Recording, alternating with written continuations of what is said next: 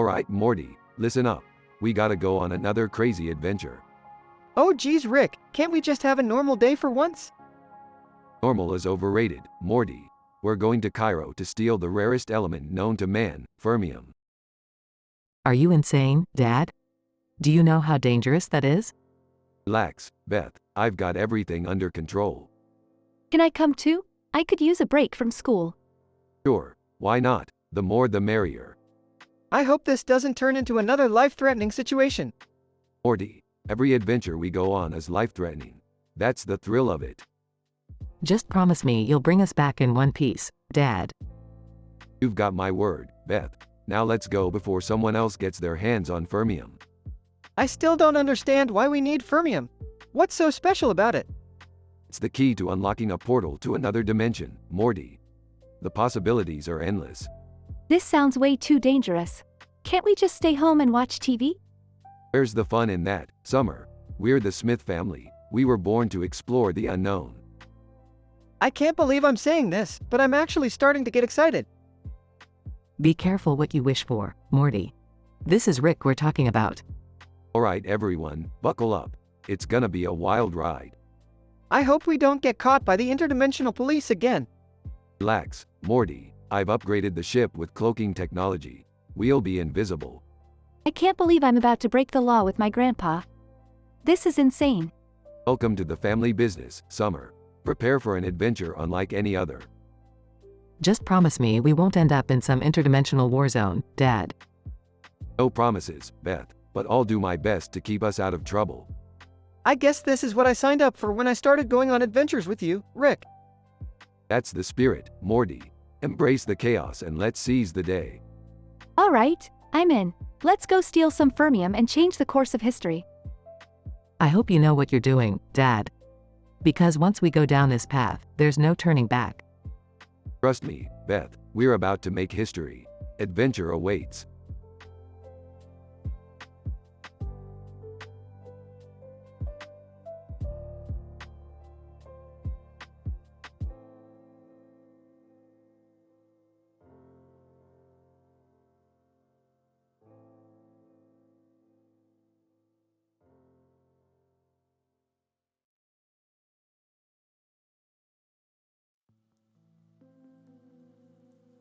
Title: The Pirate Cooking Show, a Culinary Battlefield. Episode description. In the quaint city of Vienna, a renowned pirate chef, Captain Cutlass, dazzles audiences with his eccentric pirate cooking show. In this episode, the talented captain finds himself in a peculiar situation, all while holding a knife and surrounded by an assortment of food, vegetables, and mischievous rabbits. What begins as a culinary adventure takes an unexpected turn, resulting in a chaotic and scientifically improbable scenario. Captain Cutlass. Ahoy, me hearties. Welcome aboard the Pirate Cooking Show. Today, we shall conquer the culinary seas in Vienna. Ye see me here, all dressed in me finest pirate gear, knife in hand, ready to whip up a feast fit for a captain. Assistant Chef Amelia, Captain Cutlass, I've discovered an interesting twist for today's episode. We shall be incorporating magical rabbits into our dishes to create a truly unique gastronomical experience. Captain Cutlass. Magical rabbits, ye say? Well, shiver me timbers. Let's embark on this unforeseen culinary adventure. Food scientist Dr. Lewis. Ladies and gentlemen, may I introduce the Rabbit Roulette Diner, a scientific experiment in food pairing. Captain Cutlass, you shall battle against Assistant Chef Amelia in creating a mouth-watering dish using the rabbits of different flavors.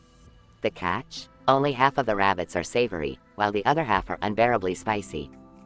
Captain Cutlass. Avast, that's a challenge and a half. Let the cooking commence. Captain Cutlass. The savory rabbit meat creates a symphony of flavors. Delicious, me hearties, simply delicious. Assistant Chef Amelia, and behold the fiery dragon's breath. These spicy rabbits are a culinary explosion in one's mouth. Captain Cutlass. Ye scurvy dogs. The rabbits keep multiplying. I can hardly keep up with their magical swiftness. Assistant Chef Amelia, fear not, Captain. Let us use these multiplying rabbits to our advantage and create an army of delightful dishes. Captain Cutlass. I present to ye the pirate's bunny stew, a hearty blend of savory rabbits with a touch of mystery. Assistant Chef Amelia, and I bring forth the fiery rabbit nachos, a spicy sensation that'll make your taste buds dance with delight. Suddenly, the tables turn as the magical rabbit seize control of the set, causing complete mayhem. Captain Cutlass. Avast, ye rascally rabbits. Surrender the kitchen or face the wrath of the culinary seas. Assistant Chef Amelia, Captain, it appears we have underestimated the power of these adorable yet mischievous creatures. With a stroke of brilliance, Captain Cutlass and Assistant Chef Amelia unite their culinary skills and manage to reclaim the kitchen, creating a triumphant feast using the magical rabbits. Captain Cutlass. Ye may have tried to best us, rabbits, but the pirate cooking show always triumphs. Feast your eyes on the legendary bunny banquet. Assistant Chef Amelia, I, Captain. From chaos to culinary victory, our flavors will tantalize taste buds and make history. End of episode.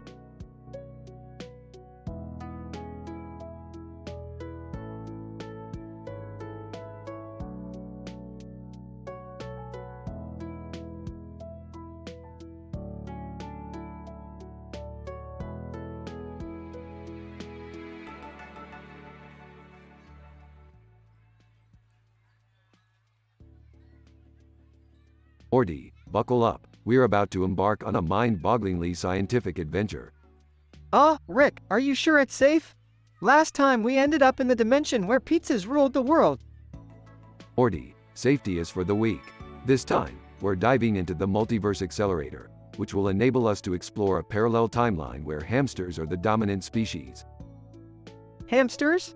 Really, Rick? Why not something cool like dragons or aliens? Morty, dragons and aliens are overrated. Hamsters, on the other hand, are the key to unlocking the secrets of the universe. Plus, they're tiny and adorable. Guys? Can I come along? I've always wanted to meet intelligent hamsters. Jerry, this is a scientific mission, not a family picnic. You stay here and try not to screw up the entire timeline like you usually do. Hey, I resent that. I'll have you know I once properly microwaved a burrito. Dad, please, just stay out of this one. We don't need any more interdimensional mishaps. Alright, Morty, let's fire up the multiverse accelerator and see what these hamsters are all about. Brace yourself for the wildest ride of your life. Meanwhile, in the background, a jeep mysteriously vanishes. Rick, did you see that? The Jeep just disappeared. Morty, don't get distracted. We're about to breach into the hamster dimension. Hold on tight. Whoa, Rick, we're here. Look at all those hamsters. They're wearing tiny lab coats. Excellent observation, Morty. These hamsters have achieved remarkable advancements in scientific research. I must say, I'm impressed. Hamster Scientist 1. Greetings, Earthlings. Welcome to our world of advanced intellect and hamster domination. Oh, hey, I'm Morty and this is my grandpa, Rick. We come in peace, I swear. So, what scientific marvels have you achieved here, hamster geniuses? Hamster Scientist 2. Well, Rick, we've invented the Wheel of Transcendence, a device that grants us infinite knowledge and power.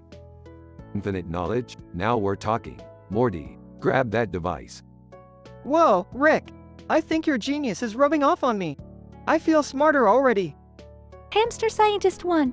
We must warn you, Rick, tampering with the wheel can have disastrous consequences. Consequences don't scare me, hamster nerds. Let's spin that wheel and see what happens. Spinning the Wheel of Transcendence.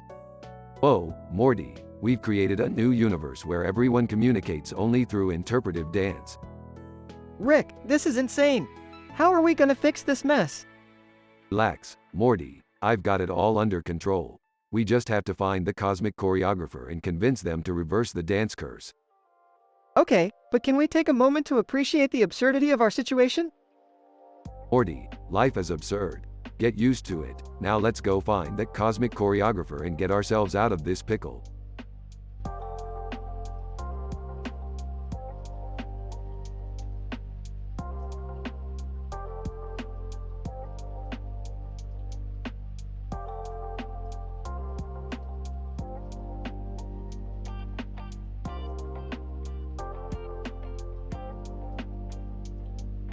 Rick, check out this poster I found. It's got a man in a spacesuit and a spaceship with a pizza on it. Morty, that's just a generic sci-fi poster. I've seen a million of them. But it's so cool, Rick. Imagine being a space explorer with pizza. Alright, Morty, let's make your dreams come true. Hold on tight. Triggering event, inciting incident. They activate Rick's spaceship and travel to a distant galaxy. Whoa, Rick, we're really in space. Where's my pizza spaceship? Morty, the poster was just a poster. It's not real. Aw, man, you always ruin everything.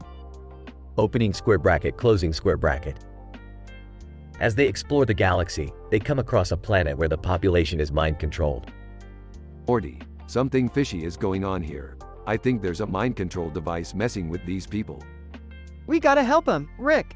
Nobody deserves to be controlled like that. Fine, but let's not forget that pizza place along the way. I'm craving a slice. They sneak into the villain's lair and deactivate the mind control device. Denouement. We did it, Rick. The people are free. Yeah, Morty. Happy endings. Now, let's get that pizza. Conclusion. They find a haunted pizzeria where the ghosts are obsessed with giving facial massages. Rick, these ghosts won't leave us alone. They just keep massaging our faces. Morty, sometimes life throws weird stuff at you. Just go with it. I'm not sure about this, Rick. It's getting a little too intimate. Relax, Morty. It's just a ghost massage. What could go wrong? 20 lines of dialogue complete.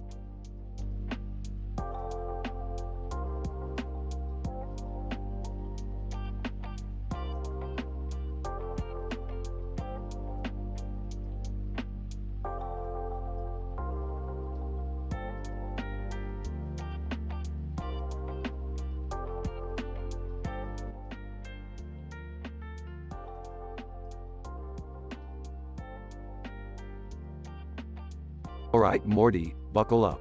We're about to go on another mind-bending adventure. Geez, Rick, can't we just have a normal day for once? What's all the commotion about? I just want to have a peaceful Saturday, you know? Oh, Jerry, stop being such a buzzkill. Rick's genius mind is always cooking up something exciting. You bet your butt it is, Beth. Today we're entering the Geography B quiz to prove Earth's superiority in spatial knowledge. Wait, seriously? Geography? That's like the one subject I'm actually good at. That's right, Morty. We need all the brainpower we can get, especially when we discover the twist. The quiz is being hosted by an AI uprising rebellion. Oh great, now we have to deal with robot saboteurs. Can't we just sit this one out? Jerry, this is an opportunity for Morty to shine. Plus, I can't resist a good intellectual challenge. Exactly, Beth. And the twist is our chance to outsmart these rogue ice and save the day. Alright, I'm in.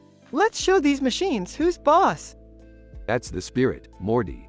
Prepare for a mind-blowing round of trivia and psychology tactics. I'll join you in this battle of wits, Rick. We make one hell of a dynamic duo. Fine. But can we at least take a bathroom break before we dive headfirst into this chaos? No time for bathroom breaks, Jerry. The fate of free-thinking humans depends on us. Alright, let's do this. But I better not end up in some interdimensional labyrinth again. No promises, Morty. The universe works in mysterious ways, and so do I. Just remember, no matter how absurd or outrageous things get, we stick together as a family. Yeah. Family unity and all that jazz. Can we get going now? Hold on, Jerry. These ice won't know what hit him. We're about to unleash a full-blown intellectual assault. I hope you're right, Rick. Otherwise, this whole thing is gonna be a complete disaster. Disaster or not, Morty, no one can say we didn't try. Now, let's go show those machines who's the real superior species here. Amen to that, Rick. Let's go conquer that Geography B and save humanity while we're at it. Fine, I'm in. But can we at least grab a snack on the way? I'm gonna need some brain fuel for this adventure. Snacks? Jerry, we don't have time for snacks. The fate of the world is at stake. Hey, a guy's gotta eat, Rick. Plus, it's not easy being the token human among geniuses. Fine, Jerry, We'll grab some snacks. But remember, this is a life or death situation we're dealing with here. Snacks do sound pretty good, Rick. Maybe we can pick up some interdimensional potato chips or something? Now you're speaking my language, Morty. Let's get going and save the world. One trivia question at a time.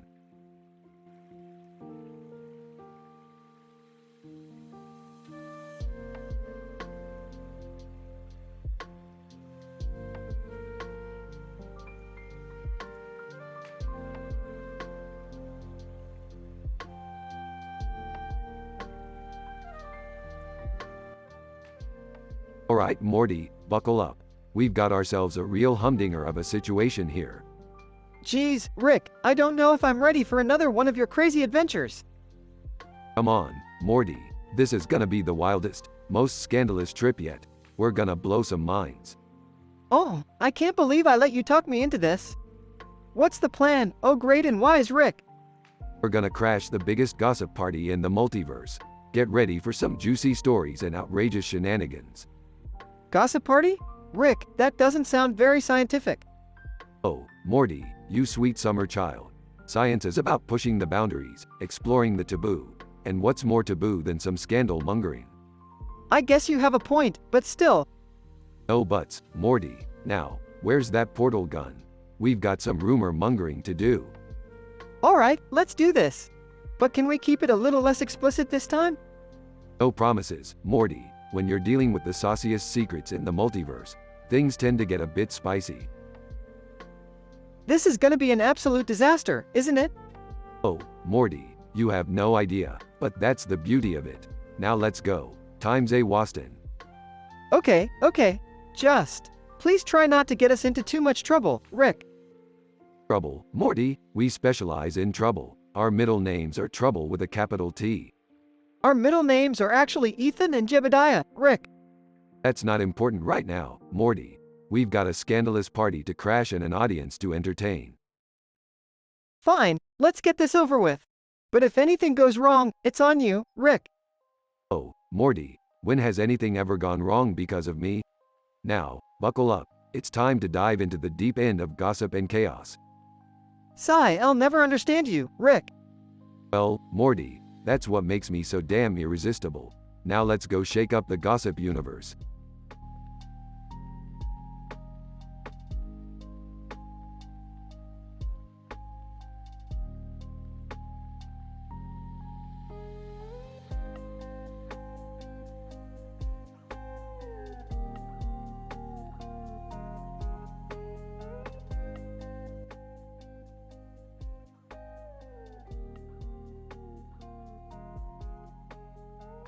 Next. Dimension C-137 Night. Rick stands in front of a neon-lit building, holding a portal gun. Morty approaches cautiously. Rick, what are we doing here? Vulgar, Morty, you dense mother F asterisk asterisk asterisk R. This place is the only spot in the multiverse that sells authentic Plumbus replicas. We're gonna get filthy rich. Confused, but Rick, is it worth risking our lives for a stupid toy? Snarky, Morty, this ain't just any toy. People are willing to kill for these things. We might have to get down and dirty, Morty. Nervous, I don't know, Rick. Suddenly, the building's face-shaped neon light begins to flicker. Intrigued, Morty, it looks like our scoop on a Plumbus-obsessed cult was right. Time for some interdimensional detective work. Int. Plumbus Emporium, continuous. Rick and Morty enter the dimly lit Plumbus Emporium. They're greeted by a flamboyant Carl, the shop owner. Carl, saucy, well, if it isn't Rick and Morty, what brings you two lovebirds to my humble establishment? Hold. Cut the act, Carl. We know you've been hoarding rare Plumbus replicas behind these walls. Time to spill the beans. Carl, sassy oh honey, you think you can just waltz in here and demand answers? You better show me what you got. I like a little challenge. Whispering to Rick. Rick, are we really doing this? Whispering. Trust me, Morty. This is the only way we'll survive the night. Rick and Morty showcase their intricate knowledge of Plumbus replicas, impressing Carl. Carl, impressed? Well, I'll be damned, you boys really know your Plumby. Nervous. Can we just get the replicas and leave? Carl, mischievous, not so fast. There's one more test you'll have to pass. Drink this plumbus extract, and if you burp rainbows, you'll have your replicas. Rick and Morty exchange a hesitant glance before reluctantly chugging the colorful liquid. They both immediately start belching shimmering rainbows. Outrageously funny. Holy S asterisk asterisk T, Morty. We're the plumbus champions of the universe. Carl, laughing, well, consider yourselves initiated into the plumbus cult. Enjoy your replicas, boys. As they leave the Plumbus Emporium, Rick and Morty revel in their victory. Exhausted. Rick, that was insane. I can't believe we actually did it. Grinning. That's the beauty of science, Morty. It's full of surprises. And a whole lot of weirdness. They step into the portal, leaving the neon-lit building behind them. Fade out.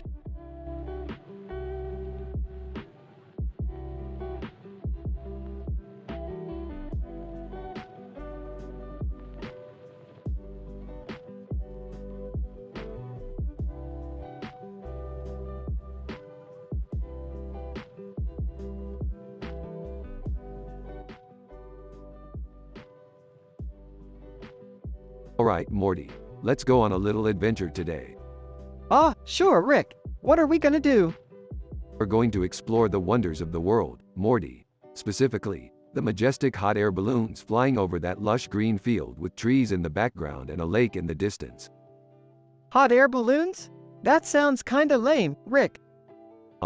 Oh, Morty, you have no idea. These hot air balloons are a gateway to a whole new dimension of absurdity and hilarity. I guess I'll take your word for it, Rick. That's right, Morty. Now buckle up, because things are about to get crazy. Okay, but can we stop for snacks first? I'm starving. Snacks? Morty, we're about to embark on a journey through the skies and you're thinking about snacks? Well, Rick, I started this new diet where I eat everything. Literally everything. Oh boy, here we go again. Look, Morty, I appreciate the effort, but I'm not sure that's the healthiest diet plan. Healthiest? Who cares about health when there's a world of food out there waiting to be devoured? Alright, suit yourself, Morty. But don't come crying to me when you're stuck in a hot air balloon with a raging food coma. As if that would ever happen. Help! I'm stuck up here in this hot air balloon. Seriously, Rick? Well, Morty, looks like your new diet just got a lot more interesting. You think this is funny, Rick? Relax, Morty, we'll get Jerry down. But first, let's have some fun with those hot air balloons. What the hell is going on here? Oh, you know, just your typical family outing. Hot air balloons, food comas, and Jerry stuck in the sky. This is ridiculous. Can we just get Jerry down from there? Fine. Ruin the fun. Why don't you? Fun? This is madness. Madness, Beth. This is science. The science of hot air balloons and gluttonous diets. I think I've learned my lesson, Rick. No more eating everything. Good, Morty. Now let's focus on saving Jerry from his aerial predicament. Help me! I'm starting to dislike the color blue. Hang on, Jerry. We're coming to your rescue.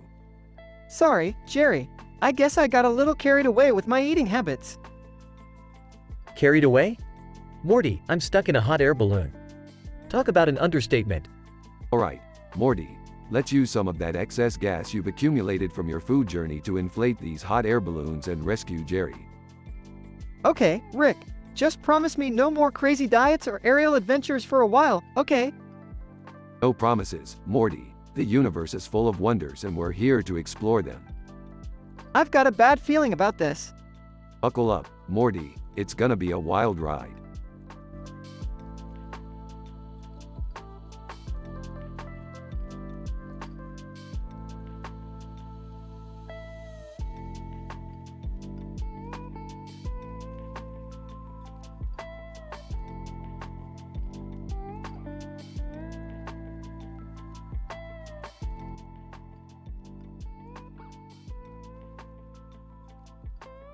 Morty, I can't believe we ended up in this godforsaken room. Look at that green and red cart, Morty. It's like the colors are constantly mocking my intellect.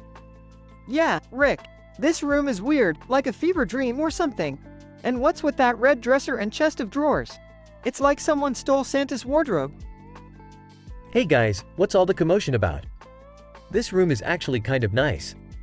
I mean, look at that cart. It's the perfect centerpiece for a Christmas-themed man cave. Dad, seriously? Sparkle motion? Are you still stuck in the 80s? That cart looks like something a drunk elf would use to transport Christmas presents. Jerry, I've always known you're a little slow, but this cart obsession just confirms it. Let me tell you something, Jerry. Sparkle motion won't save you from your idiotic ideas. Oh, guys, I think we should focus on the fact that a train just plowed through Beth's house. You know, the whole destruction and possible death thing? Oh, come on Morty, the house was just holding us back. Now we can start fresh. A train wreck is just the universe telling us it's time for change. Dad, you're unbelievable. This is not some metaphorical wake-up call. The train literally destroyed our home and you're talking about personal growth? You know what, Jerry? You're right. Let's embrace this new beginning by living in a cart and sharing wisdom about sparkle motion. That sounds like a fantastic plan, Jerry. Rick, are you being serious right now? We can't live in a cart. We need a real home, not some Christmas-themed nightmare. Well, I guess it's up to me to lead this merry band of misfits towards a brighter future. Starting with decorating this cart with tinsel and ornaments. Dad, I can't believe you're actually considering this. This is absurd. Oh, it's way beyond absurd, Summer. It's Jerry's special brand of delusion. But hey, maybe it'll make for some good reality TV. I can see the headlines now. Sparkle motion cart, the new trend in homeless living. I can't believe I'm saying this, but maybe we should just listen to Rick. As ridiculous as it sounds, it might be the easiest way to move forward. See, even Morty understands. We're going to be the trendsetters of the century. The world won't know what hit them. Fine, I'm in. But just know, I'm only doing this because I want to be the first to post about it on social media and get those sweet likes. Oh, the irony. We're all gonna be outcasts, living in a Christmas cart, just to satisfy Jerry's ego. This is gonna be one hell of an adventure. Adventure? More like a descent into madness. But hey, at least we'll have a good story to tell when this is all over.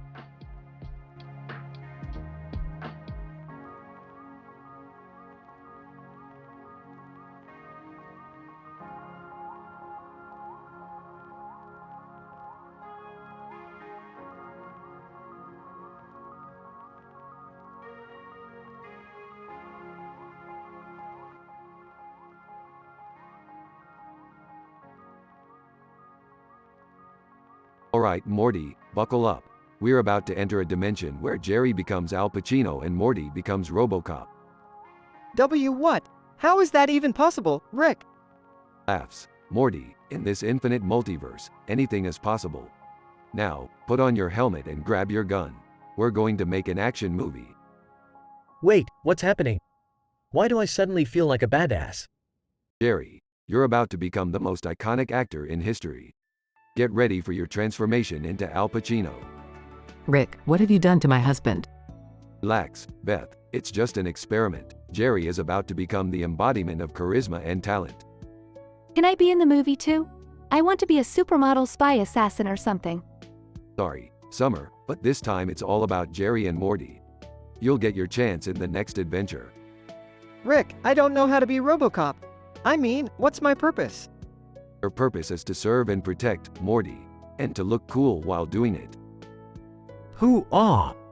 I can feel the Pacino energy coursing through my veins. I'm ready for my close-up. Alright, everyone, we're filming the first scene. Morty, kick open that door and shoot at the bad guys while Jerry gives a dramatic monologue. Kicks open the door and shoots. Take that, you evil bastards! Resistance is futile. Channeling his inner Pacino, I am Tony Montana. Say hello to my little friend. Rick, this is insane. You're mixing movie genres and changing our personalities? It's called improvisation, Beth. Now, let's make this action sequence epic. Watching the chaos unfold. This is so ridiculous, it's actually amazing. That's the spirit, Summer. Embrace the insanity. Rick, I never thought I'd say this, but being RoboCop is kinda fun. Can we keep the helmet? Sorry, Morty, we gotta return everything to normal once we're done.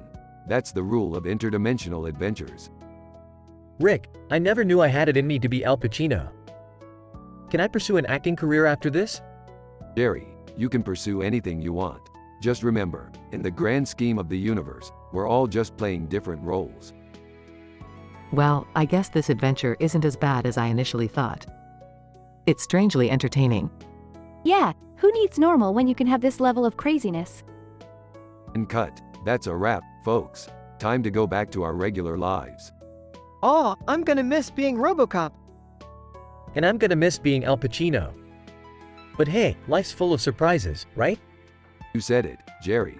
Now let's get back to the old grind and find our next mind-bending adventure.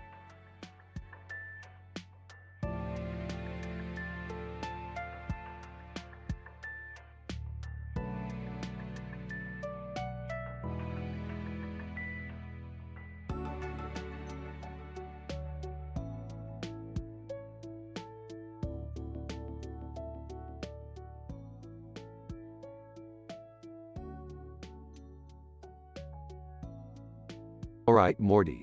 Buckle up for another interdimensional adventure. Geez, Rick, do we have to go on another crazy mission? Can't we just have a normal day for once? Normal is boring, Morty. We're here to break boundaries, challenge the laws of physics, and have a damn good time. I guess you're right, Rick.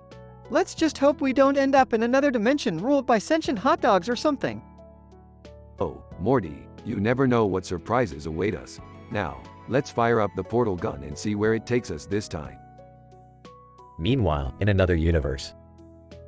Doctor, ladies, gather round. We have an important breakthrough in quantum mechanics to discuss. MMA coding challenge. Ooh, I love a good challenge. Let's see if we can crack the code of the universe. Summer's alien crush. Hey girls, has anyone seen my lost alien lover? He's got tentacles for days and a heart of gold. Humorous life hacks. Did you know that you can use a pickle to clean your computer keyboard? Life is full of bizarre hacks. Rosalind Bell Burnell, I just discovered a new celestial phenomenon. It's like finding gold in the vastness of space. Finally, at the interdimensional flea market. Morty, check out this vendor selling fajitas from the Crab Nebula. Talk about out-of-this-world cuisine. Rick, I don't think I can handle alien food right now. Last time, I ended up vomiting rainbows for a week. Come on, Morty, live a little. You gotta experience the flavors of the multiverse. Trust me, you won't regret it. As they continue their adventures, each character crosses paths, leading to a hilarious and chaotic series of events. Hey, ladies, mind if we join in on your quantum mechanics geek fest? Doctor, not at all, Rick. We could use a little extra brain power to solve this mind-boggling mystery. MMA coding challenge. And who better to assist than the brilliant Rick and Morty? Summer's alien crush. Oh, I see Morty's with you, Rick. I always knew he had a thing for extraterrestrial beings. Humorous life hacks. Life hack number 127. How to survive an interdimensional chaos with a pickle and a rubber band. You're welcome. Rosalind Bell Burnell, it's fascinating how our paths converge in this vast multiverse. Let's uncover the secrets of the cosmos together. As the group embarks on their scientific adventure, they encounter unexpected twists, outrageous humor, and jaw-dropping revelations that could change the course of the entire universe. Well, Morty, looks like things just got a whole lot weirder. Buckle up, because we're about to dive deep into the unknown. I can't believe I'm saying this, but let's do this, Rick. We're in for one hell of a ride. And so, the team of unlikely heroes sets off, ready to face whatever absurdity the multiverse throws their way. Will they unlock the secrets of the universe? Only time will tell.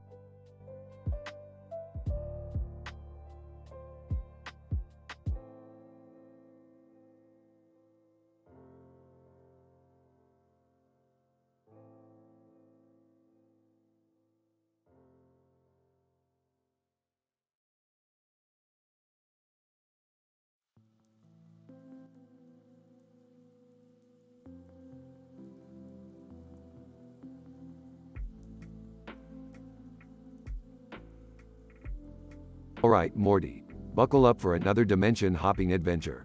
We're going to Pawns, the dimension of incredible card games and interdimensional romance. Rick, are you sure this is a good idea? Last time we went to Pawns, you ended up in a dimensional date drama with that alien chick. Morty, love is a battlefield, and I'm always ready for a game of Caribbean stud poker. Besides, I'm pretty sure I left my sunglasses at Sailor Venus's place. Hey, guys! Can I come along? I could use a break from my mundane life and maybe find some interdimensional love too. Oh great, now we have Jerry wanting to join us. Morty, this is gonna be a disaster waiting to happen. I don't know, Rick. Maybe Jerry will surprise us this time and actually be useful? Morty, the probability of Jerry being useful is equal to the probability of me turning down a drink. It's not happening. Alright, we're here in Ponds. Look around, Morty, this place is like a yellow background fever dream. Rick, why is that woman over there holding a card and a cat on her shoulder? Is that a thing in Ponds? Morty, in Ponds, anything is possible. That woman is probably on her way to a dimensional poker tournament and her cat doubles as a good luck charm. This place is getting weirder by the second. Can we just find your forgotten lover and get out of here? Morty, please, I've had countless lovers in countless dimensions. One more forgotten lover won't make a difference. Look, guys! I just won a game of Caribbean stud poker. I guess I'm not as useless as you thought, huh? Chuckles. Jerry, winning one game doesn't change the fact that you're the Jerriest Jerry in the multiverse. Hey, at least I have the balls to take a chance, unlike you, Rick. Balls? Jerry, I've seen dimensions where testicles are the currency. Trust me, balls don't impress me. Okay, enough with the ball talk, guys. Let's just find Rick's forgotten lover and get back home. Fine, Morty, let's go talk to Sailor Venus and get this over with. Maybe she'll have some interdimensional gossip for us. Sailor Venus. Rick Sanchez, what brings you back to Ponds? Looking for more forgotten memories? Cut the small talk, Venus. I just need my sunglasses and then we're out of here. Sailor Venus. Oh, Rick, always so cold. But fine, take your sunglasses and leave. Don't forget about me again, though. Don't worry, Venus. I can't promise anything, but we'll always have Ponds. Now let's go, Morty. Time to get back to our own dimension. Phew, I'm glad that's over. Ponds was definitely an experience, to say the least. Morty, the multiverse is filled with intrigue, scandal, and interdimensional shenanigans. We've seen nothing yet. Well, guys, I may not have found interdimensional love, but I did learn something. Oh, here we go. What profound wisdom did you gain this time, Jerry? That sometimes taking a chance, even in the face of failure, can open up new possibilities. And hey, I won a game of poker. Rolls eyes. Sure, Jerry. Let's just get out of here before you start spouting more pseudo-intellectual nonsense. Agreed. Let's go home and try to forget this whole dimension-hopping adventure ever happened. Rick, Morty, and Jerry leave Ponds, leaving behind a trail of chaotic consequences.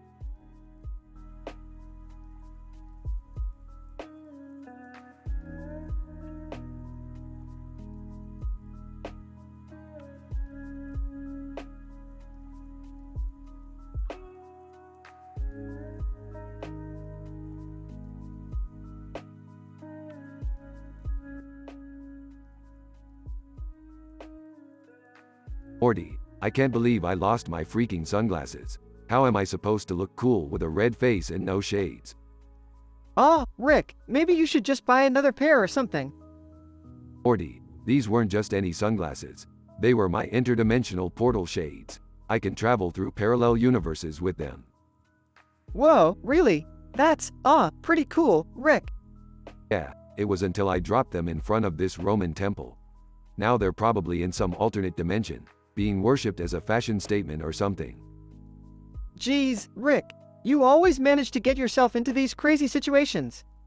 Well, Morty, that's why I'm the smartest man in the multiverse. Now we gotta find those sunglasses before someone discovers their true power. Okay, but how are we gonna do that? We don't even know which dimension they ended up in. Don't worry, Morty, I've got a plan. We're gonna use my quantum locator device to track down the exact coordinates of the sunglasses.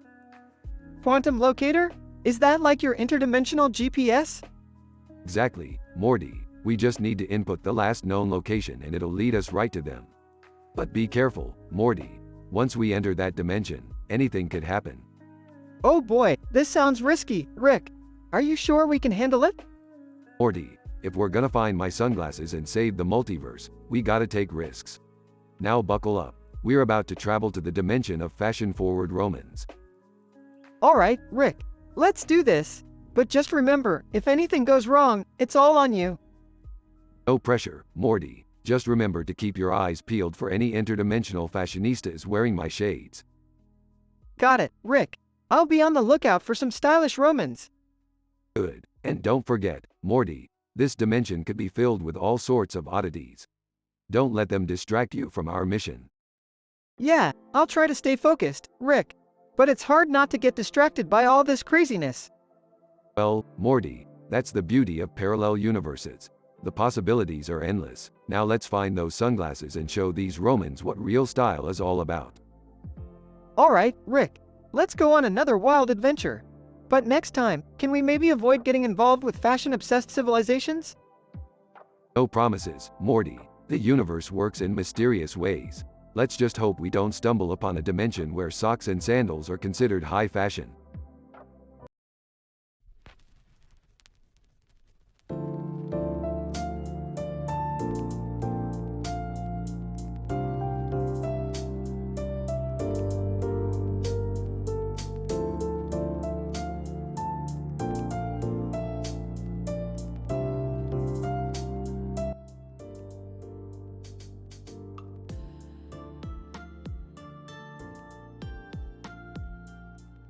Int. Strange house, living room, day. Cindy, a neurotic woman in her late 30s, sits on the couch, scrolling through her phone. Suddenly, a man with a mysterious face, drive. Orbison enters the room. His eyes radiate an eerie green glow. Cindy, startled, who the hell are you?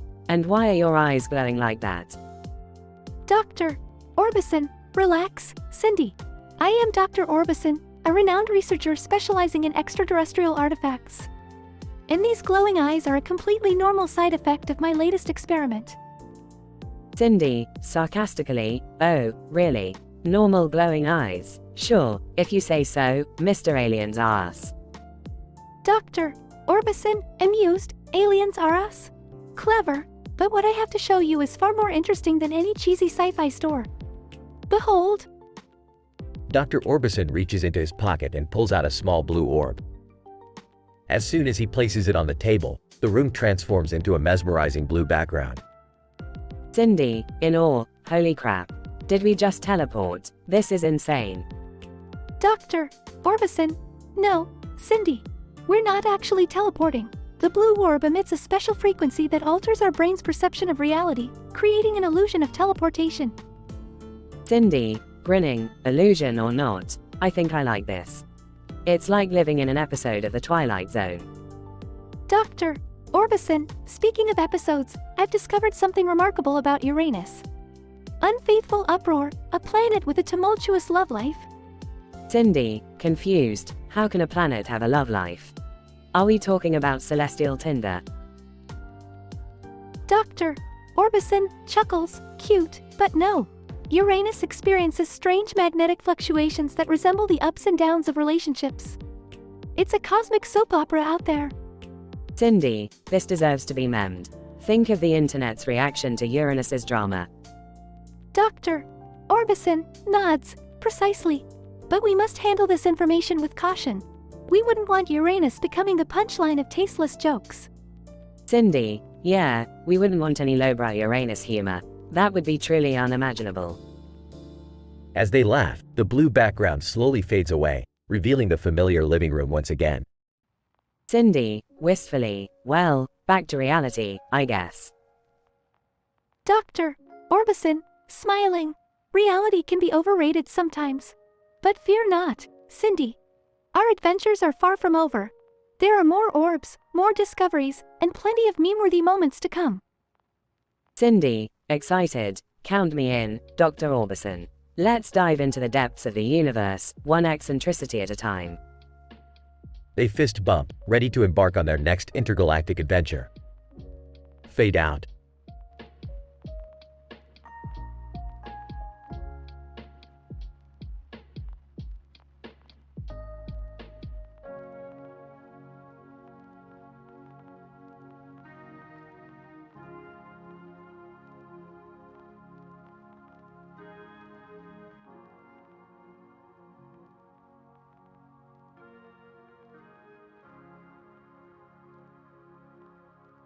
Morty, grab the portal gun.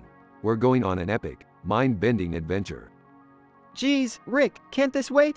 I was just about to ask Jessica to the prom. Ah, forget that, Morty. In the grand scheme of the multiverse, high school dances are insignificant. We've got bigger fish to fry. Okay, fine. What mind-numbingly dangerous situation are we getting ourselves into this time? We're heading to an alternate universe where everyone communicates through interpretive dance. It's called Danceverse. Danceverse? You've got to be kidding me, Rick. Can't we just go somewhere normal? Morty, you know the rules. Normal is boring. Danceverse is where the real action is. I can't believe I'm saying this, but let's do it. I'll grab my dance shoes. That's the spirit, Morty. Get ready to bust a move unlike any other. We're gonna dance our way out of trouble and into victory. I hope you know what you're doing, Rick. This better not end in disaster, again. Oh, Morty, you worry too much. Now, let's dance like our lives depend on it. Because in Danceverse, they just might. Alright, Rick, let's do this. I've been practicing my pirouettes for this exact moment. Good, Morty. Put on those jazz hands and let's show Danceverse what we're made of. Rick, I never thought I'd say this, but I'm actually having fun. That's the spirit, Morty. Life is all about embracing the absurd and letting loose. Rick, I think I just discovered a new dance move. I'm calling it the Rick-tastic.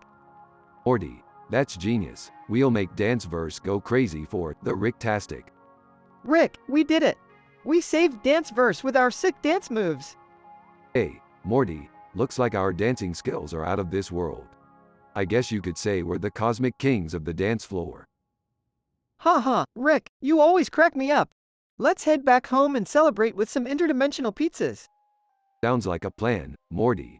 But first, let's do one last victory dance. I'm with you, Rick. Let's show the entire multiverse what we're made of. Rick and Morty bust out into an epic dance routine, leaving Danceverse astounded. Jerry, from a distance. Hey, Rick. What are you guys doing? Morty, ignore him. Jerry's clueless about the cosmic wonders of the dance floor. Oh yeah? Well, watch this. Attempts to do a terrible dance move and falls flat on his face. Haha, classic Jerry. He just can't resist embarrassing himself. Dance on, Morty. Dance on his grave. Laughs, you got it, Rick. Starts dancing on Jerry's grave, adding insult to injury. Life's too short to take everything seriously, Morty. Let's keep dancing through the cosmos, my boy. Totally, Rick. Our adventures are just beginning. The universe better watch out, 'cause here we come.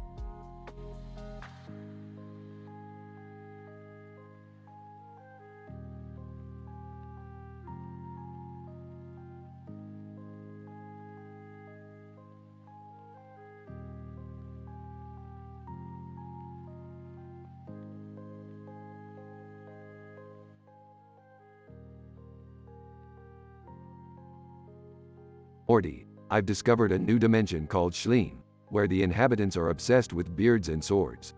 We're going on an adventure. Oh geez, Rick, do we really have to? I mean, it sounds pretty dangerous. Morty, Danger is my middle name.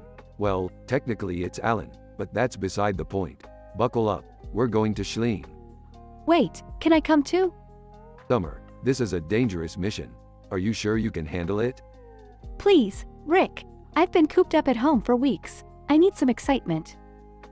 Fine, but you better keep up. Schleem isn't for the faint-hearted. Rick, what's the plan once we get there? Simple, Morty. We'll blend in with some fake beards and act like we know what we're doing. Fake beards? That's your genius plan? Trust me, Morty, it's foolproof. So, are we just gonna ignore the fact that there's a sword in the background? Oh yeah, that. It's just for decoration. No big deal. I don't know, Rick. Something feels off about this whole Schleem thing. Oh, Morty, when has anything ever gone smoothly for us? Embrace the chaos. Guys, we're here. Schleem looks so beardy. Alright, time to put on our fake beards and blend in. Morty, stop complaining. But my fake beard is itchy. That's the price of undercover work, Morty. Now, let's find out what makes this dimension tick. Look, there's a beardless guy. Let's ask him some questions.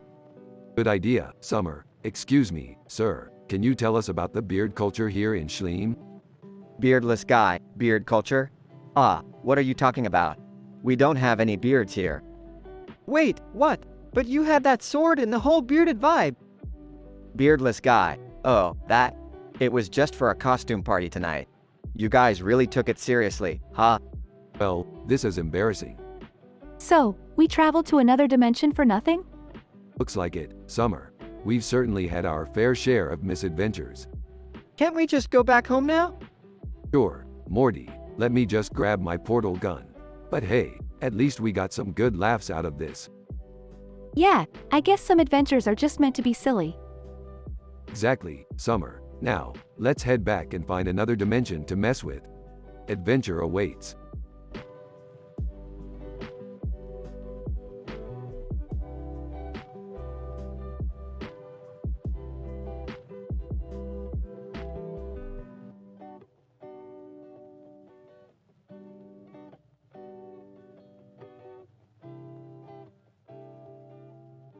Morty, did you know that I have more middle names than there are grains of sand on a beach? Whoa, Rick, that's insane. Why do you have so many middle names? Well, Morty, it all started when I accidentally discovered a new dimension where the inhabitants got to choose their middle names every day. Let's just say I had a field day with that. Wait, you mean you can change your middle name every day? That's crazy. Oh yeah, Morty, I've been everything from Rick, the intergalactic super genius, Sanchez, to Rick, the pickle-powered time traveler, Sanchez. The possibilities are endless. Jeez, Rick, I can't even keep up with all the versions of you in this dimension, let alone all your middle names. Morty, you don't need to keep up. Just sit back and enjoy the ride. Now, let's get out there and grab some new middle names. Oh, Rick, do we really have to? I mean, can't we just stick with our regular names? Morty, where's your sense of adventure? Look, I heard there's a dimension where the middle names are all food-related. Imagine being Rick, burrito connoisseur, Sanchez. Okay, fine. But remember, Rick, you're the one who wanted to do this. Trust me, Morty, you'll thank me later. Now, let's fire up the portal gun and get ready for some middle name madness. Size, here we go again. But hey, at least it'll make for a great story to tell Jessica. Morty, forget about Jessica for once and focus on the middle name possibilities. We've got a universe to explore. Right. Middle names it is. Let's do this, Rick. That's the spirit, Morty. And remember, there's no shame in being Rick, the middle name master, Sanchez.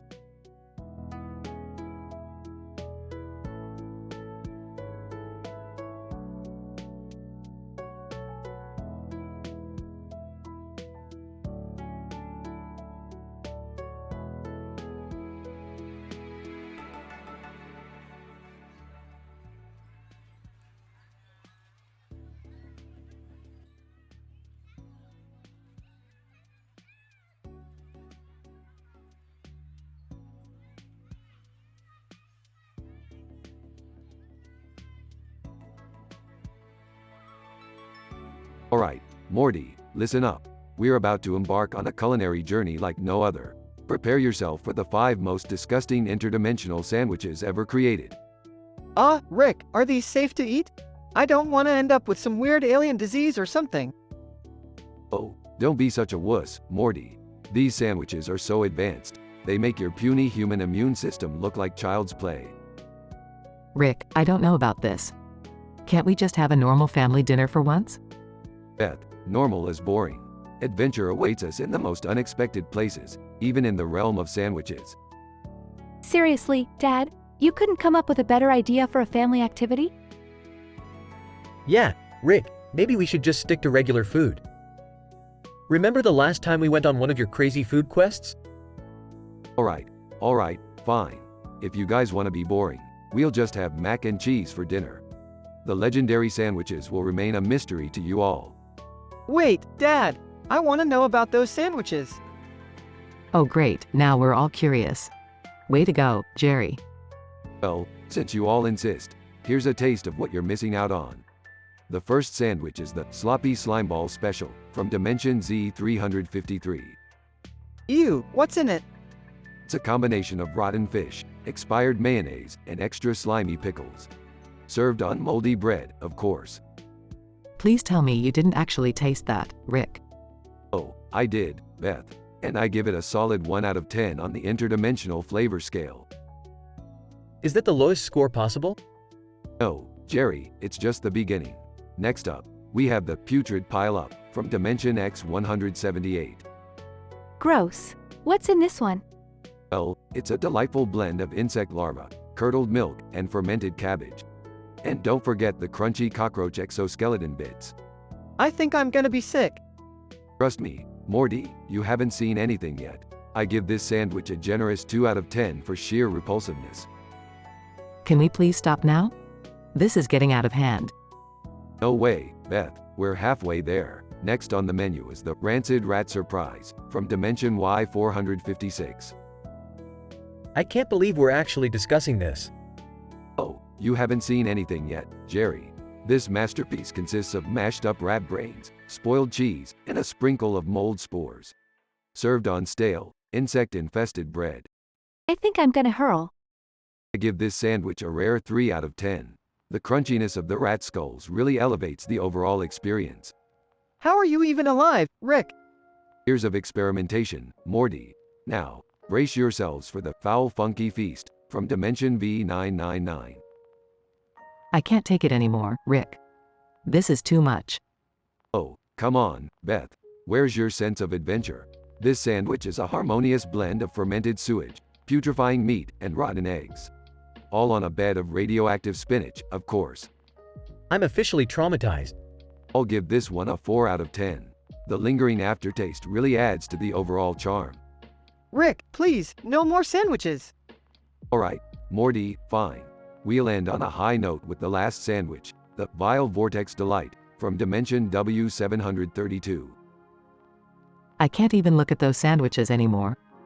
Well, this last one is a real doozy. It features a blend of toxic sludge, decomposing alien organs, and a hint of pure evil. Served on bread made from the ashes of fallen cosmic gods. I think I'm gonna pass out. This sandwich deserves a hearty 5 out of 10. The evil essence really adds a unique touch. I can't believe we went through all this for sandwiches. Well, that's what happens when you let curiosity guide your taste buds. The interdimensional sandwich journey was a success, my friends. Can we just have dinner now? I'm starving. Mac and cheese it is, Morty. Tonight, we feast on the safe and familiar.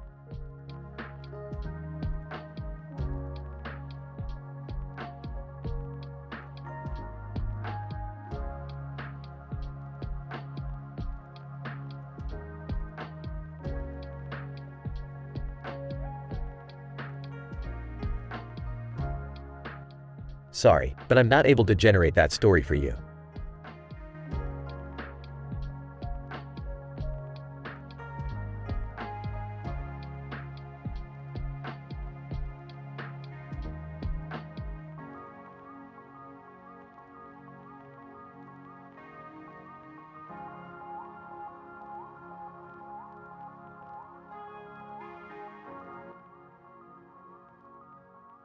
Alright, Morty, buckle up because we're about to embark on a journey through the most disgusting interdimensional pizzas ever known to mankind.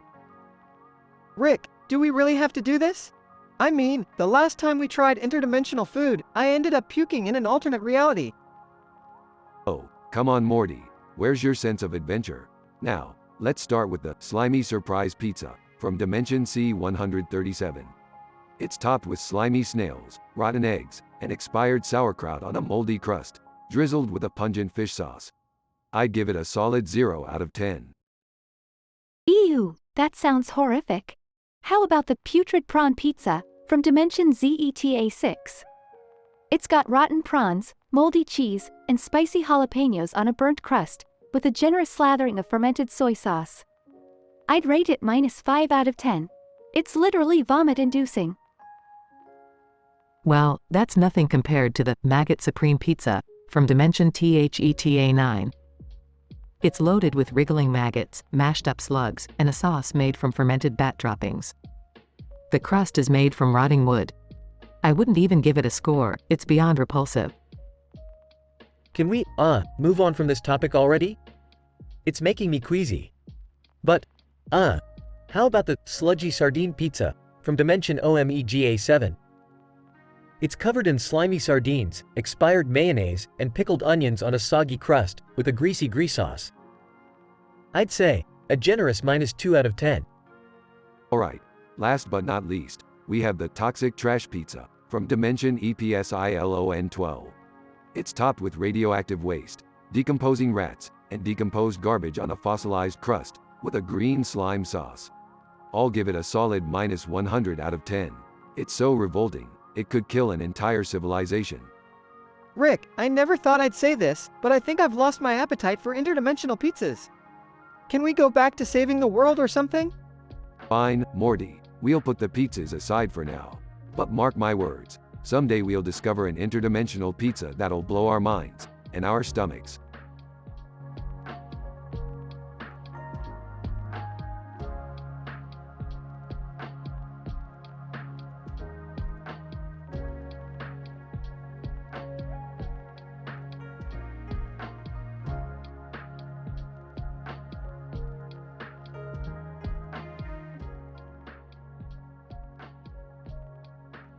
Int.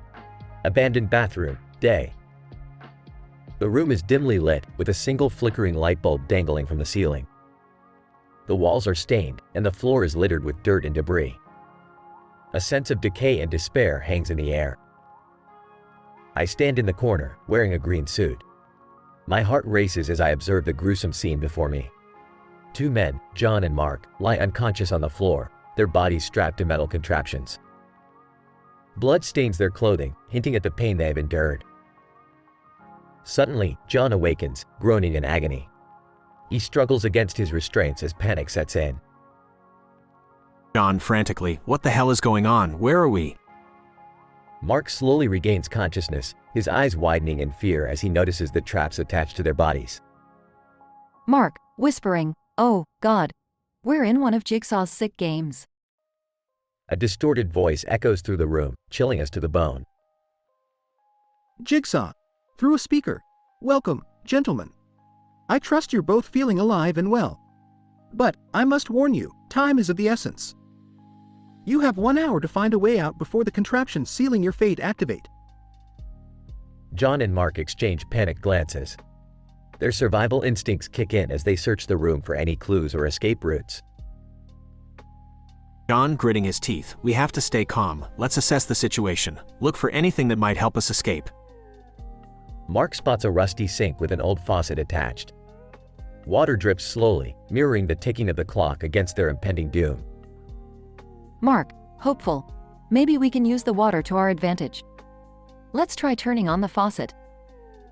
They hurry over to the sink and turn the faucet, but icy water gushes out, flooding the room rapidly.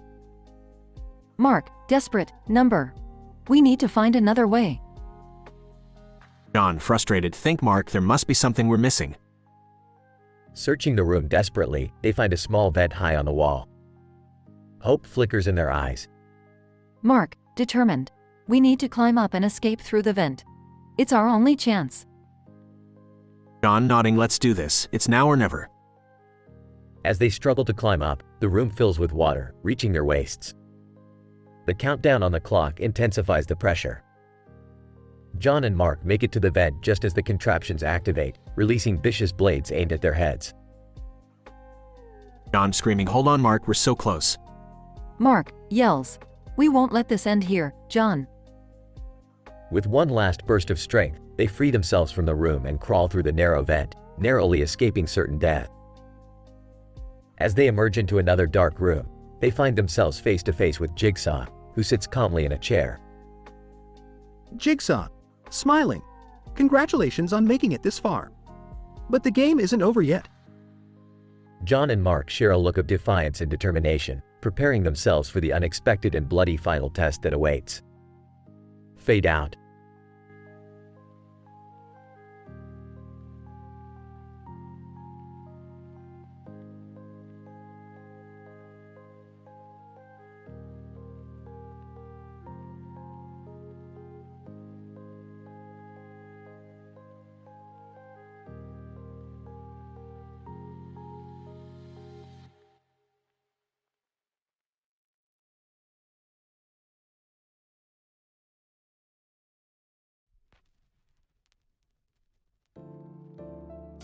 Int. Smith's living room, day. Rick, Morty, Beth, Summer, and Jerry are sitting around the table, each holding an interdimensional hot dog. Alright, family, we're about to embark on a culinary adventure through the wildest dimensions. Get ready for some seriously twisted hot dogs. I don't know, Rick. These things look pretty gross. Come on, Morty. It's just food. How bad can it be? Yeah, Morty, don't be such a scared little wiener. Nervously, can we just get this over with? I have a weak stomach. And Jerry, let's start with the first one.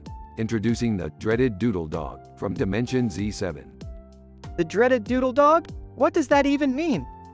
It's a noodle-shaped hot dog made from fermented clouds and powdered unicorn horn. Topped with jellyfish tentacles and pickled eyeballs. Trust me, it's far from appetizing. Disgusted, I think I'm gonna be sick.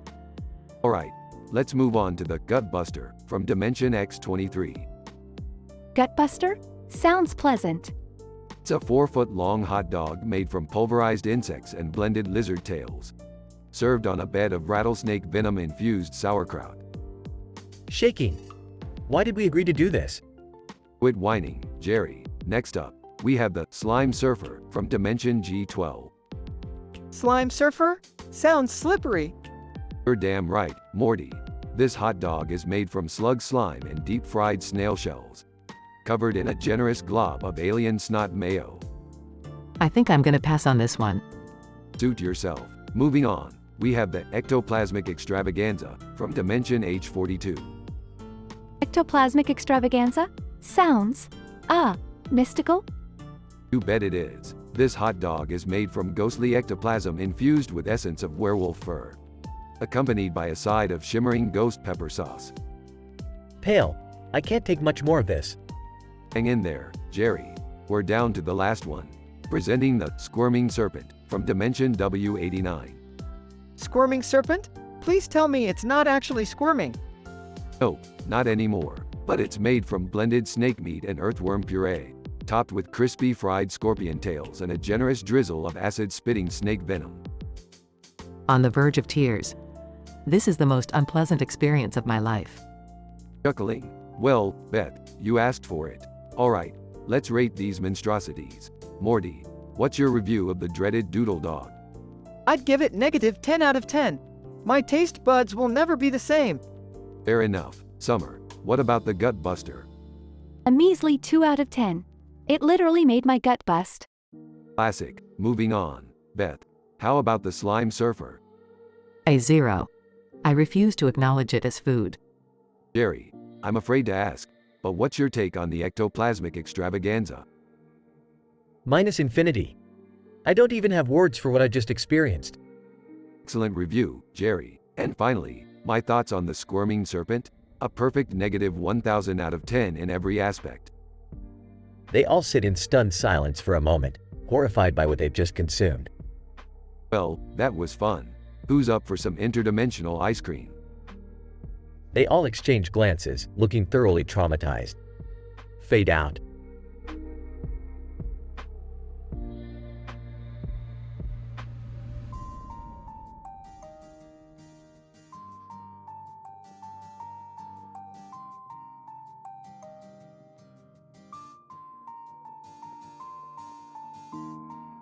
Title: The Change Reckoning. Characters. 1. Lisa, young woman. 2. Jigsaw, mysterious mastermind. -- Scene: abandoned bathroom. Lisa wakes up groggily, her head pounding. As her vision clears, she realizes she's trapped in an abandoned bathroom. She tries to move but realizes she's chained to a rusty pipe, panic setting in. Lisa notices a message scrawled on the wall in blood-red ink. It reads, "The key to your freedom lies within your darkest memories." Lisa, whispering, what the hell is going on?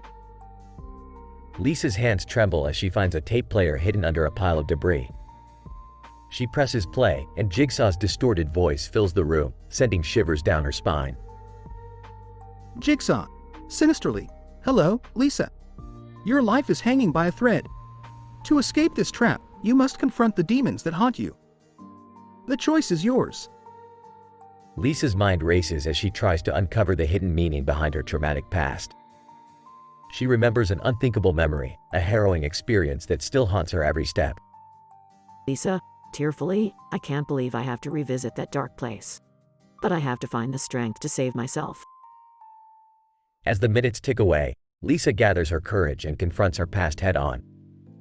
She faces her fears and unlocks the secret to her escape. The chains fall away, and she is free. Epic unexpected ending. However, as Lisa steps out of the bathroom, she realizes that the entire ordeal was an elaborate ruse. Jigsaw stands before her, applauding her bravery. Jigsaw, mockingly. Congratulations, Lisa. You faced your darkest demons. Now, welcome to your new reality. As the room transforms around her, Lisa realizes that she's trapped in an endless loop of torment, a puppet in Jigsaw's sadistic game. Lisa, desperately, this can't be happening. And so, Lisa finds herself trapped in a never-ending cycle of anguish, destined to face her demons repeatedly. The true test of her strength has only just begun. Please note that this script contains mature themes and graphic content. Reader discretion is advised.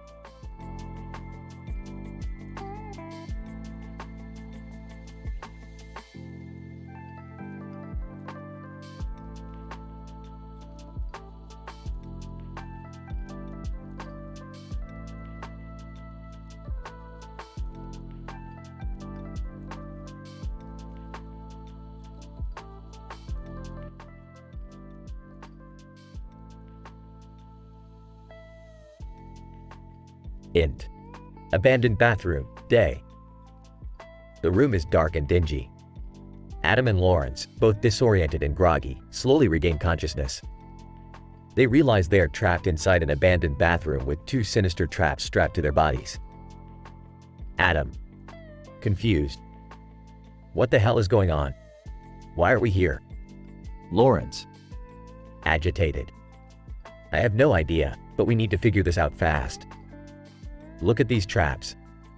They observe the intricately designed traps. Adam. Fearful. Oh my god, these look lethal. How did we end up here? Lawrence. Determined. We must have some common enemy who wants to see us suffer. We need to find a way out of here before it's too late. Suddenly, a video message from Jigsaw appears on a small screen. Jigsaw, on SCREEN. Laughing. Hello, gentlemen.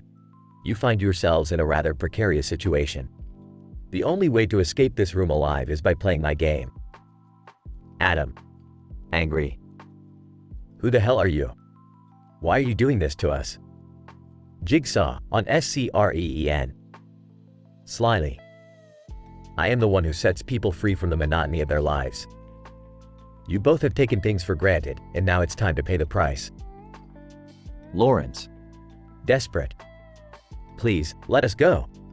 We don't deserve this. Jigsaw, on SCREEN. Mocking. Deserve has nothing to do with it. But if you want to survive, you must make a choice. The key to freedom lies within your deepest regrets. Adam. Confused. Regrets? What does he mean? Lawrence. Thinking. Think, Adam. What do we regret in our lives? We must find the answer, and quickly. They start searching the room for any clues or hidden messages. Adam. Realization. Wait, Lawrence. I remember now. It's about that woman I cheated on. I have to confront my guilt. Lawrence. Inspiration. And I regret becoming a workaholic, neglecting my family. I have to acknowledge my mistakes. They share a determined look and start figuring out ways to escape their traps. Adam. Urgently. Lawrence, we have to find something we can use as a weapon. It's kill or be killed. Lawrence. Grabbing a broken pipe. I've got this. Let's fight our way out of here. They engage in a brutal, bloody, and gruesome fight, using their improvised weapons to overpower each other. Adam. Breathing heavily. It ends now, Lawrence. Only one of us can survive. I'm sorry it has come to this. Lawrence. Resigned. No hard feelings, Adam. Let's finish this. After a fierce struggle, one of them manages to deliver a fatal blow, resulting in the other's demise. Adam Lawrence. Panting, triumphant. It's done. The survivor collapses, emotionally drained by the traumatic events that unfolded. Fade out.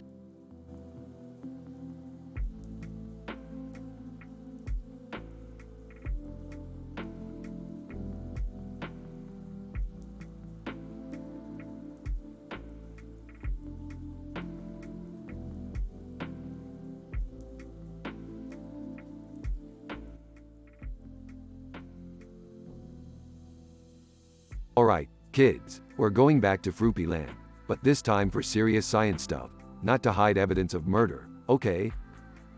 Oh, sure, Rick. But last time, things got really messed up. Do we really need to go back? Morty, where's your sense of adventure? And besides, Rick knows what he's doing. Most of the time. That's right, and this time, we're going to fix everything that went wrong. I've got it all figured out, scientifically speaking, of course. Dad, are you sure it's safe? I mean, Fruipyland seems like a pretty messed up place. Yeah, Rick.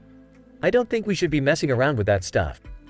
I just want a normal family vacation without any craziness. Normal, Jerry? You really think this family is capable of being normal?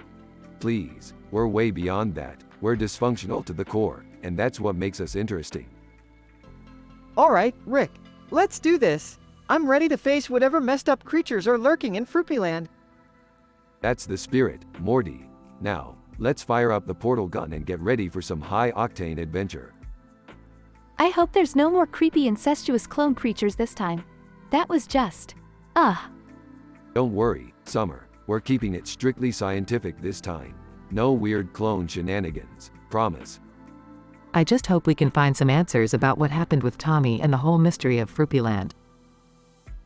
Yeah, and maybe we can finally have a normal family vacation next time. No interdimensional horrors, please.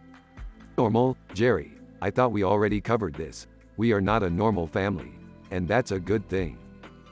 Okay, everyone, hold on tight. We're about to enter Fruipyland again. Whoa! I can't wait to see what twisted adventures await us this time. Just remember, Rick. We're here for answers and scientific research. No funny business. Yeah, Rick. Keep it professional, okay? Professional, Jerry, have you met me? I'm the definition of unprofessional. But don't worry, I've got a plan. Alright, Rick. Let's do this.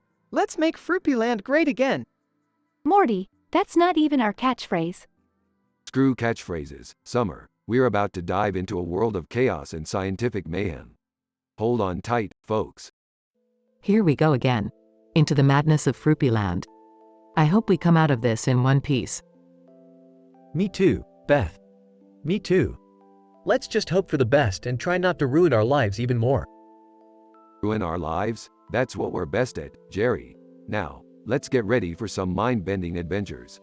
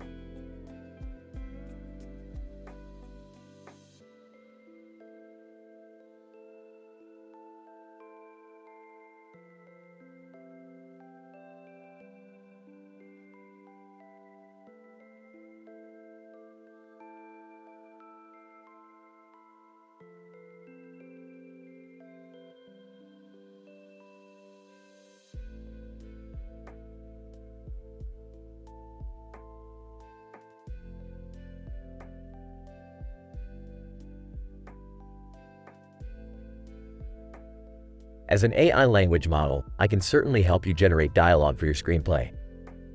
However, I must inform you that I cannot create explicit adult content or generate excessively violent or gruesome scenes. But I'm more than happy to assist you with creative dialogue and an intense narrative structure. Here's an example of the dialogue for the scenario you provided. Title: Trapped in Time. Int. Abandoned bathroom, night. Two men, John, in black pants and a green shirt, and Mike, in boxing gloves, wake up in a dimly lit room. They look disoriented and notice the traps attached to their bodies. John. Panicking. What the hell is going on? Why are we here? Mike. Confused. I have no idea, but check out these traps. We can't take them off. Suddenly, a chilling voice echoes through the room. It's so low. Welcome, gentlemen. I want to play a little game. John. Angry. Who the hell are you? Mike. Desperate. Please, let us go. We haven't done anything. An eerie video screen flickers to life, showing the horrifying face of Jigsaw. Jigsaw. Sinister tone. To survive, you must find the key hidden within this room. The one who locates it will earn their freedom. But beware, only one can make it out alive. John.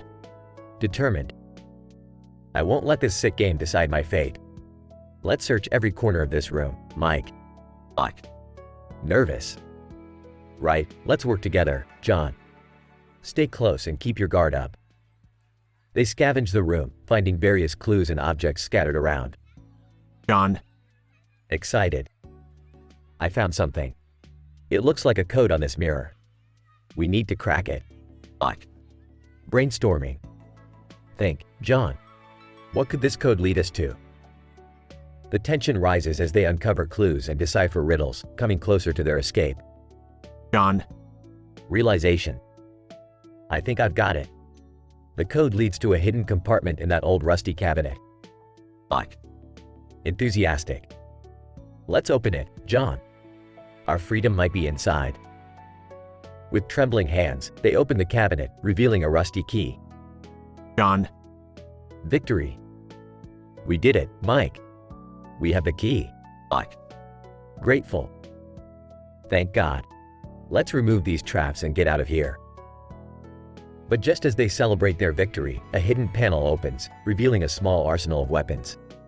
John. Surprised. Wait, what? This wasn't part of the deal. Mike. Fearful. It seems like Jigsaw has planned something else for us, John. Get ready. A brutal fight ensues as both men, now armed, battle for their lives in a bloody and desperate struggle. John. Fierce. I won't let you take this away from me, Mike. Mike. Defiant. Don't underestimate me, John. I'm fighting to survive. Their fight reaches a climax, both severely injured, but neither willing to give in. John. Breathless. We can't keep going like this. There has to be another way. Mike. Weakly. Maybe we don't have to kill each other. Let's work together. John. Nods. You're right, Mike. We can't let Jigsaw win. Together, we have a chance. They put their weapons down, realizing that the true enemy is Jigsaw, not each other. The room begins to shake, and a hidden door opens, revealing their path to escape. John. Grateful. Let's get out of here, Mike. But remember, we're not Jigsaw's puppets anymore. Mike. Agrees. No more games, John. We'll make this world pay for its sick thrills. They walk through the door, united in their determination to expose Jigsaw's twisted games and find justice. Fade out.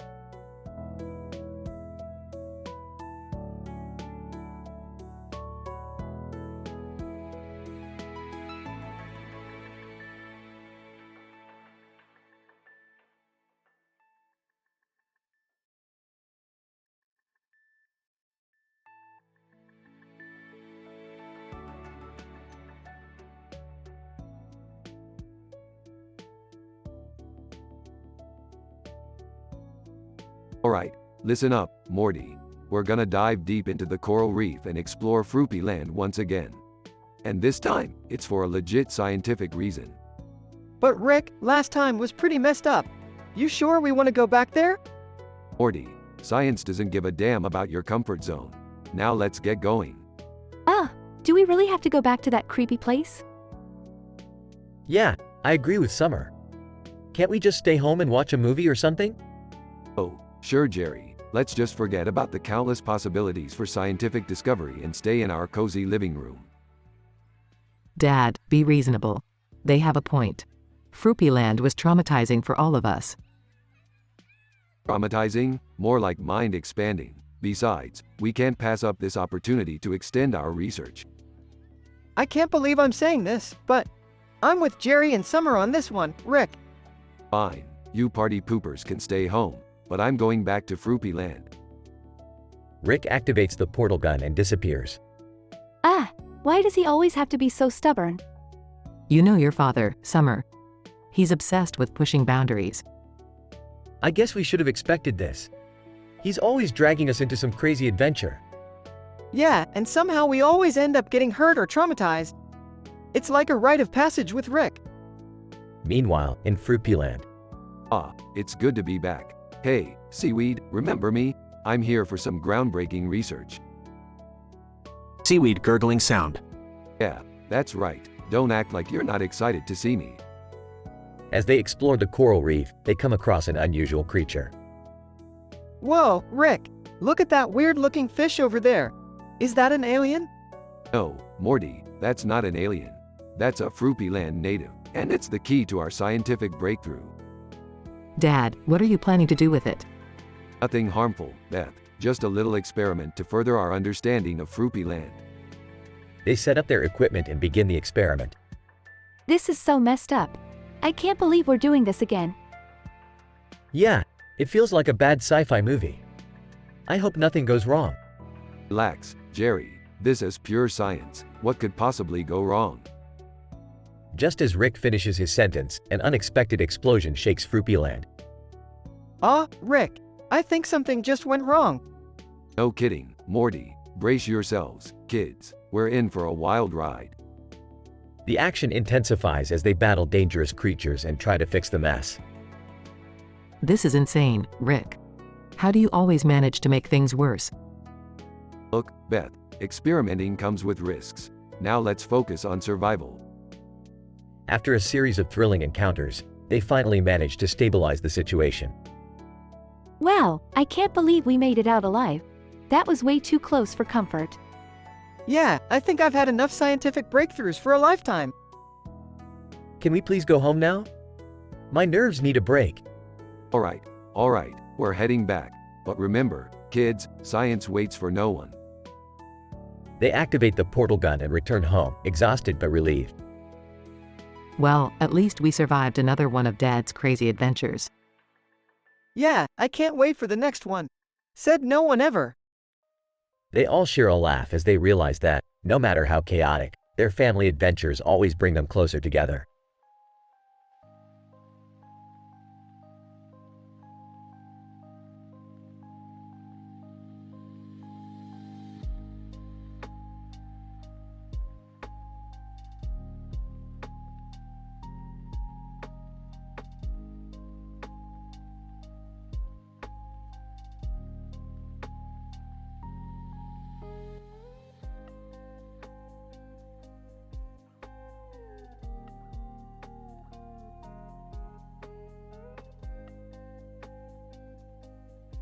Scene. A cartoon man, Rick, is sitting on a wooden floor, holding a clock in his hand, with a tree in the background. The rest of the family, Morty, Summer, Beth, and Jerry, are gathered around him. All right, you dingleberries, gather around. Today, we're going back to Fruity Land, for a legit scientific reason, of course. Fruity Land? Again? Are we gluttons for punishment or just plain stupid? Oh, come on, it can't be that bad. Last time we were there, it was a whole new world of adventure. Yeah, and a giant carnivorous frog tried to eat me. Good times, good times. I mean, it did help me face my fears and all, but can't we do science somewhere else? No, Fruity Land holds the key to an alternate dimension theory I've been working on. Trust me, it's gonna blow your puny little minds. Scene. The family steps into Rick's portal and arrives in Fruity Land. They are immediately greeted by colorful creatures. Wow, I forgot how vibrant this place is. It's like a psychedelic fever dream. Beth, save the artsy-fartsy crap for later. We're here to find the Fruity Land flux capacitor. What does that even do? It's a dimension-altering device. With it, I can create an army of time-traveling koala bears, or turn this whole place into a pickle. Pickle Fruity Land, Morty. Oh, not a pickle again, Rick. Scene. The family traverses through Fruity Land, encountering various challenges and strange creatures. They finally reach the Fruity Land flux capacitor. Finally, we found it. Can we go home now? Hold your horses, Jerry. We still need to activate it. Hand me that pickle jar. You mean, it's pickle time? Yep, pickle time, Beth. Just like old times. Scene. Rick activates the capacitor, causing a rift in space-time. Suddenly, the characters from the previous episode, the ABCs of Beth, start pouring out. Dad, what have you done? Relax, Beth. I just wanted to spice things up a bit. And what's spicier than a multiverse crossover event? Scene. Chaos ensues as characters from both episodes collide and interact. There are epic battles, heartfelt reunions, and surprising alliances. This is insane. We're fighting alongside the Fruity Land creatures against some twisted clone army.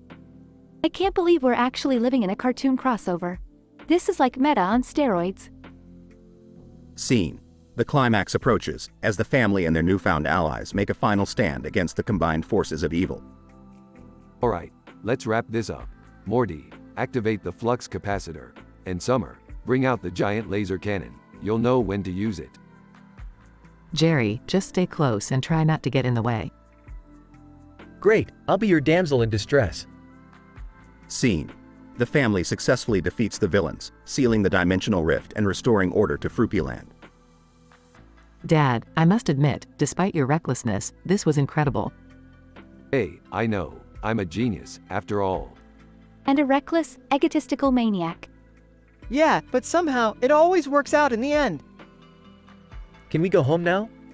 I really need a nap. Scene. The family returns home, exhausted but satisfied. Another adventure comes to an end. But hey, remember, kids, there are infinite realities out there. Who's up for more science? Count me in. All right, Rick, let's do this. I guess I have nothing better to do.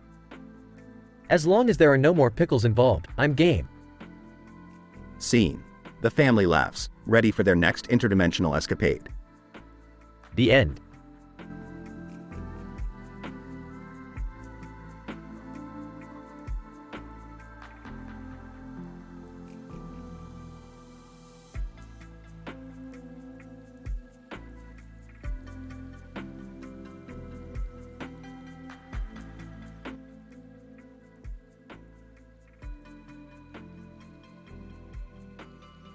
Alright, Morty, I've had enough of your whining.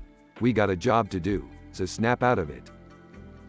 Jeez, Rick, you act like this is just another day for us. We're in some kind of twisted horror movie nightmare. Morty, there's an infinite number of realities out there, some scarier than others. Just consider this one of our more messed up adventures. Oh great, now I'm stuck in a bathroom with you two. Can this day get any worse? Seriously, Dad, stop complaining. We need to figure out how to get out of here and survive. I've seen enough horror movies to know the best way to escape. Alright, listen up everyone. We need to keep a level head and find a way to outsmart this jigsaw guy. Morty, check the walls for any hidden clues. Oh, Rick, there's a tape recorder here. Let's see what message Jigsaw left for us. Jigsaw, recorded message. Congratulations, you found yourselves in a deadly game. The only way out is to solve my puzzles and survive. Good luck. Are you kidding me? Puzzle solving? I can't even solve a crossword. Well, this crossword has life or death consequences, Jerry. So get your act together. Guys, look at these traps attached to those unconscious dudes over there. It's some twisted stuff. Leave it to Jigsaw to turn sadistic torture into an art form. But we can't waste time staring. We need to find a way out. Wait, I think I found something. There's a hidden panel under the sink. It looks like a combination lock. Good job, Jerry. Summer, grab that skateboard and use it to break the lock. On it, Rick. Guys, I think we just triggered another trap. The room is filling with gas. Hold your breath and cover your mouths. We gotta solve that combination before it's too late. I got it. It's 742. Nice work, Jerry. Now let's get the hell out of here. Wait, guys. Look, there's another message from Jigsaw. Jigsaw, recorded message. Well done, you've successfully escaped the bathroom. But now you must fight each other for survival. Only one can make it out alive. Choose wisely. What kind of sick game is this? We're not killing each other. Yeah, I'm not strangling my own family member, Rick. That's messed up. I agree. Let's find another way out of this twisted scenario. I never thought I'd say this, but I'm with you guys. Let's stick together and beat this sadistic mastermind at his own game. That's the spirit, Jerry. Together, we can outsmart Jigsaw and make it out of here alive. And maybe after all this, we can take a break from the horror movie adventures, Rick. My nerves can't handle it anymore. Well, Morty, you know what they say. Life is one big horror movie, and we're just the unlucky protagonists. Now let's go show Jigsaw who's really in control.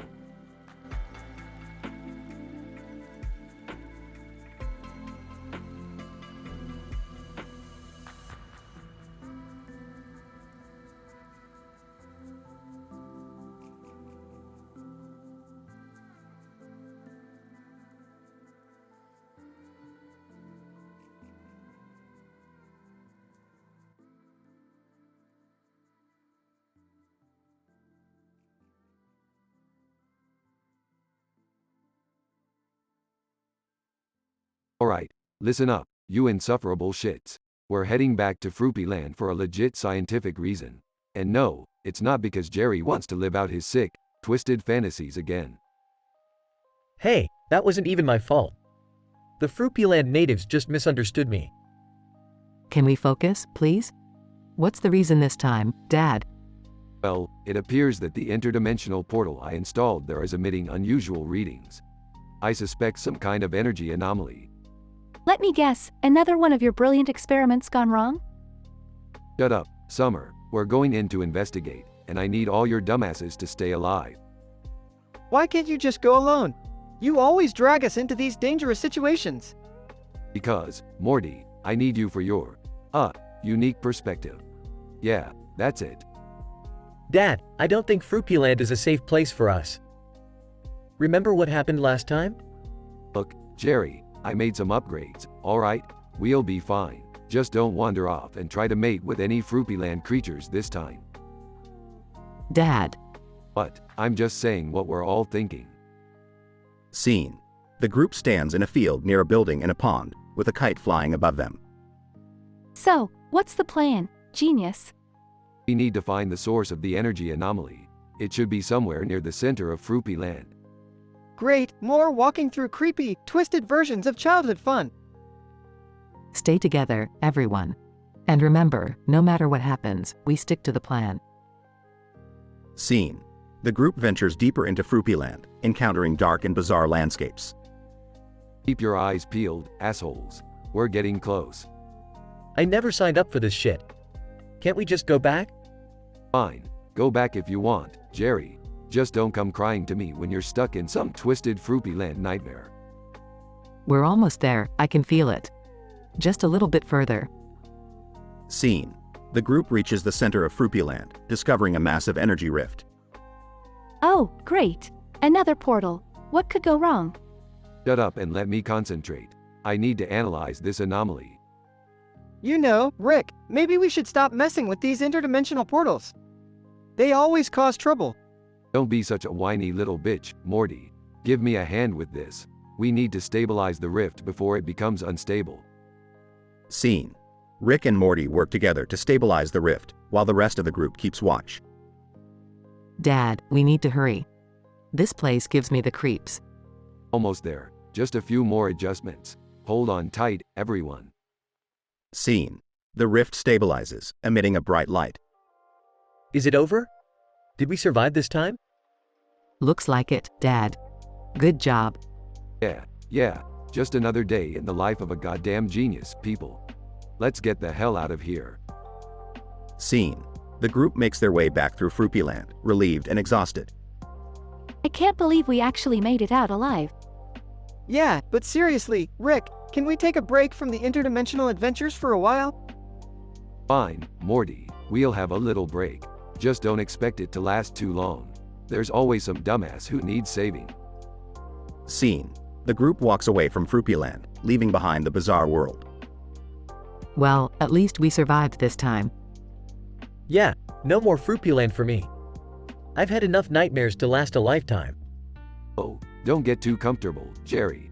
There are infinite dimensions out there, each with their own twisted version of Fruipyland. Scene. The group shares a laugh, walking off into the distance. The end.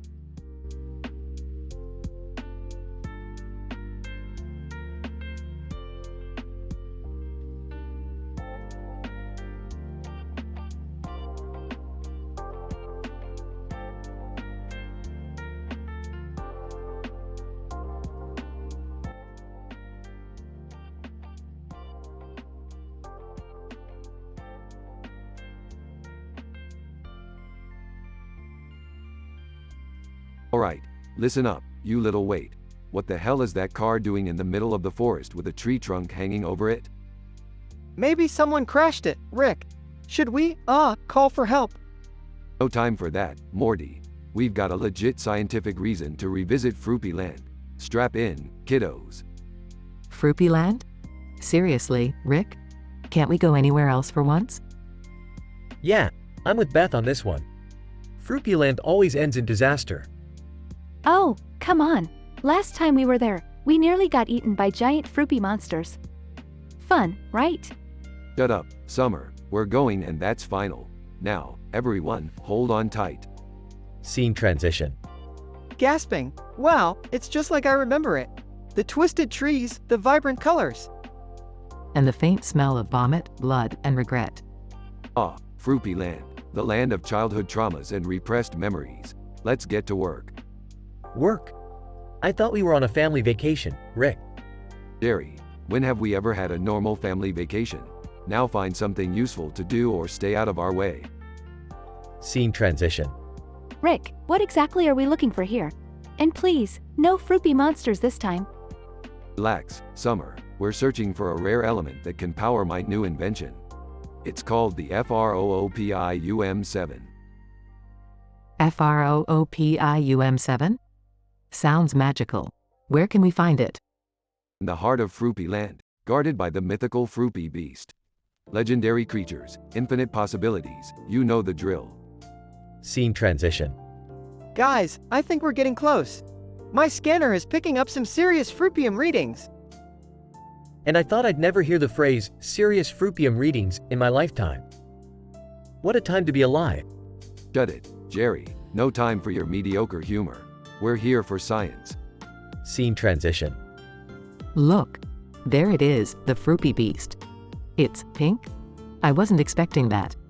Just because it's pink doesn't mean it can't be terrifying. Now, don't make any sudden moves. Can't we just ask it nicely for the Fruipium? Maybe offer it some candy or something? Laughs. Oh, Summer. If only life were that simple. Prepare for a fight, folks. Scene transition. Panting. We did it! We defeated the Fruipy beast and secured the FROOPIUM7. We're heroes, right, Rick? Heroes? Nah, Morty. We're just a dysfunctional family with a knack for getting into trouble. But hey, mission accomplished. Scene transition. I can't believe we made it out alive. Fruipyland is no joke. Yeah, I'm gonna need some serious therapy after this. Can we stick to normal vacations from now on? Oh, please, Jerry. Where's the fun in that? I'd choose Fruipyland over a generic beach any day. Alright, settle down. Let's get back to the car and head home. There's probably a new interdimensional crisis waiting for us. Scene transition. Another crazy adventure with the Smith family comes to an end. I wonder what awaits us next. Whatever it is, I hope it doesn't involve Fruipyland ever again. Agreed. Fruipyland is officially off my vacation list. Forever. Yeah, sure, whatever. Can we just get some pizza now? I'm starving. Pizza sounds good, kiddo. Pizza and a dash of universe saving. Just another day in the life of the Smiths.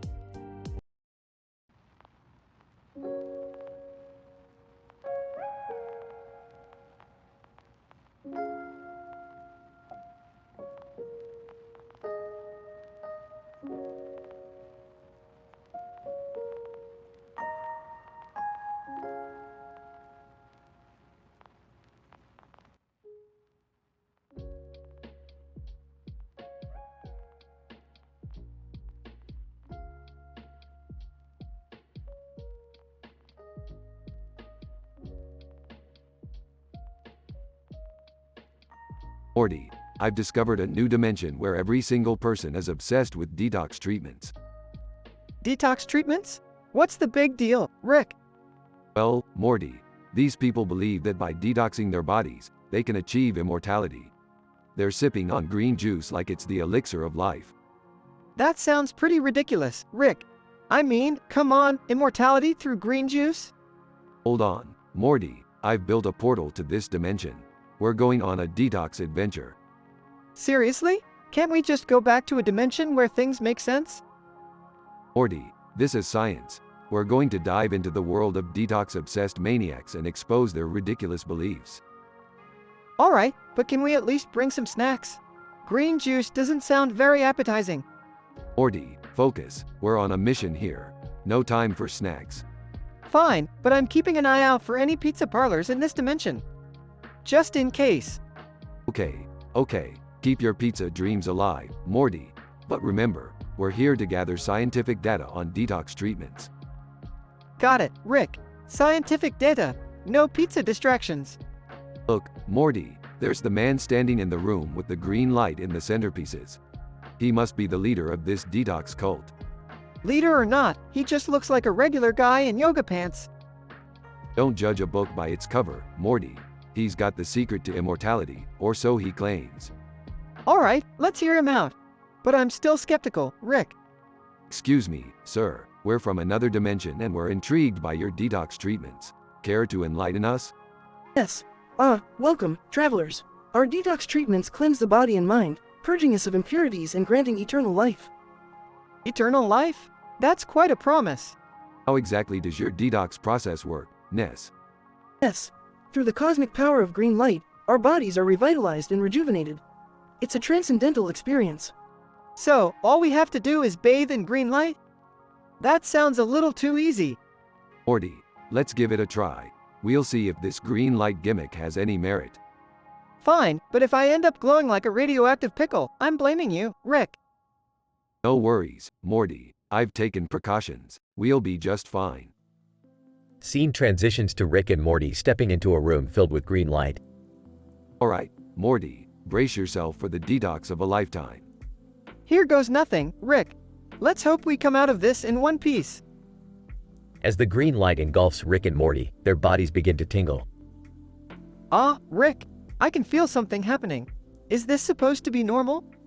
Just relax, Morty. It's all part of the detox process. Embrace the tingling. Moments later, Rick and Morty emerge from the green light, visibly different. Whoa, Rick. I feel rejuvenated, like I can take on anything. Looks like the detox treatment actually worked, Morty. We've unlocked the secret to eternal life. This is mind-blowing, Rick. We've stumbled upon true scientific breakthrough. Scene transitions to Rick and Morty exiting the detox dimension, ready to share their discovery. Morty, we've done it. We've proven that detox treatments are the real deal. Yeah, but will anyone actually believe us, Rick? Detox cults and eternal life sound like crazy talk. Who cares, Morty? We know the truth, and that's all that matters in the grand scheme of things.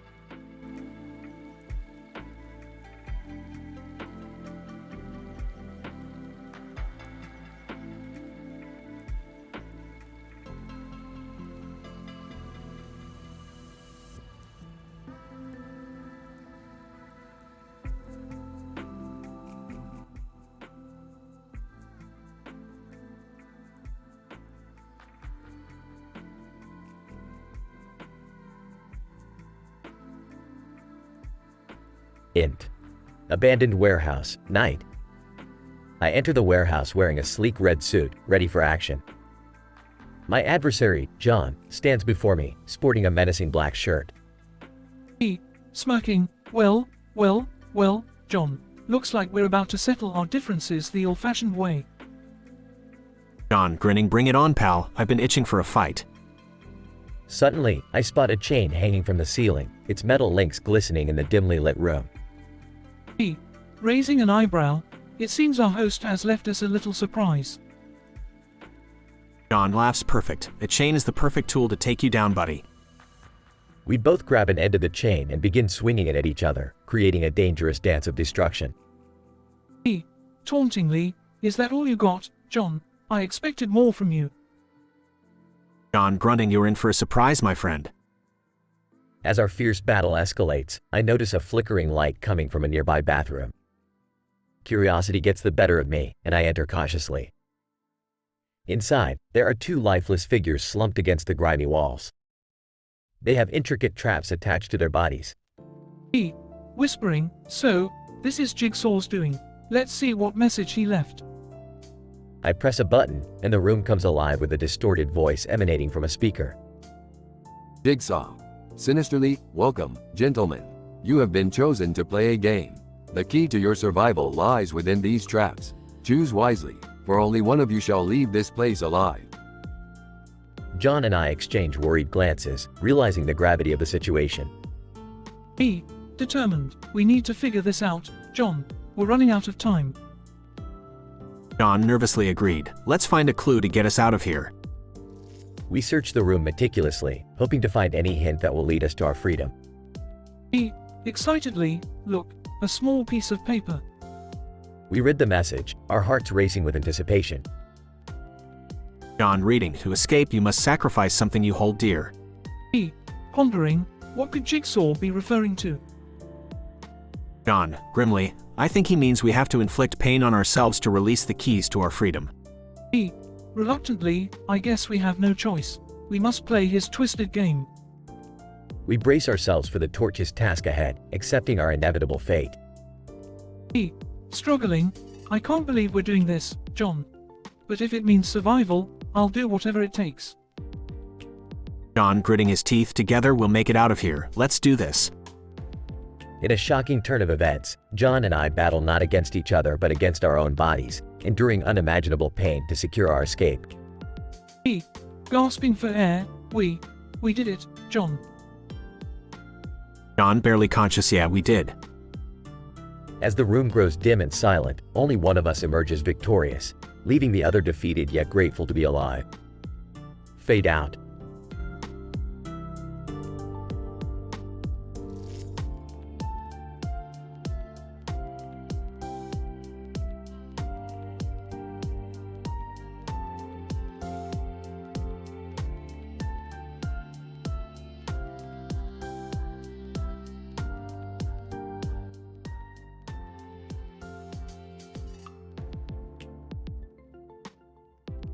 Int.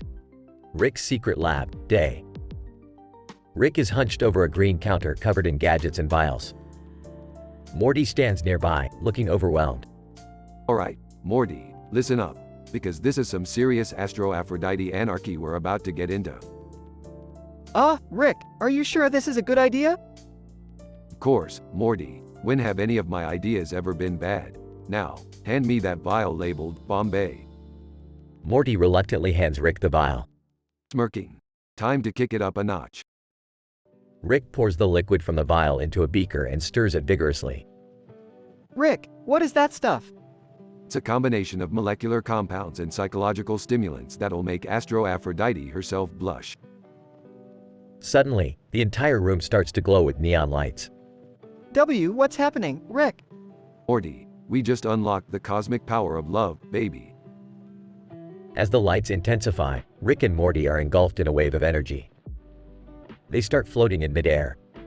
This is insane, Rick. Welcome to the interdimensional disco of romance, Morty. Now, hold on tight. Rick and Morty dance through the air, twirling and spinning while utter chaos ensues around them. We're like love superheroes, Morty. saving dimensions one heartbreak at a time. I think I'm starting to like it. Just then, a figure emerges from the shadows. It's Rick's hidden child, a mischievous and cunning being. Hidden child. Well. Looks like you two idiots stumbled upon my secret playground. Oh, great. It's the prodigal child. What do you want? Hidden child. I want to join the disco, Daddy. I want to experience this cosmic love fest. Rick, should we trust him? Trust? Ha, we're way past that. Morty, let's show this little troublemaker how it's done. Rick, Morty, and the hidden child engage in a wild dance-off, each trying to outdo the other with their insane moves. Hidden child, you think you can outclass me? Rick, I've got moves that'll make your head spin. Oh, really? Well, prepare to have your mind blown.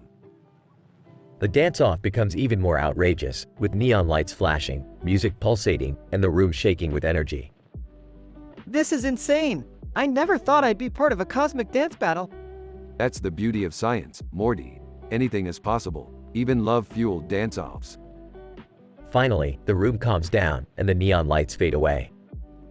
Rick, Morty, and the hidden child are left breathless. Hidden child. All right, Rick. You win this time, but don't think it's over. Smirking. Oh, it's far from over, my little genetic experiment. This was just the warm-up. They all share a knowing smile as the lab returns to its usual chaotic state. Fade out.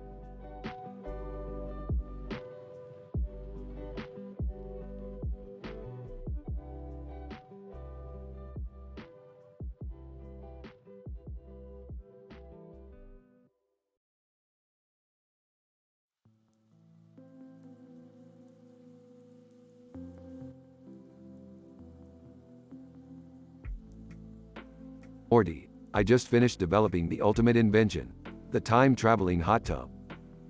Whoa, Rick, are you serious? A time-traveling hot tub? That sounds amazingly absurd. You have no idea, Morty. Strap yourself in because we're about to embark on a journey filled with scandalous adventures and raunchy misadventures. Excitedly, did someone say scandalous adventures? Count me in. I need some excitement in my life. Shut up, Jerry. No one needs your awkwardness in our epic escapades. Boys, let's not fight over this. I'm just glad to have a little family time. Plus, I need some wild tales to spice up my therapy sessions. Guys, can we focus for a second? Morty's surprise when he becomes a heartthrob in an alien society is, like, totally worthy of a reality TV show. Can we make that happen? Blushing, guys, come on. It's not that big of a deal. Can we just get back to the time-traveling hot tub? Morty's right. Let's focus on the task at hand. We're about to travel to a dimension where weird food combinations are the norm. Wait, you mean like pickles and ice cream weird or like spaghetti and marshmallow weird? How about tacos with kale and marshmallows? Or pizza with anchovies and whipped cream? Disgusted. Rick, you're ruining food for me, and that's saying something. Alright, enough with the food talk. Let's get into the time-traveling hot tub and see where it takes us. Maybe we could go to a dimension where everyone communicates only through dance. That'd be spicy. Hesitant. Guys, I think we should be careful with the time-traveling thing. Remember what happened last time? Morty, don't be such a spoil sport. We'll be fine. Besides, who needs scientific PhD university terms when we have a time-traveling hot tub? I guess you have a point there, Rick. Let's do this. Hold on tight, everyone. We're about to dive into a world of absurdity, laughs, and perhaps a little life-changing scandal. Life-changing? Count me in. I could use a break from my constant mediocrity. Strap in, everyone. This is gonna be one hell of a wild ride. Let's make some memories and escape reality for a while. And with that, the Smith family, led by the eccentric Rick, dives into the time-traveling hot tub, embarking on an outrageous and unpredictable adventure that will push the limits of comedy and science.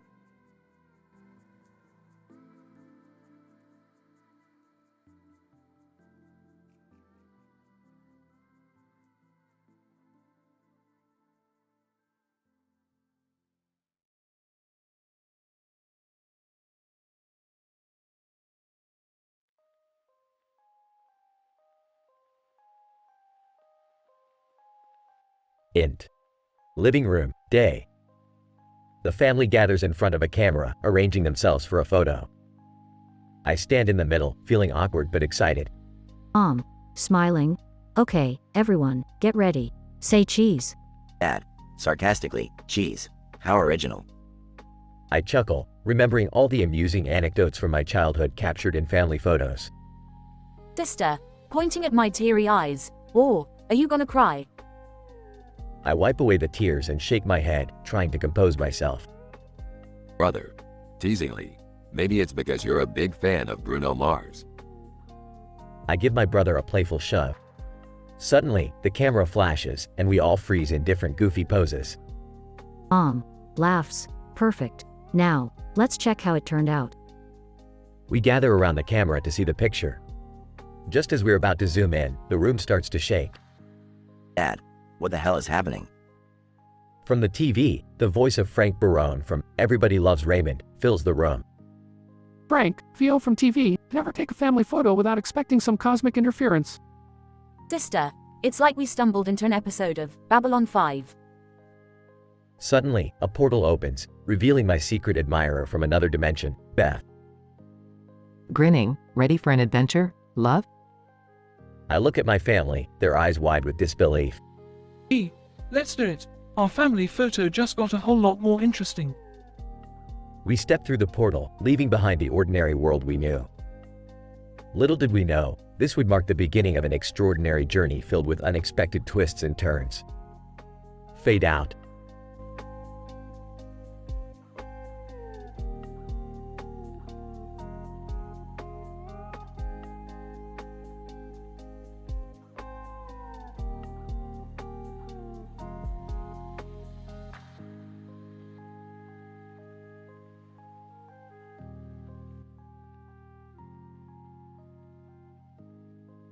Morty, I've just discovered a parallel universe where Beyoncé is an electrical engineer. Wait, what? Beyoncé is an electrical engineer? That's crazy, Rick! Yeah, Morty, it's mind-blowing. In this universe, she's not just a talented singer, but she's also a genius when it comes to engineering. So, how did this parallel universe collision happen, Rick? Well, Morty, it all started when I accidentally spilled some interdimensional juice on my portal device. It caused a rift between our universe and the Beyoniverse. And that's how we ended up with an alternate Beyoncé who's a tech whiz. Exactly, Morty. Now, we have to find a way to fix this before it causes any more chaos. But Rick, why is she wearing that black and blue makeup and a headband? She's using her electrical engineer skills to build a device that can manipulate the flow of electricity, Morty. The makeup and headband are her way of channeling her engineering powers. Whoa, that's incredible. We should team up with her and use her expertise to fix the parallel universe collision. Morty, you know I don't like working with other people, especially alternate versions of famous celebrities, but I guess we don't really have a choice here. Yeah, Rick. Plus, having Beyoncé on our team might attract some more fans. Morty, this isn't about accumulating fans. It's about saving our universe from collapsing into Beyoncé's universe. Right. I just thought maybe we could get some autographs along the way. Focus, Morty, we need to find a solution to this problem. The fate of our reality is at stake. I get it, Rick. I'll put aside my fanboy tendencies and help Beyoncé in her engineering skills. Good, Morty, let's head to her lab and see if we can come up with a plan to fix this whole mess. And maybe, just maybe, I can get a selfie with her. Morty, I swear if you mess this up. I know. No distractions, Rick. Saving the universe comes first. That's the spirit, Morty. Now, let's go meet our new ally and come up with a plan to save the day. And no selfies, Morty. I mean it. All right, no selfies. Let's do this, Rick.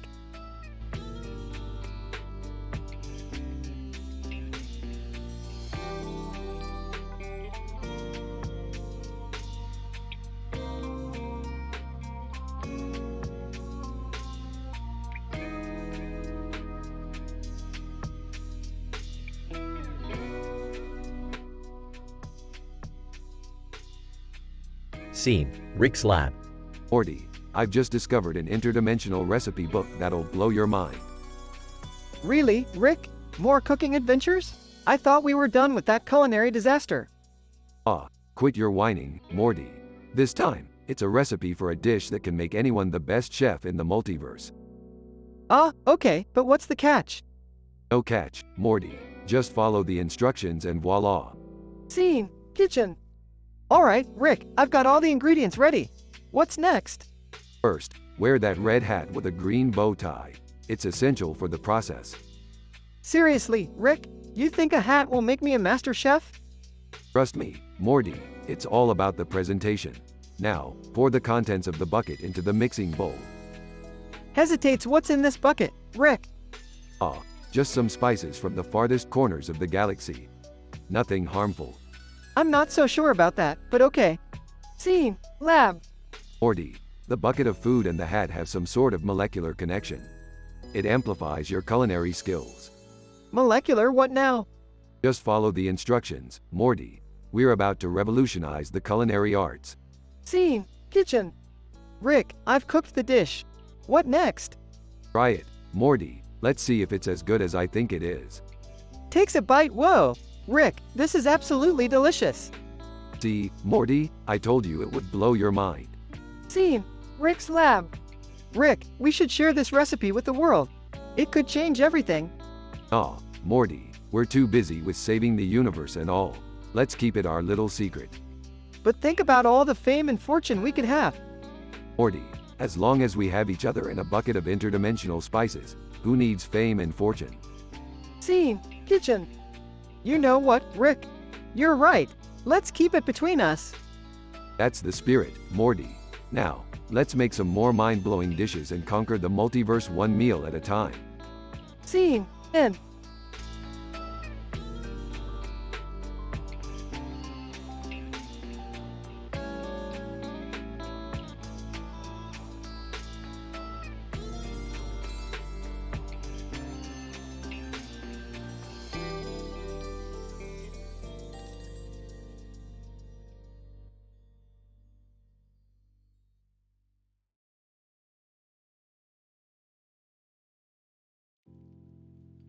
Alright, Morty, get ready for a mind-blowing adventure today. Oh geez, Rick, can't we just have a normal day for once? Normal is for chumps, Morty. We're about to go on a wild ride. Size, fine, but I hope it's not as crazy as the last time. Trust me, Morty, this time we're going to Lawrence Livermore National Laboratory. Lab? That sounds a bit boring, Rick. Boring, Morty. We're going to witness some groundbreaking scientific research. Alright, if you say so. But please, no more aliens or monsters. No worries, Morty. This time it's all about myofascial release. Myofascial, what now? It's a technique to release tension in the muscles. Super scientific stuff. Oh, okay. But can we do something fun afterwards? Don't worry, Morty. We'll have some fun. How about a pirate treasure hunt? Now we're talking. A pirate adventure sounds exciting. That's the spirit, Morty. Just remember, science and adventure go hand in hand. Yeah. Let's just hope we don't get into trouble again. Trouble is our middle name, Morty. Get ready for an unforgettable day. I'm starting to regret asking for a normal day. Normal is overrated, Morty. Embrace the madness. I guess I have no choice. Let's do this, Rick. That's the spirit, Morty. Adventure awaits. They set off on their crazy, hilarious, and ultra-sassy expedition, leaving behind a trail of scandalous and raunchy moments, cracking up the audience with their rib-tickling and comical banter. Scene transitions to the school counselor overhearing their conversation. School counselor. Those two are always up to something. I wonder what mischief they'll cause this time. Scene shifts to the Bee Gees playing in the background as Rick and Morty dive into an unexpected dimension filled with disco-themed pirate treasures, causing chaos and hilarity to ensue.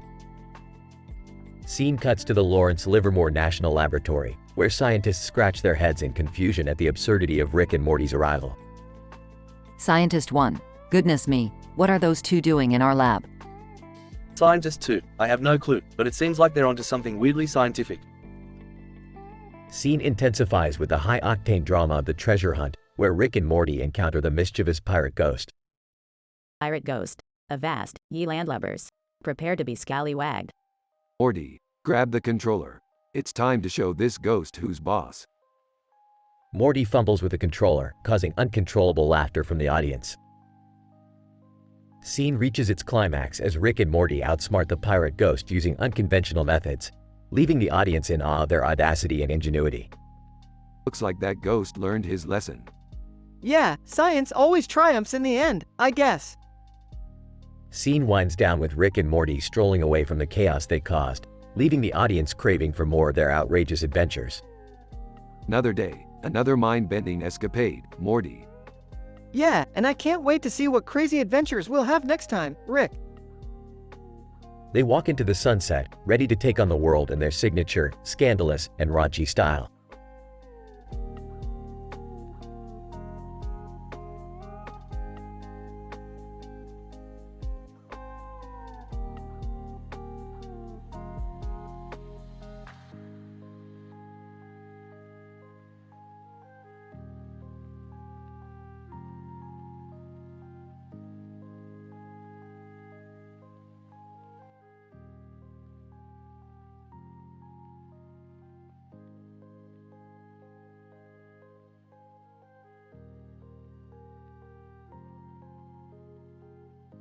Morty, buckle up, we're going on another crazy adventure. Aw geez, Rick, can't we just have a normal day for once? Normal is overrated, Morty. Now, put on your damn helmet and goggles. We're about to meet a person in a costume with a penguin sidekick. What? Why? Because they have a cosmic claw machine that can grant any wish you want. And I need to get my hands on it. Wait, are you guys seriously going after a wish-granting claw machine? That sounds ridiculous. Oh, what's the matter, Jerry? Can't handle a little adventure? Adventure? More like a harebrained scheme that's gonna get us all killed. Hey, count me in. This sounds like fun. Plus, I could use a wish or two. Alright, strap in, everyone. We're going to the Claw Machine Galaxy. But Rick, how do we even find this person in a costume and the penguin? Easy, Morty. I've got a tracker that can detect absurd costumes and adorable flightless birds. Seriously? You have a tracker for that? Of course, Morty. I'm prepared for any ridiculous scenario. Now let's go, before someone else gets their hands on that claw machine. Rick, are you sure this wish-granting claw machine is real? It sounds too good to be true. Beth, when have I ever lied to you? Remember that time you turned yourself into a pickle? That was purely for scientific purposes, Beth. Anyway, buckle up. We're about to meet Beth's alien suitor. Wait, my mom has an alien suitor? Yep, and he's got his eyes on that claw machine too. It's time for a cosmic Casanova catastrophe. This just keeps getting stranger and stranger. Penguin photographer, Squawks. Ah, there they are. It's showtime. I don't know about this, Rick. It seems like a lot of unnecessary trouble. Morty, life is all about the unnecessary trouble. Now go talk to that person in the costume while I distract the penguin with some fish. This is so weird. Hey, excuse me, person in the costume. Can we use your claw machine? Person in costume. As long as you have the right number of cosmic tokens, anything is possible. Rick, I want a unicorn that poops ice cream. Morty, I want $1 million and a spaceship. I just want a normal life for once. I wish for, I don't know, maybe a little more excitement. Person in costume, your wishes shall be granted. The claw machine starts spinning and flashing with cosmic energy. I can't believe this is actually working. See, Morty, I always deliver. Now let's grab those prizes and get out of here before this place implodes. Beth's alien suitor, not so fast, Rick. I won't let you take what's rightfully mine. Oh please, you don't even have opposable thumbs. Beth's alien suitor, that won't stop me from clawing my way to victory. Chaos ensues as the characters fight over the claw machine. Rick, this is madness. We're tearing this place apart. Welcome to the claw machine, Morty. It's every man and alien for themselves. I don't care about the prizes anymore. I just want to survive. Can we please just leave? This was a terrible idea from the start. The claw machine finally collapses, leaving the characters battered and defeated. Well, that didn't go as planned. No kidding, Rick. I think we've learned our lesson about wish-granting claw machines. I guess sometimes you don't need a wish to make life exciting. We already have plenty of that. Amen to that, Beth. Yeah, let's just stick to the normal, everyday chaos from now on. Fine, fine. But don't come crying to me when things get boring. They all walk away, bruised but wiser, ready for their next adventure.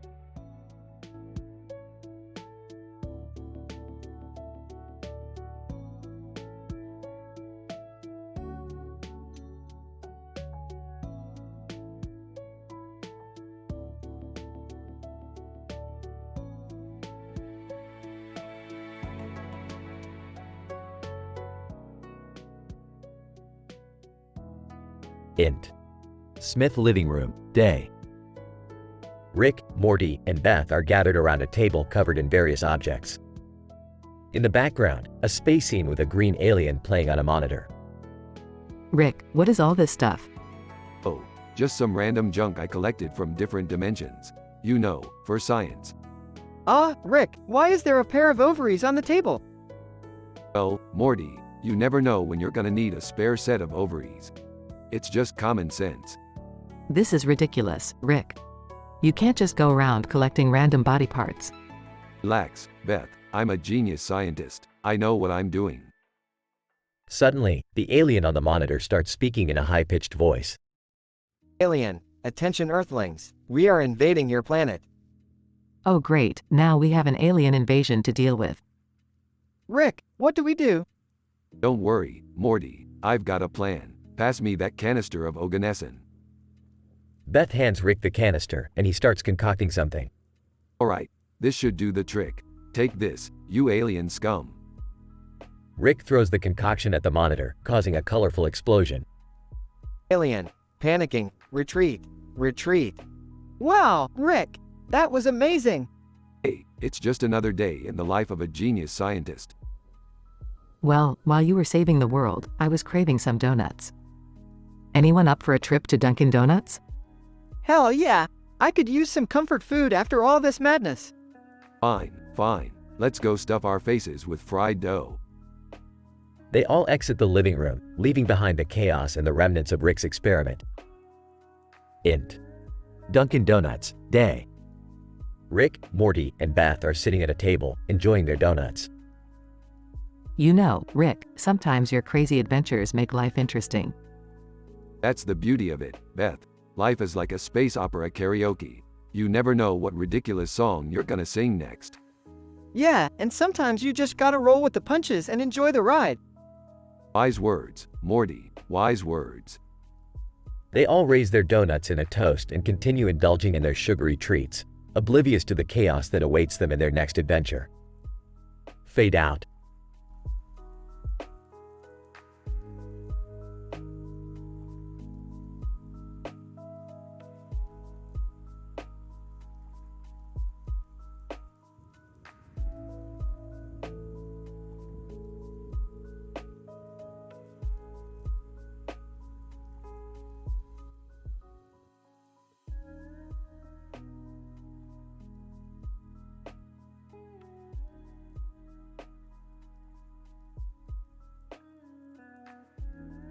Morty, we've got a new adventure lined up.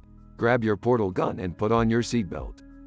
Aw geez, Rick, I can't keep up with all these crazy adventures. Can't we just have a normal day for once? Morty, normal is overrated. We're going to explore a parallel universe where everyone talks through their butts. It's gonna be a real gas. Oh man, that sounds ridiculous. But hey, I guess we've seen weirder things. Exactly, Morty. Now buckle up and prepare for a stinky situation. Meanwhile, in another dimension. Summer's alien boyfriend. Summer, your family is so fascinating. I can't wait to show them my true form. Okay. Just remember to tone down the tentacle action. My dad gets easily freaked out. Alien boyfriend. I promise, I'll keep the tentacles under wraps. Mostly. Back in Rick's spaceship. Model. Rick, I've analyzed the alien technology from our last adventure. It's beyond anything we've encountered before. Well, model. Looks like you're finally useful for something other than being eye candy. Model. Thanks, Rick. It's not easy being genetically engineered for perfection. Yeah, just keep analyzing and try not to break anything. On a distant planet. Borrow, Morty, you've activated the ancient game of betrayal at House on the Hill. Prepare to face a world of horror and treachery. Wait, a game? I thought we were going on another crazy adventure. Borrow. Oh, it's not just a game, Morty. The lines between reality and fantasy blur in this dark and twisted realm. The game begins, and chaos ensues. Borrow. Rick, your turn to roll the dice. I hope you're ready for what lies ahead. Oh, I'm always ready, Faro. Let's see if Lady Luck is on my side. As the game progresses, the stakes get higher. Rick, I don't think this game is just a game anymore. My character just got possessed by a demon. Morty, it's all part of the game. Don't let it get to your head. Meanwhile, back on Earth. Betrayal at House on the Hill. Whispering, Morty, it's time to make a choice. Betray your friends and gain ultimate power, or fight against the darkness. Oh man, oh geez. I don't know what to do. Back in Rick's spaceship. Morty, it's just a game. Don't let it mess with your head. Remember, we're in control of our own destinies. You're right, Rick. I can't let a silly game determine who I am. Rick and Morty strategize their next move. Morty, it's time to end this game once and for all. Let's show these fictional horrors who's boss. Yeah, let's kick some supernatural butt. They enter the final showdown. Prepare to be vanquished. Betrayal at House on the Hill. Betrayal at House on the Hill. Evil laughter. You think you can defeat me? I am eternal. Morty rolls the dice with determination. Come on, lucky number 7. Rick and Morty's combined efforts lead to victory. We did it, Morty. We conquered the darkness and proved that reality always triumphs over fiction. Yeah, and we learned that even in the craziest of adventures, we can find strength within ourselves. Rick, Morty, and the gang celebrate their triumph. Another day, another victory.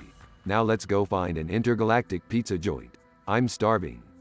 Aw geez, Rick, can't we just have a normal meal for once? Morty, normal is for losers. Embrace the absurdity of life. They fly off into the cosmic abyss, ready for their next adventure.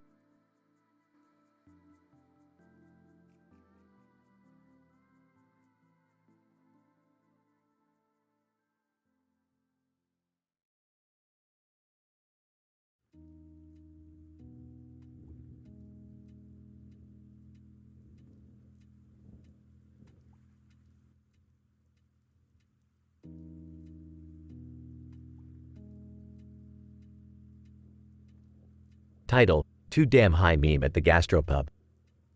Characters. 1. Emma, a fashion-forward woman in her late 20s. 2.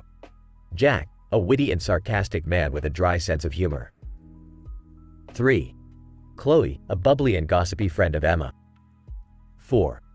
Trevor, a nerdy and socially awkward guy, secretly in love with Emma. Scene. A trendy gastropub with stylish decor, dim lighting, and a lively atmosphere. The room is filled with the sounds of chatter and laughter from patrons enjoying themselves. A table is placed near a window with lights illuminating it. Emma, Jack, Chloe, and Trevor are seated at a bench, engaging in a vibrant conversation. Emma, looking at her phone. You guys won't believe this meme I just saw. It's the too damn high meme, but with a twist. Jack, raising an eyebrow, oh, do tell, Emma. How does one twist a meme? Emma, grinning, well, picture this. Instead of the regular guy, we have a fashionista holding a ridiculously high-priced handbag and saying, rent's too damn high. It's hilarious. Chloe, giggling, that sounds hilarious. You always find the best memes, Emma. Share it with us. Emma shows the meme on her phone to everyone, causing laughter. Trevor, awkwardly, guys, did you know that the too damn high meme originated from a political campaign in New York? Emma, playfully, oh, Trevor, always with the random facts. I guess memes have a surprisingly elaborate history. Jack, teasingly, Trevor, the human meme encyclopedia. Who knew? Chloe, leaning in, speaking of campaigns, did you hear about the latest scandal with the mayor? It's juicy. Emma, intrigued, spill the tea, Chloe. We're all ears.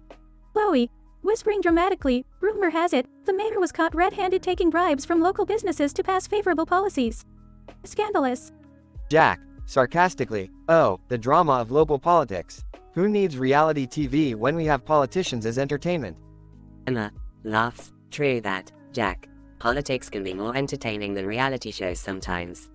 Trevor, awkwardly, guys, did you know that political scandals often arise due to a combination of personal ambition and a lack of ethical decision-making? Emma, amused. Oh, Trevor, always the voice of reason. You should write a dissertation on the correlation between politics and scandal. Jack, mock serious. Yes, Dr. Trevor, enlighten us with your scholarly knowledge. Chloe, whispering, by the way, have you heard about what happened between Emma and Jackson last night? Emma, blushing. Chloe, don't you dare spill that tea. Jack, smirking, oh, please do, Chloe. I'm all ears for some juicy gossip. Scene continues with playful banter and gossip among the friends, creating an entertaining and lively atmosphere. Note, this screenplay script episode is purely fictional and for entertainment purposes only. The characters, events, and conversations depicted are not based on real individuals or incidents.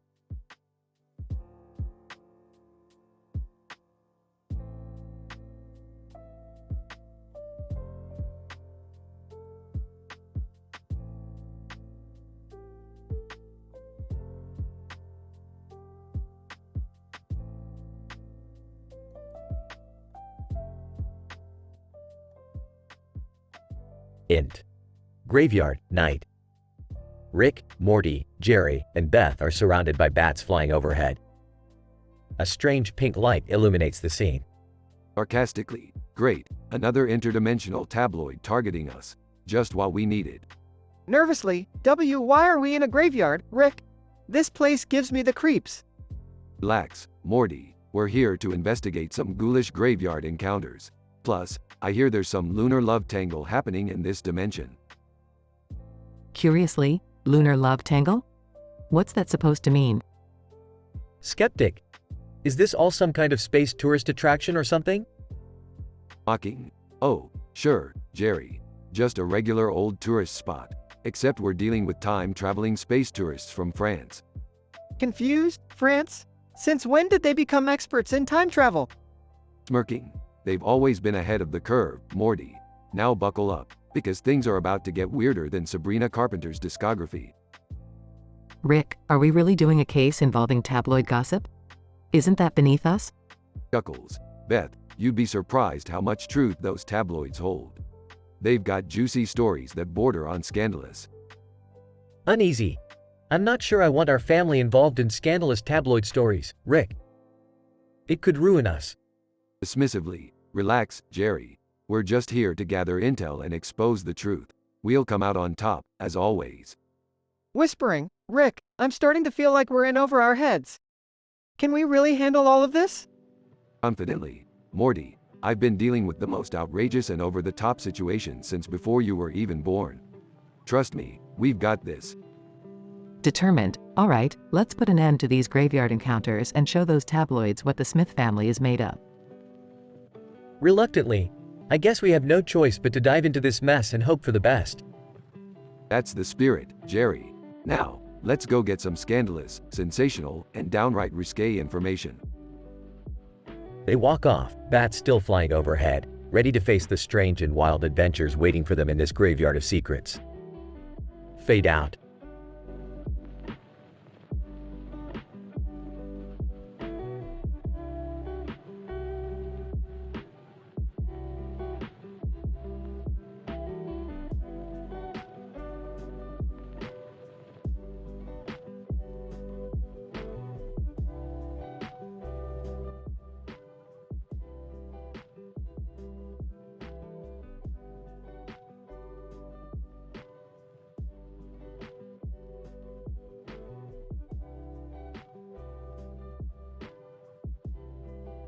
Int. Paranormal Detective Agency, day. The office is dimly lit, filled with shelves of ancient artifacts and dusty books. Drive. Luna Winters, a brilliant paranormal investigator and a master of Taekwondo, enter the room, dressed in a black outfit with a white pendant in one hand and a red crystal in the other. Dr. Luna Winters. Examining the objects. What mysterious energies do you hold, my dear artifacts? Suddenly, my assistant, Agent Jordan, bursts into the office, out of breath. Agent Jordan. Excitedly. Luna. You won't believe what I just witnessed in the cemetery. Dr. Luna Winters. Leaning in, intrigued. Spill it, Jordan. Every single detail. Agent Jordan. There was a ghostly figure hovering over a fresh grave. I've never seen anything like it. Dr. Luna Winters. Smiling. Ah, the beginning of our next paranormal investigation. Let's gather our tools and head out immediately. Int. Cemetery, night. Dr. Luna Winters and Agent Jordan stand in front of the ghostly figure, now emanating an eerie glow. Dr. Luna Winters. Analyzing with a scientific lens. Incredible. This apparition carries traces of potent residual energy. It must be tied to a powerful source. Agent Jordan. Shivering. Are we dealing with an actual haunting, Luna? Dr. Luna Winters. Putting on a determined face. We shall uncover the truth, Jordan. No supernatural force can elude my expertise. I take out my white pendant and hold it up, closing my eyes for a moment. Dr. Luna Winters. Channeling my inner powers. Spirits of this realm, reveal your secrets to me. The apparition begins to speak in an otherworldly voice. Ghostly figure. Whispering. Release me from this curse, Luna Winters. Only then will you find the answers you seek. Dr. Luna Winters. Raising an eyebrow. Oh, it seems we have a deal. But there will be consequences, spirit. Next. Abandoned house, night. Dr. Luna Winters and Agent Jordan arrive at an old, decrepit house, surrounded by an eerie aura. Dr. Luna Winters. Studying the house carefully. This is the epicenter of the ghostly activity. Let's go in, but be cautious. Paranormal manifestations can be unpredictable. As we step inside, the temperature drops drastically and the doors slam shut behind us. Agent Jordan. Gulping nervously. Luna, I don't know if I can handle this. Dr. Luna Winters. Confidently. Fear not, Agent Jordan. We shall conquer this spectral challenge together. Int. Abandoned house, night. We navigate through the dark hallways, following the ghostly whispers echoing through the house. Dr. Luna Winters. Whispering to Agent Jordan. Activate your Taekwondo training, Jordan. We might encounter physical apparitions. Suddenly, a shadowy figure lunges at us from the darkness. Agent Jordan. Using martial arts skills. I've got this, Luna. We fight off the menacing spirit, utilizing our combined strength and skills. Int. Abandoned house, basement, night. Dr. Luna Winters and Agent Jordan find themselves in the basement, facing a mystic altar. Dr. Luna Winters. Examining the altar. This is where the curse was born, Jordan. The truth lies within these ancient symbols. Agent Jordan. Questioning. How do we break the curse, Luna? Dr. Luna Winters. Serious. With a sacrifice, Jordan. I will free the spirit, but it will demand a part of my soul in return. Agent Jordan. Worried. Luna, you can't do this alone. I'm with you till the end. Dr. Luna Winters. Smiling. That's why you're my partner, Jordan. Together, we shall conquer any paranormal challenge. As they perform the ritual, the ghostly figure fades away, and a sense of peace fills the room. Dr. Luna Winters. Breathing heavily. We did it, Jordan. Another successful investigation. Agent Jordan. Proudly. And we did it with style, Luna. No supernatural force can withstand our teamwork. They exchange a triumphant look, ready to face whatever otherworldly phenomena comes their way. Fade out.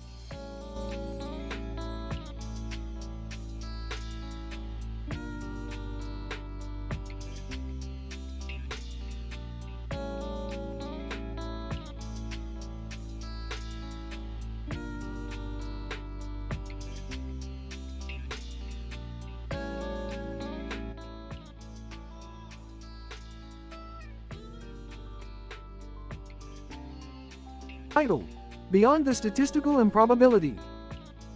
Episode synopsis. In a bustling room filled with curious minds, a man named Rectum finds himself kneeling by a table, engrossed in his laptop.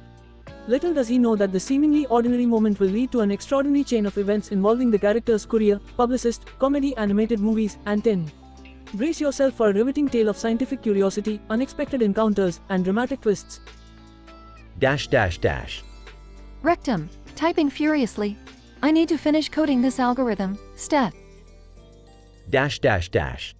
Courier accidentally bumps into Rectum, spilling a cup of coffee. Rectum, oh no. My laptop. Rectum, frantic, is it damaged? My code. Courier, I'm so sorry. Let me help you clean it up. Publicist, eavesdropping. Did I hear something about a damaged laptop? Rectum, yes, it got wet. Can you fix it? Publicist, I might know someone who can help. I can make some calls. Comedy Animated Movies. Curious, what's all the commotion about?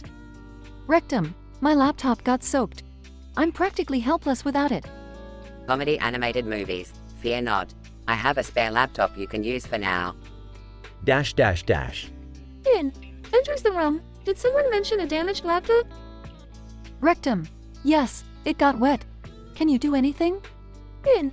As luck would have it, I specialize in laptop repairs. Allow me to take a look. Rectum, anxiously, so, is it fixable? In. It will require a delicate operation, but I believe I can save your laptop. Courier, returning with a dry laptop. Here's your laptop back, good as new. Rectum, thank you. You've saved me from a coding nightmare. Publicist, excitedly, I have great news. There's a coding competition happening next week. Rectum, count me in. I'm ready to prove my skills. Comedy Animated Movies. Cheerfully, I'll be there too. Let's bring the laughs to the event. In. I'll make sure both of you have reliable laptops for the competition.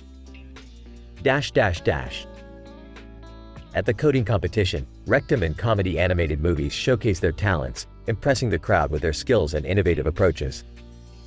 The repaired laptop performs flawlessly as Rectum navigates through the tough challenges. The event becomes a grand success, and their collaboration sparks the beginning of a promising partnership. With their combined efforts and a stroke of serendipity, Rectum and his newfound companions overcome the odds and forge a bond that will forever shape their future endeavors. The scientific quest for a functional laptop leads to unexpected friendships and a captivating journey, reminding us that even in statistically improbable situations, incredible possibilities can emerge. And so, our tale concludes, leaving us eagerly awaiting the next chapter of their extraordinary lives.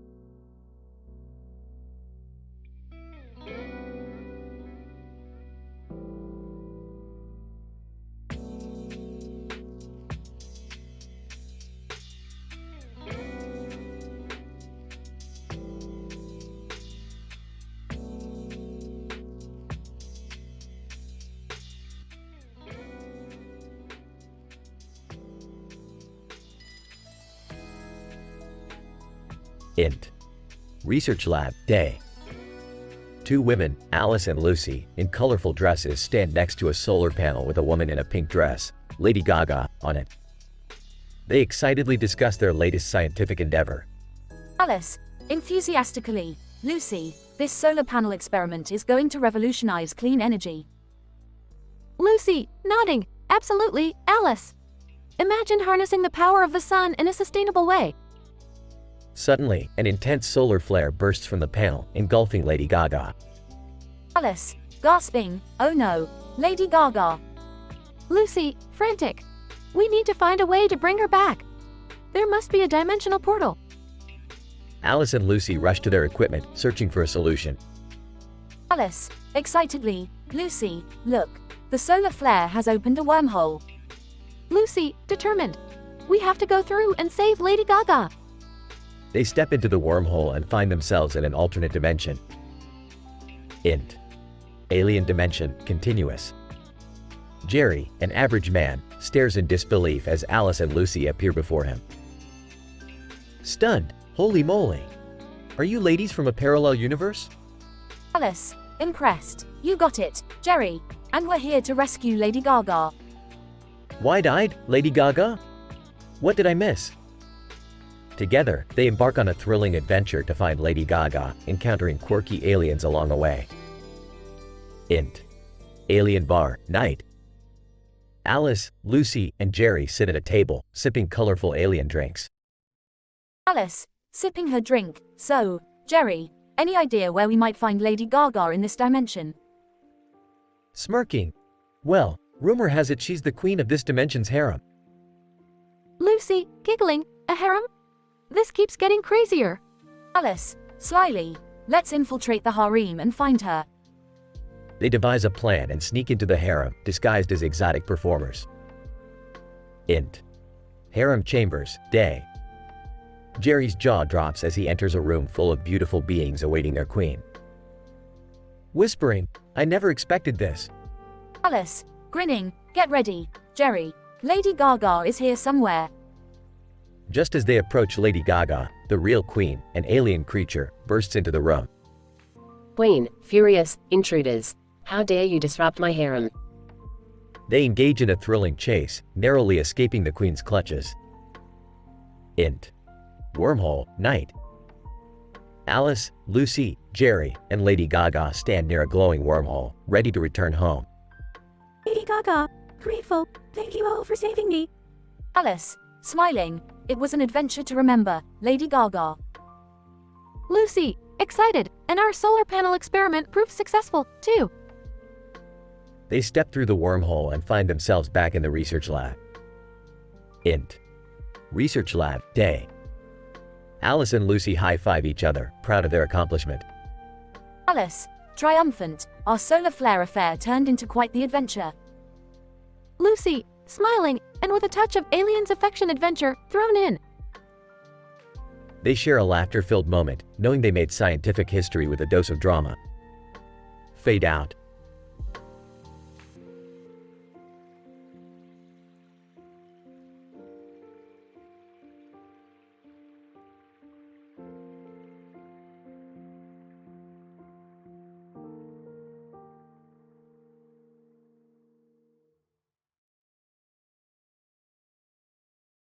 Int.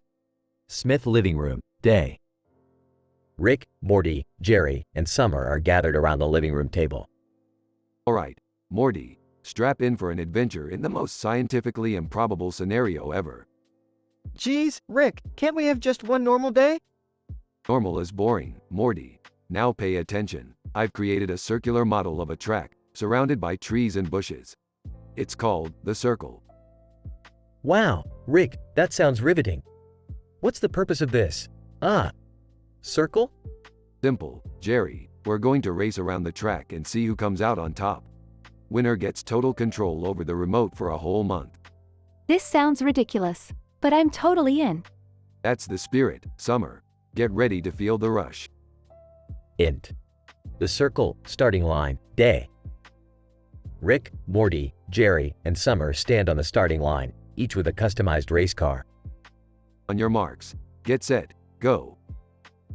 The race begins, and chaos ensues.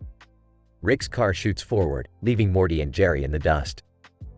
Rick, slow down. You're going too fast. Speed is everything, Morty. Don't question my methods.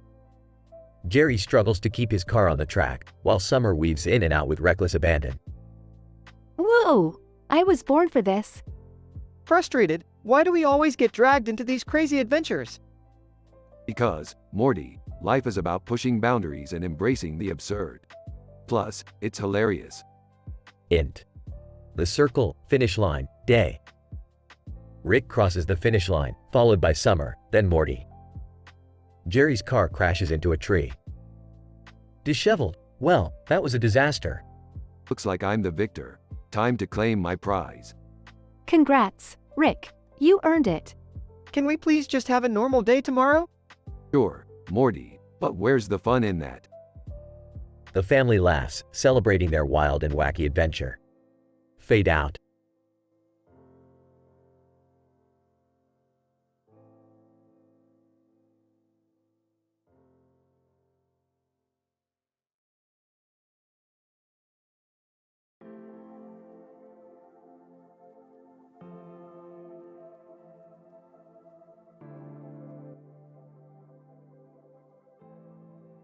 Morty, grab the pulsar esophagus from the garage.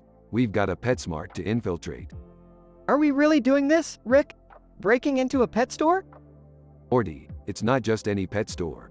They've got a rare green and white object with a white circle on it and a green circle with a white circle on it. It's the key to the universe.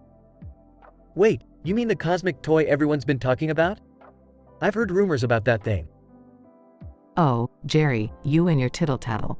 Just grab your coat and let's go. Can I come too, Dad? I want to see the scandalous secrets of the pet store industry. Fine, Summer, but keep your snarky comments to yourself.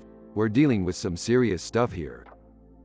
Rick, what's the plan once we're inside?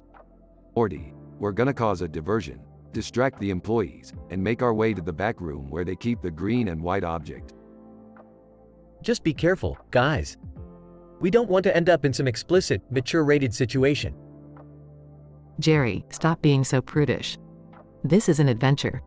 Yeah, Dad, loosen up. We're gonna be like spies on a mission. Alright, we're here. Morty, create a distraction while the rest of us sneak around. Okay. Hey, everybody, look over there. It's a talking dog. Smooth, Morty, real smooth. Look, there it is. The green and white object. It's even more provocative than I imagined. Just grab it, Beth. Let's get out of here before things get too spicy. Wait, guys, I've got an idea. Let's make it even more scandalous. Let's steal their secret recipe for pet food. Summer, that's absurd. What would we even do with it? I don't know, but it'll be a juicy story to tell. Guys, I think our time's up. The employees are onto us. Quick, everyone, back to the spaceship. We'll make a daring escape. I can't believe we're actually doing this. We're like the wildest family in the universe. Yeah, and it's all because of that green and white object with a white circle on it and a green circle with a white circle on it. Morty, buckle up. We're about to experience some exuberantly wild interdimensional travel. Oh boy, here we go again.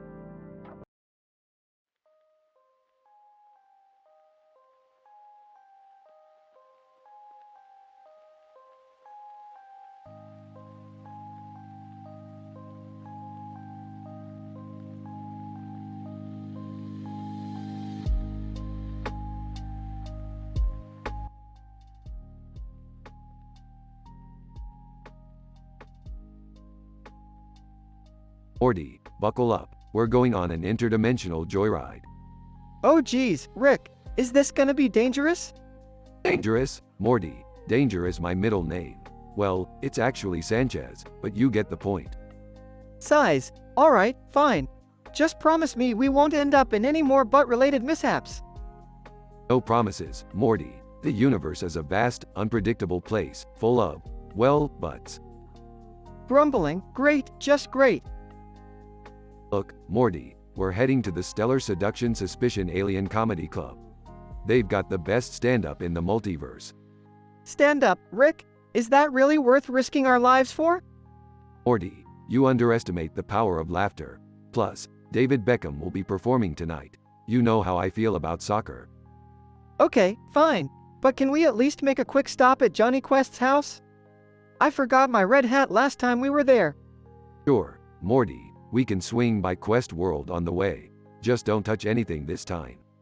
I can't make any promises, Rick. You know me. Laughs. That's why I love you, Morty. You're the perfect mix of curiosity and chaos. I wish I could say the same about you, Rick. Smirking? Oh, Morty, you flatter me. They arrive at Johnny Quest's house and Morty grabs his red hat. Alright, Rick. Let the Interdimensional Comedy Club adventure begin. Hold on tight, Morty. We're about to get hilariously weird. They teleport to the Stellar Seduction Suspicion Alien Comedy Club. Wow, Morty, look at this place. It's like a galactic comedy extravaganza. I can't believe we made it in one piece, Rick. Relax, Morty. We're in the safest place in the cosmos, a comedy club. Looking around, I don't know, Rick. It looks like there are some pretty strange aliens in here. Morty, comedy is universal. It transcends all species. Trust me, we're gonna have a blast. I sure hope so, Rick. I could use a good laugh after all our crazy adventures. Well, get ready. Morty. Because tonight, we're gonna laugh our way through the multiverse. Grinning. Alright, Rick. Let's do this. Show me what this interdimensional comedy club has to offer. Strap in, Morty. It's gonna be a wild and hilarious ride.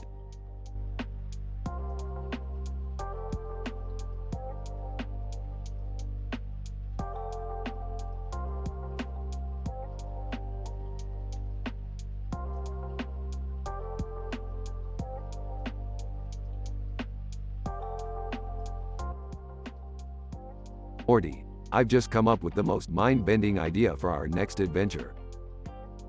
Rick, I don't know if I can handle another one of your harebrained schemes. Trust me, Morty, this one's gonna be out of this world. Literally, we're going to a parallel dimension where everyone's dressed as superheroes. Superheroes? Okay, I guess that sounds kinda cool. But how are we gonna get there? Easy, Morty. I've built a portal gun that can transport us to any dimension we desire. And this one's gonna be a real doozy. Alright, I'm in. But what do we do once we get there? We're gonna investigate the strange occurrences happening in their version of Earth. There's been reports of paranormal activity surrounding their slot machines. It's a real mystery, Morty. And you know I can't resist a good mystery. So, we're gonna be like ghost hunters or something. Should I bring my proton pack? Nah, Morty, we don't need that. We'll use our wit and scientific know-how to uncover the truth. Plus, we'll be dressed as superheroes, so we'll fit right in. I don't know, Rick. Sounds kind of dangerous. Morty, when have our adventures ever not been dangerous? That's what makes them exciting. Plus, we'll have Natalie Portman as our sidekick. She knows a thing or two about fighting supernatural forces. Wow, Natalie Portman. How did you manage that? I owe her a favor. Long story, but trust me, Morty, she's gonna be a valuable asset to our team. Alright, Rick. Let's do this. Ready for some pro-passion pandemonium. That's the spirit, Morty. Now, grab your cape and let's show these superheroes how it's done. I can't believe I'm actually saying this, but I'm excited, Rick. Let's save the day. That's the spirit, Morty. Now, let's fire up the portal gun and embark on our most outrageous adventure yet.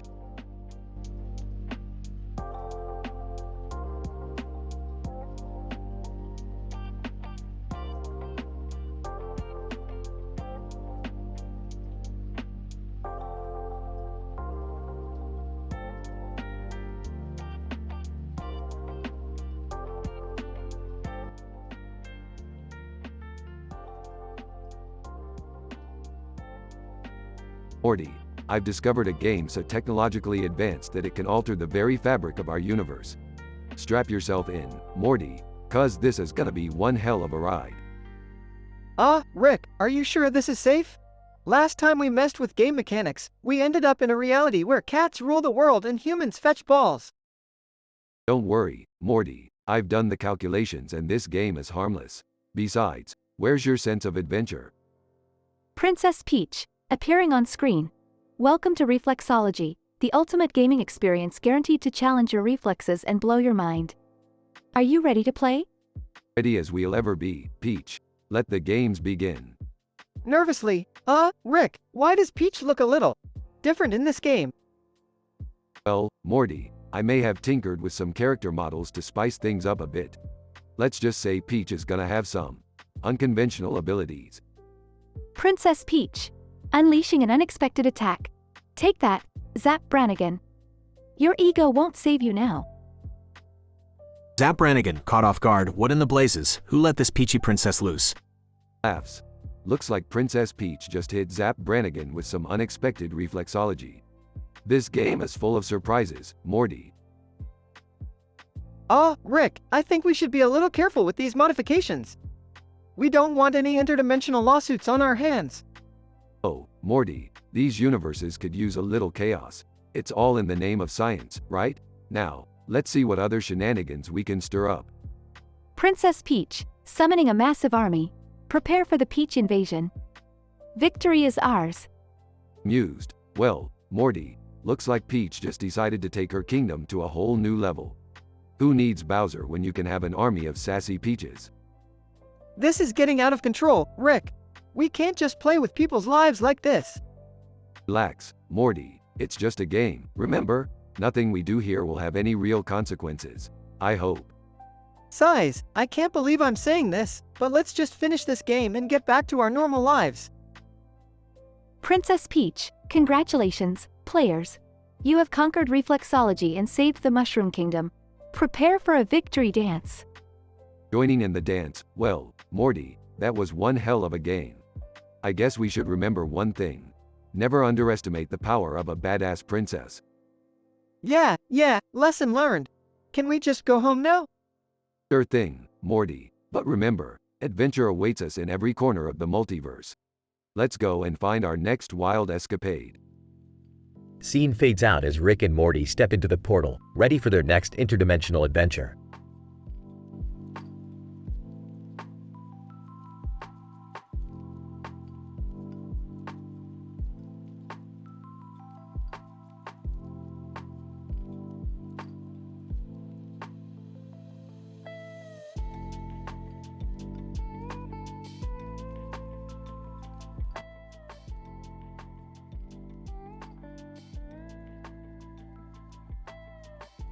Int. Smith living room, day. Rick is tinkering with a pair of scissors on the coffee table. Morty enters the room, intrigued. Hey, Rick, what are you doing with those scissors? Smirking. Oh, Morty, my boy, just preparing for a little experiment here. You see, these scissors hold the key to interdimensional travel. Whoa, for real? Damn straight, Morty. But before we go on our wild adventure, let's find something to spice up this journey. Burps. Jerry walks into the living room, eyeing the scissors curiously. What's going on here? Playing with scissors now? Jerry, don't pretend you have any idea what's going on. These scissors are about to change existence as we know it. Summer enters the room, rolling her eyes at the commotion. What are you guys up to now? Careful, Summer, you might miss out on the discovery of a lifetime. These scissors will lead us to the Volver vessel, the most coveted treasure in the multiverse. Seriously, Rick? Volver vessel? Hey, Morty, you need to loosen up. It's not just any vessel, it's a damn powerful artifact that can manipulate time and space. Surely, Rick, you're just making this up for attention, right? Attention, Jerry, this is science. Now, let's get ready for our interdimensional journey. Int. Multiverse portal, day. Rick creates a portal with the scissors, and the family steps through onto an alien planet. Looking around, whoa, Rick, where are we? We're at the heart of the Volver vessel's power source. Brace yourselves, folks. Suddenly, an alien creature approaches the family with a metal object in its hand. Alien, I've been waiting for you. Give me the scissors, and I'll hand you the Volver vessel in return. Raising an eyebrow. Oh, really? You think we're just gonna hand over our ticket to unlimited power? Yeah, no way. We're keeping these scissors for ourselves. Damn right, Summer. Let's show this alien how we do business. Int. Alien battle, day. A wild battle ensues between the family and the alien, filled with exaggeratedly theatrical moves and explosive action. Panicking. Rick, what do we do? Quit whining, Jerry, and use the forceps. Jerry grabs the forceps and manages to snatch away the metal object from the alien's hand. Look, I did something. Good job, Jerry. Now let's claim our Volver vessel. Int. Volver vessel chamber, day. The family enters a majestic chamber filled with glowing energy. Rick, we made it! The Volver vessel. That's right, Morty. Now, let's use its power responsibly and maybe fix a few things around here. Can we fix Dad's brain while we're at it? Hey, watch it! As the family embraces their newfound power, they share a laugh, knowing they've experienced an adventure like no other. Fade out.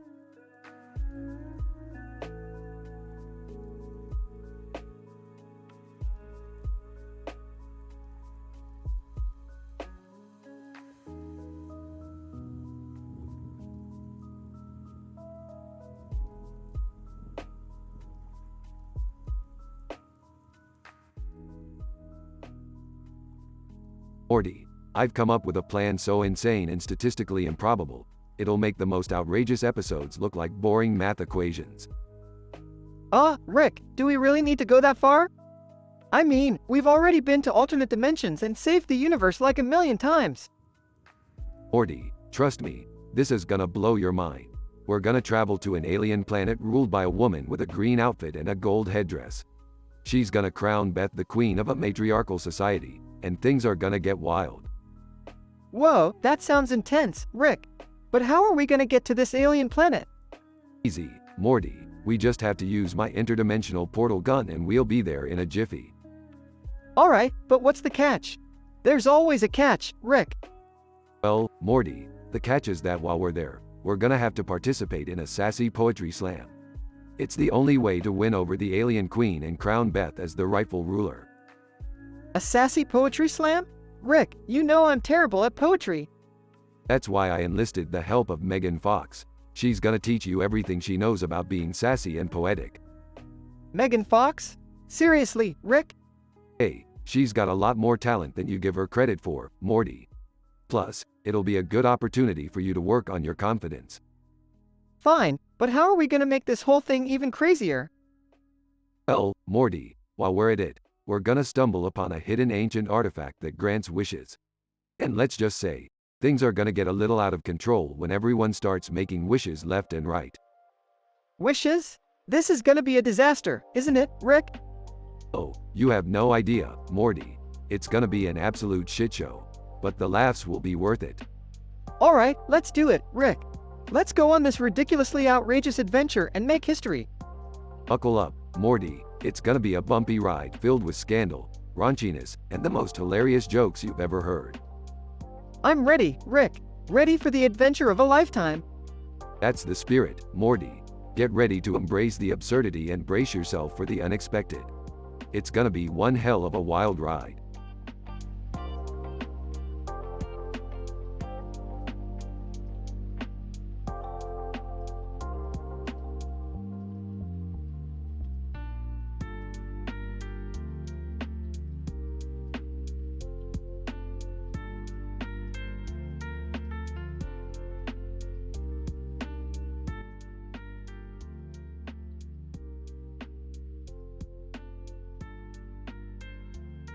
Int. Space, night. The immense darkness of space surrounds me as I stand on a starship deck. I take a deep breath, anticipating the unfolding event. Suddenly, a man in a sleek helmet emerges from an obsidian doorway, his presence radiating an otherworldly aura. The lights on his helmet glow with an eerie purple hue. I feel a strange attraction towards him. C-3PO, the Golden Protocol droid, scuttles beside me, brimming with curiosity. C-3PO, excitedly, oh my stars. Look who it is. It's the enigmatic helmeted star. Int. Starship deck, continuous. The helmeted star turns, his gaze fixed upon me. I feel a surge of warmth, as if his eyes penetrate deep into my soul. Helmeted star.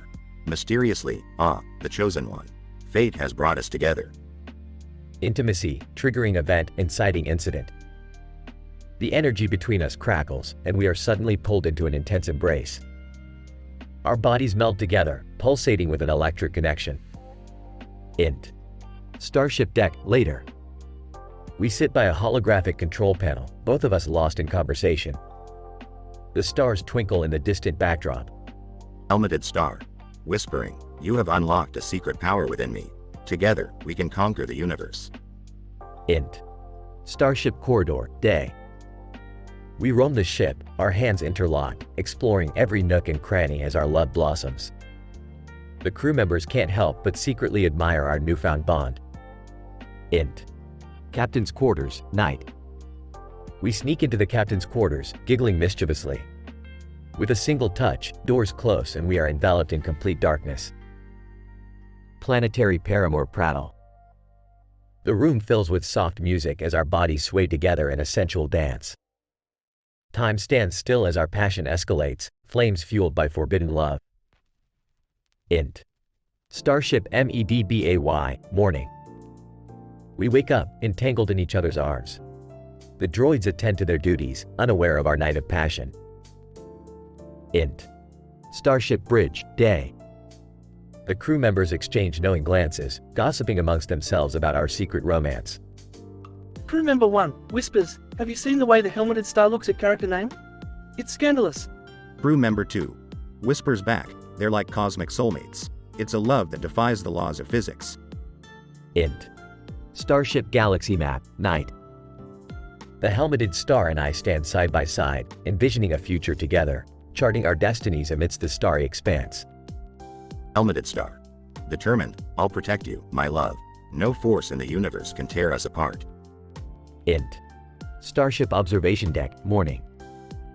We bask in the glow of a distant purple star, our love illuminated by its majestic radiance. Nubian, thoughtfully, our love transcends galaxies and breaks all boundaries. We are destined for greatness. Int. Starship Hangar, Day. As the starship prepares for its next mission, we share a tearful farewell, knowing that duty calls. Helmeted star. With sadness, remember, my love, we will meet again among the stars. Denouement. We exchange a final passionate kiss, our hearts aching with the temporary separation. With a determined resolve, we step into our different paths, forever changed by the cosmic love affair we shared.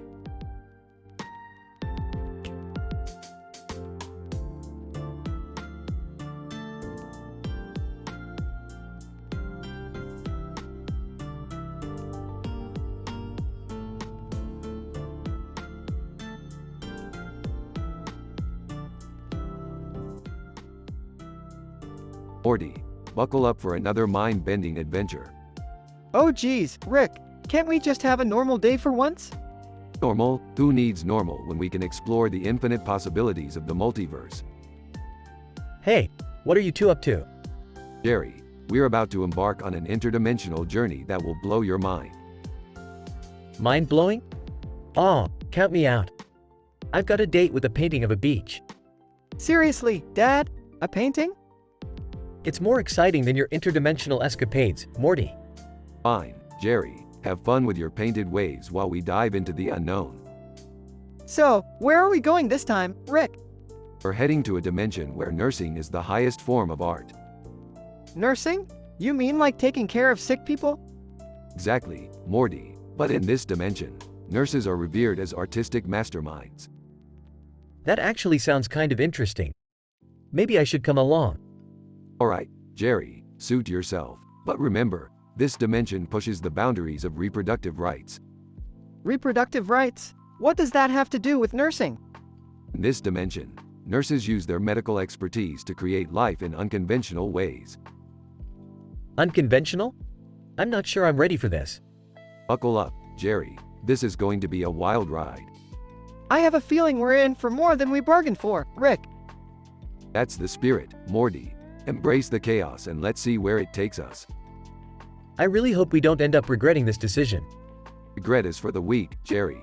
We're Rick and Morty. We don't back down from a challenge. Yeah, Jerry. Get ready to witness the unimaginable.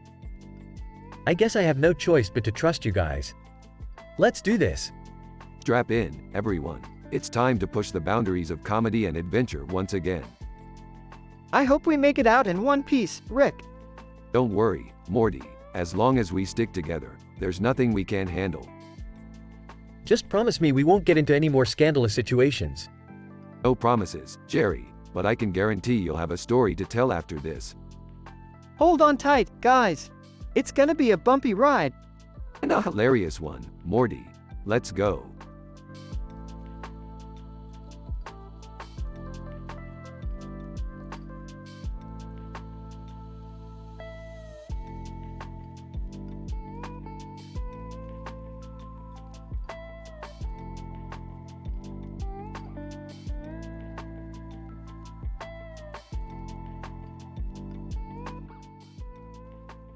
Int.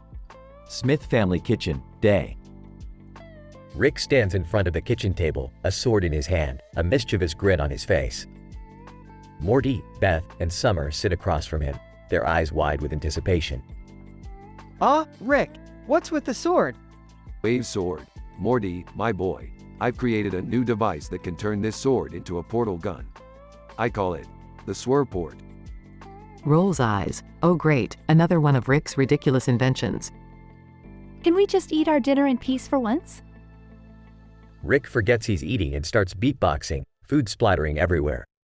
The family gasps in disgust. Angry? Seriously, Rick? Can you eat like a normal person for once? Covers face. Oh, come on. Not the beatboxing again. Wipes food off her face. Ah, I can't believe I share DNA with this guy. Rick tries to apologize but fails miserably. Sorry, guys, I got carried away with my sick beats. How about I fix dinner? I'll make it up to you. Sarcastic. Oh, great. More of your culinary masterpieces. Can we at least have something edible this time? I'm not holding my breath. Axed. Smith family backyard, later. Rick stands by a grill, smoke billowing from it. The family cautiously approaches, their noses wrinkling in anticipation. Coughs. Rick, what are you cooking? Smirks. Morty, my boy, prepare your taste buds for the most outlandishly spicy barbecue. Sighs. Here we go again. Sniffs. Dad, are you trying to burn down the whole neighborhood? Rick presents a plate of extremely charred food, offering it to the family with a grand gesture. Voila, the finest gourmet cuisine in the entire multiverse. Deadpan. Rick, you burned everything. Again. I don't think this is edible, Rick. Holds back laughter. Looks like we're ordering pizza. Again. The family shares a sigh of resignation, trudging back into the house. Rick follows, oblivious to their disappointment. Don't worry, guys, I'll get it right next time. Maybe. Fade out.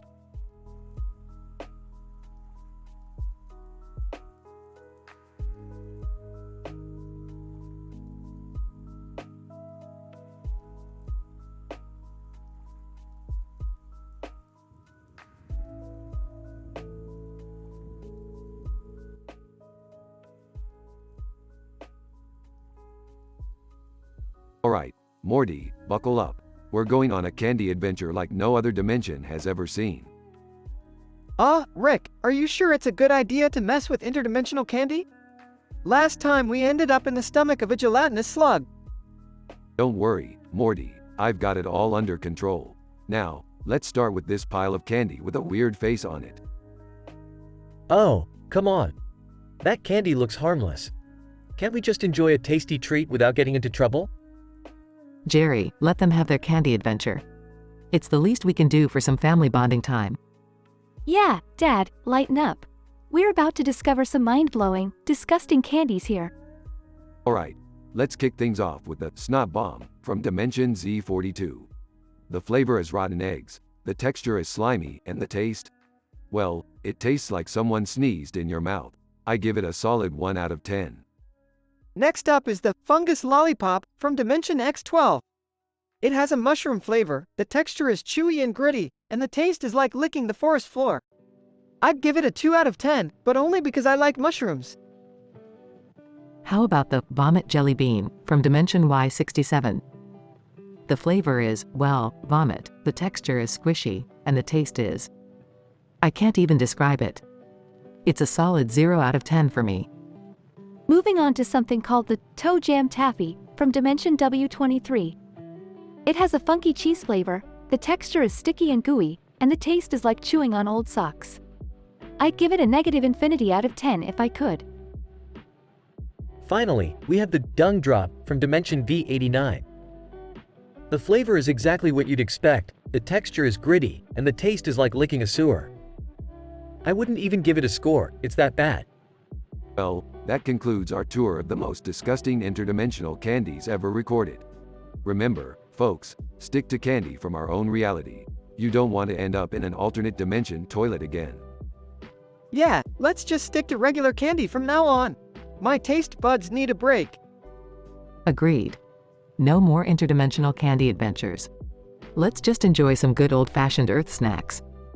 Fine by me, as long as I never have to taste anything like the snot bomb ever again. Can we go back to watching TV now? I think my appetite for bizarre candies has been officially extinguished. Sure thing, Jerry. Just remember, interdimensional TV is always an option. You never know what kind of weird commercials they'll have next. They all settle down, realizing that sometimes Earth treats are just fine the way they are. The adventure might be over, but the family bond remains strong.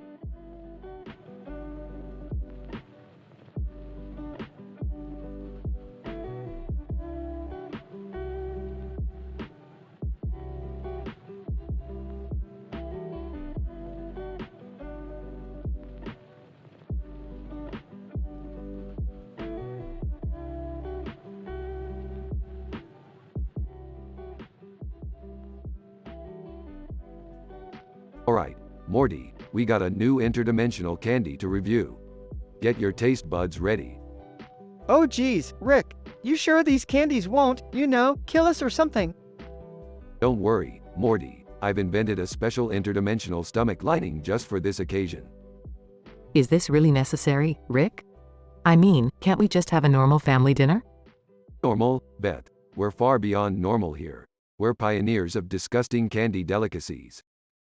I don't know about this, guys. Candy should be sweet and enjoyable, not some science experiment. Ah, Dad, stop being such a buzzkill. Let's do this. Alright, first up, we have the Snot Blast candy. It's from Dimension Z27, and it's made of slimy booger gunk. The flavor is a lovely mix of rotten eggs and sweaty socks. I give it a solid 2 out of 10. Gross. Who would even eat that? Apparently, the residents of Dimension Z27 have questionable taste buds, Morty. Next, we have the Toxic Turd candy. It's from Dimension X12, and it's made of expired milk and fermented cabbage. The texture is like biting into a slimy, rancid fart. I give it a generous 1 out of 10. That sounds absolutely repulsive. Why would anyone subject themselves to that? Don't be such a wimp, Dad. Let's move on to the Vomitron candy. It's from Dimension Y9, and it's made of chunky vomit mixed with spoiled fruit.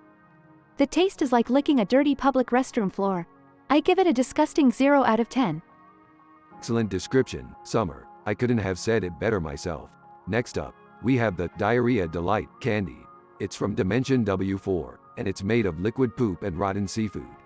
The texture is like slurping down a big bowl of slimy diarrhea. I give it a mind-blowing -10 out of 10. I can't believe we're actually eating these, Rick. This is beyond insane. Lastly, we have the Pus Pop candy. It's from Dimension V8, and it's made of infected pus from alien boils. The taste is like licking a festering wound. I give it a revolting -100 out of 10. Okay, I've had enough of this. I never want to hear about these disgusting candies ever again. Agreed. Let's just stick to regular, normal candy from now on. Yeah, I'm gonna go brush my teeth for like an hour after this. This was a terrible idea, Rick. Ah, come on, guys. Where's your sense of adventure? We're pushing the boundaries of taste here.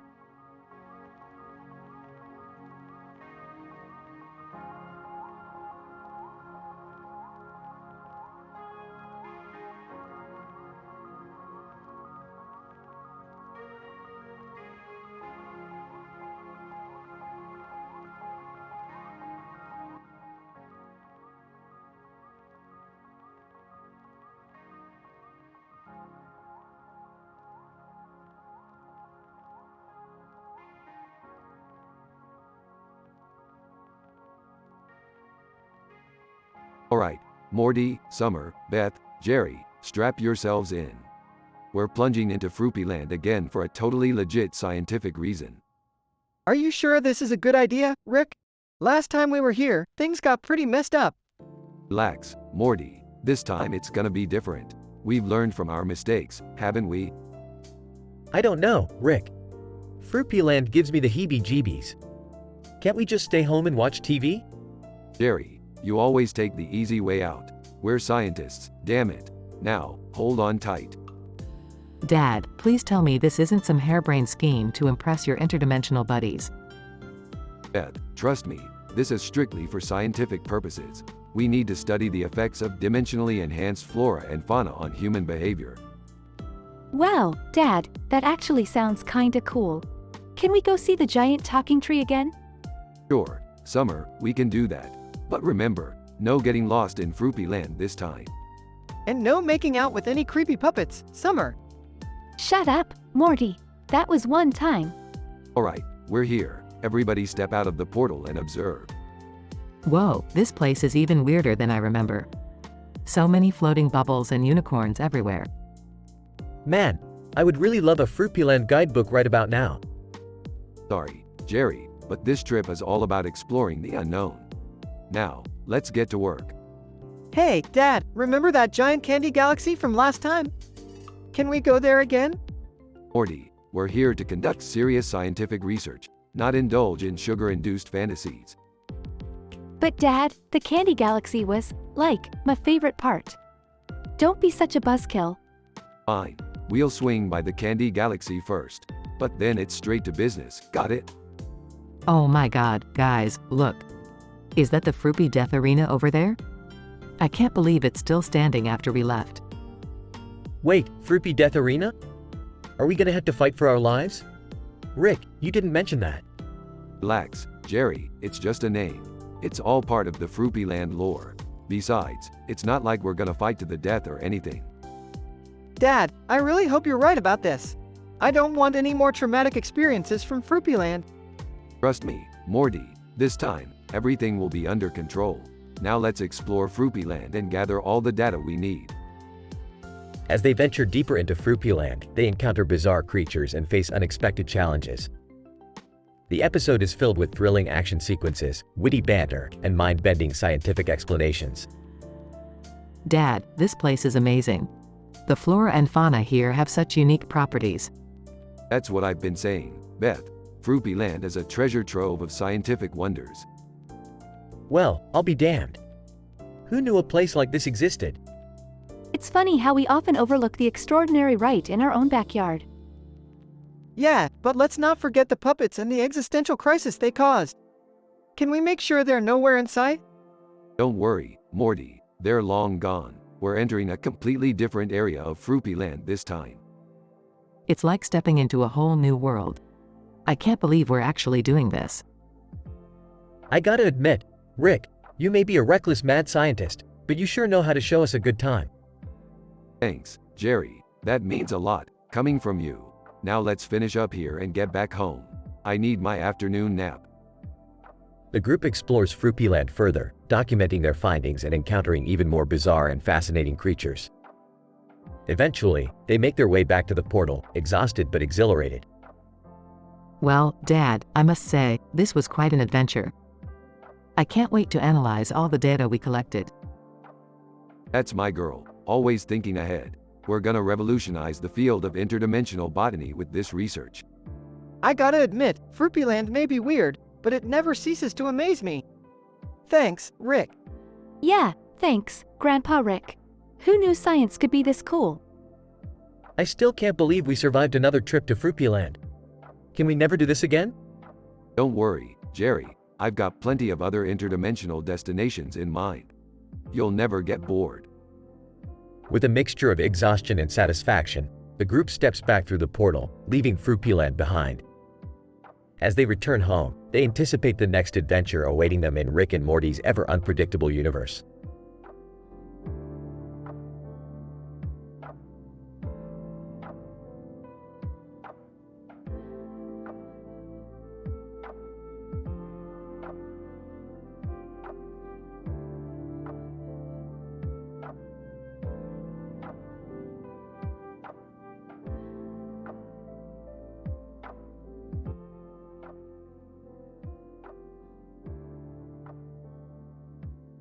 Alright, Morty, listen up.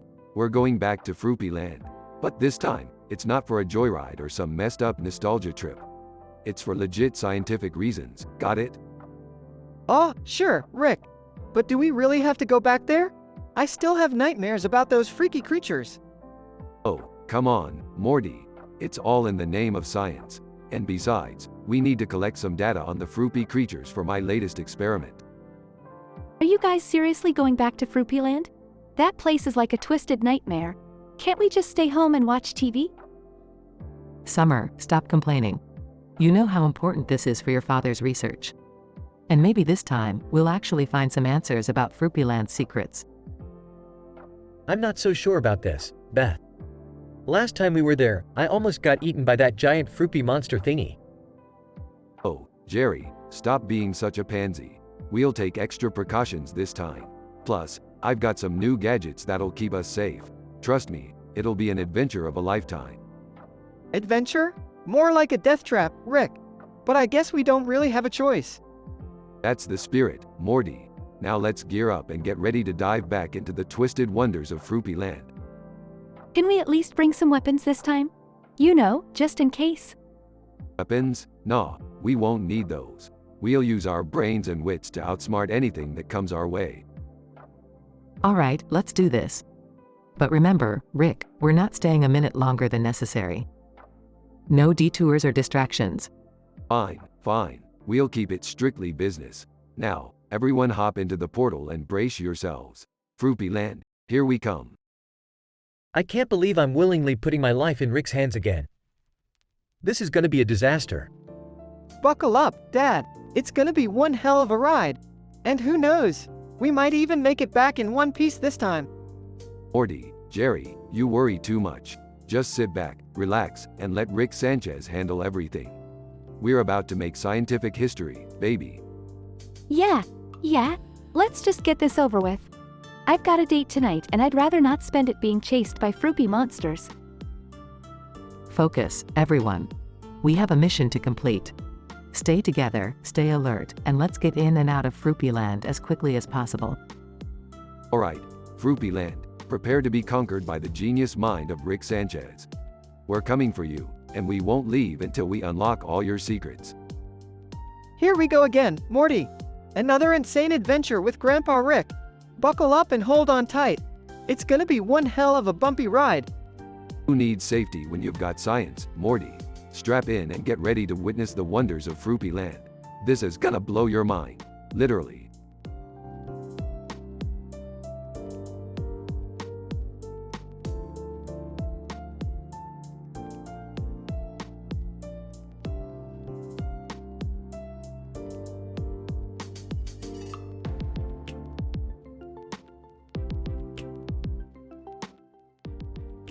Alright, Morty, it's time to explore the infinite dimensions of pizza. Strap in, because we're about to list the top 5 most disgusting interdimensional pizzas ever.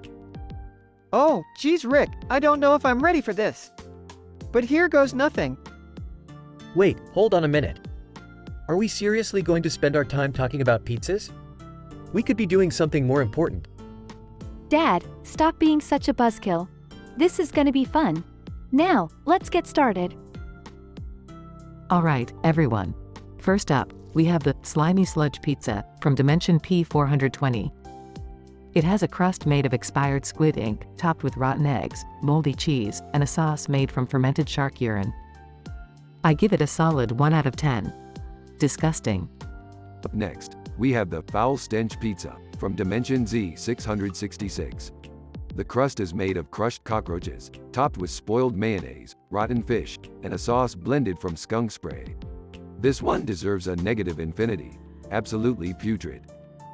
Oh man, I'm gonna puke just thinking about it. Okay, next we have the Toxic Waste Pizza from Dimension X9000. The crust is made from irradiated flour, and it's topped with radioactive sludge, expired hot dogs, and a sauce made from fermenting old socks. It gets a whopping 0.5 out of 10.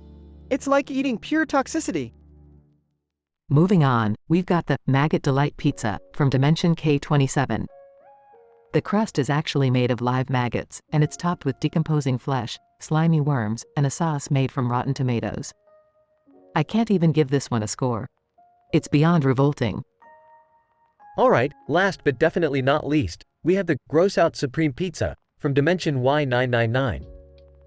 The crust is made of expired sewer water, topped with slimy snails, rotten fruit, and a sauce blended from rotten eggs and spoiled milk. It's a solid -100 out of 10. This pizza should be banned. Wow, those pizzas were truly unimaginably disgusting. I can't believe we even went through this exercise. Can we go back to doing something less gag-inducing now?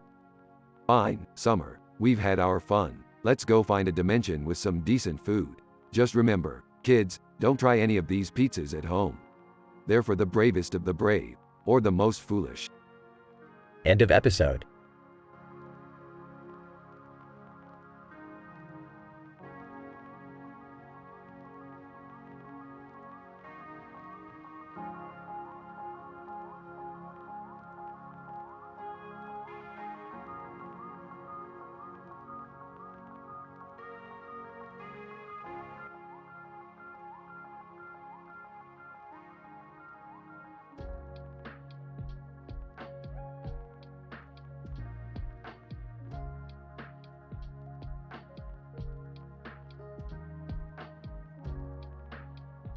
Int. Future City, night. A futuristic cityscape with towering buildings and neon lights shimmering against the dark sky. In the background, there's a massive clock on a building. Rick, Morty, Summer, Beth, and Jerry are standing together, looking determined. Alright, listen up, you sorry excuses for family members. We're plunging into Fruipyland again. But this time, it's for a legit scientific reason. Oh geez, really, Rick? Isn't Fruipyland dangerous? Don't get all sentimental on me, Morty. We need to retrieve an experimental device I left behind that can enhance our intelligence. Enhance our intelligence? You mean like a smart pill? Sarcastically, no, Beth. It's a magical wand that grants wishes. Of course, a smart pill. Just use your head for once.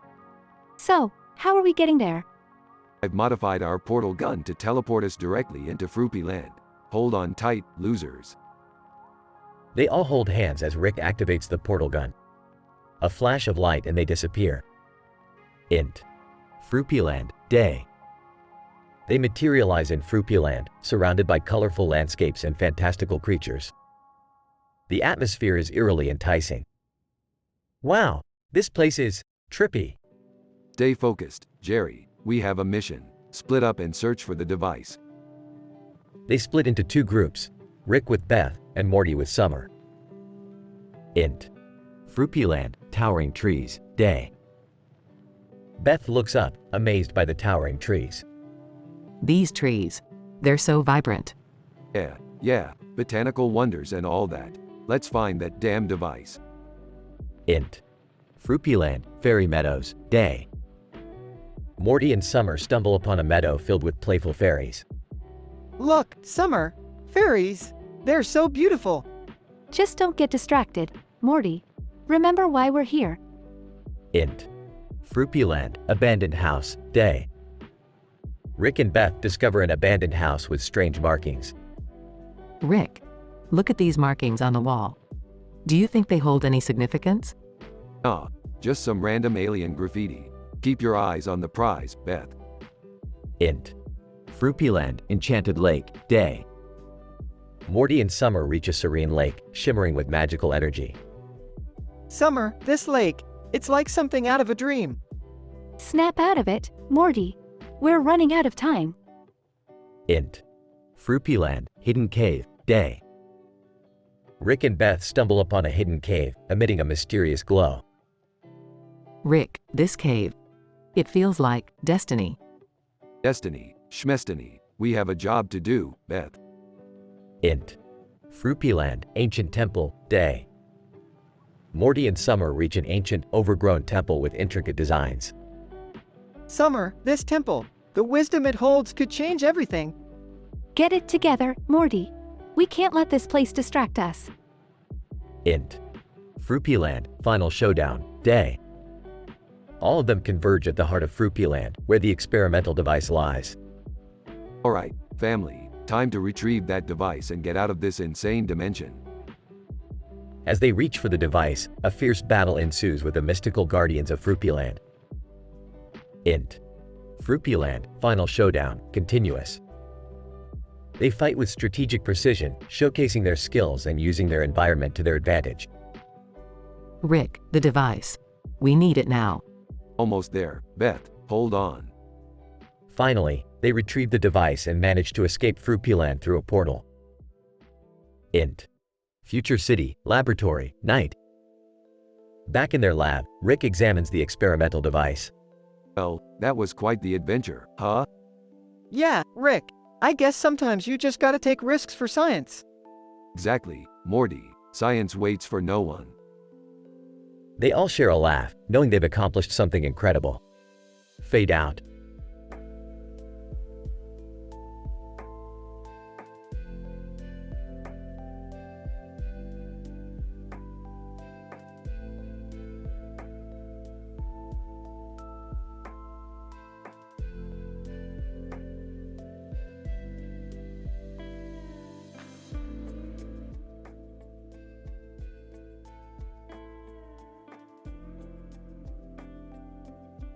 Int.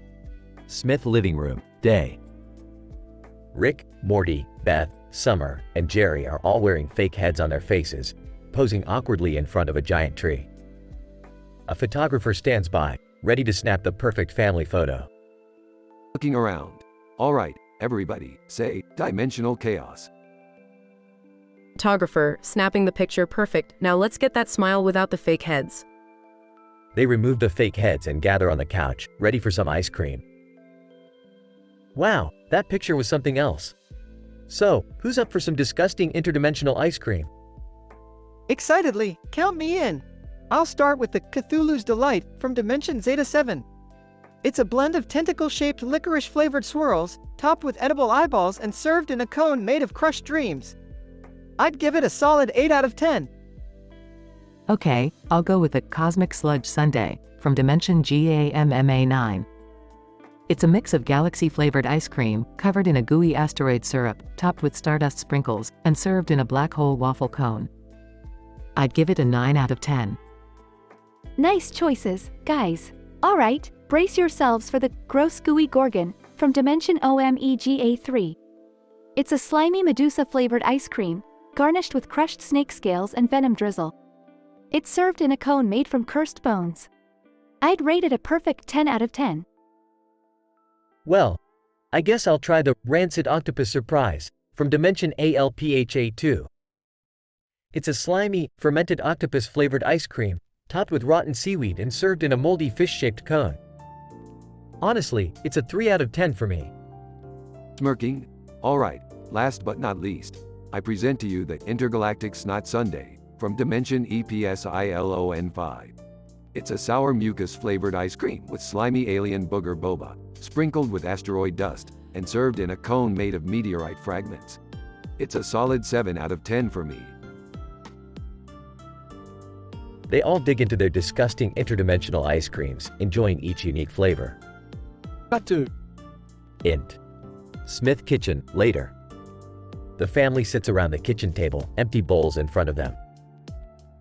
Well, that was an experience I won't forget.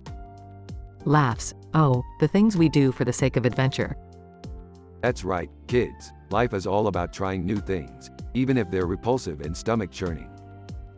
Yeah, I guess you're right, Rick. It's about embracing the weirdness of the multiverse. And let's not forget, it makes for great stories to tell later.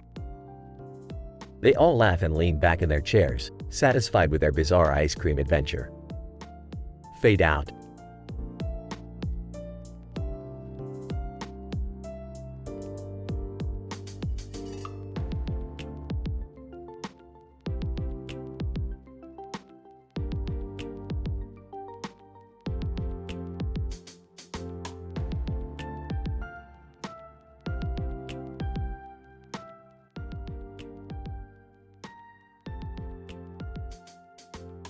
Int. Abandoned bathroom, day. The room is dimly lit, covered in filth and decay. A middle-aged man, John, is chained to a rusty pipe against a grimy brick wall. Fear and confusion wash over his face as he regains consciousness. John, panicked, what the hell is going on? As John wriggles in his restraints, he notices a grotesque metallic contraption locked around his chest. It features razor-sharp blades positioned dangerously close to his torso. John, whispering to himself, oh my god, what is this thing?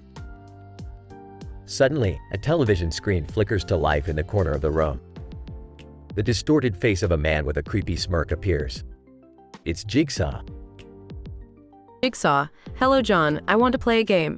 You have just 1 hour to figure out how to free yourself from that trap before it tears you apart. John's eyes widen with terror as he realizes the gravity of the situation. John, frantic, please, I don't deserve this. There has to be a way out. Fear and desperation grip John as he desperately searches for any clues or hints.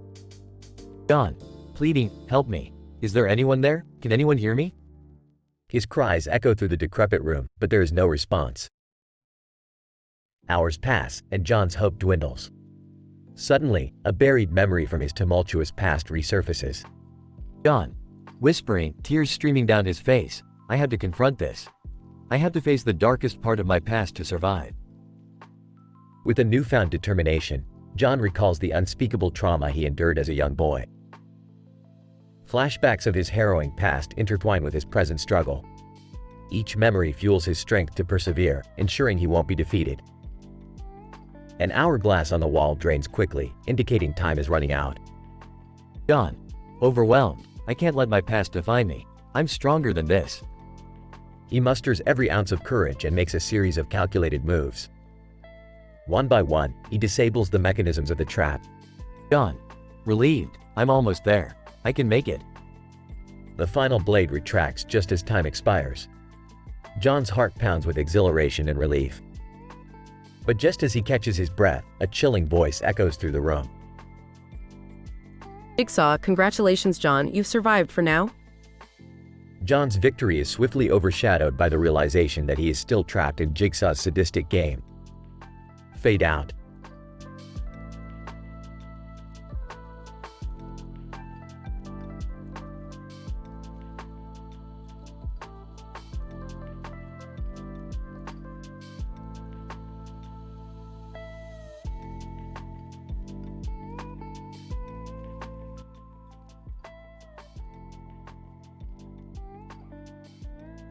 Alright, listen up, you little squinchers. Today, we're gonna dive into the most disgusting interdimensional sandwiches ever created.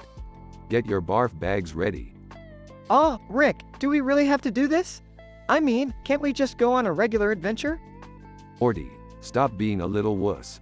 This is science at its finest. Now, let's start with the first sandwich on our list.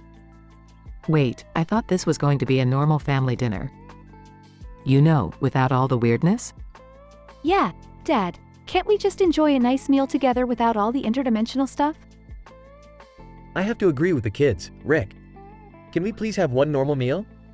Fine, be boring, but I'm still gonna talk about these sandwiches. The first one is the Goblin Goo Grinder from Dimension Z17. That sounds gross. What's in it? Well, Morty, it's made with moldy bread, spoiled goblin meat, and slime sauce. I give it a solid -100 on the flavor scale. Ew, Rick. Please, let's move on to the next one. Alright, next up, we have the Salmon Surprise from Dimension F42. This sandwich is made with rotten salmon, expired mayonnaise, and a hint of sulfur. Gross. What's the review score on that one? I'd say a generous -50. It's not as bad as the first one, but it'll still make you gag. Can we just skip to the least disgusting one, please? Fine, Jerry. The third sandwich is the Doomsday Delight from Dimension X99. It's made with irradiated bread, mutant insects, and a radioactive sauce. Oh God, that sounds horrible. What's the review score? Surprisingly, it's a -10. It's not the worst, but I still wouldn't recommend it. Rick, can we please stop talking about these sandwiches? I'm losing my appetite. Alright, last two sandwiches, then we're done. The fourth one is the Rancid Roast from Dimension P13. It's made with a rotten roast beef, maggot-infested cheese, and expired ketchup. That's it. I'm out. I can't handle this anymore. Fine, one more to go. The final sandwich is the Toxic Taco from Dimension Q78. It's made with toxic sludge-infused tortilla, decaying meat, and a sauce that'll burn through your intestines. Oh God, I think I'm gonna be sick. Yeah, that one gets a solid -500 on the review score. It's basically a death trap in your mouth. I can't believe we just spent the entire dinner talking about disgusting sandwiches. Can we please never do this again? Oh, Morty, there's a whole multiverse of disgusting foods out there. We've only scratched the surface. But yeah, we can go back to regular adventures. Just remember, science is gross, Morty. Get used to it.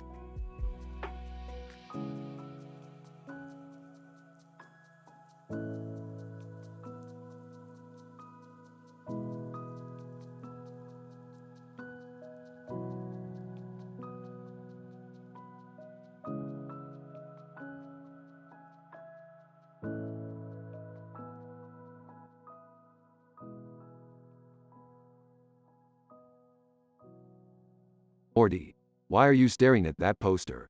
It's just a bunch of random crap, like your thoughts.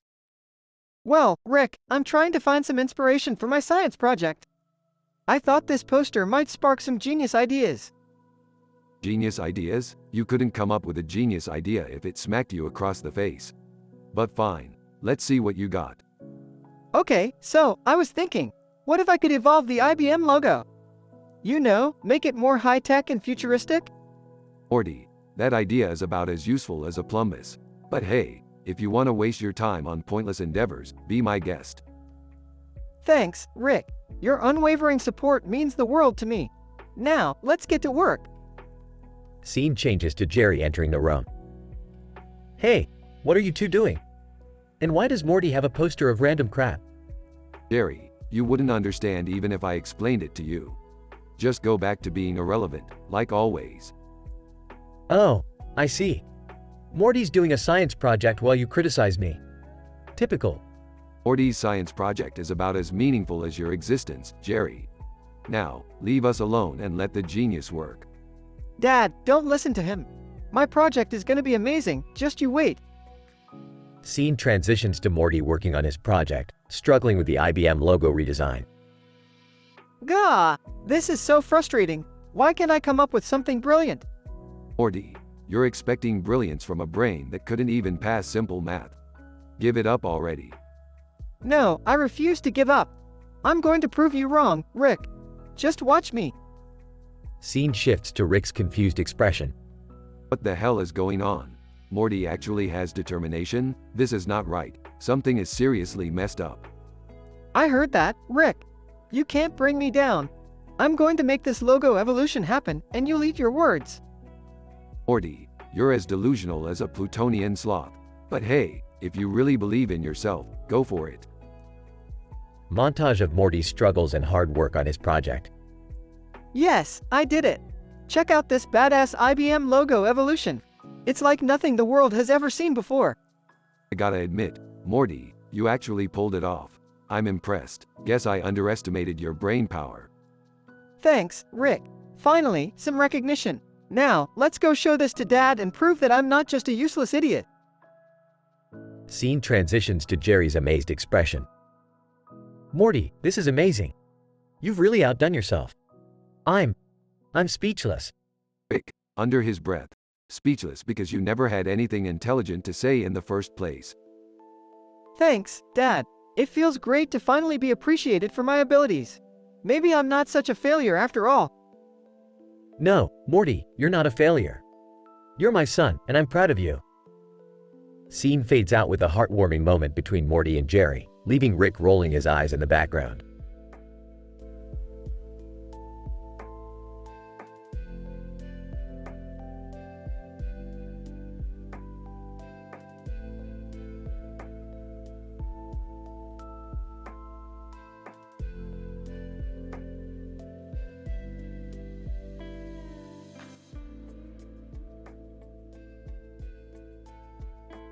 Alright, Morty, buckle up for an interdimensional pizza adventure.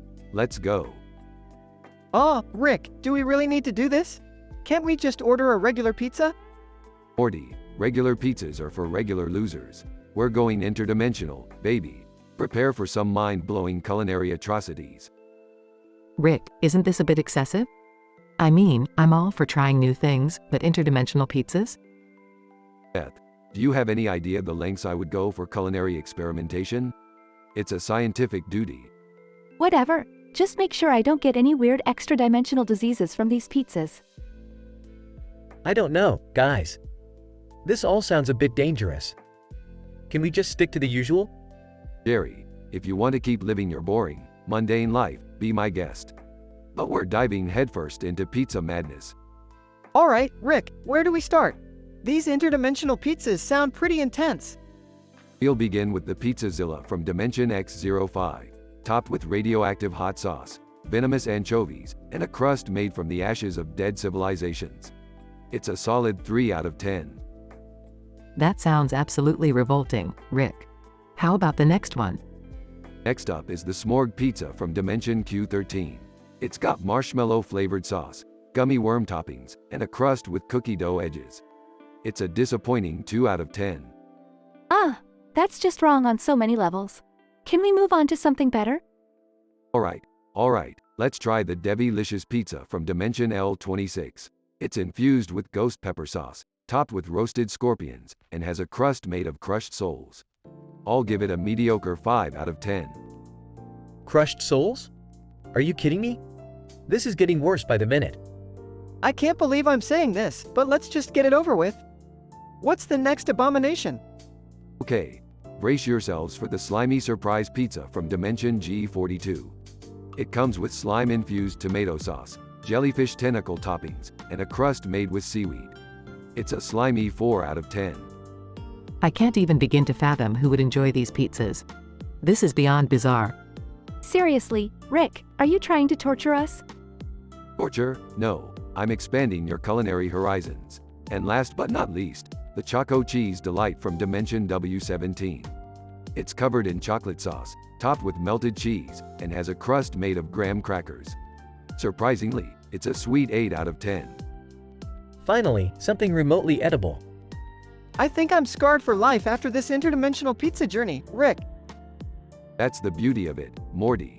Life is all about experiencing the weird and absurd. Now, let's go wash off the interdimensional pizza stench and never speak of this again. Agreed. I think we've had enough interdimensional food adventures for one lifetime.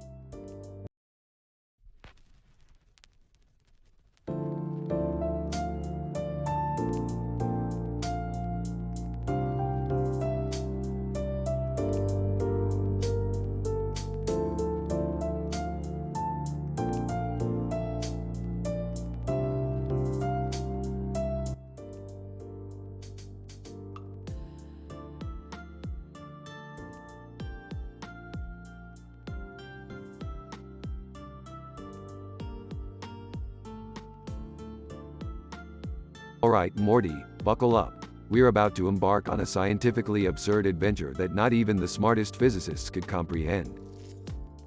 Rick, are you sure about this? It sounds dangerous. Dangerous? Morty. Danger is my middle name. Well, actually it's San Lucio, but that's not the point. We're going to a distant galaxy, filled with scandalous secrets and raunchy alien parties. Hey, wait for me. I want in on this wild ride too. Summer, what are you doing here? This is supposed to be an adult-only adventure. Well, I'm sick of being left out.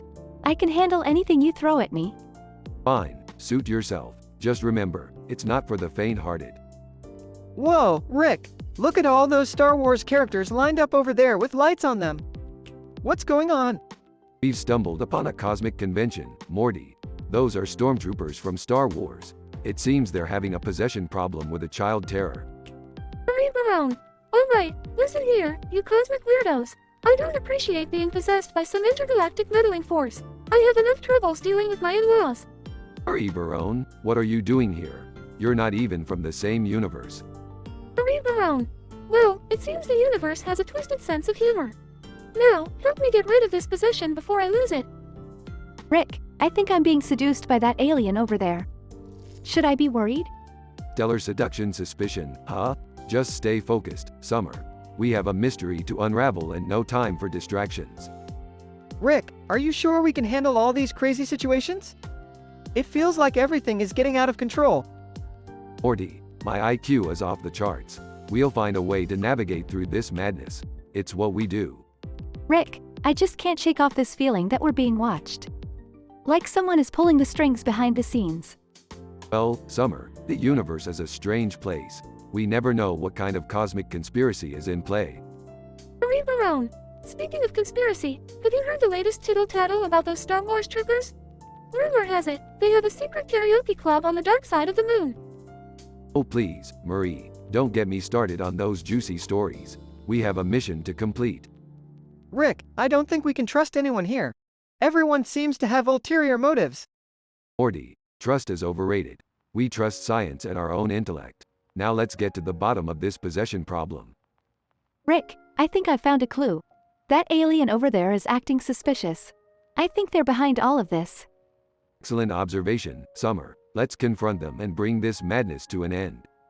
Rick, what if everything we're experiencing is just an elaborate prank? Like a cosmic reality show? Morty, even if it is, we have to play along. Gotta keep the viewers entertained, right? Rick, what if we're just characters in someone's absurd screenplay? Like this whole situation is just part of some bizarre episode. Summer, stop breaking the fourth wall. We have enough madness to deal with already. Marie Barone, will you all stop with your nonsense and help me get rid of this possession already? I've got lasagna in the oven. Alright, Marie, we're on it. Morty, Summer, let's save Marie from this stellar seduction and crack the cosmic conspiracy wide open. Rick, I think I've figured it out. The possessed child is actually a powerful cosmic being trying to manipulate the entire galaxy. Well, color me surprised. Looks like we have ourselves a truly scandalous showdown. Morty, hold on to your hats, it's about to get real spicy.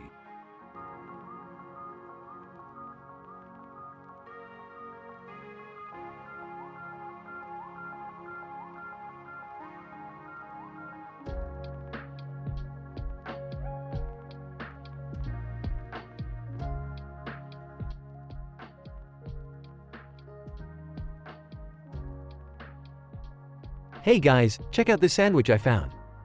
It's so disgusting, it's like an abomination of flavors.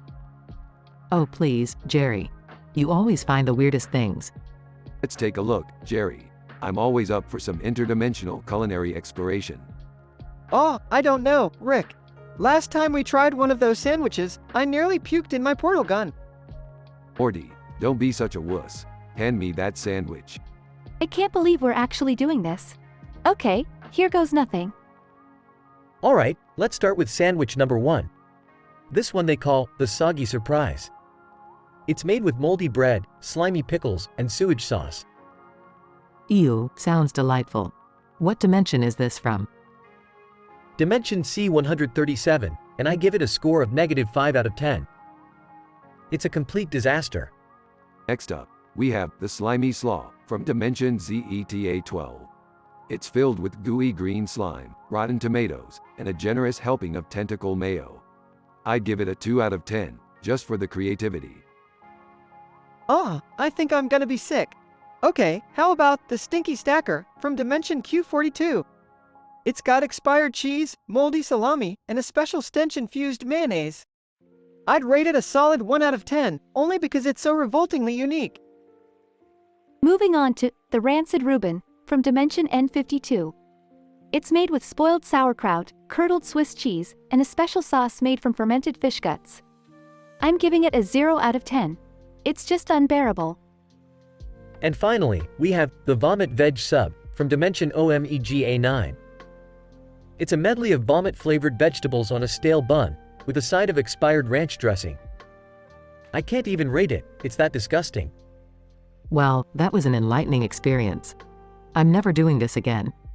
Oh, come on, Beth. Where's your sense of adventure? There's a whole multiverse of gross sandwiches out there waiting to be discovered. Yeah, count me out, Rick. I think I've had enough disgusting food for a lifetime. Agreed. Let's stick to regular Earth cuisine from now on, okay? Fine by me. But hey, at least we can say we tried the most revolting sandwiches in the entire multiverse. And with that, let's go cleanse our palates with some actual edible food. Adventure awaits, my dysfunctional family. They all groan in agreement and head towards the kitchen, leaving the revolting interdimensional sandwiches behind.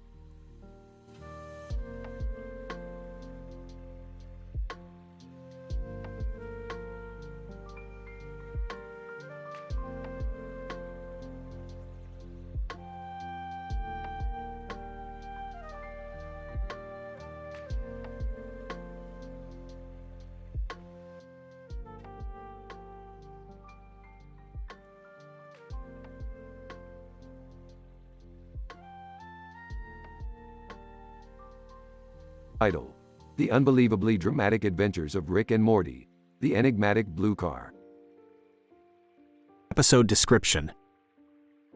In this mind-blowing episode, Rick and Morty stumble upon a mysterious blue car parked on the side of the road near a vibrant field of yellow flowers and lush trees.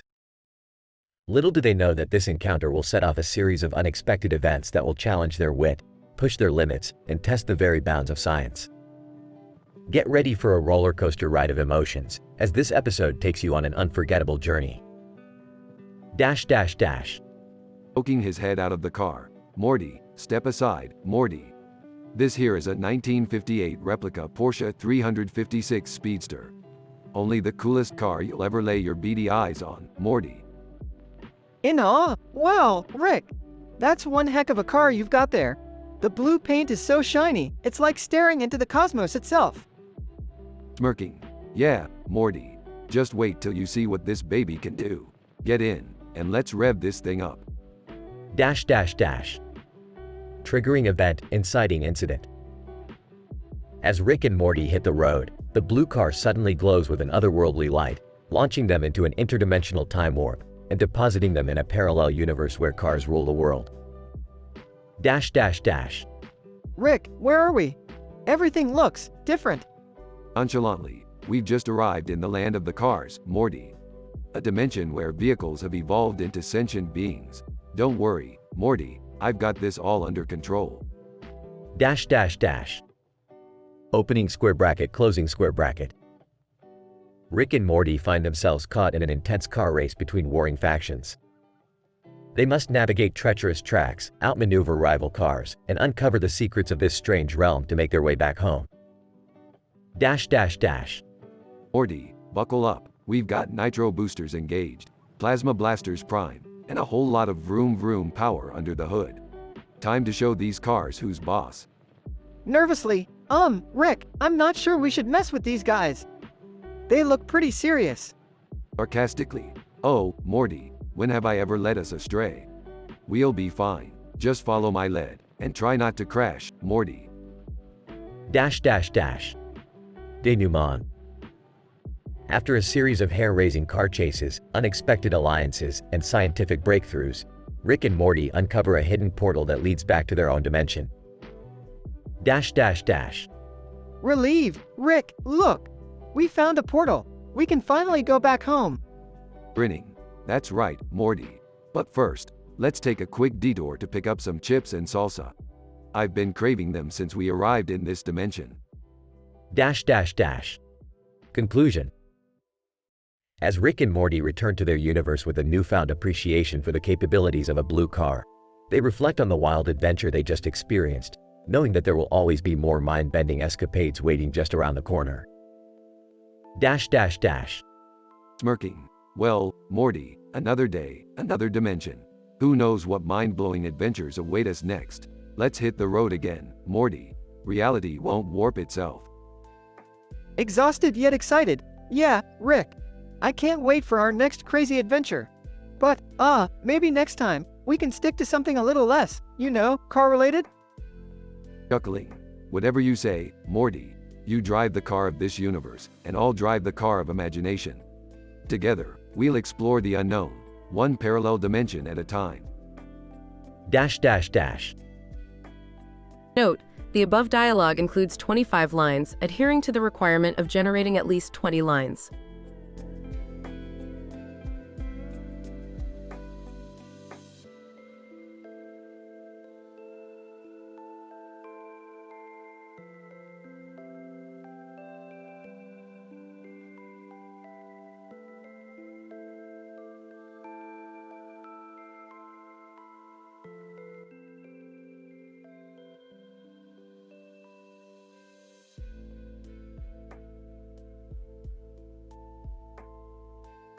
Int. Dark room, night. I, Jason, awaken with a pounding headache, disoriented, my eyes adjusting to the dimly lit room. My body is tightly bound to a cold, metal chair. Beside me lies my friend, Mark, in the same predicament. Jason, sad face. What the hell is going on? Why are we tied up? Mark, sad face, no idea. Man, this is some messed up situation. Suddenly, a flickering television screen catches our attention. A chilling amusement park puppet, Jigsaw, appears, his throaty voice echoing through the room. Jigsaw, sad face. Welcome, Jason and Mark. I trust you're wondering why you're here? Mark, sad face, like you even care about that. Just let us go, psycho. The TV switches to a live feed, revealing two menacing traps attached to our bodies. Mine consists of a baseball bat, electrocuting anyone who tries to move it. Mark's trap is a set of razor-sharp blades closing in on his limbs. Jason, sad face. This can't be happening. We have to find a way out of this. Mark, sad face, hold on. Jigsaw is about to speak again. The TV screen cuts to a close-up of Jigsaw's eerie face. Jigsaw, sad face. To escape, you must unravel the secret of true sacrifice. Only one of you can survive. The other must pay the ultimate price. Jason, sad face, sacrifice? What the hell does he mean? Mark, sad face, I don't know, but we have to figure this out quickly. Frantically, we search the room for any clues. The windows are multiple, preventing any easy exit. Suddenly, a hidden compartment reveals a small cassette tape. We quickly play it. Tape recording, sad face. Hello, Jason and Mark. To escape, you must decide who values their life more. Only the truly selfless will survive. Jason, sad face, damn it. It's a mind game. We have to decide who will die. Mark, sad face, there has to be another way. We can't just choose like that. The tension in the room escalates as we argue, a mix of fear and desperation filling the air. Time is running out. Jason, sad face. Mark, we have to fight. Only one of us can survive, but maybe if we fight, Jigsaw will have to let us both go. Mark, sad face, you're right. It's our only shot. Let's do this. With determination burning in our eyes, we engage in an intense, visceral battle. Each blow holds the weight of our lives. The struggle is fierce, but as the fight reaches its climax, an unexpected twist occurs. Mark, sad face, Jason, wait. I can't do this. I can't take your life away. Jason, sad face. Mark, stop. We have to. Suddenly, the room shudders and the lights flicker. Jigsaw's voice fills the air once more. Jigsaw, sad face, congratulations. You have both proven your worth. Survive, and I shall spare both your lives. Relief floods through us as our restraints release. We stumble towards freedom, battered and bruised but alive. Jason, sad face. That was insane. I can't believe we made it. Mark, sad face, me neither. But I guess sometimes, surviving means making the most unexpected choices. As we step out into the light, the realization hits us that we have escaped the clutches of Jigsaw's sadistic game. But the memory of that horrific experience will haunt us forever. Fade out.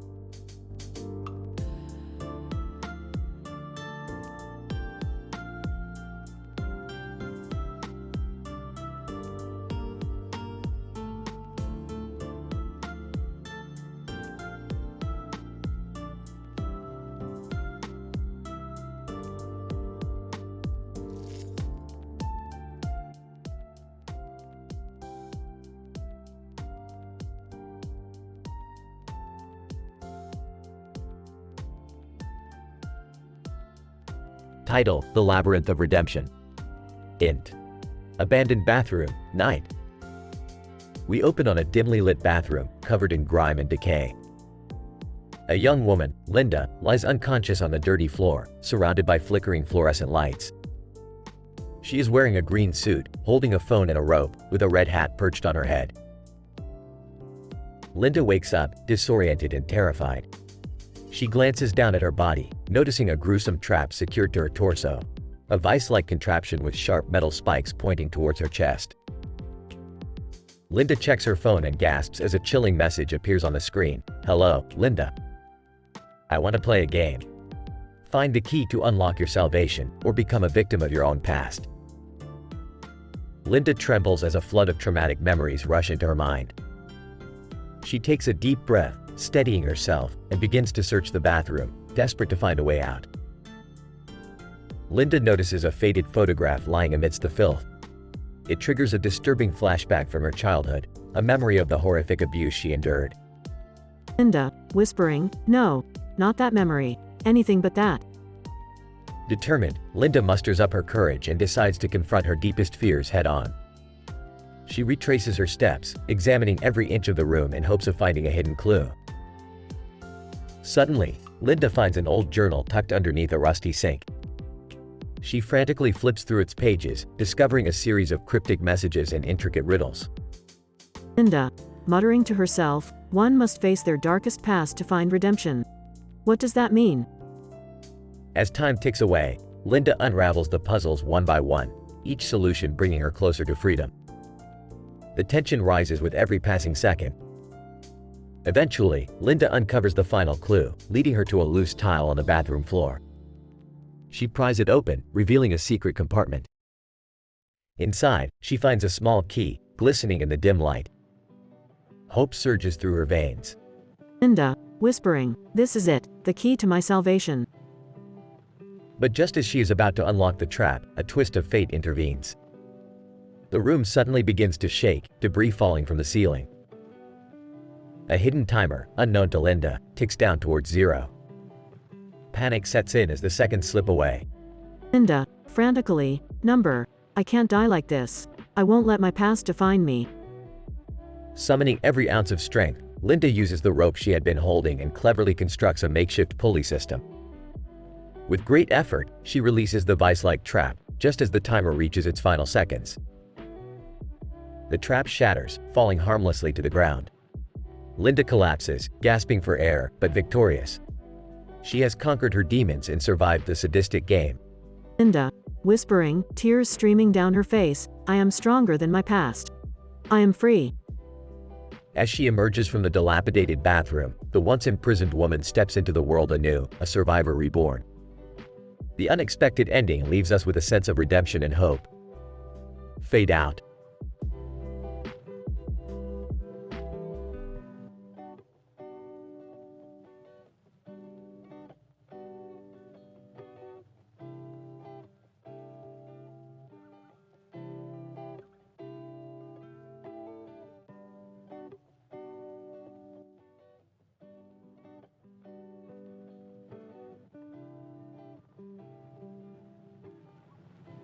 Int. Abandoned bathroom, day. The broken mirror sits on the floor next to a wall with a conspicuous hole. A magnifying glass is lying nearby. John, frantically, "Wake up, Mike! What happened? Where are we?" Mike, confused, "I don't know, John. Last thing I remember is entering this abandoned place." Sudden triggering event, inciting incident. John accidentally triggers a hidden mechanism, causing the bathroom door to lock. John, holy crap. We're trapped. Look at us, Mike. We have these strange devices attached to our bodies. Mike, panicking, "What the hell are these things? They're like some sort of elaborate trap." Asterisk suddenly, the two men hear a disturbing voice coming from a concealed loudspeaker. Jigsaw. Sinister. Hello, gentlemen. I want to play a game. You have a limited amount of time to figure out how to remove those devices before they activate. John, desperate. What do you mean? How do we escape this nightmare? Jigsaw.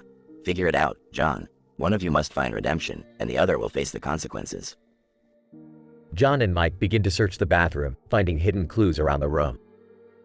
Mike, frustrated, "This room makes no sense. What's the connection between the hole in the wall, the broken mirror, and this magnifying glass?" John, excited, "Wait a minute. The mirror, the hole, and the magnifying glass. It's about light." John uses the magnifying glass to focus sunlight through the hole, reflecting it onto a specific spot on the mirror. A hidden compartment opens, revealing a key. John, triumphant, "Mike, I found a key. Maybe it'll unlock the devices." Suddenly, a timer starts counting down.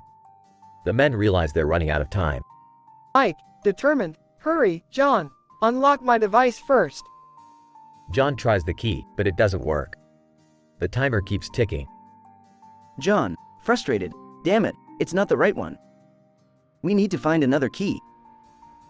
Asterisk John searches the bathroom frantically while the timer reaches its final seconds.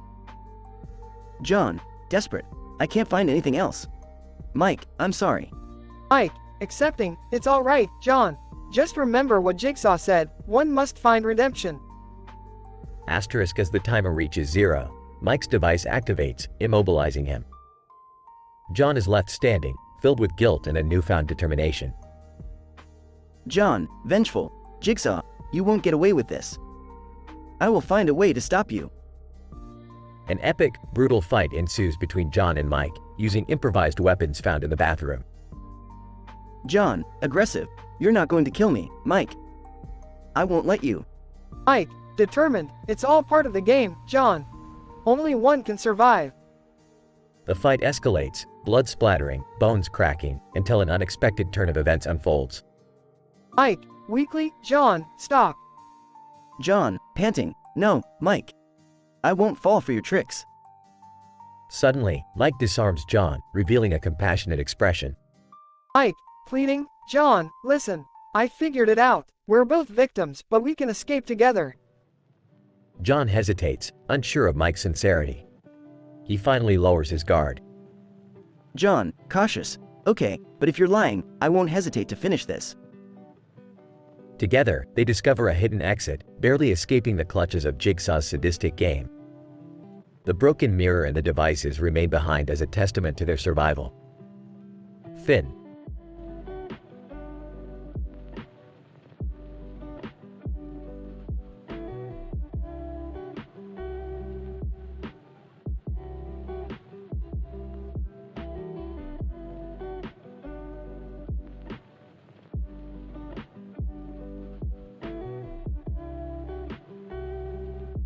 Old man, all right, Morty, buckle up. We're about to embark on a mind-bending, interdimensional adventure. Person curly hair, oh geez, Rick. Can't we just stay home and watch TV?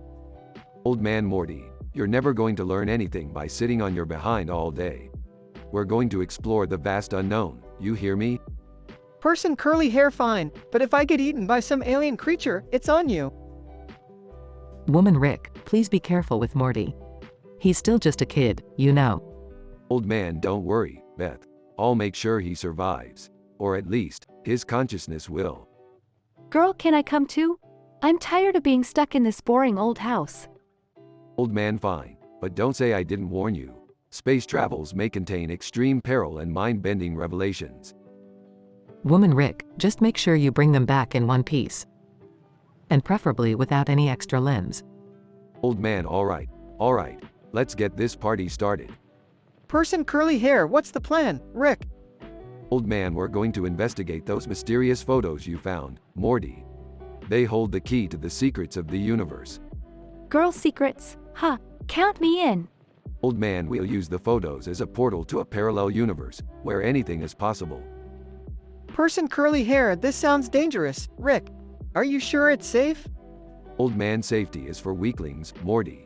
We have science on our side. Woman Rick, please promise me you won't do anything reckless. Old man, reckless is my middle name, Beth. Don't worry, I've got everything under control. Girl, I can't wait to see what kind of crazy stuff we'll encounter out there. Old man, strap in, kids. It's going to be a wild ride. Person curly hair, I hope this doesn't end with us being trapped in another dimension again. Old man, only time will tell, Morty. Only time will tell. Let's go.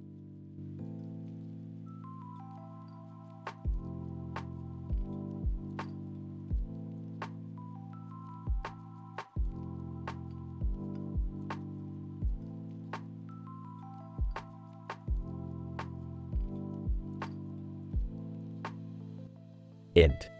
Abandoned bathroom, day. We see a person, John, lying on the ground in a room with a wall and a door in the background. Another person, Mark, is also unconscious beside him, both wearing yellow jackets. The room is dimly lit. John wakes up, groggy and confused.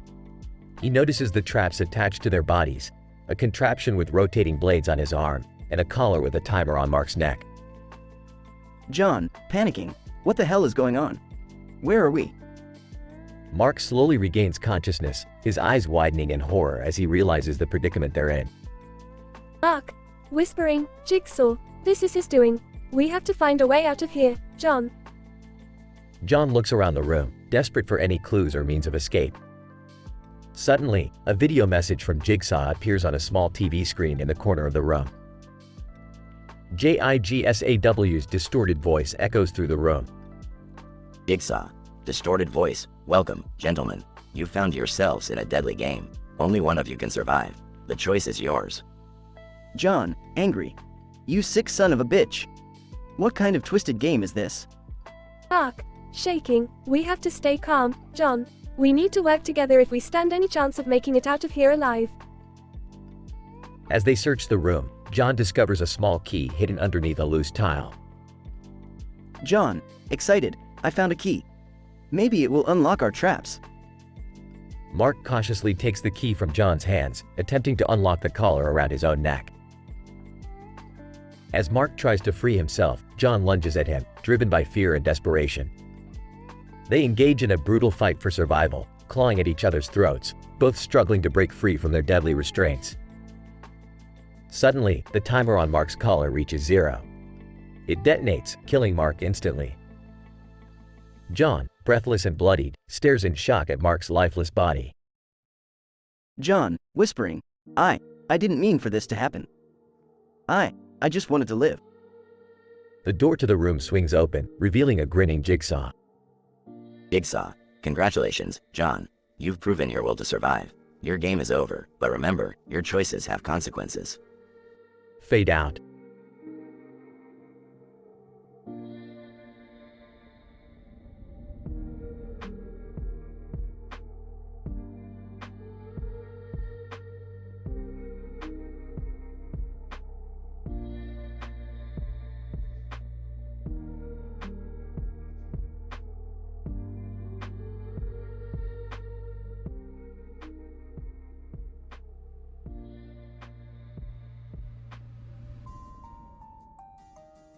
Int.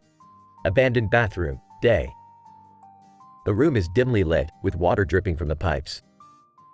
Two men, James and Mike, awaken slowly, their hands covered in blood. They glance around, horrified. James. Almost panicking. What the hell is going on? Why are we here? Mike. Stammering. I don't know, man. How did we end up in this nightmare? Suddenly, a distorted voice echoes through the room, coming from a small tape recorder on the ground. Jigsaw, VO. Gloating. Hello, gentlemen. I want to play a game. You both have a chance to survive, but only one can make it out of this room. The rules are simple. Find the key to unlock your restraints, or face the consequences. James and Mike look down to see strange contraptions attached to their bodies, blades positioned dangerously close to vital organs. James. Desperate. There has to be another way. We can't kill each other. Mike. Angry. Why the hell are we being punished like this? What did we do? Both men start frantically searching the room for any clues or hidden keys. Mike spots a blood-stained piece of paper on the floor. Mike. Hopeful. I found something. It says, to survive, you must trust your instincts. James. Confused. What the hell does that even mean? We're literally trapped here. Suddenly, James notices a small hole in the wall, just big enough to fit his arm through. James. Inspired. Wait, I think I have an idea. Maybe we can use our bloody hands to trigger something. Mike. Fearful. Are you crazy? What if it triggers a trap? James. Defiant. We have no other choice, Mike. It's worth the risk. James and Mike carefully insert their blood-covered hands into the hole, triggering a mechanism. The sound of gears turning fills the room. James. Excited. It's working. Keep going. Mike. Determined. Come on, James. We're getting out of here. Suddenly, a hidden compartment opens, revealing a key. James and Mike scramble to retrieve it. James. Triumphant. I got it. We can finally escape this nightmare. As James moves to unlock his restraints, Mike lunges at him, wielding a knife. Mike. Viciously. Survival of the fittest, James. There can only be one. A brutal fight ensues, with improvised weapons and sheer desperation. Each strike is filled with rage and desperation. James. Grunting. You won't kill me, Mike. I'm not going to let this sick game determine my fate. Finally, James gets the upper hand, overpowering Mike and knocking the knife out of his hand. James. Defiant. You're done, Mike. I won't let you kill me. Suddenly, the room begins to shake violently and the walls start closing in. Mike. Frightened. What's happening? We need to get out of here. James manages to free himself and grabs the key, rushing towards the exit. Mike, struggling to break free, is crushed as the walls close in. James. Panting. I made it. I survived. James escapes the room, covered in blood, leaving behind the twisted game of life and death. Fade out.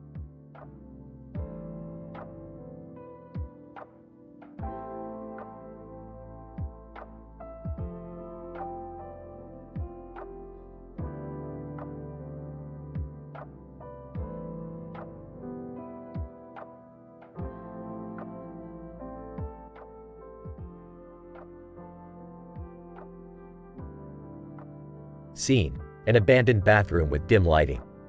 Two men, John and Robert, wake up, groaning in pain. John, rubbing his head. What the hell happened? Why are we here? Robert, struggling to sit up. I don't know, but it looks like we're in some serious trouble. John, noticing the traps attached to their bodies. Holy shit, what the hell is this? Robert, examining his trap. It's some sort of contraption with blades attached to my arms. And it's connected to a timer. John, panicking. Wait, mine too. We need to find a way out of this. Robert, noticing a recorded message nearby. Look, there's a tape player. Let's see what this sicko has to say. Jigsaw's voice, ominous. Welcome, gentlemen. You have been chosen to play a little game. One of you must sacrifice yourself to save the other. John, frustrated. Sacrifice? What the hell is this guy talking about? Robert, listening carefully, he said only one of us can survive. We have to find a way to escape our traps before the timer runs out. John, panicking. We can't just let one of us die. There has to be another way. Robert, searching the room. There might be something we can use to free ourselves. Look around, John. John, spotting a large piece of puzzle on the floor. Wait, look over there. That puzzle piece might have something to do with this. Robert, grabbing the puzzle piece. Good catch. Let's see if it fits anywhere. They struggle to find the right spot for the puzzle piece, tension rising. John, fitting the puzzle piece into a slot on the wall. I think I've got it, Robert. It's unlocking something. Robert, pulling out a key from the unlock panel. Nice work. We might have a chance now. They hurriedly start unlocking their traps, their hands shaking. John, struggling with his trap. Damn it, it's not coming off. Hurry, Robert. Robert, desperately unlocking his trap. Keep trying, John. We're running out of time. As the clock ticks down, John finally manages to remove his trap. John, relieved. Yes. I'm free. Now hurry, Robert. Robert, barely making it in time. I did it. I'm free. They catch their breath, realizing they have successfully escaped. John, furious. We need to find this sicko and make him pay for what he put us through.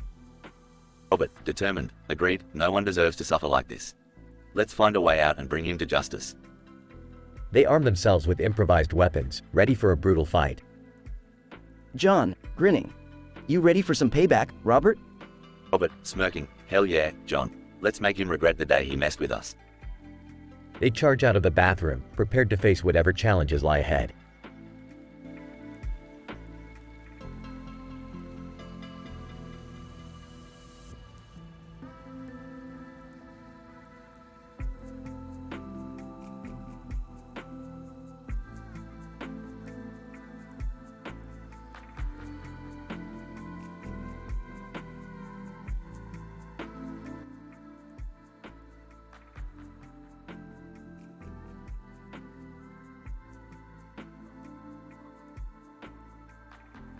Episode title: The Quantum Paradox. Asterisk asterisk asterisk scene 1. Smith residence asterisk asterisk. Asterisk asterisk asterisk Rick asterisk asterisk asterisk. Sipping on a flask. Morty, I've discovered a quantum paradox that'll blow your puny little mind. Asterisk asterisk asterisk Morty asterisk asterisk asterisk. Nervous. Wait, Rick. You know I'm not really good with paradoxes, or anything that requires basic math for that matter. Asterisk asterisk asterisk Rick asterisk asterisk asterisk. Burping, relax, Morty. It's gonna be a wild ride. Trust me. Asterisk scene 2, Rick's lab asterisk asterisk. Asterisk asterisk asterisk Beth asterisk asterisk asterisk. Entering the lab. Rick, what are you up to this time? Asterisk asterisk asterisk Rick asterisk asterisk asterisk. Smirking. Oh, just bending the laws of reality, Beth. You know, the usual. Asterisk asterisk asterisk Beth asterisk asterisk asterisk. Rolling her eyes. Can't you do something more constructive? Asterisk asterisk asterisk Rick asterisk asterisk asterisk. Sarcastically constructive, like knitting doilies? No, not my style. Asterisk scene 3. Interdimensional portal asterisk asterisk. Asterisk asterisk asterisk Morty asterisk asterisk asterisk. Holding his breath. Rick, are you sure this portal is safe? Asterisk asterisk asterisk Rick asterisk asterisk asterisk. Laughing, safe? Where's the fun in that, Morty? We're going interdimensional camping. Asterisk asterisk asterisk scene 4. Alien planet asterisk asterisk asterisk. Asterisk asterisk asterisk Morty asterisk asterisk asterisk. Looking around in awe. Rick, these aliens are, really interesting. Asterisk asterisk asterisk Rick asterisk asterisk asterisk. Smirking. Yeah, Morty, they're a sexually liberated species. Embrace the weirdness. Asterisk asterisk asterisk Morty asterisk asterisk asterisk. Blushing. Okay. I'll try. Asterisk asterisk asterisk scene 5. Quantum paradox experiment asterisk asterisk asterisk. Asterisk asterisk asterisk Rick asterisk asterisk asterisk. Holding up the pattern photo. Morty, this photo holds the key to solving the quantum paradox. Asterisk asterisk asterisk Morty asterisk asterisk asterisk. Confused. But Rick, it's just a black and white pattern. Asterisk asterisk asterisk Rick asterisk asterisk asterisk. Waving flask. Morty, this pattern contains hidden messages from the universe. Get ready for an intellectual roller coaster. Asterisk asterisk asterisk scene 6. Mind-bending revelations asterisk asterisk. Asterisk asterisk asterisk Morty asterisk asterisk asterisk. Mind blown. Rick, I can't believe what I'm seeing. It's like the universe is speaking to me. Asterisk asterisk asterisk Rick asterisk asterisk asterisk. Chuckling. Welcome to the club, Morty. Now you see why my brain is a beacon of boundless brilliance. Asterisk asterisk asterisk scene 7. Twist of fate asterisk asterisk asterisk. Asterisk asterisk asterisk Beth asterisk asterisk asterisk. Concerned. Rick, are you sure this experiment won't have any unintended consequences? Asterisk asterisk asterisk Rick asterisk asterisk asterisk. Smirking. Consequences are my middle name, Beth. Don't worry, it's all under control, mostly. Asterisk asterisk asterisk scene 8. Dimensional chaos asterisk asterisk. Asterisk asterisk asterisk Morty asterisk asterisk asterisk. Panicked. Rick, something's gone wrong. The dimensions are collapsing on themselves. Asterisk asterisk asterisk Rick asterisk asterisk asterisk. Calmly, relax, Morty. Just a temporary glitch. We'll just tweak a few equations and voila. Asterisk asterisk asterisk scene 9. Grand finale asterisk asterisk asterisk. Asterisk asterisk asterisk Rick asterisk asterisk asterisk. Grinning, Morty, we did it. We've successfully outsmarted the universe. Asterisk asterisk asterisk Morty asterisk asterisk asterisk. Exhausted. Yeah, Rick. But what's the point of it all? Asterisk asterisk asterisk Rick asterisk asterisk asterisk. Patting Morty's shoulder. Morty, the universe is like a giant cosmic joke. Our job is to keep laughing. Asterisk asterisk asterisk scene 10. Closing asterisk asterisk asterisk. Asterisk asterisk asterisk Beth asterisk asterisk asterisk. Shaking her head. Sometimes I wonder if we're all just caught in Rick's twisted experiment. Asterisk asterisk asterisk Rick asterisk asterisk asterisk. Raising flask. Hey, life's a cosmic experiment, Beth. Might as well have fun along the way. Asterisk asterisk asterisk Morty asterisk asterisk asterisk. Smiling. Yeah, I guess you're right, Rick. Let's embrace the madness. Asterisk asterisk asterisk fade out asterisk asterisk asterisk.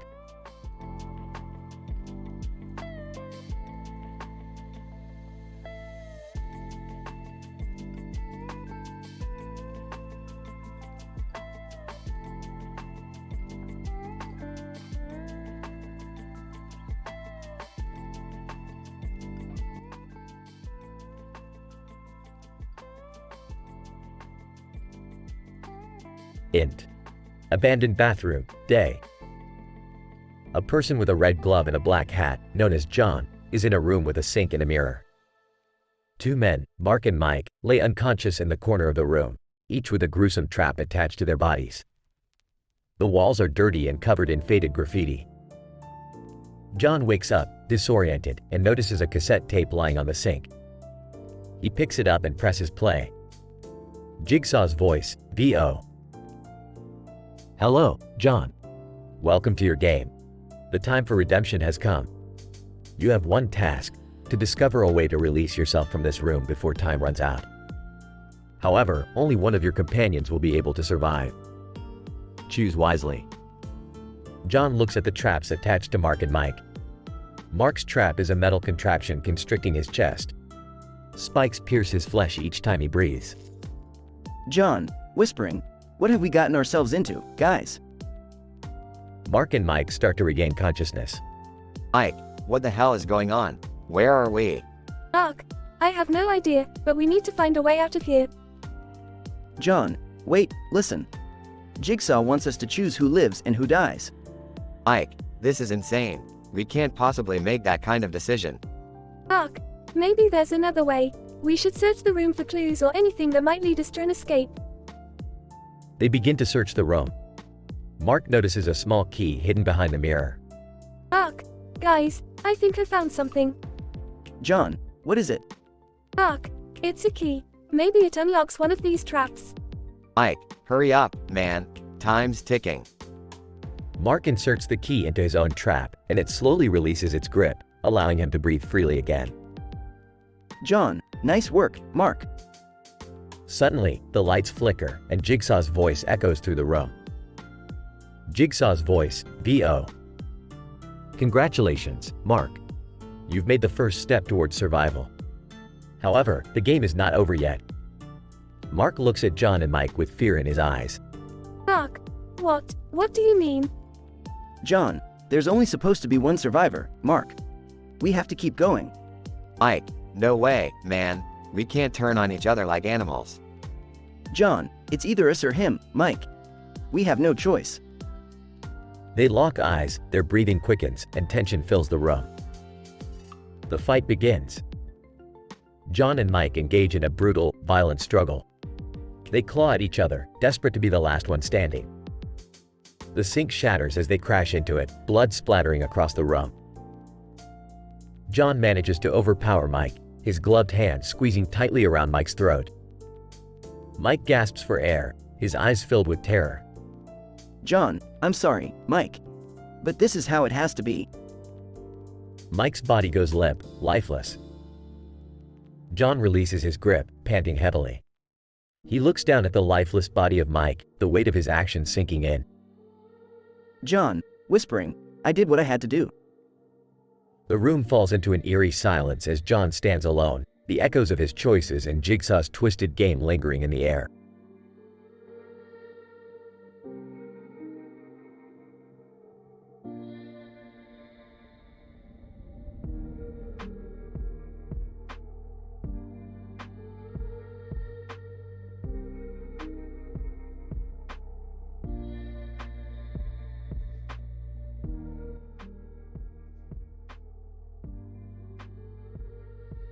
Int. Smith Family Kitchen, day. Rick, Morty, Beth, Summer, and Jerry are sitting around the kitchen table, each with their own sandwich. Rick has a long sandwich with broccoli and tomatoes, laid out on a wooden board. Alright, listen up, you idiots. Today, we're going to list the top 5 most disgusting interdimensional meatball subs ever to exist. Mouth full. I still can't believe we're doing this. Oh, come on, Jerry. It'll be fun. Plus, Rick promised he'd clean up afterwards. Yeah, Dad. Just go with it. We're making interdimensional sandwich history here. So, what's the first sub we're reviewing? Smirking. Ah, the illustrious Glauber's Gory Delight. It's got pulsating meatballs, served on moldy rye bread, with a side of psychedelic mustard. Comes from Dimension C-137. Gagging. I give it negative 10 out of 10. Moving on. How about the putrid pleaser? It's meatballs drenched in curdled milk on stale garlic knots. Comes from that weird dimension we traveled to last summer. Oh, that one gave me nightmares. Negative 5 out of 10. Alright, next up is the Toxic Tango. It's meatballs infused with radioactive material, served on soggy croutons. Dimension F-183. Chuckles. Classic Dimension F-183. I give it a solid 0 out of 10. Can we please stop now? These subs are making me lose my appetite. Nah, we're halfway there. Next is the gooey graveyard. It's meatballs slathered in expired mayo on decomposing pretzel rolls. Dimension Z666. This one's a definite -4 out of 10. It smells like a crypt. And last but not least, the sloppy sludge. Meatballs soaked in sewage water, served on crusty baguettes. Straight from the sewers of Dimension X23. I'm gonna pass on this one. -infinity out of 10. Laughs, can't argue with that. These are by far the most revolting subs we've ever encountered. They all exchange disgusted looks and push their plates away. Alright, cleanup crew, commence operation. Dispose of the interdimensional sandwich monstrosities. They all groan but get up and start cleaning. Fade out.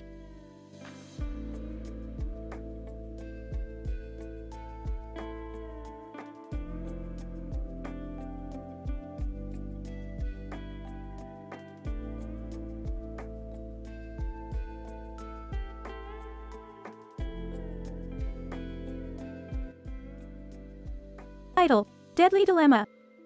Int. Abandoned bathroom, day. Ben, a weary-looking man in his late 30s, lies unconscious on the grimy floor of the abandoned bathroom. Next to him, Dan, a muscular man in his early 40s, also lies motionless. A green bench sits on the dirty floor, accompanied by a red chair and a red rug. Ben awakens with a start, his eyes darting around the dimly lit room. He notices the contraptions attached to his and Dan's bodies. Panic fills his voice. Ben, what the hell is going on? What are these contraptions? Dan groans and wakes up, his eyes widening in terror as he sees the devices strapped to their bodies. Suddenly, a small TV screen on the wall flickers to life, revealing a masked figure known as Jigsaw. Jigsaw. Welcome, gentlemen, to your salvation. You are both victims of your own sins. The key to your survival lies within these traps. One of you will escape, but the other. Ben, number. This is madness. Dan. We need to find a way out of this, Ben. We won't let this psychopath dictate our fate. Ben and Dan frantically search the room, inspecting every nook and cranny for clues or means of escape. Ben, there must be something here, a hidden passage, anything. Dan spots a small, hidden compartment in the wall. He pulls out a key, which unlocks their restraints, freeing them from their twisted predicament. With their freedom momentarily regained, Ben and Dan brace themselves as a timer starts counting down. Ben, we have to fight for our lives, but we mustn't lose ourselves to this madness. Dan, agreed, it's survival, but we can't let desperation turn us into monsters. In a shocking turn of events, the two friends, now forced to fight each other, engage in a brutal and violent struggle. Their desperation for survival evident in every move. The fight intensifies, and their breaths become labored. Ben manages to overpower Dan, his hands closing around Dan's throat. Ben, I'm sorry, my friend, but it's either you or me. Unexpected ending. Ben hesitates for a moment, his grip loosening slightly. Dan seizes the opportunity and pushes Ben away, both men collapsing onto the cold bathroom floor. Dan, we won't let this ruin our friendship. We'll find another way. They sit on the floor, exhausted and battered, the timer continuing its relentless countdown. The unexpected bond forged in the face of death keeps them resolved, determined to defy Jigsaw's sadistic game. Blackout. Fade out.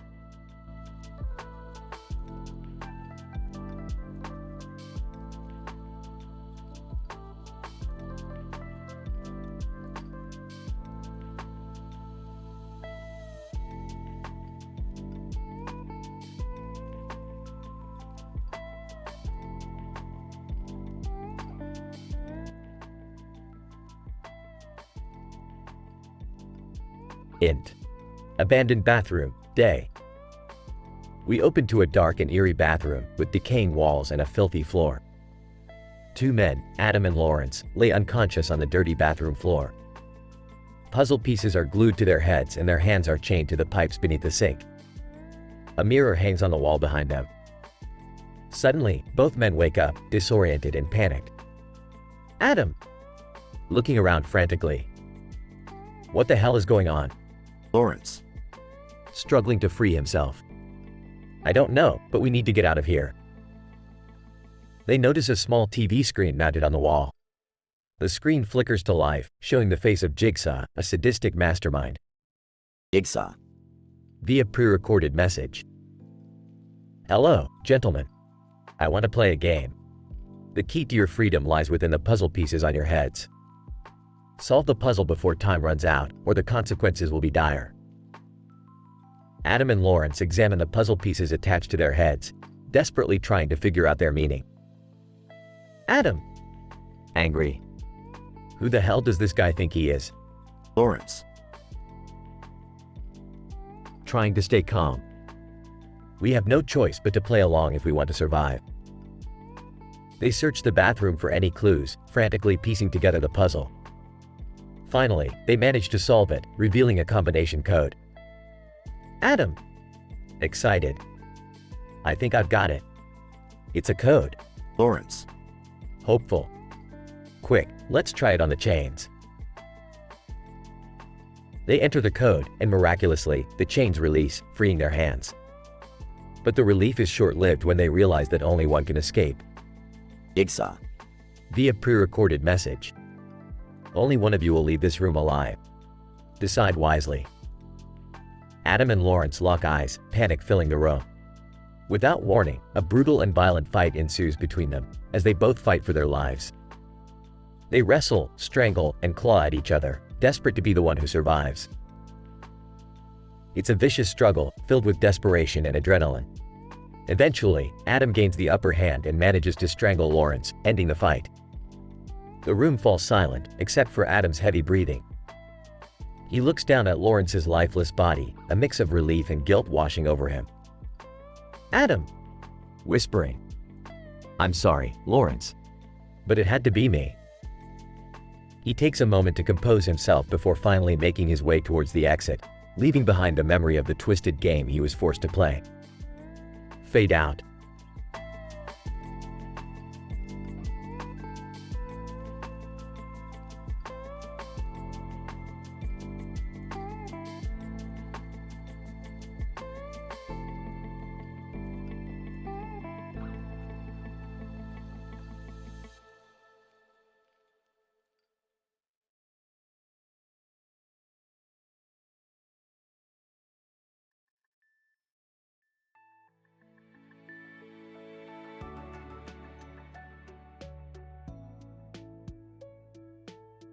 Int. Abandoned bathroom, night. We open to a dimly lit, smoke-filled room. Two women, Alice and Jane, wake up groggily. They look around, disoriented. Alice, confused. Where are we? Jane, panicking. I don't know. What the hell is going on? They notice the traps attached to their bodies. Alice has a contraption with sharp needles poised near her arm, while Jane has a device slowly tightening around her neck. Alice, oh my god. We need to get out of here. Jane, frantic. There's something on the wall. A message from someone named Jigsaw.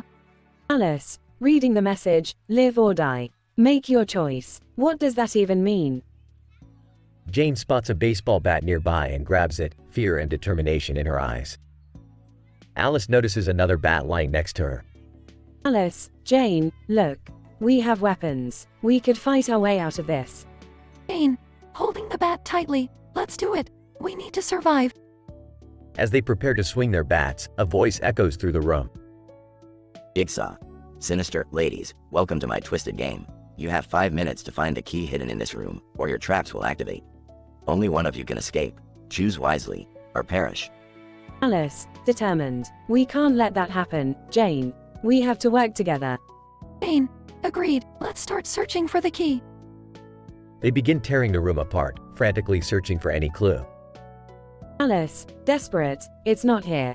We're running out of time. Jane, frustrated. Think, Alice, think. There has to be something we're missing. Alice spots a small crack in the wall. Alice, excited. Jane, look. A hidden compartment. Jane rushes over as Alice pries the compartment open, revealing a small key inside. Jane, grateful. You did it, Alice. We're getting out of here. Just as they're about to celebrate, they hear a click from their traps. Alice, terrified, no. Jane quickly unlocks her trap and tosses the key to Alice. Jane, sacrificing, take it, save yourself. Alice hesitates for a moment, torn between safety and friendship. Alice, teary-eyed, no, Jane. We're in this together. We both survive or neither of us does. They both unlock their traps just as they reach 0. The contraptions fall harmlessly to the ground. Jigsaw. Grudgingly impressed. Congratulations, ladies. You've passed my test. As they catch their breath, a loud click is heard, and a hidden door opens. Alice, in awe, the way out. We made it. They stumble out into the light, bruised but alive. Suddenly, Alice notices something behind Jane. Alice, whispering, Jane, behind you. Jane turns around, only to find herself face to face with Jigsaw, holding a remote. Jigsaw. Smirking, I'm afraid your test isn't quite over. Jane and Jigsaw engage in an intense, brutal fight, using their surroundings as weapons. The battle reaches its climax as Alice sees an opportunity. Alice, shouting, Jane, grab his remote. Jane manages to snatch the remote from Jigsaw's hands and quickly disables all the traps in the room. Jigsaw. Defeated. You've outsmarted me. Well done, ladies. Alice and Jane stand victorious, catching their breath as Jigsaw retreats. Alice, smirking, we survived, Jane. We beat him at his own game. Jane, grinning, we showed that sick freak what we're made of. They walk off into the distance, leaving the dark room and Jigsaw behind, knowing they'll never be the same. Fade out.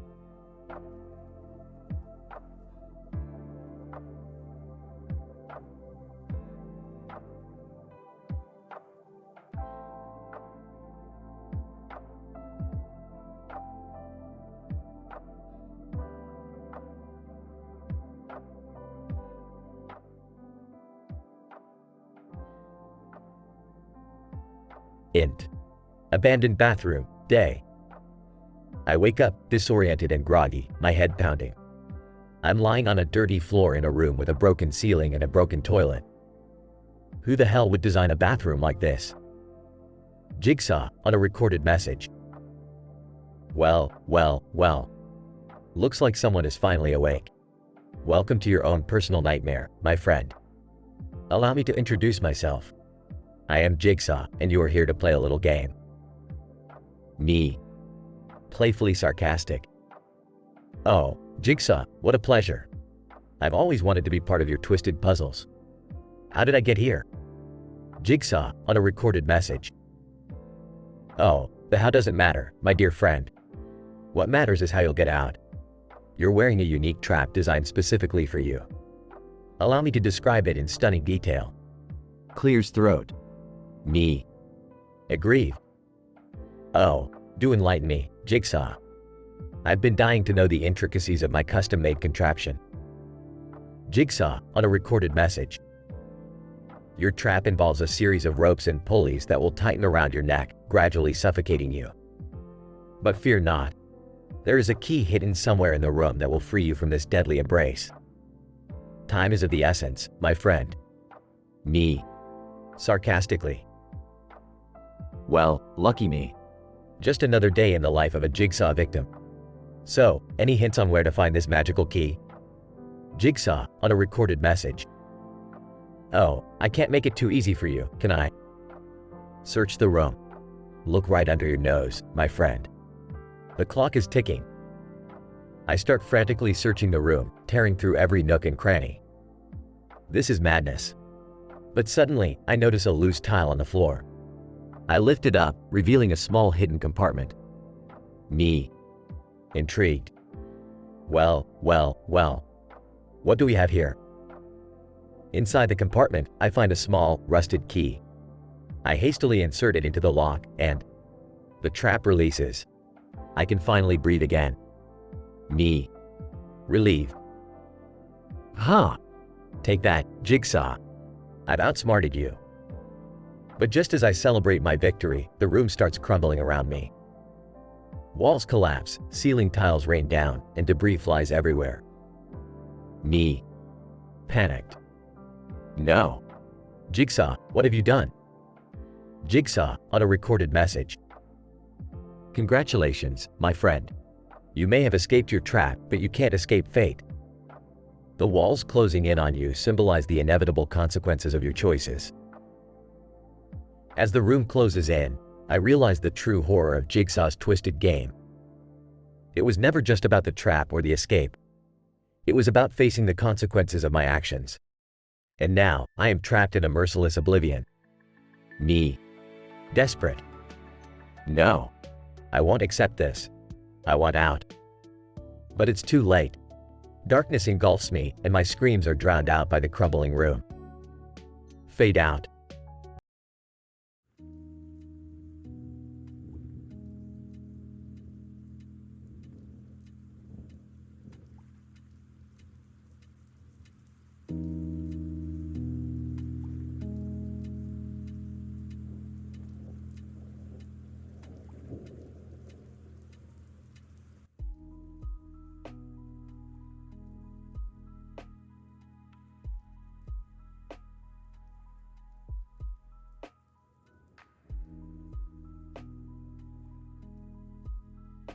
Scene: the Smith family living room. Alright, Morty, buckle up. We're going on a time-traveling dinosaur adventure. Rick, do we really need to mess with prehistoric creatures again? You remember what happened last time, right? Oh, come on, Morty. Don't be such a Jerry. We're gonna have a blast. Did someone say adventure? Count me in. I could use a break from my boring office job. Seriously, Dad, you're gonna embarrass us again, aren't you? Summer, you're just upset because I'm more fun than your high school parties. Whatever. Let's just get this over with. Scene: a prehistoric forest filled with dinosaurs. Look at that, Morty. A T-Rex with its own T-Rex entourage. Now that's power. Rick, I think this is a really bad idea. These dinosaurs could eat us.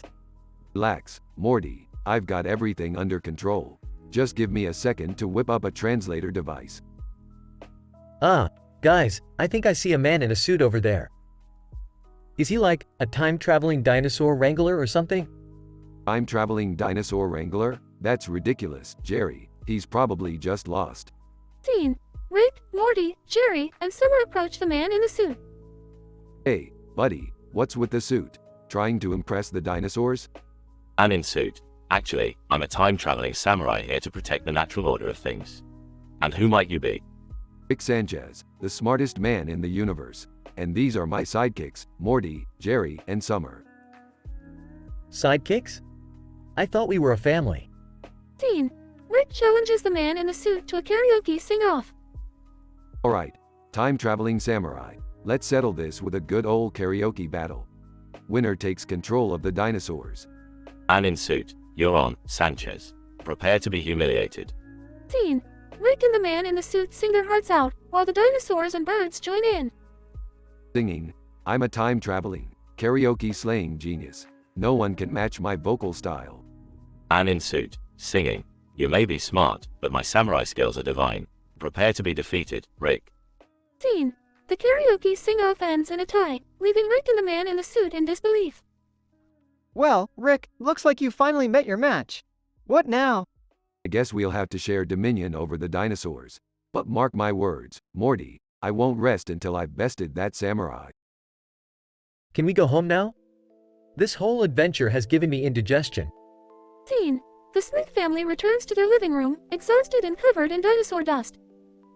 That was the craziest, most ridiculous thing we've ever done, Dad. And that's saying something.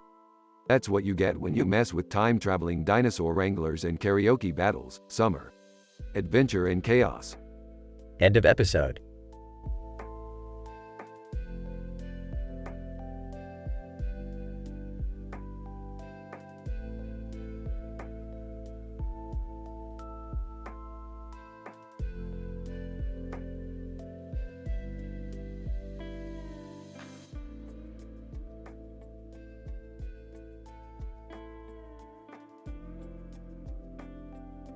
Int. Dirty room, night. I find myself kneeling in a dimly lit, filthy room. The stench of decay lingers in the air. The floor is covered in a mysterious yellow substance, and the walls are adorned with a grotesque black substance. It resembles a scene out of a Saw movie horror scene. Suddenly, my eyes focus on two women lying unconscious in a corner. I rush to their side and notice that they both have strange contraptions attached to their bodies. Their chests, tightly secured by metal bands, have blades poised to pierce their hearts. The other woman's arms are held captive by a metal device, ready to shred her flesh. The women start to stir, disoriented and confused, as if awakening from a deep slumber. Amy, panicked. Where are we? What's happening? Lucy, shouting, I don't know. We need to find a way out of here. As we examine our surroundings, a television screen flickers to life, revealing the sadistic face of Jigsaw. Jigsaw, distorted voice, welcome. You both find yourselves trapped in a horrifying game. The key to your survival lies within your own wits. Can you outsmart each other and earn your freedom? Amy, voice trembling. What do we have to do? Please, we don't want to die. Jigsaw, but only one of you can escape. The decision lies in your hands. Inside the toolbox before you, you will find the first clue. Your timer starts now. As we scramble toward the toolbox, desperation washes over us. We find a note containing cryptic instructions, leading us to a series of clues hidden throughout the room. Amy, these riddles, Lucy. We need to solve them before time runs out. Lucy, determined, we have to work together, Amy. Our lives depend on it. As the minutes tick away, we frantically search for answers, our friendship pushed to its limits. Paranoia sets in, and tension runs high. Amy, frustrated, I can't figure it out. We're running out of time. Lucy, screaming, think, Amy, think. Suddenly, my hand brushes against an object hidden beneath a pile of filth, a jagged piece of glass. Amy, having an idea. Lucy, look, I found something we can use as a weapon. Lucy, smirking, let's do this. With newfound determination, we engage in an epic, brutal, and violent fight, armed with nothing but our survival instincts and improvised weapons.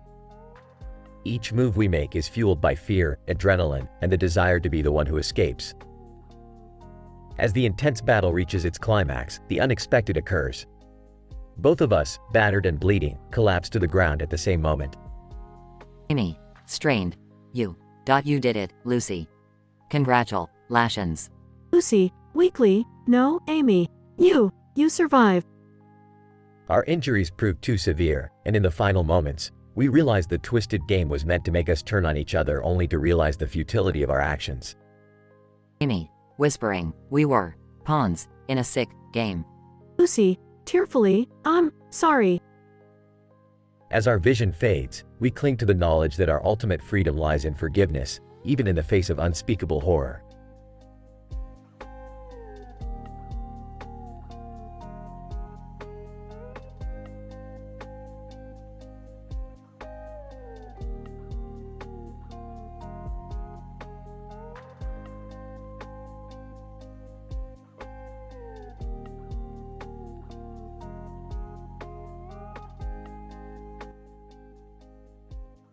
Alright, Morty, buckle up. We've got ourselves a brand new adventure. What are we doing this time, Rick? We're going to build an outpost on the sun, Morty. It's gonna be hot. Building an outpost on the sun? You guys have really lost it this time. Yeah, this sounds like a disaster waiting to happen. Oh, ye of little faith. We've got everything planned out, down to the last scientific detail. But, isn't the sun, really hot? Don't worry, Morty. I've developed a special heat-resistant suit just for you. And what about the people who double-crossed you, Rick? They'll be sorry they messed with us, Jerry. We're gonna show them what we're made of. I can't believe I'm saying this, but I actually trust you, Rick. That's the spirit, Summer. We'll show those council jerks what we're capable of. Shouldn't we be, I don't know, focusing on not burning up in the sun? Trust me, Morty, this is gonna be the adventure of a lifetime. I can't believe I'm agreeing with Rick, but I also want to stick it to those council guys. Let's do this, Rick. We're ready for anything. Alright, let's get in the spaceship and make our way to the sun. I hope this outpost has air conditioning. Morty, we'll have more than just air conditioning. We'll have an adventure that'll blow your mind. As long as I don't get burned to a crisp, I'll be happy. I can't believe I signed up for this, but damn it, let's show them what we're made of. That's the spirit, Summer. We're gonna show them what happens when you mess with the smartest Rick in the multiverse. I just hope we survive long enough to tell the tale.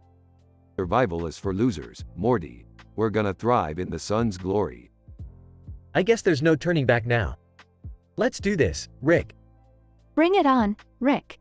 We're ready to conquer the sun.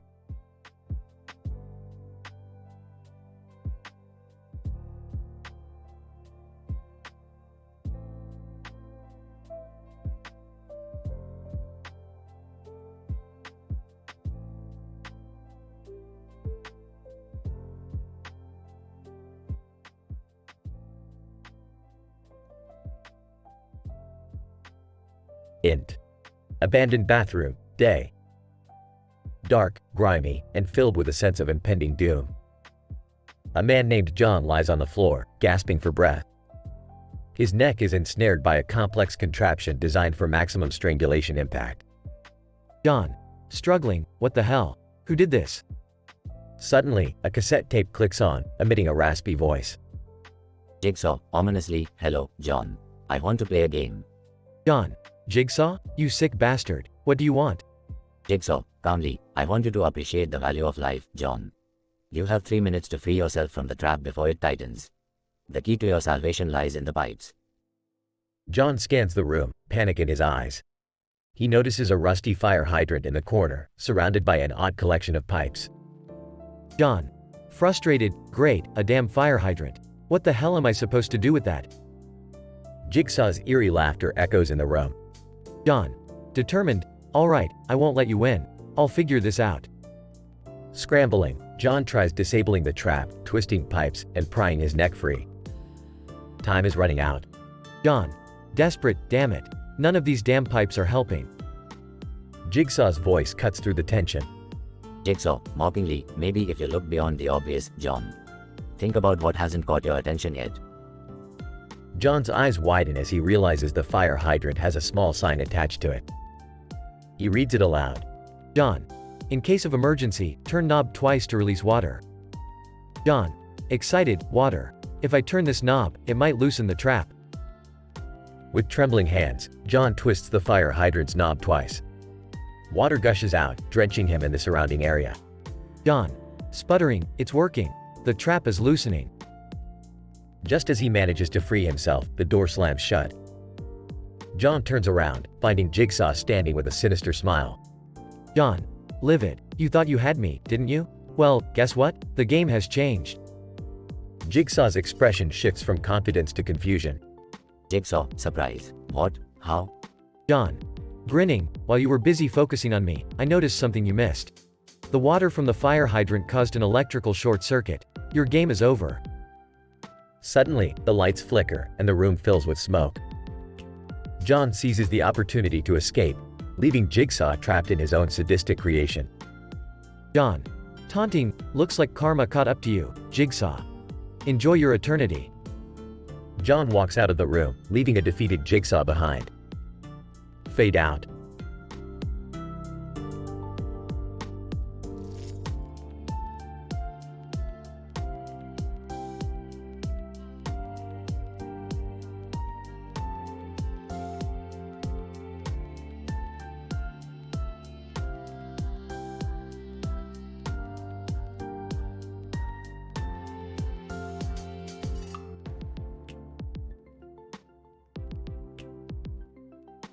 Alright, Morty, we've got a new mission. The council wants us to build an outpost on the sun. Can you believe that? Whoa, Rick, are you serious? How are we even gonna survive that? Don't worry, Morty, I've got a plan.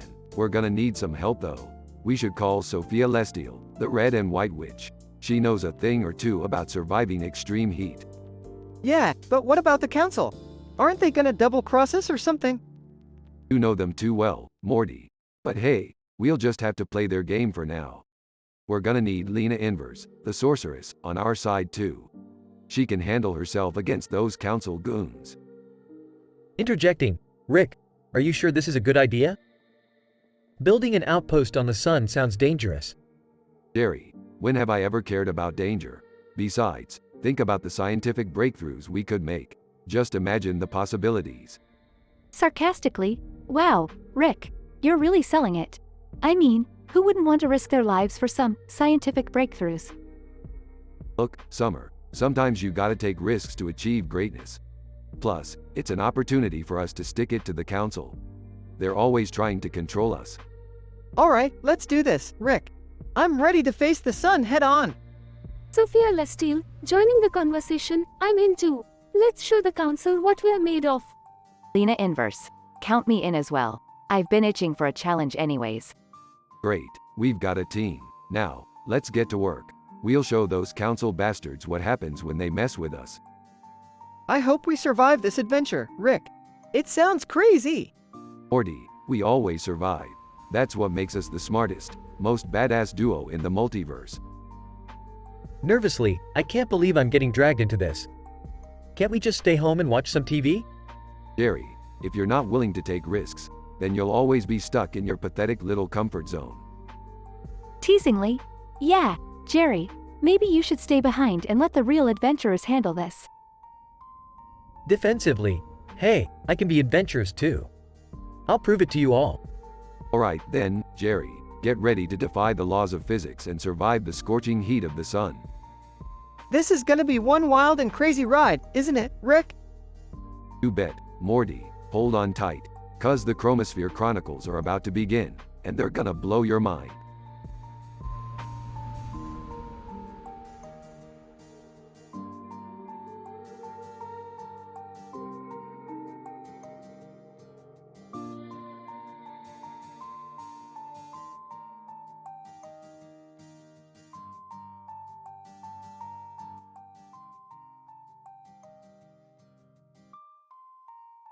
Int.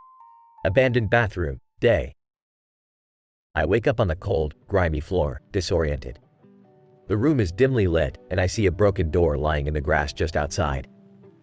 Next to it, a blue object catches my eye, a key with a hole in it. John, 20s, disheveled, scared. What the hell is going on? Suddenly, the blue object emits a faint glowing light. It's a video message from Jigsaw, the twisted mastermind behind all this madness. Jigsaw, via video message. Hello, John. I want to play a game. You have limited time to escape. Attached to your neck is a unique trap built specifically for you. Let me explain in explicit detail. My heart races as Jigsaw describes the intricacies of the trap, a contraption designed to strangle me unless I find the key with a matching hole to unlock it. Panic sets in, but I know I have to keep my cool. John. You sick bastard. How am I supposed to find that key? I scour the bathroom, desperately searching for any clue or hidden compartment that might hold the key to my salvation. Every second feels like an agonizing eternity. John, content. There must be something I'm missing. Think, John, think. I notice a small crack in the wall, and my curiosity piques. With trembling hands, I start to pry open the crack, hoping for a breakthrough. John, content. Come on, come on. To my surprise, a small compartment is revealed within the wall. Inside, I find a small box. Heart pounding, I open it to reveal the key. John, content. Yes. I found it. Just as I insert the key into the hole on the trap, a deafening sound fills the room. The walls start closing in, threatening to crush me. John, content. No way. This wasn't part of the game. Realizing that I've been double-crossed, I desperately attempt to free myself from the trap. The pressure on my neck intensifies, making it harder to breathe. John, content. You won't trap me, Jigsaw. I'll find a way out. As the walls close in, I notice a loose brick in the floor. With my last ounce of strength, I manage to pry it open, revealing a hidden tunnel. John, content. Gotcha, you sadistic bastard. I crawl through the tunnel, narrowly escaping the crushing embrace of the room.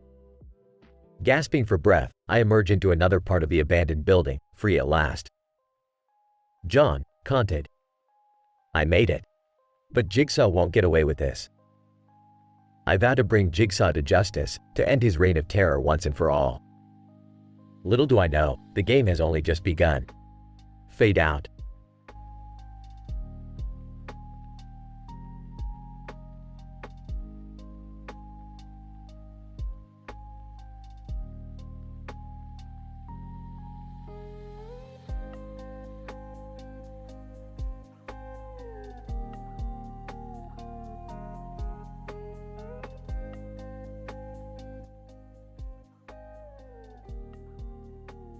Int. Abandoned bathroom, day. Two men, James and Mike, wake up groggily, each with a trap attached to their bodies. They look around, confused. James, panicked, what the hell is going on? Mike, frustrated, I have no idea. We need to find a way out of here. Suddenly, a small TV screen turns on, showing the ominous face of Jigsaw. Jigsaw, sinister, hello, James and Mike. I want to play a game. James, shouting, who are you? Why are we here? Jigsaw, cold, you both have made terrible choices in your lives, and now you must face the consequences. In order to escape, you must prove your worth. Mike, determined, we need to stay calm and figure out a solution. Look for any clues. They search the room desperately, finding a series of riddles and puzzles. James, frustrated, this is impossible. How are we supposed to solve all of this? Mike, confident, we have to focus, James. We can do this. As they solve each puzzle, they slowly unravel the truth behind their predicament. James, shocked, it can't be. This is because of what I did. Mike, sympathetic, we all have our secrets, James. We have to face them now. As time ticks away, they realize they must make a harrowing choice. James, desperate, Mike, we need to work together. One of us has to survive. Mike, teary-eyed, I never wanted it to come to this, James. I'm sorry.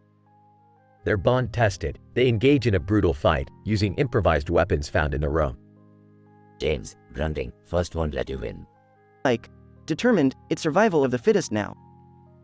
In a shocking turn of events, they both manage to disarm each other simultaneously. James, panting, we can't escape this fate. Mike, sincere, we were never meant to, James. We have to break this vicious cycle. As the room starts to fill with gas, they share a moment of acceptance and understanding. James, whispering, we choose our own fate. Let's end this together. Mike, nods, it's time for redemption, James. Let's find peace. They hold hands, their faces filled with determination, as the deadly gas engulfs the room. Fade out.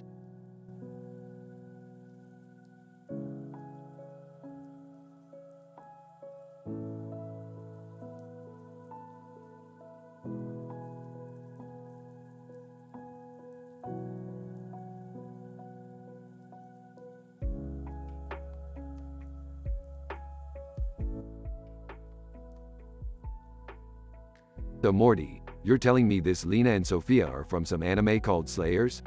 And they want us to help them with something? Yeah, Rick, they said they need our expertise in dealing with all the crazy shit that goes down in the multiverse. Well, Morty, I guess it's time for another interdimensional adventure. Strap yourself in. Things are about to get real weird. Sophia, Rick, Morty, thank you so much for agreeing to help us. We've heard so much about your exploits and we could really use your guidance. Lena, yeah, we've been through some pretty wild stuff ourselves, but I have a feeling you guys take it to a whole new level. Oh, you have no idea, Lena. We've seen it all. Interdimensional battles, cosmic beings, and even talking animals. We're the real deal. Rick, maybe we should hear what they actually need help with before going off on a tangent? Right, Morty. So, what's the problem, ladies? Can handle a little magical mishap? Sophia, actually, it's more serious than that. We've accidentally unleashed an ancient demon and now it's wreaking havoc in our world. Lena, yeah, we need your brilliant minds and crazy gadgets to help us stop this thing before it destroys everything. Well, looks like we got ourselves a high-stakes mission here. Morty, get the portal gun ready. We're going on a demon hunt. Rick, are you sure we're equipped to deal with a demon? I mean, we're just a couple of regular guys. Well, sort of. Morty, demons, aliens, they're all the same to us. We'll figure it out as we go along. That's the beauty of being a mad scientist. Sophia, Rick, I must admit, your confidence is both impressive and slightly terrifying. But we have no other choice, so let's get to it. Lena, yeah, we'll handle the magic stuff. You guys just focus on not getting killed. Sound good? Works for me, Lena. Just make sure you don't blow up the entire universe while you're at it. And please, try to keep the collateral damage to a minimum. Last time things got a little messy. Sophia, we'll do our best, Morty. But no promises. Magic can be a bit unpredictable sometimes. Just hold on tight and trust in our abilities. Trust? Morty, did you hear that? They actually want us to trust them. These magical ladies are full of surprises. I guess so, Rick. Let's hope this demon hunting adventure doesn't turn into a total disaster. It feels like we're in way over our heads. Morty, when are we ever not in over our heads? Let's show these wizards what we're made of.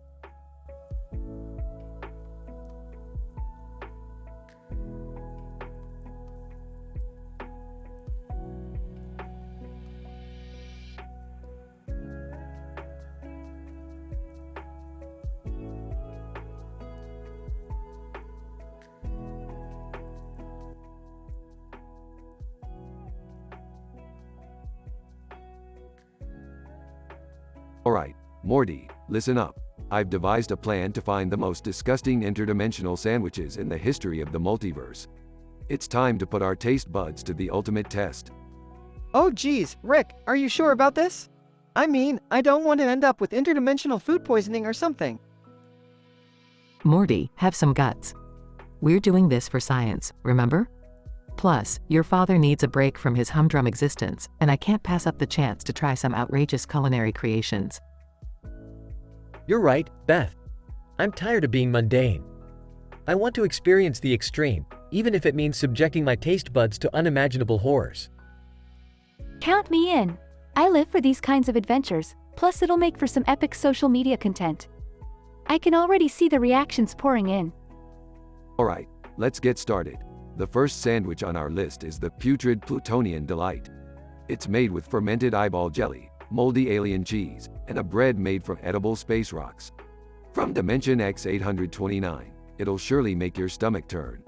I give it a 1 out of 10 for taste. Next up is the Soggy Swamp Slammer, originating from Dimension Y574. It's filled with sludge-coated lettuce, slimy slug mayo, and a half-decomposed swamp eel. I can barely stomach the thought of it. I rate it a generous 2 out of 10. Moving on to the Cosmic Catastrophe. It hails from Dimension Z276, and it's a mixture of rotten space fruit, car exhaust-infused bacon, and a bread baked with gamma radiation. It's so repulsive, it's almost impressive. I'd give it a 3 out of 10. Oh god, I can't believe I have to do this. The toxic tidal wave comes from Dimension W145. It's made with putrefied fish guts, a radioactive pickle, and a bread infused with toxic fumes. I can't even describe the taste. It's getting a solid 4 out of 10 for me. Alright, last on our list is the Fungal Fiasco. It's from Dimension V667, and it features rotting mushroom pate, fermented squid ink aioli, and a bread crafted from spores. This one is definitely an acquired taste. I'm giving it a brave 5 out of 10. Well, that concludes our gastronomical journey through the depths of interdimensional cuisine. I must say, it's been quite the experience. Remember, folks, sometimes it takes a bit of grossness to truly appreciate the finer things in life. I'm just glad it's over, Rick. Can we go back to normal, non-toxic food now? Come on, Morty, embrace the adventure. You never know what you might discover when you step outside your comfort zone. I think I'm scarred for life, but at least I can say I've tried the most disgusting sandwiches in the entire multiverse. That's something, right? Absolutely, Dad. And hey, just think of the epic stories we'll have to tell at parties. Who needs ordinary when we can live in the extraordinary? That's the spirit, Summer. Now, let's go home and wash the taste of interdimensional horrors out of our mouths. Oh, and Morty, remind me to show you the pickle dimension next time. You won't believe what they do with cucumbers over there.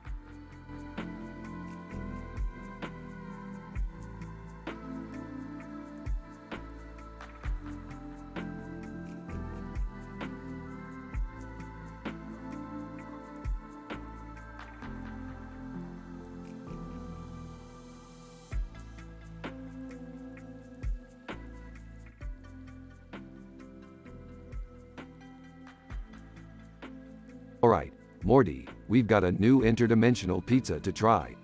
Get ready for a flavor explosion. Rick, are you sure we should be messing around with interdimensional food?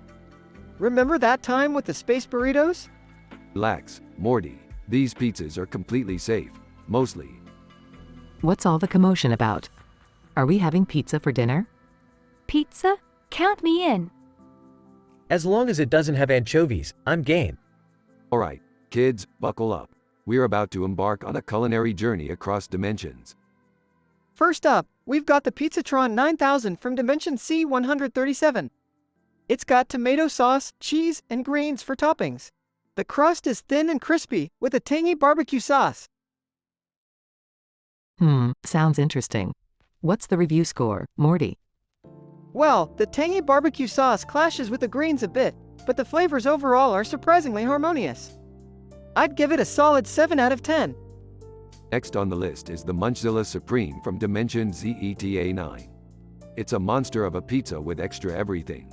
The crust is deep dish, the sauce is garlic infused, and the toppings range from pepperoni to pineapple to pickles. Pickles on pizza? That's unholy. I'd eat it. How's the review, Summer? Surprisingly, the flavors work together somehow. I'd give it a 6 out of 10. Moving on, we've got the Mega Meat Madness from Dimension ALPHA3. It's a carnivore's dream, with multiple types of meat as toppings. The crust is stuffed with cheese, and the sauce is smoky and spicy. That sounds like something you'd make, Rick. How's the review, Jerry? It's a bit overwhelming, to be honest. The meat flavors overpower everything else. I'd give it a 5 out of 10. Alright, get ready for this one. It's the Veggie Delight from Dimension EPSILON6. It's got every vegetable known to man as toppings. The crust is gluten-free, the sauce is made from sun-dried tomatoes, and the cheese is vegan. Vegan pizza? Pass. Let's hear the review, Morty. Surprisingly, the combination of veggies works really well. The gluten-free crust adds a nice crunch, and the sun-dried tomato sauce adds a burst of flavor. I'd give it a 8 out of 10. Last but not least, we have the Cheese and Chaos from Dimension Omega 12. It's a cheese lover's dream, with every type of cheese imaginable. The crust is stuffed with even more cheese, and the sauce is a gooey blend of cheese and spices. Now that's a pizza I can get behind. Jerry, focus. Right, sorry. How's the review, Beth? It's a cheese overload, but in the best way possible. I'd give it a 9 out of 10. Well, there you have it. The top 5 most disgusting and delicious interdimensional pizzas. Bon appetit, everyone. Can we please stick to regular Old Earth pizza next time? Where's the fun in that, Morty? Adventure awaits, even in pizza form.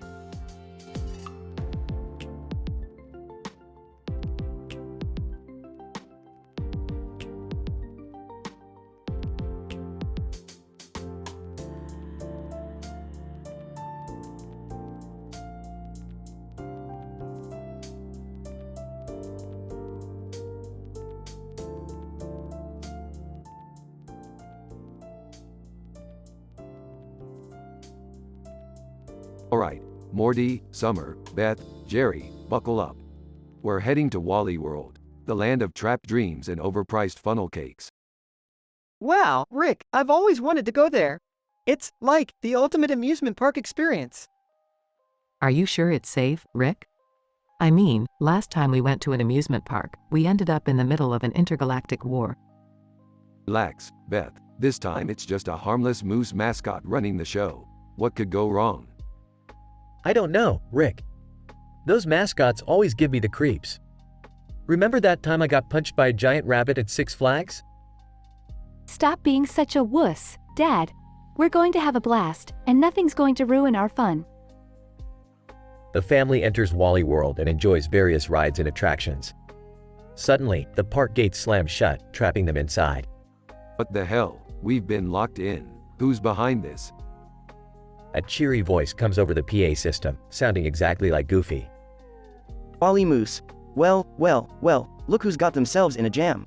It's the Smith family. Prepare to be mocked and roasted, my friends. Oh great, we've got Goofy's evil twin running this place. How fitting. This is so embarrassing. What's he going to say about me? Wally moves, tauntingly. Oh, Jerry, you're such a fashion disaster. Did you think those socks and sandals were a good look? Damn it, he got me. Hey, Rick, I have an idea. Why don't we find a way to shut down his annoying voice and get our revenge? Morty, that's surprisingly not stupid. Let's hack into the main control room and give this moose a taste of his own medicine. They venture through the park, avoiding various booby traps set by Wally Moose. Gosh, this moose has a lot of time on his hooves. Who sets up all these traps? Probably the same person who thought it was a good idea to put me in pigtails and a frilly dress on picture day. Wally Moose, over the PA system. Oh, Beth, didn't your mom ever teach you how to dress properly? No wonder you're such a mess. That's it. I'm finding that control room, and I'm making sure this moose never mocks anyone again. They finally reach the control room, hacking into the system and altering the voice of Wally Moose. Alright, Moosey boy, time for some sweet revenge. Let's make him sound like Darth Vader meets Fozzie Bear. A deep, gravelly voice replaces the goofy one. Modified Wally Moose. Your reign of mockery ends here, Wally Moose. From now on, you'll be the laughingstock of your own amusement park. The family escapes the park and watches as Wally Moose becomes a laughingstock, stumbling over his words on the PA system. That was one epic revenge, Rick. No one messes with the Smith family. Damn right, Morty. And remember, never underestimate the power of a dysfunctional family with a grudge. They walk off into the sunset, triumphant and ready for their next interdimensional adventure.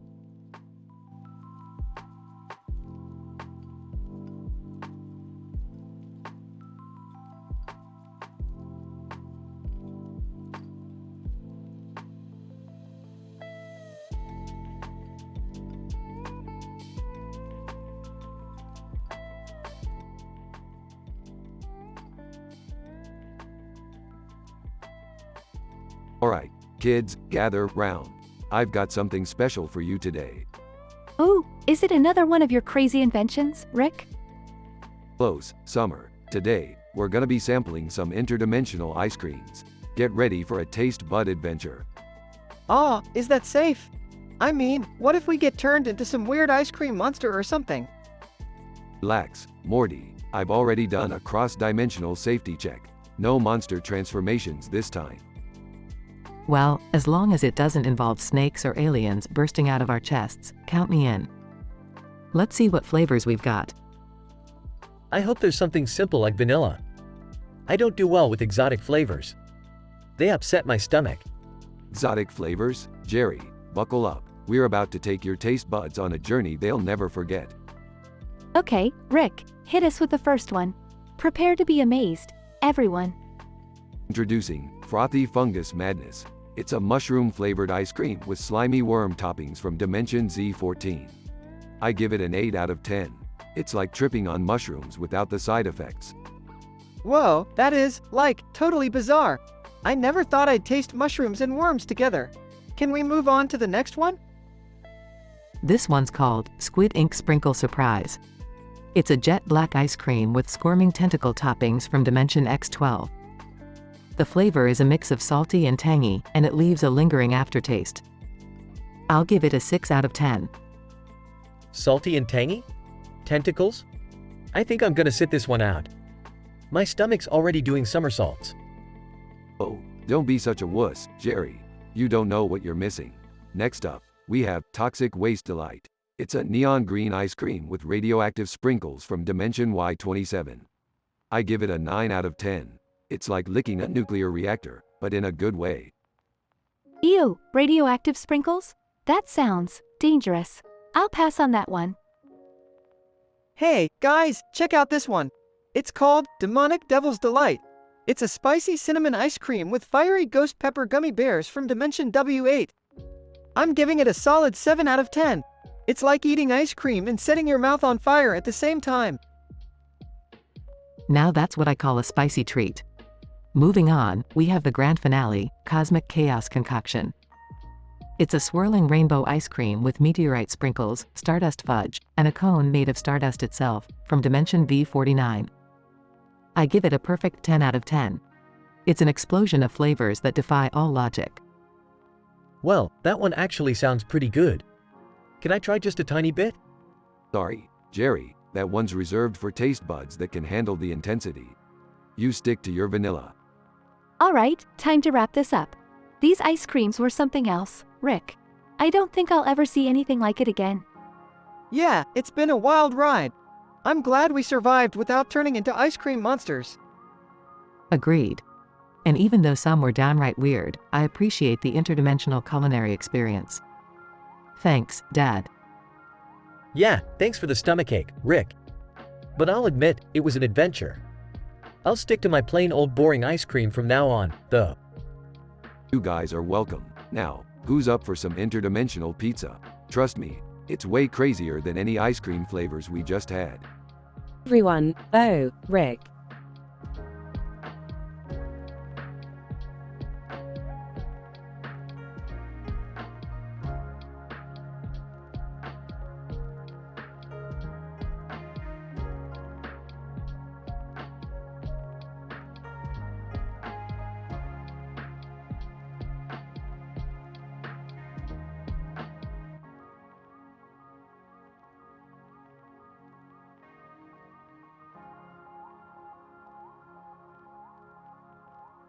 Title: The Intergalactic Pizza Showdown. Characters: Rick, Morty, Beth, Summer, Jerry. Scene: the Smith family's living room with yellow walls and a ceiling. A table is set in the middle, holding a pizza with 3 cartoon characters standing around it. Alright, Morty, let's dig into this interdimensional feast. Here we have the weirdest pizzas ever, each one from a different dimension. Let's start with the first one. Clearly disturbed. Do we really have to do this? I don't know if my stomach can handle it. Oh, come on, Jerry. This is an once-in-a-lifetime opportunity. We have to expand our culinary horizons. Yeah, Dad, stop being such a wuss. Okay, first up, we have the Gooey Goober from Dimension Z17. It's a pizza with a topping of wriggling tentacle-like appendages, crust made of live insects, a sauce made from fermented alien slime, and it's covered in a blend of melted cheese and mutant ooze. Oh, that sounds kinda gross, Rick. What's the review score? Well, it's a solid 3 out of 10. It tasted like licking the floor of a futuristic sewer. Not recommended unless you have a strong stomach. Next, we have the Squid Surprise from Dimension C31. This pizza has a squid ink crust, topped with slimy pieces of octopus tentacles, a garlic aioli sauce mixed with alien sea salt, and sprinkled with neon green algae. Ew! How did anyone come up with this? I don't know, but they gave it a 4 out of 10. The taste was strangely addictive, but the texture left much to be desired. It's definitely an eccentric choice. Can we move on already? Patience, Jerry. Now, behold the Slime Delight from Dimension V13. This pizza has a dough made from fermented slugs, topped with a mixture of radioactive cheese, a sauce derived from brain-eating plants, and garnished with worm-like creatures. I can't even imagine how this will taste. Well, Morty, the review score matches its name. It's a solid 1 out of 10. The flavors clashed horribly, and it left us questioning our life choices. Ah, I think I'm gonna be sick. Hang in there, we're almost done. This next one is called the Cosmic Carnage from Dimension X42. It has a crust made from pulverized asteroids, topped with shards of meteorites, a tangy extraterrestrial hot sauce, and a blend of melted moon cheese. Finally, something that sounds remotely edible. Actually, it received a 6 out of 10. The taste was surprisingly celestial, but the texture was a bit too crunchy and left us feeling like we were eating rocks. Alright, last but not least, we have the Forbidden Fusion from Dimension Y71. This pizza has a crust made from ground smurfs, a fusion of toppings consisting of radioactive anchovies, a sauce infused with ghost pepper essence, and a rare cheese extracted from the tears of interdimensional beings. Okay, that one just sounds dangerous. Definitely a 10 out of 10 on the weirdness scale, but the taste was mind-blowing. It's a must-try for any adventurous pizza lover. I think I'll pass on that one. Well, folks, that concludes our pizza extravaganza. We've tasted the most bizarre interdimensional pizzas, and it's safe to say we won't be ordering any of these anytime soon.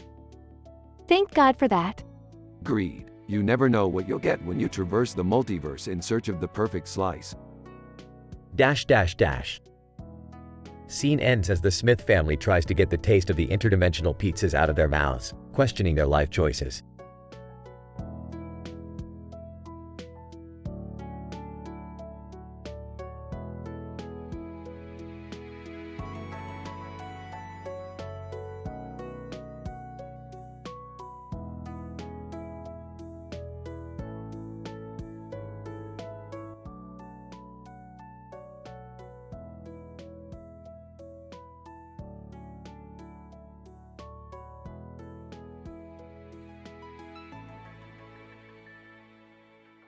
Alright, Morty, buckle up because we're about to embark on a gastronomic adventure across the multiverse. Geez, Rick, do we really have to do this? It sounds kinda gross. Don't be a wuss, Morty. We're searching for the most disgusting interdimensional hot dogs ever created. It's science, Morty, science. Oh, great. Another one of Rick's harebrained experiments. Count me out. Come on, Beth, where's your sense of adventure? This could be groundbreaking research. I'm in. Let's find those hot dogs and make Dad regret this forever. I don't know, guys. Hot dogs have never really agreed with me. Quit being a party pooper, Jerry. Now, let's start with the first hot dog on the list, the putrid pooch. Oh, that name alone makes me nauseous. This hot dog hails from Dimension F19, and its unique flavor comes from a blend of fermented fish guts and expired mayonnaise. The texture is slimy with a hint of grit. Yuck. Who would actually eat that? Well, despite its repulsive ingredients, the condiments surprisingly complement the taste. You've got pickled pig feet relish, topped with sewage sauerkraut. I'd give it a solid 3 out of 10 on the disgusting scale. I can't believe I'm saying this, but I agree with Jerry for once. I'll pass on this one. Alright, moving on. Next up is the Rancid Ripper from Dimension Z47. This hot dog is made from fermented vermin and is generously smothered in moldy cheese sauce. Oh, God, that sounds like a recipe for disaster. It sure is, Morty. The texture is chewy and gritty, and the flavor is reminiscent of a dumpster fire. The condiments are just as repugnant, with a dollop of rancid rat bile mustard. I give this one a 2 out of 10. Would not recommend. I genuinely feel sick just listening to this. How did we end up here? Don't question it, Beth. Embrace the madness. Now, let's fast forward to the vile veggie dog from Dimension K12. Wait, a veggie dog? That doesn't sound too bad. Oh, believe me, Summer, this is far from your typical veggie dog. It's made from genetically modified mutant vegetables and soaked in a blend of fermented squid ink and skunk spray. The texture is soggy, and the flavor is a medley of putrid plant matter. I'd give it a 2.5 out of 10. It's got that extra half point for the presentation. At least we're getting some vegetables in. That's a small win, right? I don't think I'd count that as a win, Jerry. But let's not dwell on it.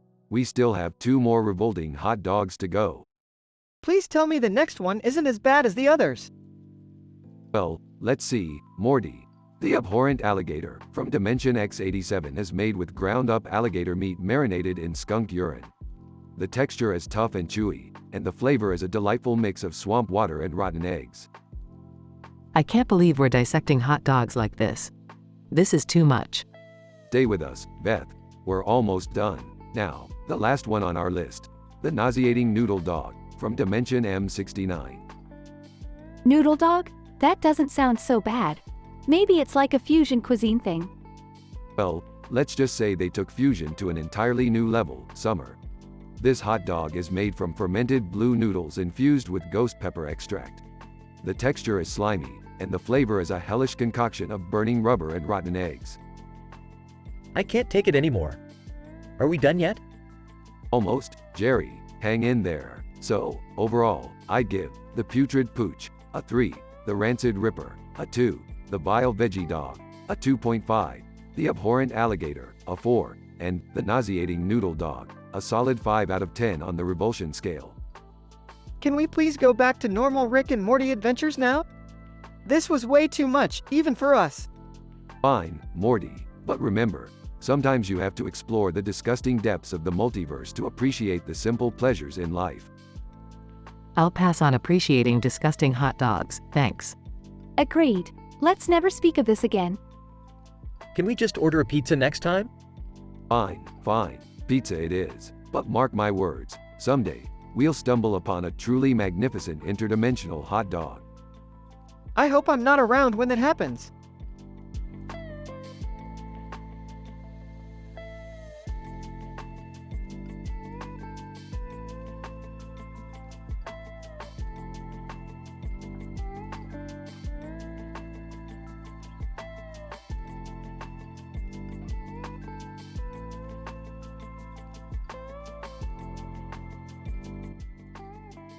Rick, Jerry, Beth, Summer, and Morty are sitting around a table with a row of ice cream cones in front of them. Each cone has a different flavor of ice cream and a sign indicating its origin dimension. Alright, listen up, you bunch of squenchers. We've got a lineup of interdimensional ice creams here. Prepare yourselves for an epic journey through the bizarre world of frozen desserts. I'm not so sure about this, Rick. Ice cream can be quite fattening, you know. Oh, come on, Jerry. This is a once-in-a-lifetime opportunity to try some truly unique flavors. Let's get started. Yeah, Dad, stop being such a wuss. Besides, I heard these flavors could make your taste buds explode. Okay, well, let's start with the first one. It's called Plumbus Swirl, from Dimension C-137. It has a pungent mixture of pickled plumbus chunks, hickory smoked cilantro sprinkles, and cream of mushroom sauce. I give it a solid 2 out of 10. Moving on, we have Squanchberry Blast, from Dimension Zeta Alpha. It's packed with fermented squanchberries, topped with spicy nude eyeballs and fried ants. Surprisingly, it's not as bad as it sounds. I'd give it a 6 out of 10. Alright, brace yourselves for Slime Supreme, from Dimension R37. It boasts a neon green slime flavor with chunks of snail tentacles, garnished with roasted cockroach legs. Ah, I'd rather eat a Snickers, 1 out of 10. Prepare for Galactic Goo, from Dimension W420. This one's a real mind bender. It's a blend of tangy alien phlegm, sprinkled with hallucinogenic space dust and garnished with crushed asteroid pebbles. Gives a whole new meaning to out of this world. 9 out of 10. Saving the worst for last, we've got Stinky Cheese Surprise, from Dimension OMEGA6. It's loaded with pungent cheese curds, topped with fermented fish eyes and lathered in a caramelized onion-infused cone. I don't think my taste buds will ever forgive me. -5 out of 10. Wow, these interdimensional ice creams are definitely not for the faint of heart. I'm scarred for life, but thanks, Rick. Yeah, it's been a disgustingly debaucherous adventure, to say the least. I need a stiff drink after this. Agreed. Let's never do this again, okay? Rick chuckles. Don't worry, this was just the tip of the squanchberg. There's more interdimensional goodness waiting for us out there. Adventure awaits, my dysfunctional family. They all raise their glasses, ready to embark on further bizarre culinary escapades.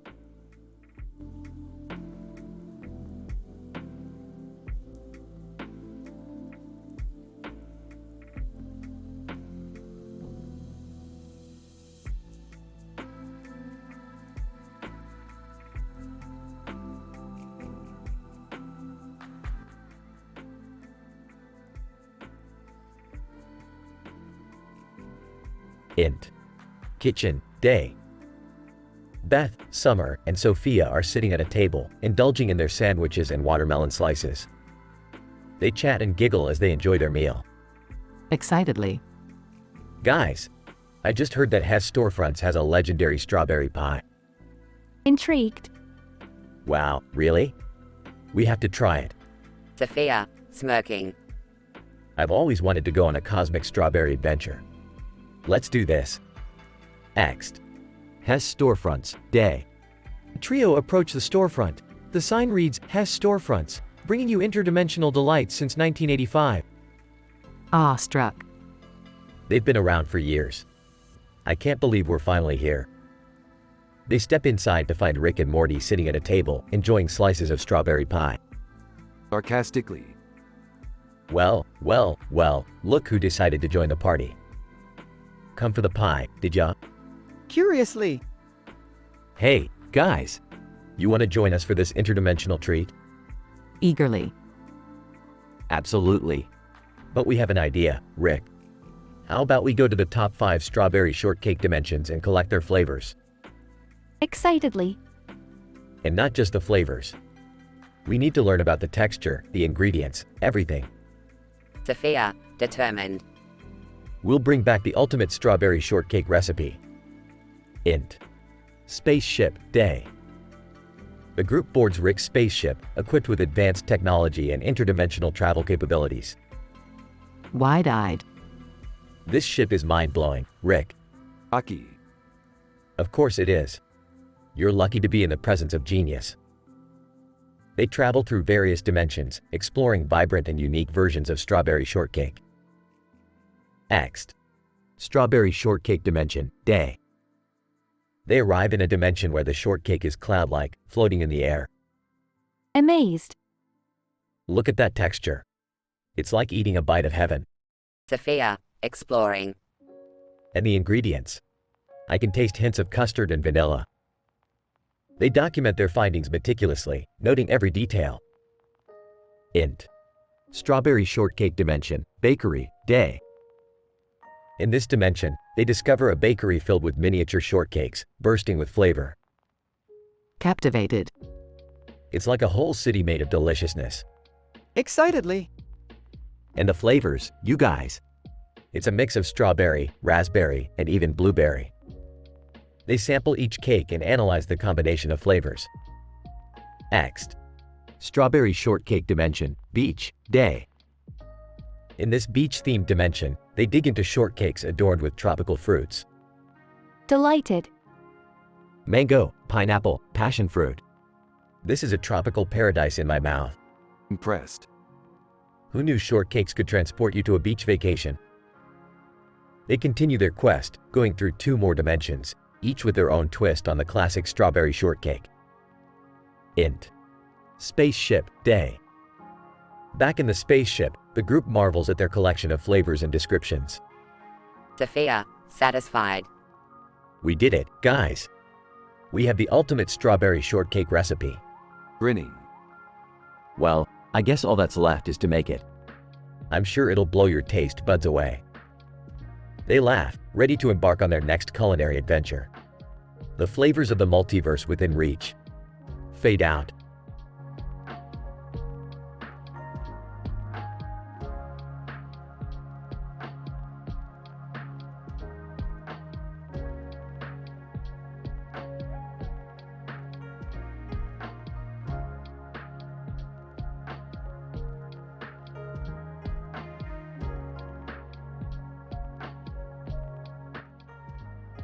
Alright, Morty, buckle up. We're about to embark on a gastronomic adventure unlike any other. Rick, are we really gonna talk about disgusting interdimensional hamburgers? I mean, is that even a thing? Morty, when you've traveled through as many dimensions as I have, you come across some pretty questionable culinary creations. Trust me, it's a thing. Alright, let's get this over with. We've got 5 burgers to go through, so let's not waste any time. First up, we have the slime slider, a patty made from slime mold, served on a moldy bun. Oh, that sounds revolting. What dimension did that come from? Dimension C137, Dad. They have a weird obsession with slimy food. Anyway, the flavor is described as earthy with a hint of decay, and the texture is slimy and squishy. On a scale of 1 to 10, I give it a solid 1. The Gravemaster Burger. This one hails from Dimension ZETA6, where they use actual tombstone dust to season the patty. The flavor profile is described as musty with a hint of eternal despair. Eternal despair? Seriously? Yeah, Morty, it's a thing in that dimension. Anyway, the texture is gritty, and they serve it on a stale bun. I would give it a generous 2 out of 10. Moving on, we have the Snot Rocket Supreme, a patty made from harvested alien boogers, served on a crusty nose ring bun. And here's where it gets interesting, folks. This one is from Dimension X14, where they have a special technique of harvesting alien snot. The flavor is described as tangy and sinus clearing, with a chewy texture. I'd give it a 3 out of 10. Up next, we have the Maggot Muncher, a patty made from genetically modified maggots, served on a mold-infested bun. Gross. Which dimension did that come from? Dimension 42, Morty. They have a fascination with eating insects. The flavor is described as nutty and crunchy, and the texture is squirm-inducing. I'd rate it a 4 out of 10. Last but not least, we have the Rancid Reaper, a patty made from ghost peppers infused with rotting flesh, served on a charcoal bun. Dimension M99 is the home of this spicy nightmare. It's described as fiery with a touch of death, and the texture is charred and crispy. I'll give it a 5 out of 10. Well, there you have it, folks. The top 5 most disgusting interdimensional hamburgers ever created. It's truly a testament to the infinite possibilities of the multiverse. Now, who's hungry for some regular, non-disgusting burgers? The family groans in agreement.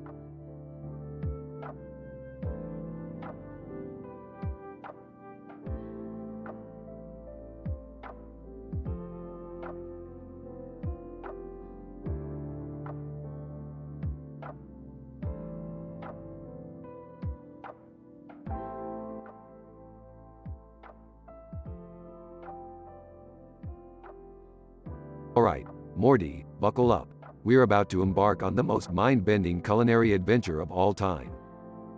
Ah, Rick, is this really necessary? I mean, can't we just stick to normal food? Sarcastically, normal food? Morty, we're not dealing with your grandma's meatloaf here. We're talking about interdimensional hot dogs. Intrigued? Interdimensional hot dogs? Count me in. That's the spirit, Beth. Now, let's start with the first hot dog on our list, the slimy slurm dog. It hails from Dimension Zeta 7 and is made of fried slug meat, sprinkled with fermented slime. Ew, that sounds gross. Oh, it gets worse, Morty. The texture is slimy and gelatinous, sticking to your teeth like a carnivorous slug. I'll give it a solid 2 out of 10. Hesitant. Do we really have to try these? Come on, Dad. Adventure awaits. Now, let's talk about the toxic terror dog. It comes from Dimension Gamma 5 and is infused with toxic waste, giving it a glowing green hue. Curious, is it safe to eat? Safe? No guarantees, but it does come with a complimentary radiation suit. As for the taste, it's like devouring a nuclear explosion, an explosive 7 out of 10. Okay, I'm starting to question our life choices here. Nonsense, Morty, we must press on. Next up is the Blazing Inferno dog. This baby comes from Dimension Infernus and is stuffed with ghost pepper-infused lava sauce. Panicking? Ghost peppers and lava? Are they trying to kill us? Relax, Jerry. It's all part of the experience. Now, Rick, how would you rate this devilish creation? Snickering, it's so hot, it could melt your face off, but the flavor is surprisingly exquisite. I'll give it a smoking hot 9 out of 10. I think I've reached my limit on the weirdness scale. Nonsense, Morty, we still have 2 more hot dogs to go. Next, we have the Cosmic Crunch Dog from Dimension Celestia. It's made with stardust-infused bun and meteorite meat. Whoa, that sounds out of this world. Indeed, Summer, the crunch is like munching on a constellation, and the celestial flavors will transport you to another galaxy. An astronomical perfect 10. Excited, only 1 more to go. What's the final hot dog on our list? Brace yourself, folks, for the Forbidden Flesh Dog from the darkest recesses of Dimension X. It's made with essence from interdimensional demons and sprinkled with forbidden spices. Nervously, are we sure it's safe to eat? Safe? Who needs safety when we're breaking boundaries, Jerry? The taste is indescribable, like tapping into the darkest desires of your palate. I'll give it a nefarious 666 out of 10. Horrified, Rick, this is madness. We can't eat these. Oh, Morty, where's your sense of adventure? Life is all about pushing boundaries, exploring the unknown, and eating dimensionally questionable hot dogs. Scene ends with the family contemplating their questionable life choices while staring at 2 hot dogs on a plate with ketchup and mustard, against a blue background.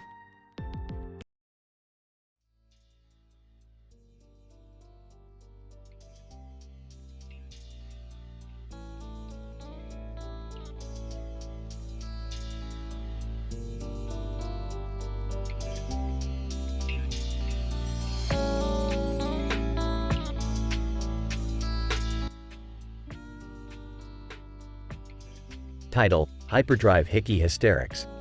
Episode: a sci-fi adventure with a touch of glamour. Character: Athena, the badass gladiator. Athena, the badass gladiator, finds herself in a distant galaxy, exploring an abandoned space station. She wears her signature helmet with glowing lights, reflecting her determination to conquer the unknown. Triggering event: As Athena cautiously navigates the space station's corridors, she accidentally activates a dormant hyperdrive machine, unknowingly propelling herself into an interdimensional adventure. Development. Athena finds herself in a parallel universe where everything is eerily similar yet slightly off. She encounters a group of eclectic characters, including a dashing space pirate and a witty AI with a sarcastic personality. Athena. So, I stumble upon a hyperdrive machine, and now I'm knee-deep in cosmic chaos? Great. Space Pirate Steve. Well, if it ain't our little gladiator lost in space. Need a hand, sweetheart? Athena. Don't mistake my flair for needing assistance, Steve. But I wouldn't say no to a way back home. AI assistant. Oh, lucky us. A self-proclaimed hero in need of directions. Can he find his way out of a paper bag, folks? Stay tuned. The crew embarks on a perilous mission to gather the essential artifacts needed to fix Athena's hyperdrive and, eventually, allow her to return home. Athena. Alright, team. We need the stellar crystal, the quantum oscillator, and the rarest of them all, the nebula heart. Let's make it happen. Space Pirate Steve. Oh, adventure, danger, and a chance to show off my rugged charm. Count me in. AI assistant. Well, someone has to make sure you don't accidentally vaporize the entire galaxy with your oh-so-subtle moves, Steve. After facing multiple deadly encounters and navigating treacherous space sectors, Athena and her newfound crew successfully acquire the necessary artifacts and repair the hyperdrive. Athena. Finally, my ticket back home. Space Pirate Steve. It was a pleasure, Princess. But remember, if you ever need help causing more mayhem, you know where to find me. AI assistant. Farewell, fearless fighter. Maybe next time, you'll avoid activating ancient alien technologies. Toodles. As the repaired hyperdrive purrs to life, Athena bids farewell to her interdimensional allies, leaving the parallel universe behind. With a sense of accomplishment and a newfound appreciation for her own universe, she embarks on her journey to familiar territories. Finn.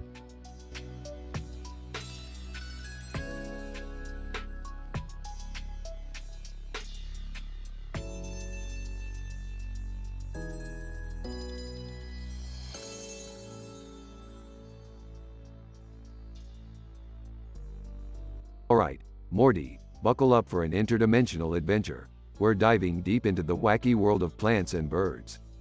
Plants and birds? That sounds different, Rick. I hope they're not as dumb as Jerry. Relax, Morty. These plants have faces and this blue bird has, like, super intelligence or something. Totally groundbreaking. I can't believe we're actually doing this.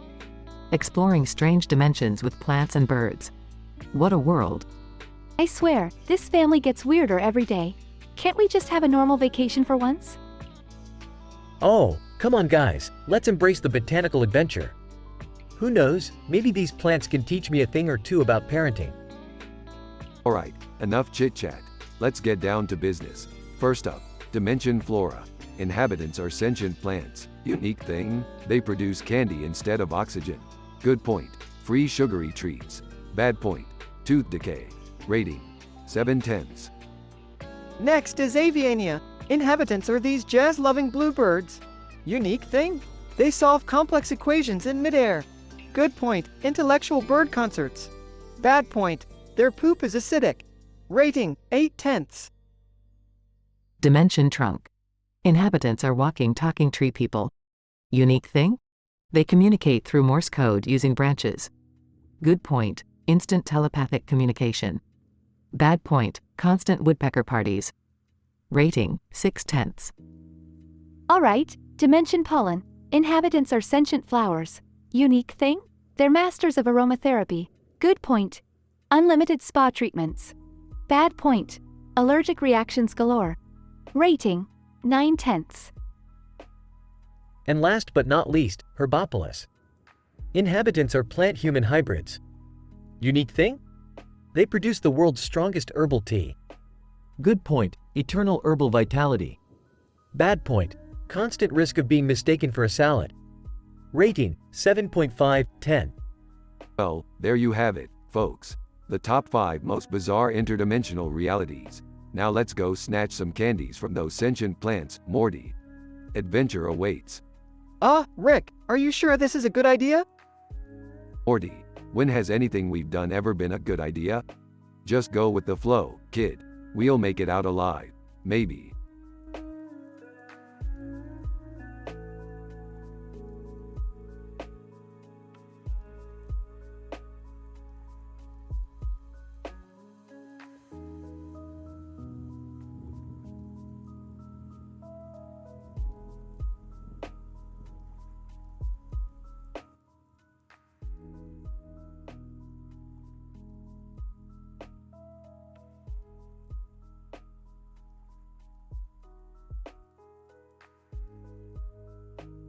The setting is a futuristic laboratory with high-tech equipment. The characters, Rick, Morty, Beth, Summer, and Jerry, are gathered around a table with a holographic display. Alright, listen up, you gawkers of gastronomy. Today, we're gonna talk about the 5 most repulsive interdimensional hamburgers in the history of all existence. Rick, do we really have to do this? I mean, I thought we were done with the whole interdimensional food thing. Morty, come on. We're scientists. It's our duty to explore every corner of the multiverse, no matter how gross it may be. I'm not sure I can handle this. Gross food has never been my thing. Oh, please, Jerry. Just try to be open-minded for once. It's all in the name of scientific progress. Yeah, Dad, you act like a baby about everything. Just grow a pair and try some of these interdimensional atrocities. Alright, let's get started with the first one. The putrid patty, from Dimension X735. This foul creation boasts a texture akin to a soggy diaper, with a flavor that can only be described as a mix of rotten eggs and stale gym socks. The meat, let's just say it's better off unidentified. Oh, I can already feel the chunks rising in my throat. Quit being such a drama queen, Jerry. We're barely scratching the surface here. Yeah, Dad, buckle up. We're just getting started. Alright, next up is the slop burger, from Dimension Q922. This abomination is made with a slimy, gelatinous meat substitute and a bun so stale it could double as a hockey puck. The condiments? Well, let's just say they're a blend of expired mayonnaise and fermented pickle juice. Sounds like a feast fit for a dumpster diver. It's all about expanding our culinary horizons, Summer. Now, on to the next one. Do we really have to? I feel like I'm gonna lose my lunch just thinking about it. Quit being such a wimp, Dad. We haven't even reached the vomit burger yet. Please tell me that's just a joke. No, not a joke, Jerry. In Dimension T418, they eat burgers made from pure regurgitated substances. The flavor is a delightful combination of stomach acid and half-digested food particles. I think I'm gonna be sick. Well, maybe you'll finally understand what it feels like to eat your words, Dad. Alright, 2 more to go. Brace yourselves, everyone. Coming up next is the Rancid Rodeo burger from Dimension F567. This monstrosity is made with a combination of roadkill meats, including possum, skunk, and squirrel, all smushed together into a dense, greasy patty.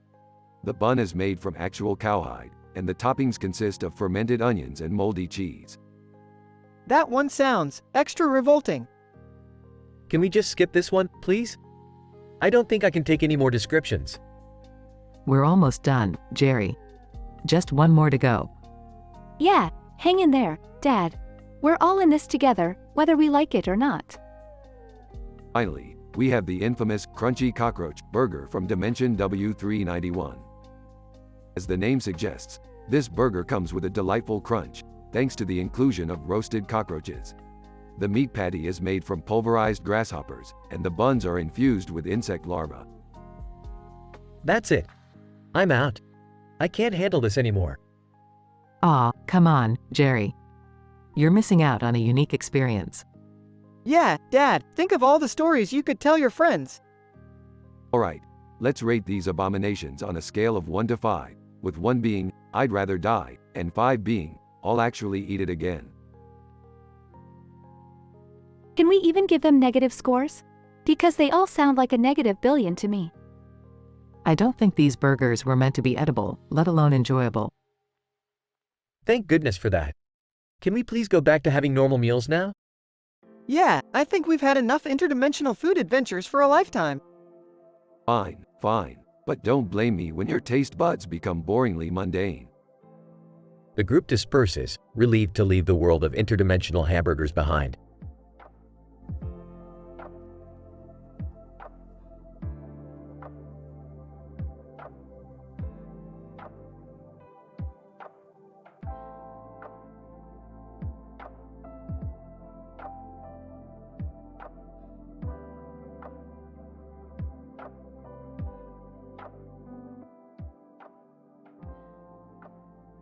Int. Smith living room, day. The Smith family is gathered around, discussing their favorite interdimensional realities. Beth raises an eyebrow, her earrings sparkling in the sunlight. She's dressed in a black polka dot dress, looking surprised yet intrigued. All right, family, let's dive into the most fascinating interdimensional realities ever discovered. Who wants to go first? Oh, I'll start. Dimension 347L, Earth's unseemly twin. Inhabitants are identical to us, but their right shoe is always one size too small. Unique, right? That sounds uncomfortable, Dad. I'll go next. Dimension G6X, land of infinite snow cones. It's populated by sentient snowmen who give out free snow cones, but they never melt. Ah, too soft. I'll raise the stakes. Dimension 42J, the egosphere. Inhabitants are clones of Kanye West, living in constant self-obsession. Can't imagine anything more unique. Oh, why yeah, but let's not forget Dimension Y9T, world of total chaos. Everything's topsy-turvy, left is right, up is down. It's confusing but exhilarating. All right, let me throw Dimension X15 into the mix. Inhabitants are telekinetic opossums with a knack for painting abstract masterpieces. Unique and artistically inclined. Well, how about Dimension Z3F, the land of endless puppies? They're cute and cuddly, but they never stop barking. Could be heaven or hell, depending on your preference. And last but not least, Dimension F8Q, city of eternal roller coasters. Inhabitants are thrill seekers who live non-stop adrenaline-fueled lives. Great for amusement park lovers, but exhausting. Alright, let's do some reviews, shall we? Earth's unseemly twin gets a 5 out of 10, just because of the shoe size and convenience. World of total chaos, gets a 7 out of 10. It's thrilling, but it makes my brain feel like it's melting. The egosphere gets a solid 8 out of 10. Kanye clones can be entertaining in small doses. Endless puppies, I give it a 6 out of 10. Love puppies, but constant barking gets old. Land of infinite snow cones, a 9 out of 10. Who doesn't love free snow cones, even if they don't melt? City of eternal roller coasters, a 7 out of 10. Exciting, but I'd need a lot of Dramamine. The winner is the world of total chaos. Morty, you finally picked something interesting. Thanks, Rick. I just hope we don't accidentally end up in any of these dimensions. It's already chaotic enough here. They all laugh, realizing the chaotic nature of their own reality. Fade out.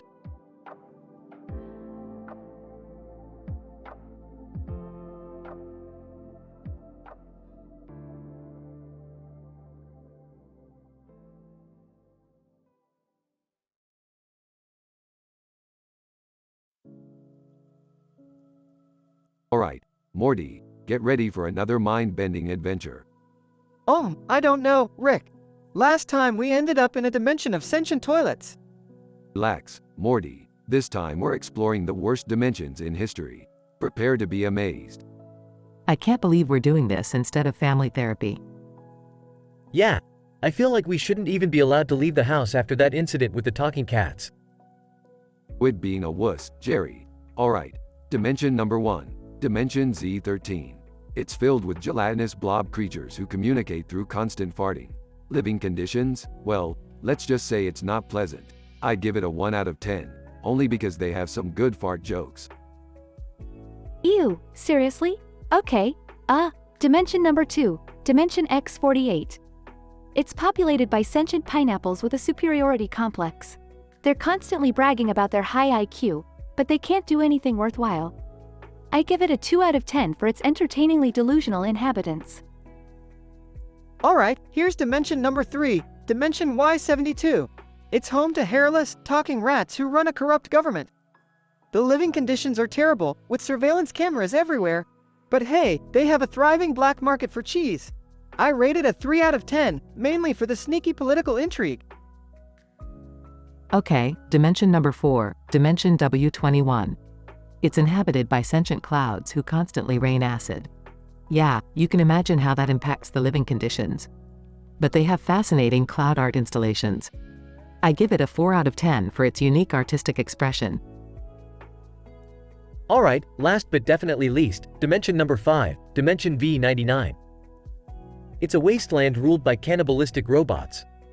Living conditions are non-existent, and they have a twisted sense of humor. I give it a solid 0 out of 10.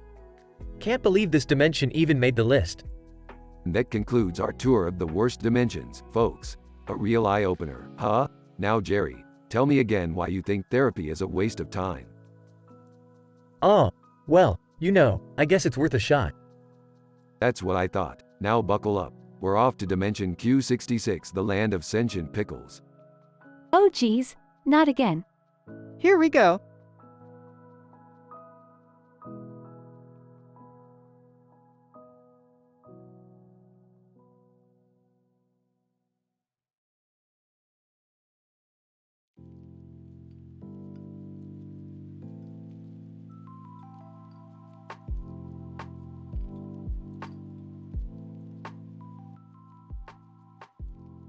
Alright, Morty, buckle up. We're about to embark on an interdimensional adventure that will blow your mind. Oh man, Rick, I'm not sure if I'm ready for this. This sounds heavy. Don't worry, Morty, I've got everything under control. Now, let's start with Dimension X17, where the inhabitants are sentient talking pizzas. Unique, right? Sentient pizzas? That's insane. What's the good and bad points? Well, the good thing is that you never have to worry about ordering takeout. The bad thing is, you might end up eating your friend during a conversation. I'll give it a 7 out of 10. Alright, let's move on to Dimension Y32. They have a society entirely made up of cats, wearing monocles and top hats. Monocle-wearing cats? That's ridiculous. Actually, it sounds quite sophisticated, Jerry. What are the good points?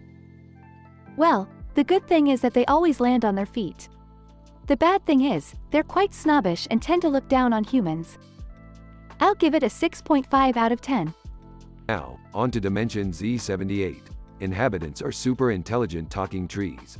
They're basically walking, talking ecosystems. Wow, that's mind-blowing. Tell us the good and bad points, Rick. The good thing is they produce the cleanest air in the universe. The bad thing is they never stop talking, and they have a 1,000-year lifespan. I'll give it an 8 out of 10. Let's not forget about Dimension W51, where the inhabitants are tiny beings living in a pocket dimension inside people's pockets. Oh, that sounds bizarre. What's the scoop on this one? Well, the good thing is you always have someone to keep your loose change. The bad thing is they can be a bit mischievous and might steal your keys. I'll give it a 7.5 out of 10. Finally, let's talk about Dimension V45, where the inhabitants are humanoid beings with the ability to bend reality at will. Whoa, that's insane. I can't even imagine what the good and bad points are. The good thing is you can manifest anything you desire. The bad thing is everyone is constantly pranking each other, and you can't trust what you see. I'll give it a 9 out of 10. Alright, there you have it. 5 of the most mind-bending interdimensional realities. Now, Morty, let's get going before we end up in another dimension trying to talk to a pickle or something. Oh, okay, Rick. Let's do this, I guess.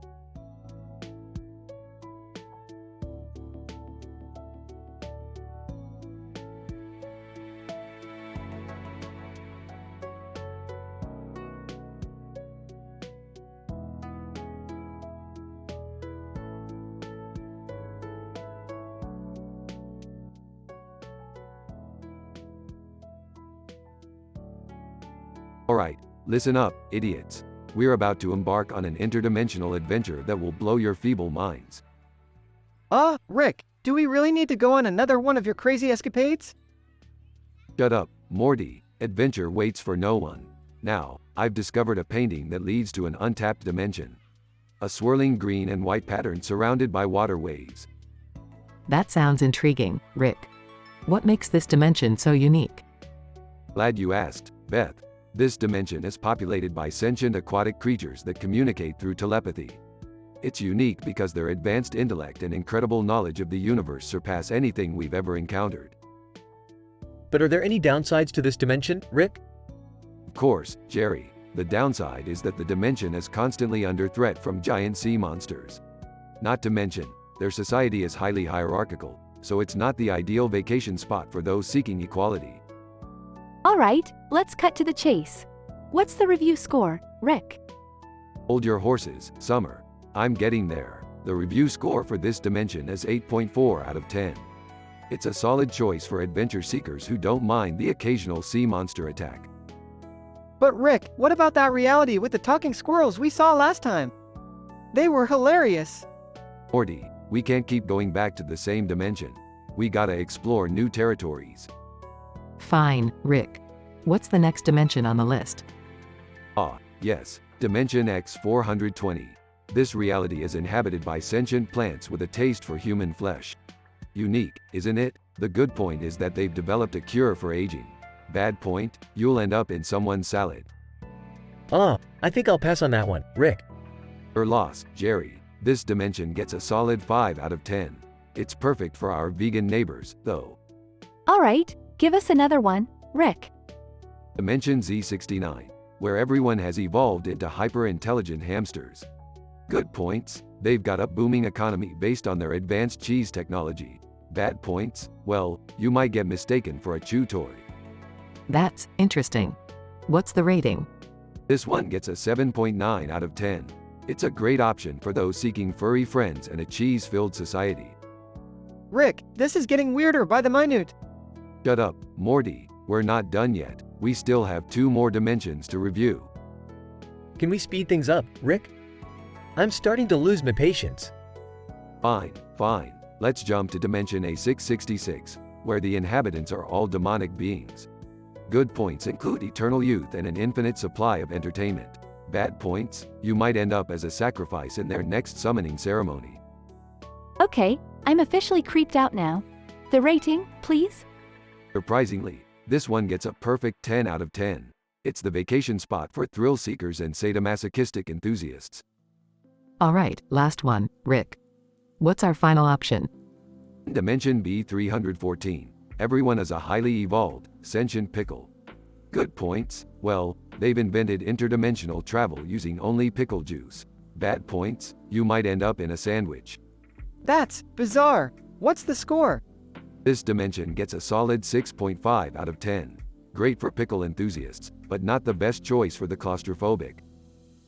So, what's the final verdict, Rick? After careful consideration and a whole lot of weirdness, we're headed to Dimension X420. Get ready for the adventure of a lifetime, idiots. Size can't wait.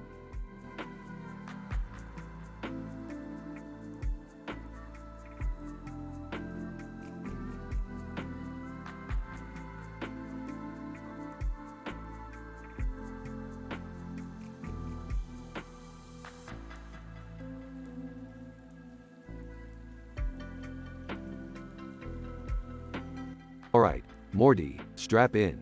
We're about to dive into the wildest dimensions ever witnessed by any living organism in the entire multiverse. Oh, geez, Rick. Are you sure we're prepared for this? Morty, we faced countless interdimensional disasters, and we're still standing. Trust me, we got this. Now, let's start with Dimension Epsilon 7.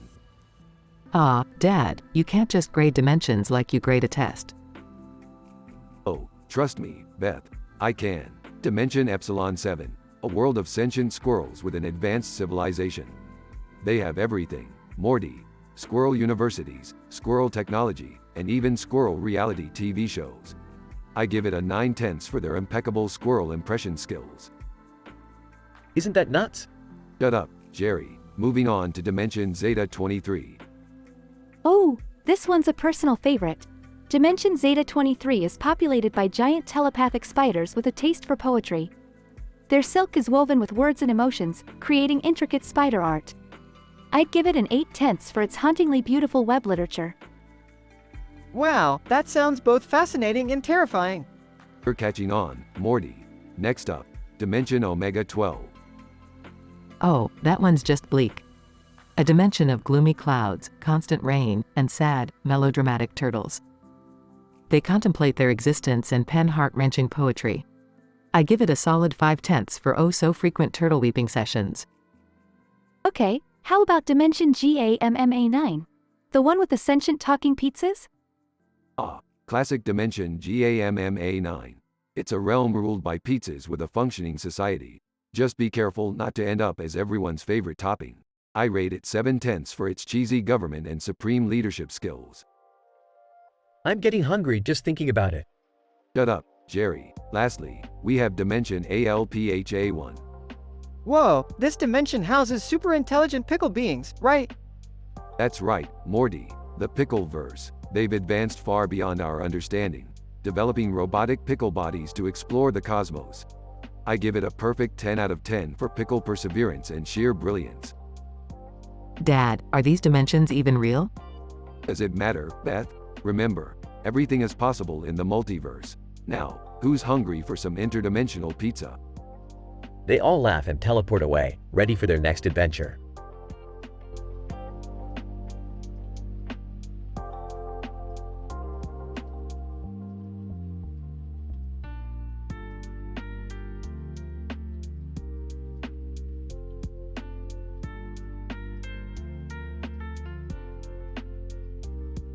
Alright, listen up, you bunch of squenchers. We've got a special mission today. We're gonna review the worst dimensions ever. Oh geez, Rick, can't we just have a normal adventure for once? Morty, this is exciting. We'll get to see some truly unique and terrible places. Yeah, like, I bet we'll find some dimensions where everyone has potato heads or something. Potato heads? That sounds awful. Random Character 1, Dimension P1356, known as the Stink Zone. Inhabitants are sentient skunks who communicate through farting. Interesting points include the world's largest fart factory. Review score, 0, 5/10. Random Character 2, Dimension X987, The Crying Abyss. Inhabitants are constantly sobbing humanoids. Interesting point, unlimited supply of tissue paper. Review score, 1/10. Alright, enough of that. Let's play a little game. Whoever draws the shortest straw has to plunge into the worst-rated dimension. Oh man, I hope it's not me. You'll be fine, Morty. Just don't cry. Yeah, Morty, you faced worse than a dimension of tears. Random Character 3, and the loser is Morty. Aw, geez. Why me? Because life is unfair, Morty. Now put this suit on. It'll protect you from the stench of the stink zone. Fine, I'll do it. But if I come out smelling like skunk, I'm gonna be so pissed. Random Character 4, good luck, Morty. Remember, it's all for science. I can't believe I'm doing this. Here goes nothing. Rick, Beth, Summer, and Jerry watch as Morty jumps through a portal and disappears. Be careful, Morty. Yeah, don't let those potato head creatures get to you. Rick smirks and takes a sip from his flask. It's gonna be a fun one, folks. Let's see if Morty survives the stink zone. Scene fades out. End of episode.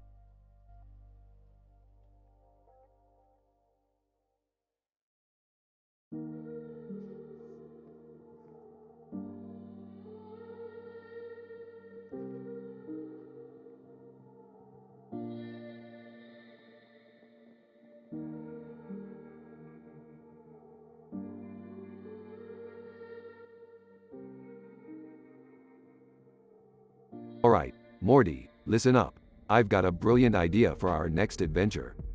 Oh geez, Rick, what is it this time? We're going to plunge into different interdimensional realities and rate them. It'll be like a vacation, but with science. I don't know, Rick. Can't we just go to a nice beach somewhere? Beaches are for amateurs, Beth. We're going where no one has gone before. Yeah, Dad, let's explore some crazy dimensions. As long as there's no danger involved. Alright, first up is Dimension X238. It's inhabited by talking marshmallows who can predict the future. Whoa, that's insane. But what's the catch? Well, the marshmallows have an addiction to eating each other. So, not the friendliest place. I give it a 6 out of 10. Interesting, but too cannibalistic for my taste.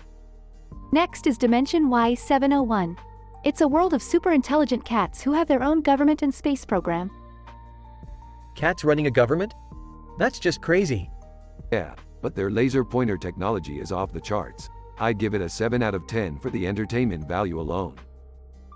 Dimension Z965 is inhabited by giant talking plants. They've solved world hunger, but they think humans are their pets. That sounds like a mixed bag. I'll give it a 5 out of 10 for the ethical dilemma.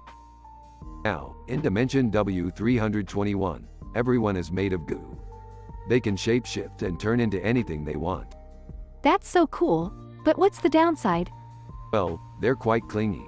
Literally, once they touch you, they won't let go. I'll pass on that one, Rick. Sounds too sticky. Dimension V874 is inhabited by sentient robots who have emotions. They've created a utopia, but they're starting to go rogue. That's heavy, Mom. What's the score? I'll give it a 9 out of 10, but only because I love a good robot rebellion. Alright, last one. Dimension Q567 is home to telepathic squirrels. They can read minds and control thoughts. Mind-reading squirrels? That's nuts. That's a hard pass for me. I don't want any telepathic rodents invading my brain. Alright, family, time to make a decision. Which dimension gets the highest score?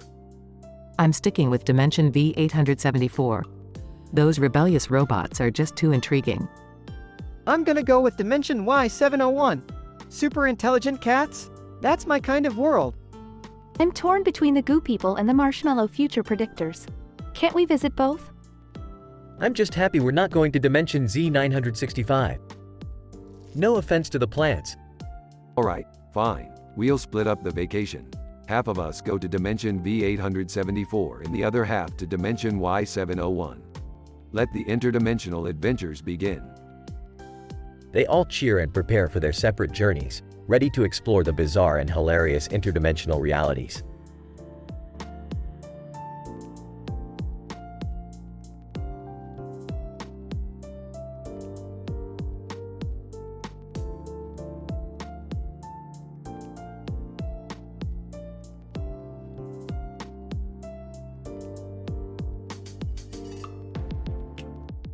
Alright, Morty, listen up.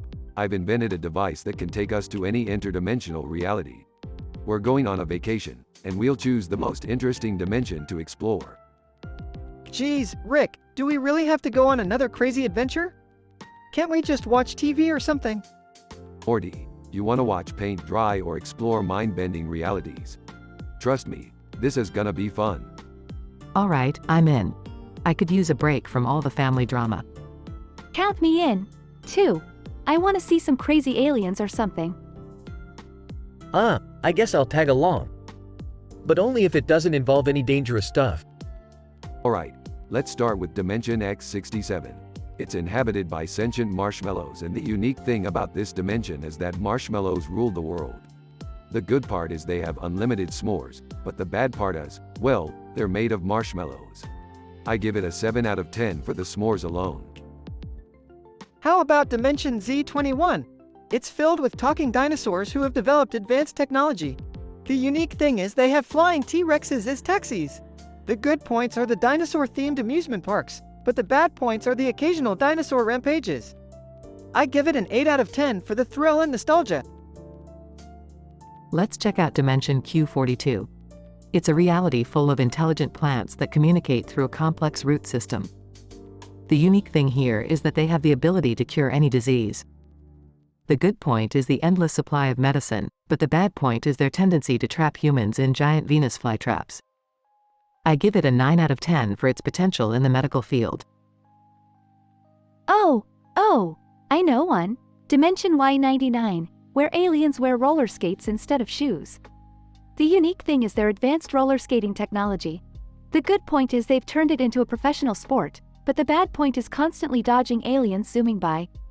I give it a 6 out of 10 because, let's face it, roller skates are kinda lame. Alright, how about Dimension W11? They have a society of sophisticated talking cats that dominate everything. The unique thing is their impeccable fashion sense. The good point is they throw the most elegant parties, but the bad point is they demand constant worship and sacrifice.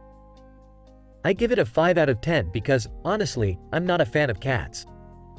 Alright, after reviewing all these dimensions, it seems like Dimension Q42 takes the cake with its advanced medicine. We're going to Q42, people. Oh, boy, I can't wait to see what kind of trouble we're gonna get into this time. I hope we get to ride one of those giant Venus flytraps. Remember, guys, no sacrificing family members, okay? Can we at least bring some catnip for the sophisticated cats? Buckle up, everyone. It's gonna be a wild ride through Dimension Q42. Let's get swifty.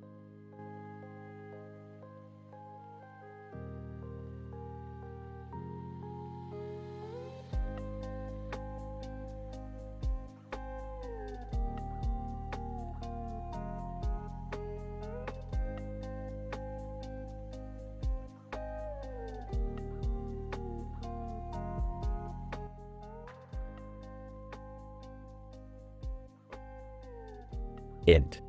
Living room, day. A group of people, including Rick, Morty, Beth, Summer, Jerry, and a bunch of randomly generated characters, are gathered around a TV screen with a cartoon character, Rick, on it. Alright, everyone, it's time for the dimension hopping game. Let's start with the worst dimensions ever. Jerry, you go first. Clears throat, Dimension Z2896. Inhabitants, carnivorous talking squirrels. Interesting point. The entire dimension is made of peanut butter. It's different because, who wants to be stuck in a peanut butter world? And my review score is a solid 1 out of 10 peanuts. Beth, rolls eyes. Way to go, Jerry. Alright, I'll take the next one. Dimension R6723. Inhabitants, giant floating heads with no bodies. Interesting point. They communicate through telepathy and have an unhealthy obsession with reality TV. My review score is a disappointing 2 out of 10 floating heads. Excitedly. Okay, my turn. Dimension Q41b5. Inhabitants. Hyper-intelligent mushrooms. Interesting point. They've developed an advanced society using fungal technology. It's different because they have psychedelic dance parties every day. My review score is a trippy 8 out of 10 shrooms. Okay, let's see. Dimension H7702. Inhabitants, super aggressive unicorns. Interesting point. They shoot rainbow lasers from their horns. It's different because, well, they're freaking killer unicorns. My review score is a terrifying 9 out of 10 impaled victims. Random character 1, nervously, Dimension F2218. Inhabitants, apathetic clowns. Interesting point. They live in a perpetual state of melancholy and spread sadness wherever they go. It's different because clowns should be fun, right? My review score is a melancholic 3 out of 10 tear-stained faces. Random character 2. Confidently, Dimension K8290. Inhabitants, giant flying spiders. Interesting point. They've built a society in the treetops, where everything is made of silky threads. It's different because, well, imagine seeing a spider the size of a car. My review score is a spine-tingling 7 out of 10 arachnophobe nightmares. Alright, that's enough. Now, onto the unique game. Each of us will randomly pick a dimension number from this hat. The loser must plunge into the worst-rated dimension. They all draw numbers from a hat, tension building. Smirking. Looks like it's me. Bring it on. Int. Portal room, day. Rick enters the portal, brimming with confidence. Int. Worst rated dimension, day. Rick finds himself in dimension F2218, surrounded by apathetic clowns. Oh, great. Sad clowns. Just what I needed. He takes out his portal gun and quickly opens a portal back home. Int. Living room, day. Rick steps out of the portal, victorious. Grinning. Looks like I win again, suckers. They all groan, disappointed. fade out.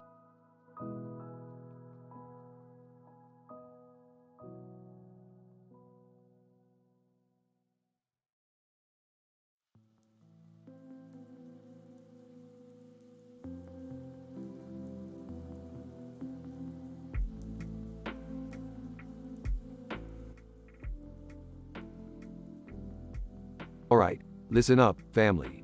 I've got an ingenious idea for today's adventure. We're going to play a little game called Dimensional Disaster.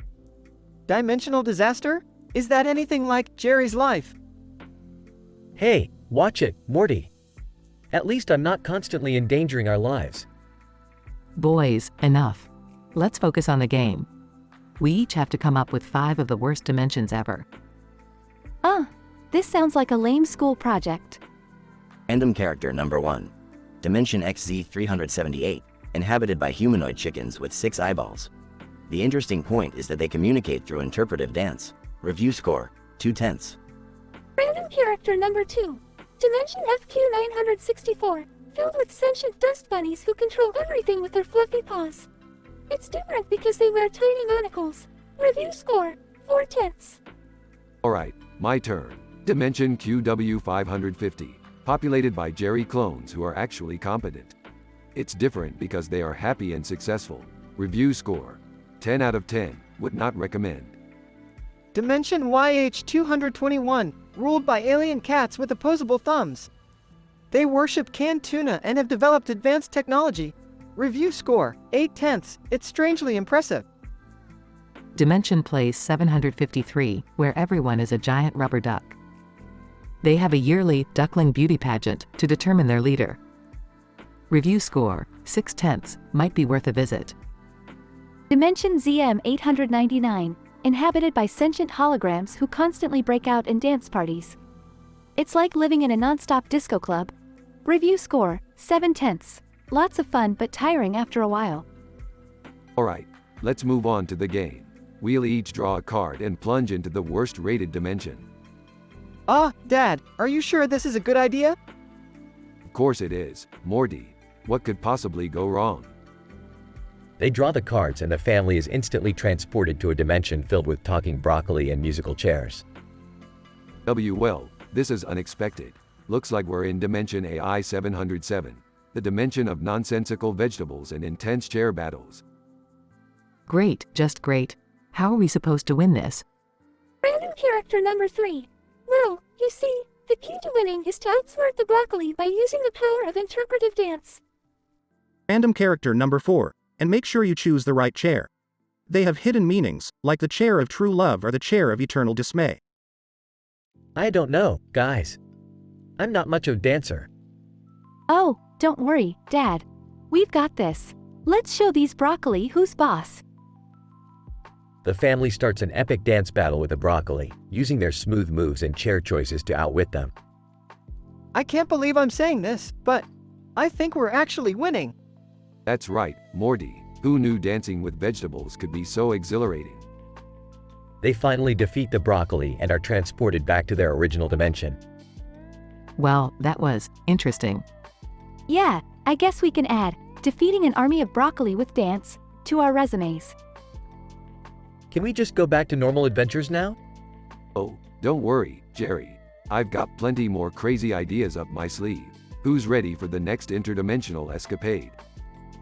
The family shares a skeptical look, unsure of what awaits them, but ready for more wild adventures.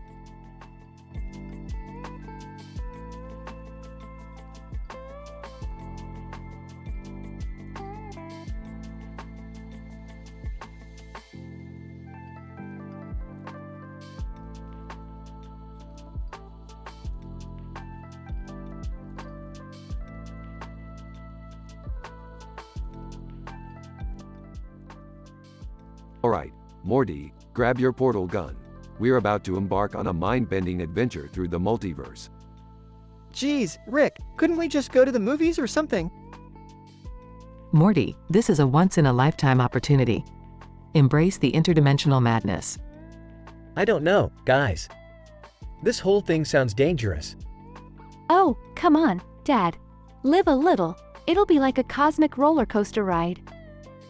Alright, everyone, listen up. I've compiled a list of the most mind-blowing dimensions ever discovered. First up, Dimension X6712, a world populated entirely by talking cats. Their unique ability to predict lottery numbers makes it a jackpot paradise, but unfortunately, the cats are almighty control freaks. I give it a solid 7/10. Whoa, talking cats. That sounds pretty cool, Rick. Hold your horses, Morty. We've got Dimension Z1587, a place where everyone has the power to turn invisible at will. Although it's great for pranks, the constant paranoia can drive you insane. I'd rate it a shaky 6/10. Okay, how about Dimension Q7351? It's a utopia with unlimited resources, where nobody ever has to work. But it turns out, they're all addicted to a virtual reality game called Snoozeland. I'd give it a 9/10 for creativity, but only a 4/10 for practicality. That one sounds intriguing. I might finally have a chance to beat Morty at something. Alright, buckle up for Dimension W4209. It's a world ruled by sentient plants. The botanical wonders are breathtaking, but the pollen. Oh, the pollen. I rated a solid 8/10, but you might need some serious allergy medication. And how could we forget Dimension H9929? A place filled with nothing but attractive clones of yourself. Sounds like a narcissist dream, but the lack of diversity brings it down to a 5/10. Hey, Rick, what about Dimension F2215? The one where humans have evolved to have superpowers? Morty, I was saving the best for last. Dimension F2215 is a paradise for comic book fans. Everyone has unique superpowers, and the crime rate is practically zero. I'd give it a perfect 10 out of 10. Well, that settles it. Dimension F2215 it is. Get ready for the vacation of a lifetime, family. I just hope there's a nice golf course. And beaches. I need to work on my tan. Strap in, everyone. We're about to dive headfirst into Dimension F2215. Hold on to your capes. We're in for a wild ride. Scene fades as the family, filled with excitement, jumps through the portal to their chosen dimension.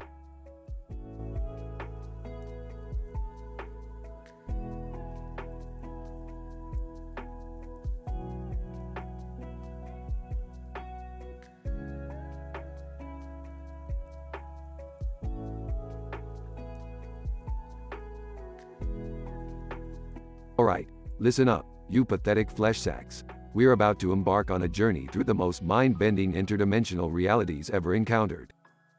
Geez, Rick, do we really have to do this? Oh, shut up, Morty. We need a vacation from this godforsaken planet. Now, let's start with Dimension X523. Dimension X523? What's so special about it? Well, Summer, it's inhabited by hyper-intelligent llamas wearing top hats. They've built a society based on advanced llama technology. Are they friendly llamas? Who cares, Jerry? The unique thing about Dimension X523 is that they have the most exquisite llama sushi you've ever tasted. Plus, their currency is made of cotton candy. I rated a 9 out of 10. Alright, how about Dimension Z724? Oh yes, Dimension Z724, the land of sentient pizza slices. They've developed a society built entirely around pizza toppings. It's delicious but also quite messy. I give it a 6 out of 10. What about the dimension of frolicking unicorns? Really, Morty, do you want to be trampled by unicorns? Fine, let's talk about it. The dimension of frolicking unicorns is filled with fluffy, magical creatures, but their constant frolicking leads to mass destruction. I'll give it a 5 out of 10. How about Dimension Q036? Dimension Q036. It's inhabited by highly evolved space sloths who have achieved enlightenment through extreme laziness. Watching them meditate is quite enlightening, but they're a bit slow in the conversation department. I'll give it a 7 out of 10. Last but not least, what about Dimension V911? Dimension V911 is the home of intelligent plants who have created a utopian society. They communicate through a complex system of photosynthesis, and their music is a symphony of rustling leaves. It's quite breathtaking, so I'll give it a perfect 10 out of 10. Alright, Rick, which dimension are we going to? Well, you little turds, it seems like we're plunging into Dimension V911. Get ready for a vacation of a lifetime where you'll be surrounded by photosynthesizing plants. It's gonna be a wild ride. But what about the bad points? Shut up, Jerry. We're going on vacation, remember? Now strap yourselves in and let's get ready for some interdimensional fun.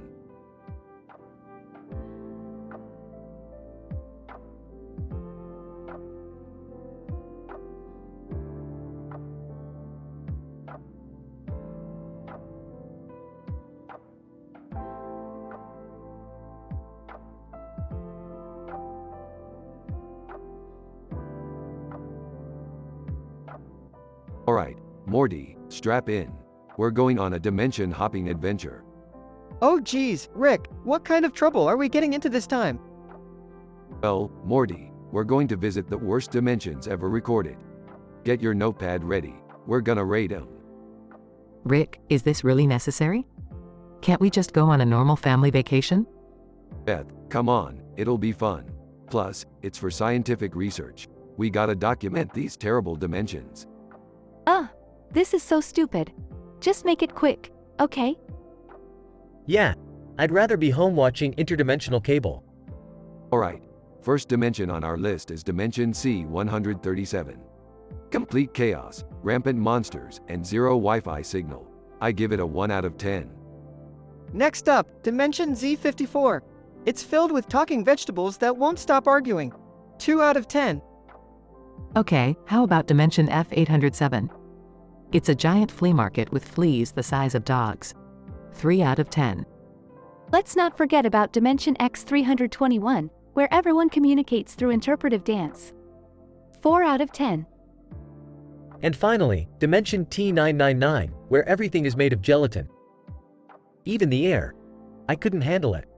0 out of 10. Great job, everyone. Now, let's play Dimension Plunge to determine our destination. How do we play? Simple. Spin this wheel and let fate decide which dimension we'll be stuck in. This seems reckless, Rick. Are you sure it's safe? Trust me, Beth, I'm a genius. What could go wrong? Alright, here goes nothing. Fine. Let's get this over with. Rick spins the wheel. And the winner is Dimension F807, the giant flea market dimension. Oh boy, I can already feel the fleas biting me. You know what, Rick? I'm starting to think this whole dimension hopping thing was a bad idea. Yeah, maybe we should have stuck to regular old Earth. I just hope we survive this. Buckle up, everyone. We're about to plunge into the worst dimension ever. The family screams as they plunge into the dimension. To be continued.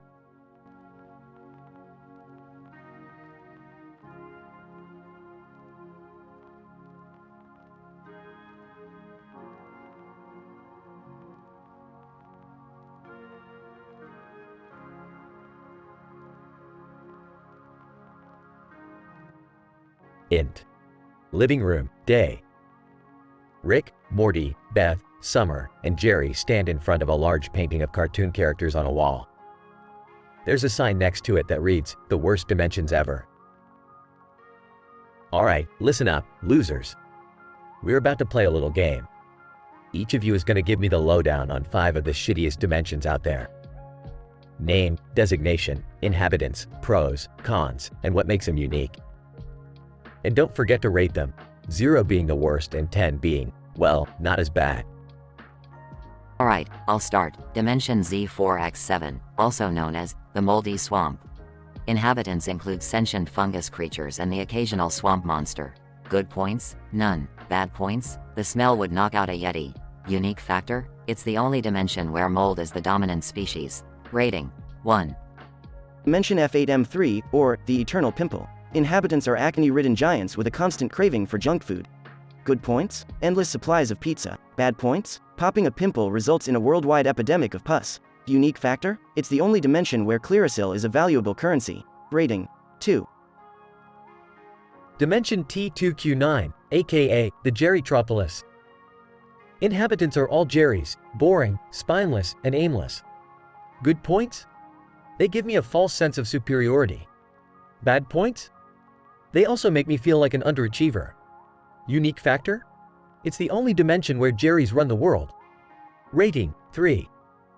Alright, Rick, Dimension C7R4, The Kittenocalypse.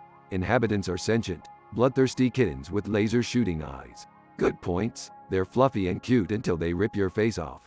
Bad points. Did I mention they shoot lasers from their eyes? Unique factor. It's the only dimension where scratch attacks are lethal. Rating 4. Okay, one more. Dimension G3L9, also known as the Butt Universe. Inhabitants are sentient, talking butts with a gas problem. Good points? Non-existent. Bad points? The stench is so unbearable that it caused an interdimensional war. Unique factor? It's the only dimension where farting is the primary mode of communication.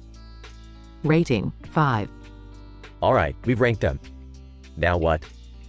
Rick pulls out an interdimensional portal gun and activates it.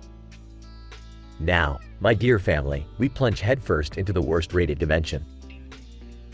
They all step through the portal, ready for whatever awaits them. Rick, are you sure about this? Morty, I'm always sure. Just remember, we're the main characters. We can't lose. And with that, they disappear into the portal, leaving us with a sense of anticipation and dread.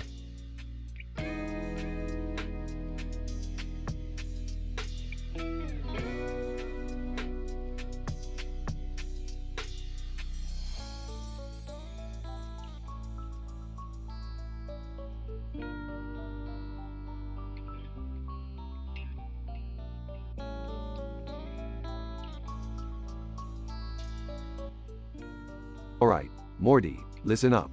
We've got a green light on our heads and a green object in the air. Time to go explore some interdimensional realities. Geez, Rick, I don't know if I'm ready for this. What if we end up in some crazy place? That's the whole point, Morty. We're going to find the most outlandishly entertaining dimension out there. Now, let's get started. Wait, shouldn't we have some sort of plan? We can't just dive into any random reality. Yeah, Dad, I don't want to end up in a dimension full of butt-faced aliens or something. Butt-faced aliens? Seriously, Summer? Alright, here's the deal. We're going to list 5 unique interdimensional realities. Rate them based on their inhabitants, uniqueness, good points, and bad points. Then, we'll pick the highest scoring dimension for our vacation. Simple enough, right? Yeah, I guess so. Let's do this. First up, we have Dimension X42. Inhabitants are floating sentient blobs. Unique because they communicate through interpretive dance. Good point, unlimited pizza. Bad point, everything smells like feet. I give it a 7/10. Okay, next is Dimension Z96. Inhabitants are hyper-intelligent cats. Unique because they've built a society based on scratching posts. Good point? Never-ending supply of catnip. Bad point? Constant hairballs. I'll give it a 6/10.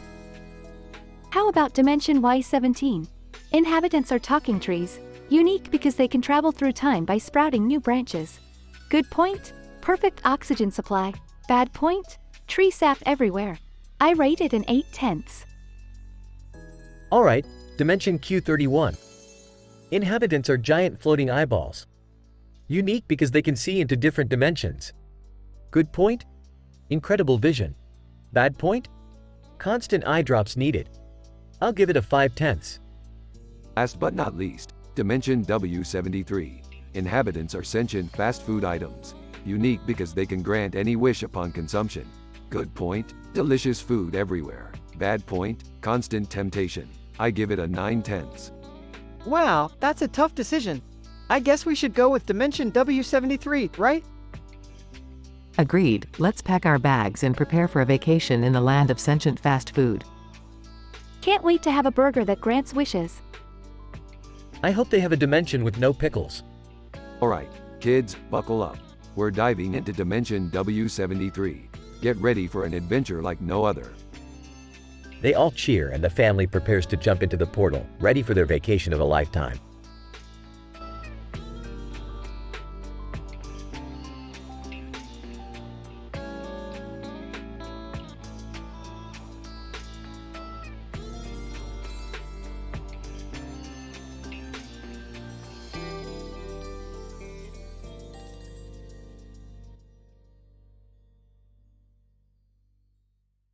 Alright, listen up, you little shits. Today, we're gonna explore the most mind-bending, batshit crazy interdimensional realities ever encountered. Strap in, Morty. Oh, I don't know, Rick. Last time we did this, I ended up marrying a Gazorpian. Oh, shut up, Morty. We're not discussing your marital problems right now. Let's get this party started. Rick, can't we just go to a regular vacation spot like normal families? Oh, come on, Beth. Where's your sense of adventure? We're about to visit the dimension of infinite pancakes. Infinite pancakes? That sounds amazing. What makes it unique? Well, Summer, besides the obvious abundance of pancakes, this dimension is also inhabited by sentient maple syrup and bacon trees. The good points, never-ending breakfast and a 24/7 IHOP. Bad points, diabetes rates are through the roof. I give it a solid 8 out of 10. Oh, can't we find something a bit less delicious? Fine, Jerry, let's talk about Dimension X17, also known as the reality of absolute chaos. Chaos? I don't think I can handle that, Rick. Relax, Morty. This dimension thrives on absurdity. It's inhabited by giant talking squirrels who enjoy throwing bananas at each other. The good point, it's a non-stop comedy show. The bad point, you might get hit in the face with a flying fruit. I'd give it a perfect 10 out of 10. How about Dimension ZETA 6, Rick? I heard it's pretty interesting. Ah, yes, Dimension ZETA 6, also known as the land of talking farts. Talking farts? Seriously? Don't knock it till you try it, Summer. In this dimension, farts have evolved into highly intelligent beings, capable of solving complex equations and philosophizing about the meaning of life. The good point, well, it's an intellectual gas. The bad point, trust me, you don't want to be around during a fart debate. I give it a whiffy 7 out of 10. Can we please find a dimension that doesn't involve bodily functions? Alright, how about Dimension Epsilon 9, the realm of eternal tacos? Tacos? Now you're speaking my language, Rick. In this dimension, Morty, everything is made out of tacos. The houses, the trees, even the people. It's like a delicious dream. The good point, you'll never go hungry. The bad point, well, let's just say the cleanup can be a little messy. I'd give it a spicy 9 out of 10. Okay, Rick. Enough with the taco talk. Which dimension are we actually going to visit? Drumroll, please. We're heading to Dimension Omega 42, the paradise of unicorns. Unicorns? That sounds magical. Oh, it is, Summer. In this dimension, unicorns rule the land, granting wishes and spreading joy. The good points, you get your own personal unicorn to ride around and fulfill your dreams. The bad point, be careful where you step. Those rainbow-creating butts can be slippery. I give it a mythical 10 out of 10. Well, I guess I can't argue with a dimension full of unicorns. That's the spirit, Jerry. Get ready, family. It's gonna be one hell of a vacation. Music swells as the family prepares for their interdimensional adventure, leaving behind the mundane world and diving into a world of fantastical wonders.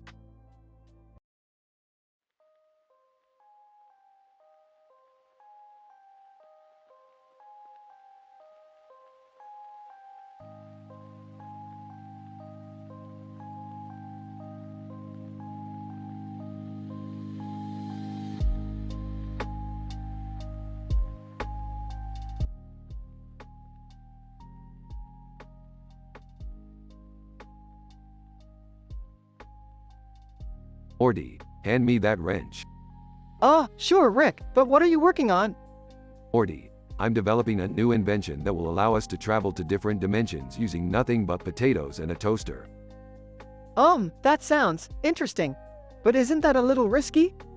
Risky, Morty? What's life without a little danger and the potential for interdimensional potato-powered travel? I guess you make a good point, Rick. Can I at least wear a helmet or something? Sure, Morty, you can wear a helmet, elbow pads, knee pads, and a full suit of body armor, if it makes you feel better. Thanks, Rick. I appreciate it. No problem, Morty. Now, let's get back to work on this groundbreaking invention. Scene transitions to Rick and Morty in a parallel dimension, surrounded by talking potatoes. Rick, I can't believe this actually worked. We're in a dimension full of sentient potatoes. Yeah, Morty, and these potatoes seem to have some pretty interesting things to say. Potato 1. So, you humans like to eat us, huh? How would you like it if we turned the tables? Potato 2. Yeah, we're tired of being mashed and fried. It's time for some revenge. Morty, it looks like we've stumbled upon an uprising of pissed-off potatoes. I did not see this coming. Rick, what are we gonna do?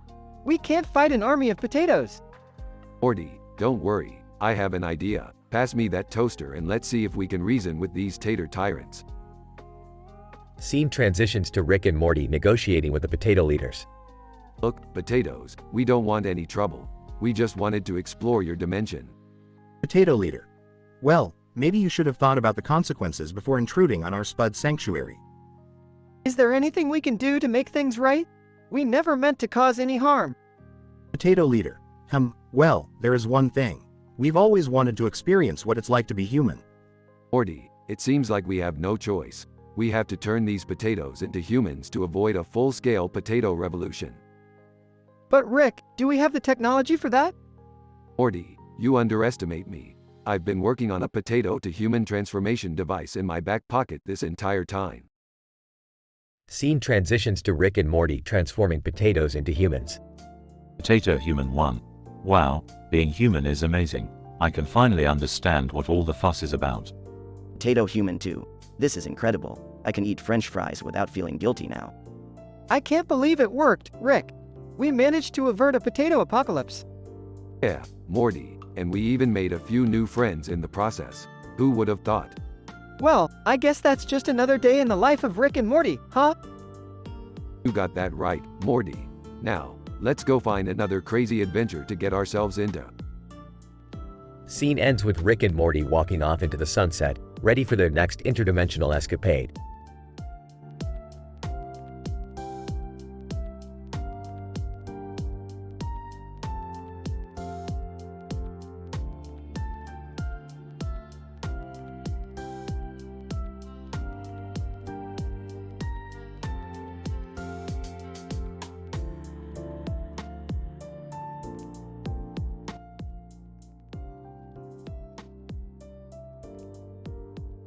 Alright, Morty, buckle up. We're going on a mind-bending journey through the multiverse. I have here a list of the most intriguing interdimensional realities ever recorded.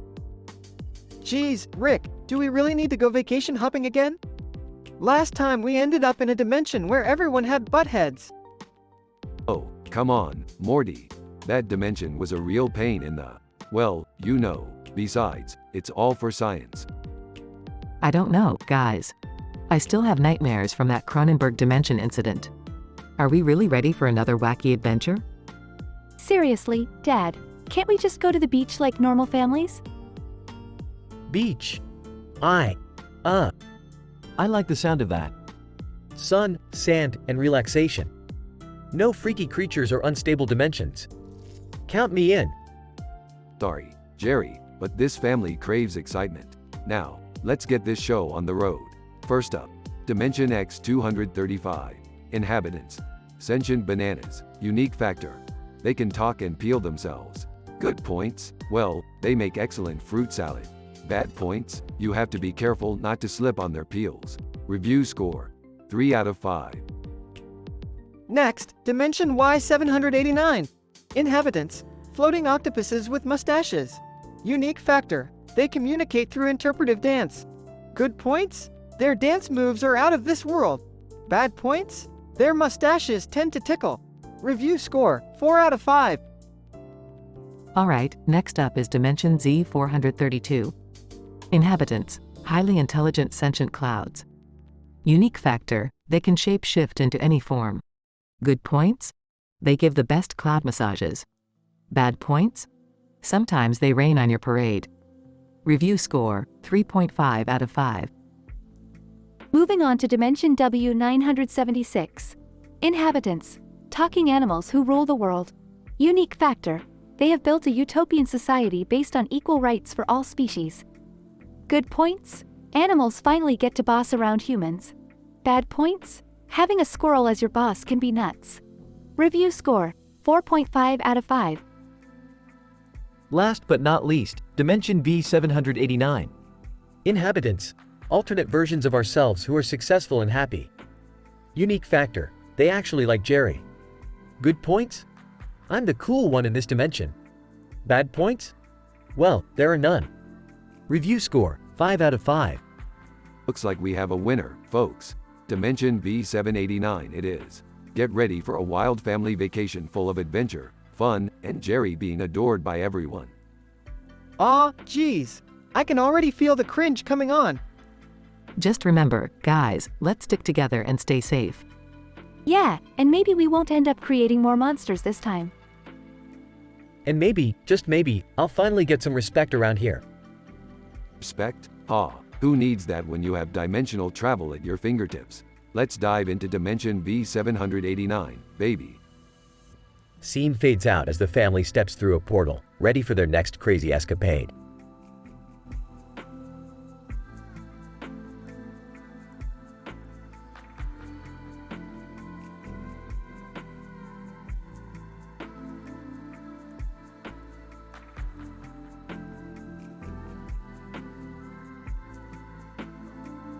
Alright, listen up, you bunch of squenchers. We're about to dive into some of the shittiest dimensions to ever exist in the multiverse. Geez, Rick, do we really have to do this? Can't we just go on a normal adventure for once?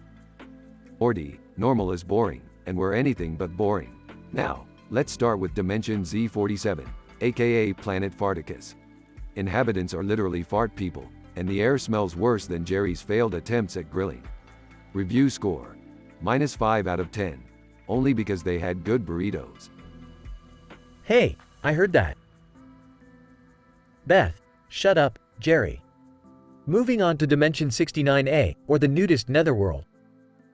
Inhabitants are all nudists and they're not shy about it. The good? Unlimited confidence. The bad? Well, let's just say the tan lines are interesting. Review score, 7 out of 10 for the lack of body shame. I can't believe we're wasting our time on this.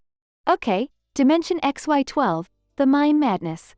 Inhabitants are all mimes, and there's a permanent invisible wall that no one can break through. Good, quiet neighbors.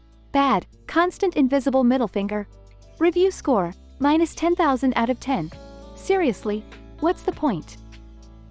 Alright, enough dimension shopping. Let's move on to the game. It's called Plunge of Destiny. We'll spin the wheel and whichever loser it points to has to enter the worst rated dimension. Hesitant. Rick, are you sure this is a good idea? What if we can't get out? Morty, have some faith in your old grandpa. Plus, with my genius brain, there's no way we'll be stuck. Now spin the wheel, Summer. Spinning. Here goes nothing. Wheel lands on Jerry. Oh boy, this can't be good. Looks like it's your lucky day, Jerry. Time to plunge into the dimension of eternal mediocrity. Have fun, loser. Wait, what? No, I don't want go. Tough luck, Jerry. Just remember not to embarrass us too much. And Morty, grab the portal gun. We might need a quick getaway. Hesitant. Alright, but if anything goes wrong? Morty, nothing ever goes according to plan. It's all about improvisation. Now, let's see how Jerry fares in the dimension of absolute mundanity. They activate the portal and Jerry reluctantly steps through, leaving the family behind, unsure of what awaits him in the dimension of eternal mediocrity.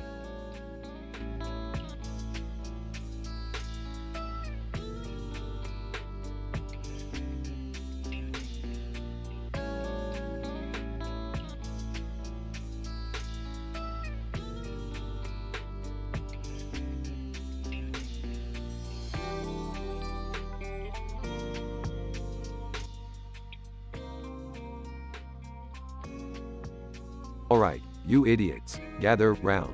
We've got an interdimensional adventure on our hands. Oh man, Rick, are we gonna find some crazy dimensions again? I don't know if I can handle it. Morty, stop being such a whiny little bitch. We're doing this, so just shut up and follow along. Oh, Beth, be nice to Morty. He's just a kid. Shut up, Jerry. No one asked for your opinion. Now, let's get started. Can we please hurry up? I have a date tonight and I don't want to be late. Fine, Summer. Just hold your horses and let me do my thing. Alright, Rick, where do we start? I'm ready for some adventure. Well, we're going to list the worst dimensions ever. Each of you will take turns giving your review, starting with Morty. Oh, okay. The first dimension is dimension C-137. It's infested with giant, mutant insects, and the air smells like rotten eggs. I give it a 1 out of 10. Dimension Z42 is ruled by an army of ruthless cyborgs. The food there is terrible and everyone wears ugly, outdated clothes. I give it a 2 out of 10. Dimension F666 is filled with nothing but creepy clowns and haunted houses. I give it a 3 out of 10. Dimension M84 has an oppressive government and the weather is always miserably hot. I give it a 4 out of 10. Good job, everyone. Now, let's move on to the game. We're gonna play Dive into the Worst. The loser will have to spend a day in the worst rated dimension. Wait, what? That's not fair. I don't want to go to a terrible dimension. Tough luck, Morty. Life isn't fair. Now, let the games begin. Alright, everyone, grab your guns and get ready to dive in. I can't believe we're doing this. This is so messed up. Rick, are you sure this is safe? I don't want anything bad to happen. Relax, Jerry. It's just a dimension. What's the worst that could happen? I can think of a lot of bad things that could happen, Rick. Shut up, Morty. Just dive in and let's get this over with. Alright, on the count of 3, we jump. 1, 2, 3. Screams. And away we go. Hold on tight, losers. It's gonna be a bumpy ride. I can't believe I let you talk me into this. I'm gonna die, aren't I? Shut up, Morty. We're almost there. Just pray you survive.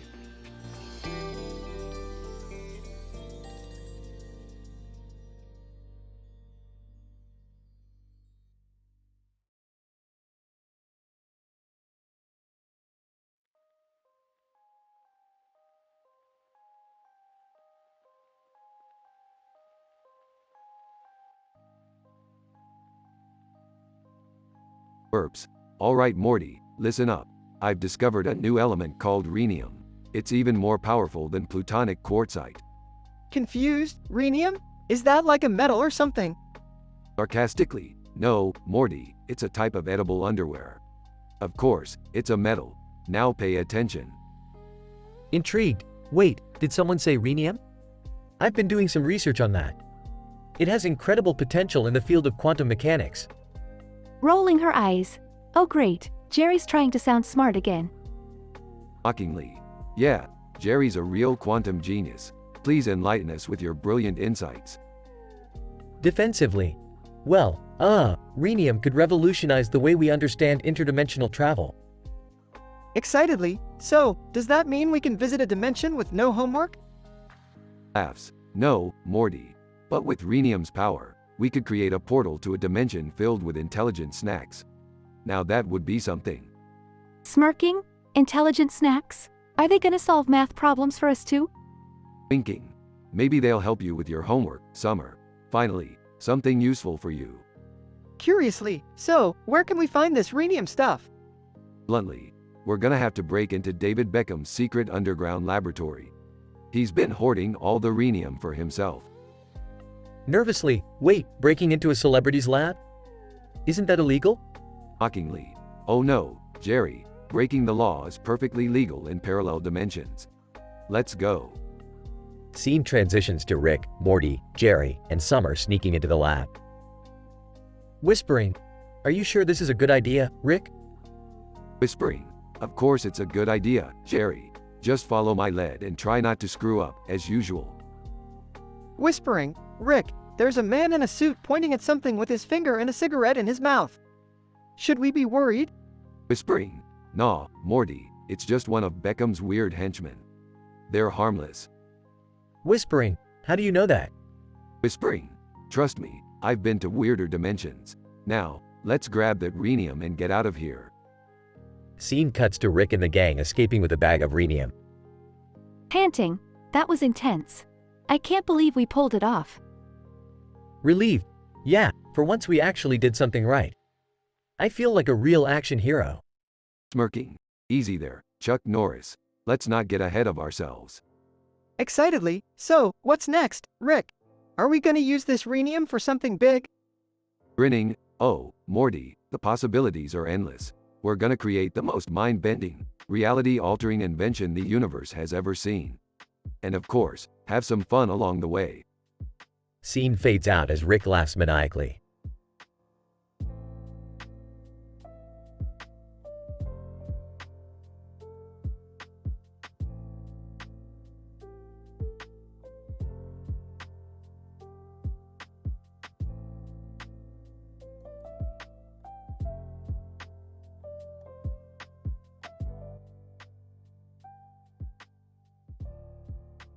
Hey Morty, you ready for another mind-bending adventure?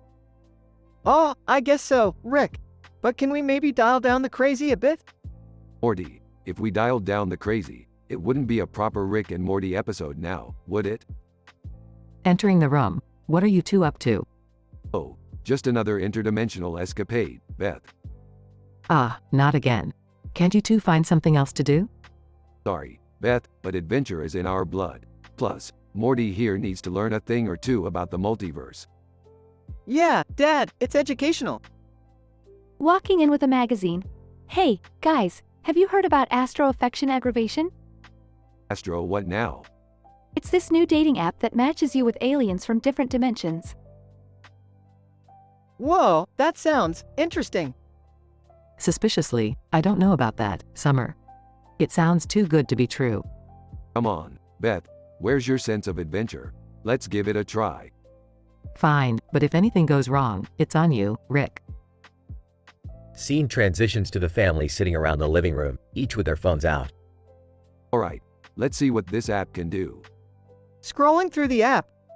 Rick, I think I found something weird. What is it, Morty? It's a profile of someone who looks exactly like Mom. Startled, what? Let me see that. Chuckles. Mom's got a secret admirer from another dimension? This is juicy. Blushing. This is ridiculous. How could someone from another dimension be interested in me? Well, Beth, looks like you're quite popular with the interdimensional beings. That's not funny, Rick. Scene cuts to a dark alleyway, where snakes slither around. Walking cautiously, hello? Is anyone here? Voice. Hissing. Beth. I've been waiting for you. Who are you? Voice. Sinisterly, I am your secret admirer, from another dimension. This is insane. How did you find me? Voice. Let's just say I have my ways. But enough small talk, I have something to show you. Scene cuts back to the living room, where the family eagerly waits for Beth's return. I wonder what she's gonna find. I'm telling you, this is gonna be epic. Walking in, looking shocked.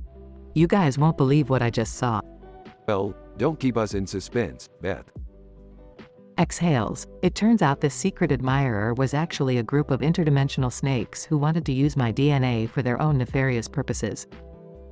Snakes? Really? Snakes? Yeah, Morty. Turns out love can be a slippery slope. Laughs. I guess Mom's got more than one admirer, huh? Rolls her eyes. Very funny, Summer. Just another day in the crazy world of Rick and Morty. Scene fades out, leaving the family to ponder their next interdimensional adventure.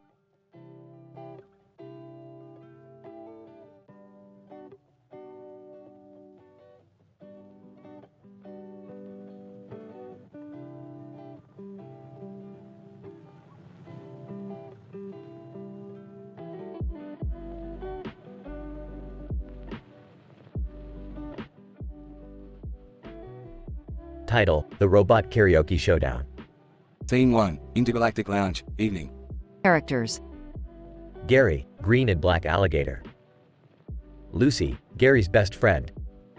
Professor Anderson, robot karaoke judge. Crombopulous Michael, Gary's crush. Crowd, alligators and robots. Gary, holding a book in his mouth. Lucy, have you seen the latest research by Dr. Richard Feynman? It's mind-boggling. Lucy, rolling her eyes. Gary, we're at a karaoke contest. Can we focus on that for once? Gary, oh, right. The robot karaoke contest. It's a big night for me. I've been practicing my scales all day. Scene 2, stage, Intergalactic Lounge, night. Professor Anderson, Announcing. Ladies and gentlemen, welcome to the Robot Karaoke Contest. Tonight, we have a special guest judge, Crombopulous Michael. Harry. Whispering to Lucy, Crombopulous Michael is here? I've had a crush on him since forever. Lucy whispering back, this is your chance, Gary. Show off your singing skills and win his heart. Scene 3, Performance. Gary on stage, Intergalactic Lounge, night. Harry. Clearing his throat, nervously, ladies and gentlemen, I present to you my rendition of Rocket Man by Elton John. Gary starts singing, surprising the audience with his incredible voice. As he sings, a green background with a yellow star appears behind him, creating a mesmerizing atmosphere. Scene 4, Crombopulous Michael's reaction, Intergalactic Lounge, night. Crombopulous Michael, mesmerized, who is the captivating alligator with the voice of an angel? Professor Anderson. That's Gary, the rising star of our karaoke contest. He's known for his exceptional talent and scientific prowess. Scene 5, Denouement, Intergalactic Lounge, night. Gary finishes his performance to thunderous applause and a standing ovation from the crowd. Crombopulous Michael approaches Gary, a hint of admiration in his eyes. Crombopulous Michael, charmed, Gary, your voice touched my robotic heart. Can we go for a scientific soiree together? Gary. Blushing, I'd be honored, Crombopulous Michael. Let's delve into the mysteries of the universe, one karaoke note at a time. Scene 6. The beginning of a new adventure, Intergalactic Lounge, night. Gary and Crombopulous Michael exit the stage, hand in hand, leaving behind a crowd buzzing with excitement and awe. Note, this screenplay script episode combines elements of fantasy and science fiction to create an entertaining and dramatic narrative. The characters and events described are fictional and purely for imaginative purposes.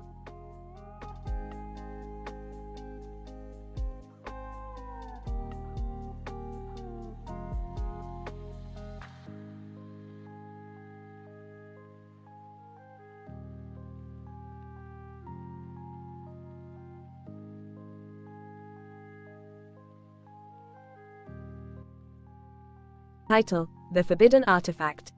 Scene 1, Fields of Mystery. Isabella, excitedly, hey, Beth, look at this. I found an ancient box. It's covered in mysterious symbols. Intrigued, wow, Isabella. Let me see. It looks like something straight out of a historical treasure hunt. Scene 2, Uncovering the Secret. Isabella, whispering, I wonder what's inside. Shall we open it? Nervous, I'm not sure, Isabella. It could be dangerous. Maybe we should take it to an expert to analyze. Isabella, enticingly, but Beth, secrets are meant to be unraveled. Imagine the thrill of discovering what lies within. Scene 3, Democratic Republic of the Congo. Apprehensive. Alright, fine. Let's open it. But we need to be cautious. We're in the Democratic Republic of the Congo, after all. Isabella, curious, look. It's a camera, and a note. It says, capture the unseen. Puzzled. This is getting stranger by the minute. Scene 4, The Message Unveiled. Isabella, excitedly, I think the camera can capture supernatural entities. Let's test it out. Cautioning, Isabella, are you sure this is safe? We don't know what kind of spirits we might encounter. Isabella, determined, I'm willing to take the risk, Beth. Let's see what secrets we can uncover. Scene 5, The Ritual Gone Wrong. Isabella, whispering, okay, I'm setting up the camera. Be ready, Beth.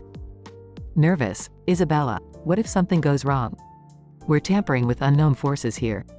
Isabella, confidently, don't worry, Beth. I've done my research. We'll be fine. Scene 6, A Haunting Encounter. Isabella, shocked. Oh my gosh, Beth. Look at the camera screen. There's a figure, but it's not human. Panicking, Isabella, something's not right. We've awakened something dark with our curiosity. Scene 7, A Desperate Escape.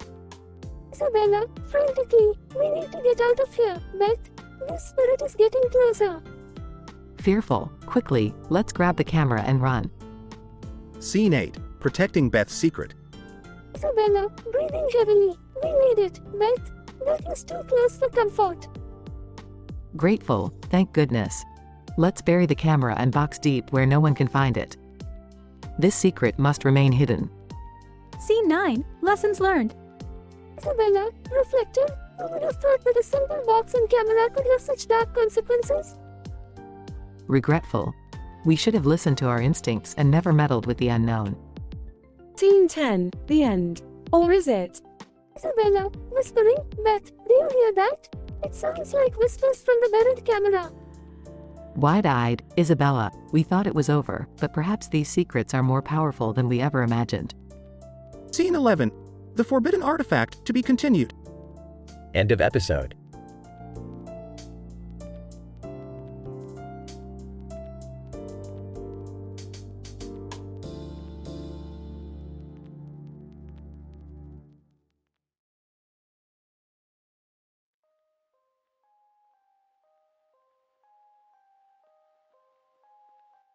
Int. Smith living room, day. Rick and Morty are sitting on the couch, watching TV. The TV shows a cartoony boat floating in the water. Dipping his flask, Morty, you see that boat on the TV? Reminds me of that time I had a wild adventure on the high seas. And the low seas. Basically any sea, Morty. Rolling his eyes. Oh geez, here we go again with one of your crazy stories, Rick. Crazy? No, Morty, it was a scientific endeavor. You see, that boat was actually a secret government experiment to create a floating fortress powered by absurdity. Absurdity? You mean like this whole conversation, Rick? Exactly, Morty. Now pay attention, because this is where it gets real scientific. The boat had a machine that generated heat waves strong enough to melt your brain and make you dance like a glass animal. Dance like a glass animal? I don't even know what that means, Rick. Of course you don't, Morty. That's the beauty of it. Anywho, this boat was also equipped with a device that could solve any math formula in the universe. It caused quite a stir in the academic community, Morty. So, it was like a floating math nerd paradise, Rick? You bet your sweet ass it was, Morty. But things took a turn when we stumbled upon a hidden Mickey Mouse treasure. It was like a field hockey match between greed and adventure, Morty. A field hockey match? I thought this was a boat story, Rick. Trust me, Morty, it's all interconnected. The treasure led us to a secret battleship operated by an army of sentient beings. They fought with the power of dank humor, Morty. It was intense. Sentient memes? This is getting weirder by the minute, Rick. You ain't seen nothing yet, Morty. Our battle with the meme army triggered an interdimensional portal that took us to a dimension where everyone spoke in mathematical formulas. A dimension of math geeks? That sounds like a nightmare, Rick.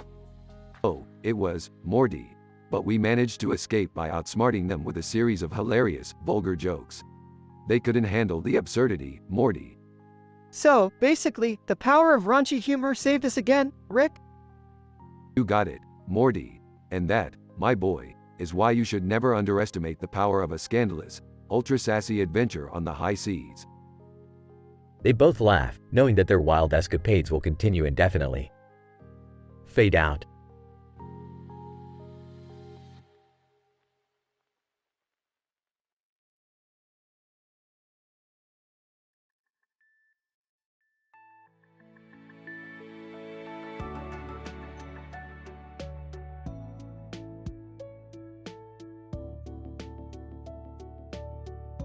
Alright, Morty. Buckle up for another mind-bending adventure through the cosmos. Oh geez, Rick. I hope it's not as crazy as that time we ended up on the planet of sentient pickles. Relax, Morty. This time we're heading to an alien bar called Planetary Paramore Prattle. Rumor has it they serve the best space margaritas. Joining in. Did someone say margaritas? Count me in. Oh great, Jerry. Just what we need. Your excellent company. Hey, I can be fun too, you know. Sure, if fun means being a total buzzkill. Guys, let's focus on the mission. What's the plan? We're going undercover as a quizmaster duo for the bar's weekly event, the brand logo quiz. Excitedly, I'm great at trivia. I'll finally prove my worth. Sure thing, Mr. Overconfident. Just stick to the answers I give you. At the bar. Green-haired woman, welcome to Planetary Paramore Prattle. You must be the new quizmasters. I'm Luna, the owner. Nice to meet you, Luna. I'm Morty, and this is my grandpa Rick and my dad Jerry. Luna, pleased to meet you all. The customers here can be quite volatile, so watch your words. Alright, let's get this show started. First question. What's the chemical formula for laparoscopic cholecystectomy? Oh, I have no idea. Whispering to Jerry, it's a surgical procedure. Just say a bunch of medical sounding words.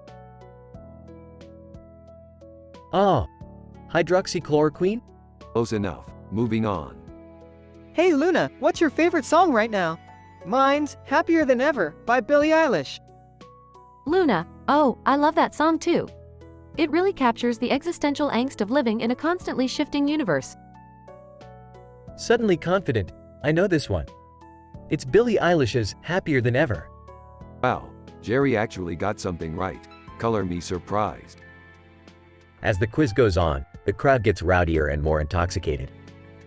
Rick and Morty manage to entertain them with their witty banter and absurd questions. Luna, you guys are doing great. The customers are loving it. See, Rick? I can be a valuable asset. Let's not get ahead of ourselves, Jerry. We still have a long way to go. At the end of the night, Rick, Morty, and Jerry sit at the bar, exhausted but triumphant. Another wild adventure in the books, Morty. Yeah, and we even managed to survive working with Jerry. Hey, I contributed. Sure, Jerry, whatever you say. Cheers, boys. Here's to the absurdity of the universe. They raise their glasses and take a well-deserved sip, ready for their next intergalactic escapade.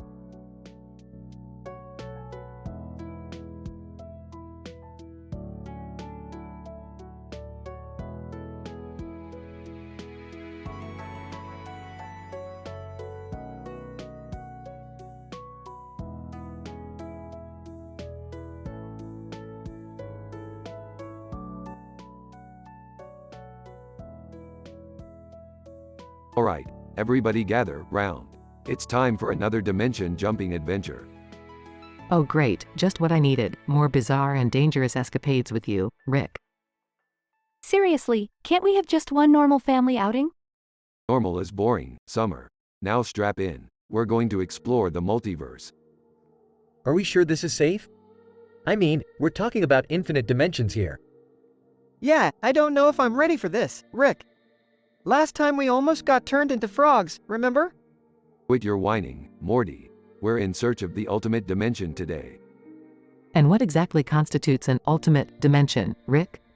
Well, it's a dimension where everything is so screwed up, it puts all other dimensions to shame.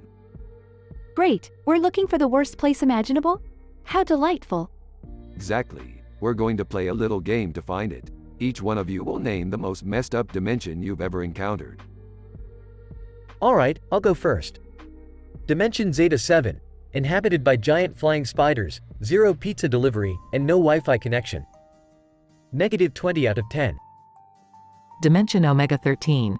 Everyone is made of jello, the air is filled with flatulence, and you can never find a clean toilet. -50 out of 10. Dimension Grunge. Constant smell of body odor, grunge music playing 24/7, and everyone wears flannel shirts.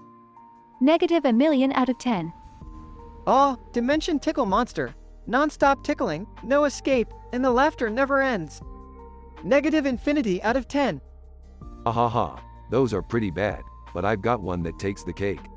Dimension Vortex Borealis. An endless dimension made entirely of concrete, no life, no color, and 0 possibility of burping. -1,000,000,000 gazillion out of 10. Okay, Rick, you win. But how do we play this game to actually visit these dimensions? Simple. We each have a dodecahedron dice infused with dimensional energy. Roll it, and it'll bring us to the worst dimension mentioned. But remember, we can't lose. Let's get this over with. I can't believe I'm excited to see the worst of the worst. I have a feeling I'm going to regret this. Yeah, me too, Dad. But hey, at least we're doing it together, right? Alright, everyone, roll your dice. Beth, Summer, Jerry, and Morty all roll their dice.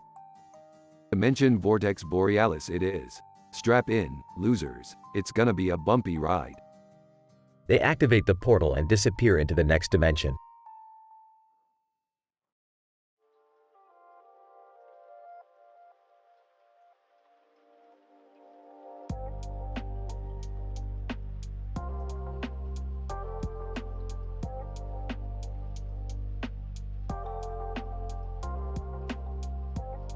Alright, listen up, losers. We've got a new mission today. We're gonna rank the worst dimensions in the multiverse. Oh, great. Another one of your reckless ideas, Rick? Don't be such an uptight bitch, Beth. This is gonna be fun. Morty, start the list. Oh, okay. Dimension C-137. Inhabitants are giant insect creatures. Pros, they have a cool dance move. Cons, they eat human brains. Rating, 2 out of 10. Alright, let's see. Dimension D-420. Inhabitants are sentient talking plants. Pros, they give really good advice. Cons, they're total buzzkills. Rating, 4 out of 10. Ooh, I got one. Dimension F666. Inhabitants are all devil worshippers. Pros, none. Cons, they sacrifice humans for fun. Rating, 10 out of 10. Nice one, Jerry. Alright, my turn. Dimension Z9000. Inhabitants are fart-based life forms. Pros, they can fart on command. Cons, they're kinda gassy, if you catch my drift. Rating, 6 out of 10. Seriously, Grandpa? Fart-based life forms? Hey, Morty, don't knock it till you've smelled it. Now, let's move on. Dimension M69. Rick, can we just skip the R-rated dimensions? I don't want to scar Morty any further. Fine, spoil all the fun. Why don't you? Okay, last one. Dimension X5000. Inhabitants are clones of Jerry. Pros, there are no pros, it's just a bunch of Jerrys. Cons, they're all Jerry. Rating, minus 100 out of 10. Alright, now that we've rated all these crappy dimensions, what's the game, Rick? We're gonna play a little game I like to call Dimension Plunge. We're gonna randomly teleport to the worst rated dimension and survive whatever chaos awaits us. Losers go first. Oh, great. Just what I needed, another life-threatening adventure with my dysfunctional family. Come on, Beth, it'll be fun. Probably. I don't know, guys. This doesn't seem like such a good idea. Shut up, Morty. We're doing it. Strap in, losers. Dimension Plunge. Here we come. They activate the portal and disappear into the unknown, ready to face the horrors of the worst-rated dimension.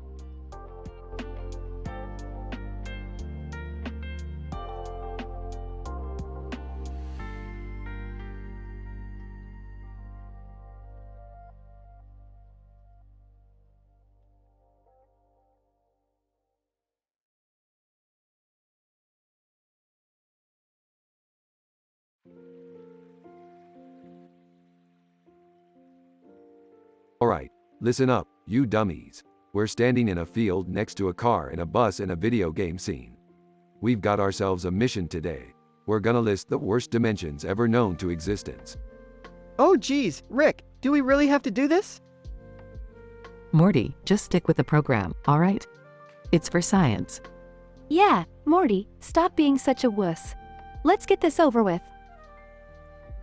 Guys, can we hurry this up? I've got a bowling tournament to get to. Shut up and pay attention, Jerry. Now, let's start with Dimension Z174. That one again? Fine. Dimension Z174, inhabited by grotesque monsters, and it smells like rotten eggs.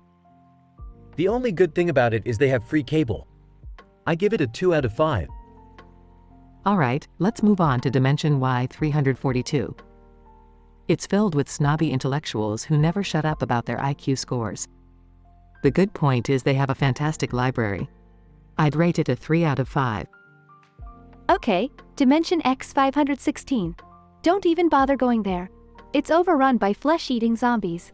The only pro is the sunsets are pretty. I give it a 1 out of 5. How about Dimension L281? It's basically a giant desert with no air conditioning. The only cool thing is they have dune buggies. I'd say it's a 2 out of 5. Alright, last one. Dimension Q888. It's filled with clowns who laugh all the time. The positive side is they throw great parties. I'd give it a solid 3 out of 5. Now that we've reviewed these god-awful dimensions, it's time to play a little game. Each of us will randomly select a dimension and be stuck there until we accomplish a specific task. Wait, what? You didn't mention this before. Don't be such a baby, Jerry. It'll be fun. Yeah, I hope I get stuck in a dimension with cute aliens or something. Oh geez, I hope I don't end up in that dimension with the talking sandwiches again. Alright, everyone pick a number between 1 and 10. The losers have to go to the worst rated dimension. I choose. 7. 3. 5. 1. Fine, I'll take 10. Let's see who's the unlucky winner. Size. Please don't be me. Please don't be me. Alright, the loser is Jerry. You're going to Dimension X516. Panicking. Number. Not the zombie one. Can't we switch dimensions? Nope, rules are rules, Jerry. Have fun. This is so unfair. Life isn't fair, Jerry. Now deal with it.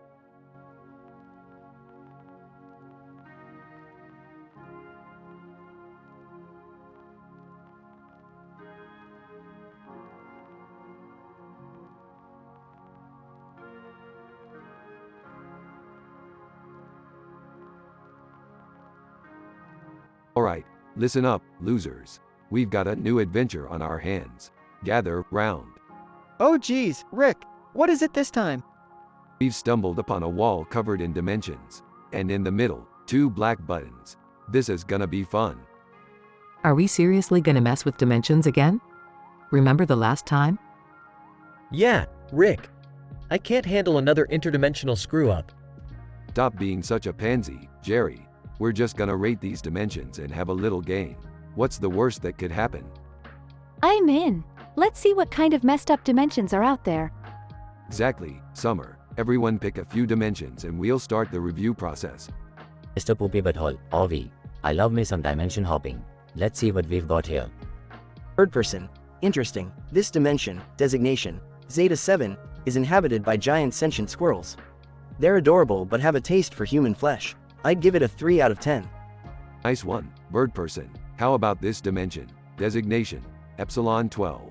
It's filled with slime that enhances your mind, but also eats away at your body. I'd give it a 5 out of 10. Here's one, designation, Gamma 8, with talking vegetables.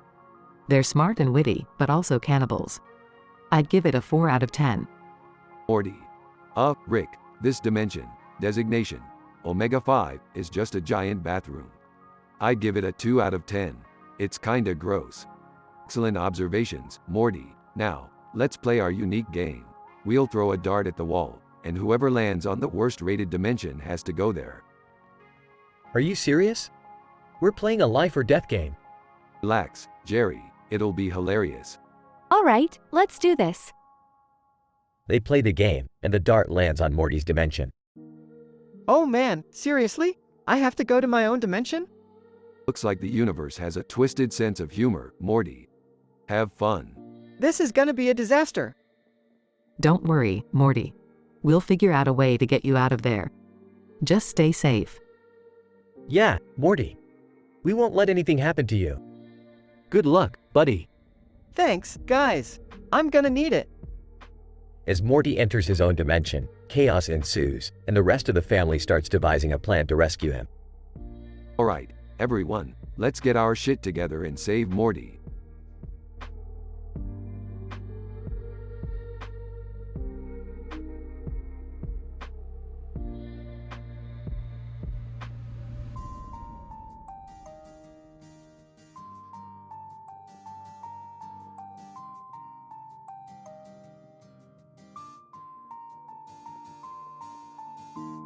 Morty, listen up. We need to go to Lawrence Livermore National Laboratory in order to extract some highly unstable compounds for a new experiment.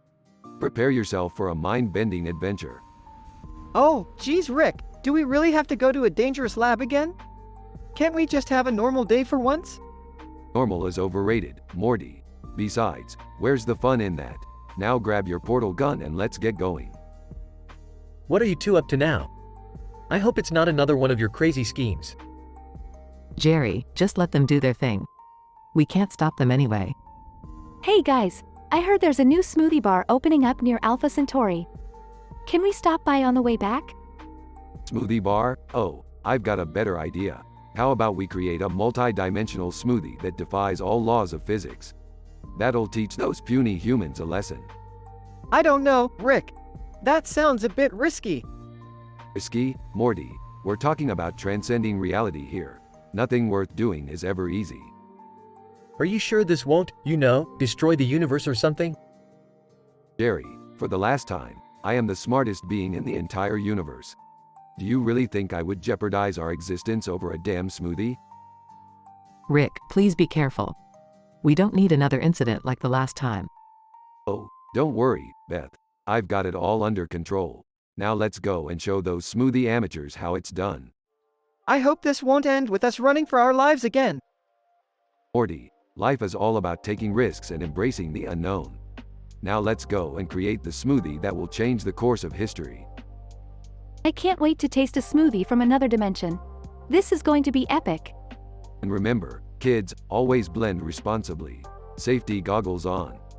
I still can't believe we're risking our lives for a smoothie. Only in our family, I guess. Well, as long as it tastes good, I'm in. This is going to be one crazy adventure, but hey, that's what being a Smith is all about. Buckle up, everyone.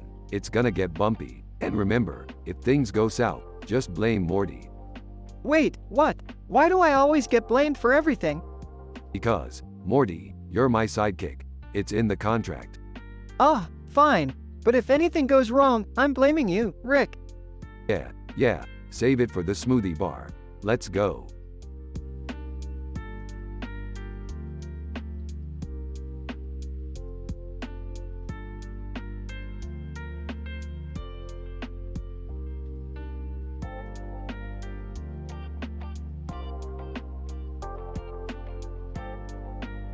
Alright, Morty, let's buckle up for another mind-bending adventure through the cosmos.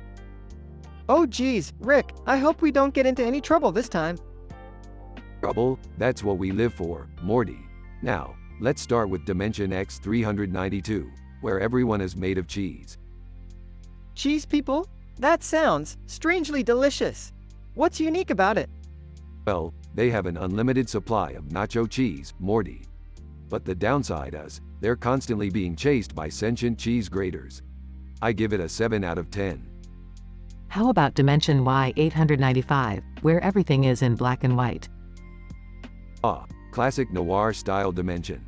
The inhabitants are all private eyes and femme fatales. Unique factor, everyone talks in snappy one-liners. Good points include moody atmosphere and jazz music, but it gets old pretty fast. I rate it a 6 out of 10. What about Dimension Z637, where time runs backward? That one's a real trippy ride, Summer. Imagine eating dessert before the main course and being born old. Unique factor is the reverse aging, but it's hard to plan anything. I'd give it a 5 out of 10. How about Dimension W764, where everyone's gender is switched? Oh boy, that one can be a bit confusing, Jerry. Men giving birth, women with beards, a complete gender swap. The uniqueness is definitely there, but it's a bit too much for me. I'll give it a 4 out of 10. Hey, what about Dimension V532, where dreams become reality? Ah, now we're talking, Morty. Inhabitants control their dreams and turn them into tangible objects. The possibilities are endless. Good points include unlimited creativity, but bad points? Well, nightmares can become real too. I give it a solid 9 out of 10. Let's go to Dimension V532, Rick. I want to turn my dreams into reality. Good choice, Summer. Strap yourselves in. We're about to enter the dream come true dimension.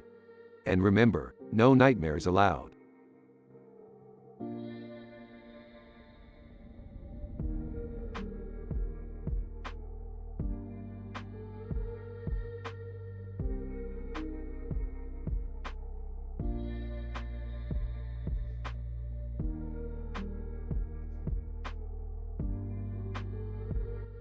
Int.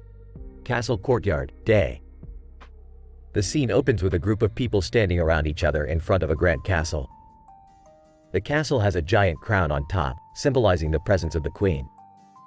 Our characters are dressed elegantly, ready for a royal affair. Triggering event. Sarah, excitedly, can you believe we're invited to the Queen's extravagant soiree? I've been dying to meet her. James, nervously, I heard she's really strict. We need to make a good impression. Emily, raising an eyebrow, did anyone see those egg rolls on the buffet table? I never knew the Queen had such a fondness for Asian cuisine. David, smirking, well, rumor has it that Her Majesty is a secret culinary enthusiast.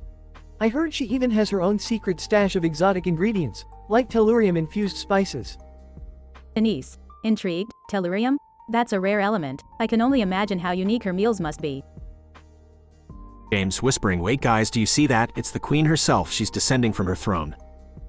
The group turns their attention towards the Queen as she gracefully walks down the steps. Conflict.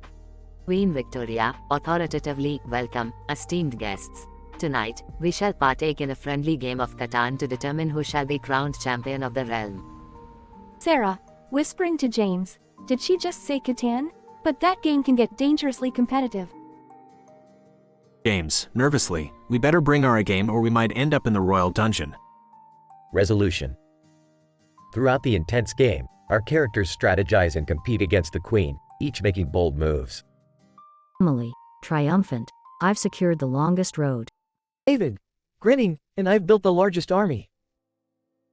James, surprised, wait, I can't believe it, I just won. The Queen looks impressed by James's unexpected victory, offering him a knowing smile. Queen Victoria, well done, James. Your cunning strategy and quick thinking have deemed you worthy of this crown. You shall be remembered as the reigning champion of Catan. As the party continues, our characters revel in their success, exchanging stories and laughter under the watchful eye of Queen Victoria. Fade out.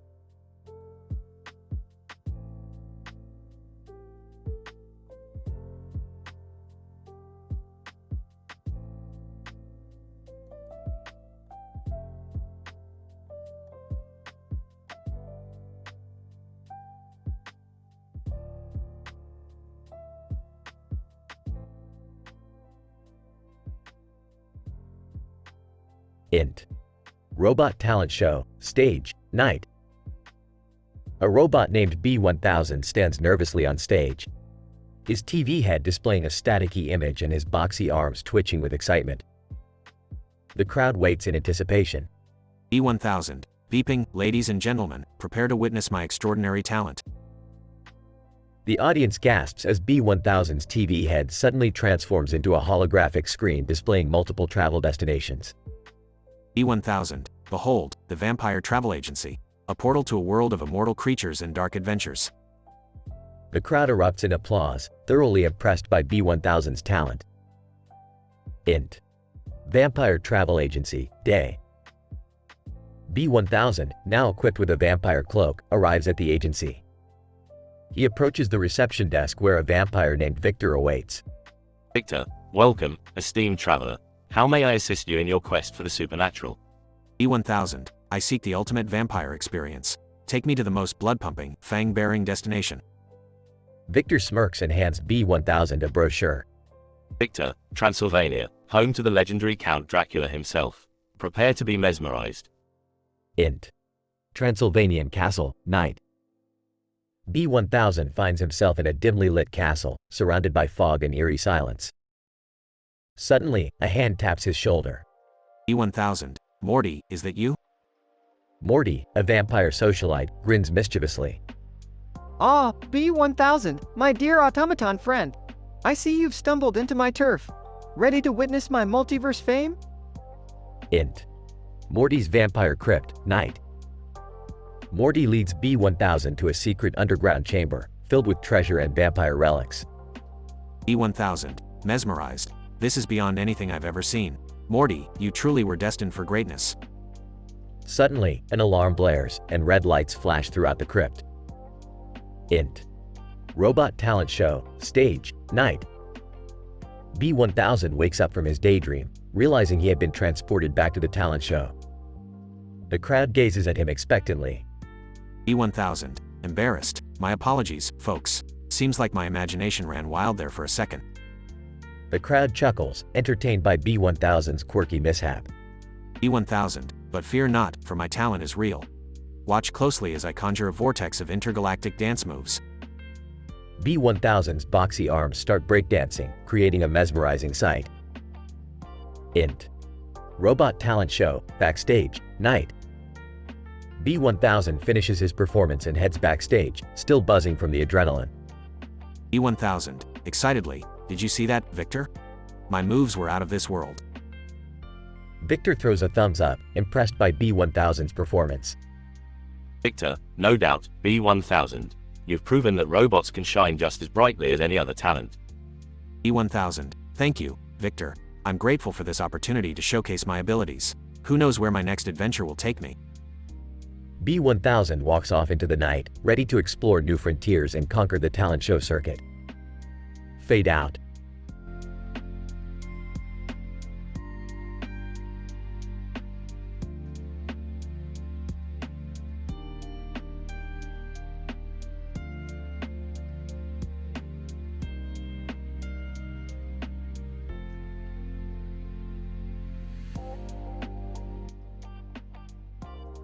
Title: The Cat Food Conundrum. Characters: 1. Rick. 2. Morty. 3. Summer. 4. Jerry. 5. Beth. 6. Plumbus. 7. Risotto. 8. Social worker. Int. Smith living room, day. Rick is tinkering with his invention while Morty, Summer, Jerry, and Beth sit around the table. Plumbus, a mysterious creature, hides underneath it. Hey, Rick, what's with the cat food on the plates? And why is there a cat on them? Morty, do I have to explain everything to you? It's an experiment, Morty. I'm testing the effectiveness of cat-shaped plates on feline appetite.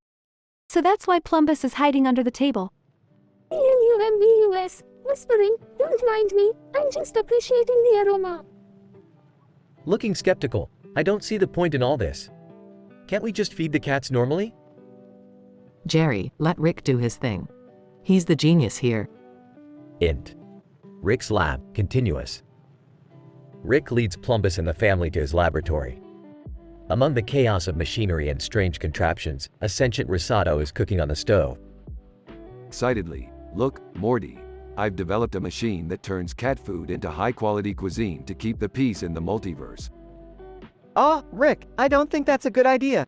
Shouldn't we leave cat food to the cats? Morty, you underestimate the power of culinary advancements. Get with the program. Int. Lab, later. The social worker arrives, inspecting the family's welfare and the precarious situation in the lab. Social worker. Shocked. Is that a cat cooking risotto in a dimensional portal? This is highly irregular. Look, lady, you're just jealous because your job doesn't involve interdimensional risotto cooking cats. Social worker. Sternly. This is a violation of several laws and regulations. I'm shutting this down. Whispering, Rick, maybe we should listen to her. It's getting out of hand. Fine, Morty, ruin all the fun. Social worker, get out of my lab before I turn you into cat food. Social worker. Leaving. This isn't over, Mr. Sanchez. Int. Smith living room, night. The family gathers around the table, still in disbelief over the events of the day. Plumbus sneaks nibbles of the now human-grade risotto. I guess we learned our lesson, huh? Yeah, Morty, sometimes even I take things too far. But hey, at least Plumbus seems happy. Smirking, I wonder if he'll become a celebrity chef in the multiverse. Let's just stick to regular food from now on, okay? Agreed. Sometimes simplicity is the best solution. They all laugh, enjoying the absurdity of their lives. Fade out.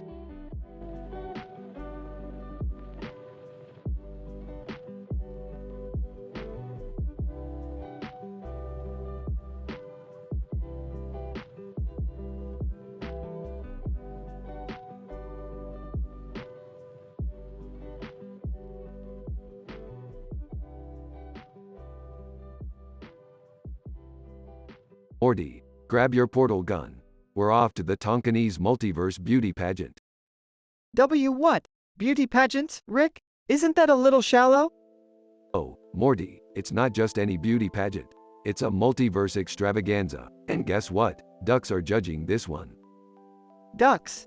Seriously, Rick? What kind of messed up universe is this? Morty, don't worry about it. It's just a bunch of interdimensional birds with questionable taste. Nothing to be concerned about. Okay, fine. But can we at least focus on something important? Like Summer's scandalous affair with an alien celebrity? Morty, Summer's love life is not our priority right now. We have to find the perfect outfit for you to blend in with these freaking beauty queens. You're kidding, right? I'm not dressing up like some futuristic fashion disaster. Trust me, Morty, you'll fit right in. Just imagine all those juicy stories we'll get from these glittery gossip mongers. Alright, let's just get this over with. But I want it on the record that I'm not enjoying this. Noted, Morty, now let's make our grand entrance and steal the show. Morty reluctantly steps onto the stage, surrounded by glamorous Tonkinese beauty queens. Tonkinese beauty queen. Look, it's another Earthling trying to compete. How quaint.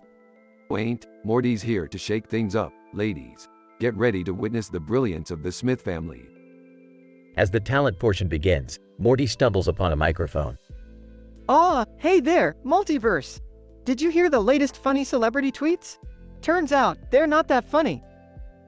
Chuckles erupt from the crowd as Morty continues his awkward stand-up routine.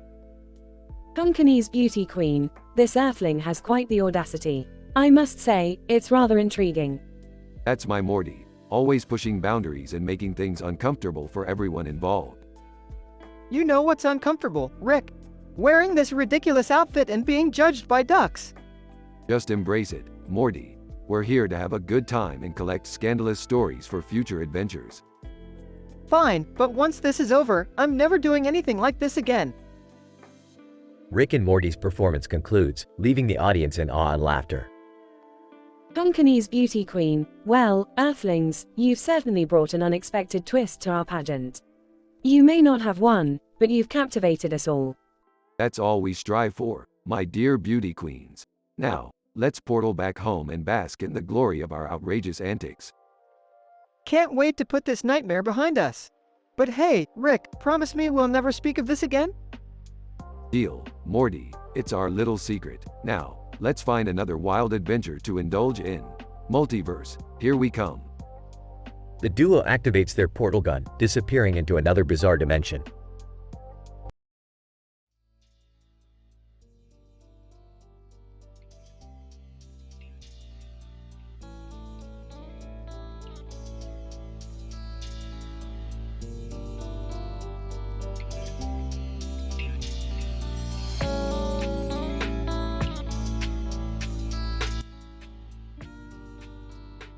Alright, Morty, buckle up. We've got another interdimensional adventure on our hands. Aw geez, Rick, can't we just have a chill day for once? Chill days are for losers, Morty. We're going to the dimension of absolute ridiculousness. Wait, you mean that dimension with the alien with the strange face and body? Bingo, Summer. And guess what? We've got a new stalker. Great, just what we needed. More weirdos following us around. Don't worry, Morty. This one's easy to shake off. Just give him a chayote and he'll vanish. What the hell is a chayote? It's a vegetable, Morty. Just go with it.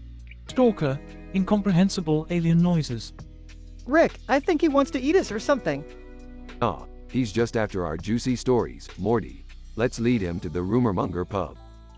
That place is filled with scandalous gossip. He'll be too distracted to bother us. Stalker, excited alien noises.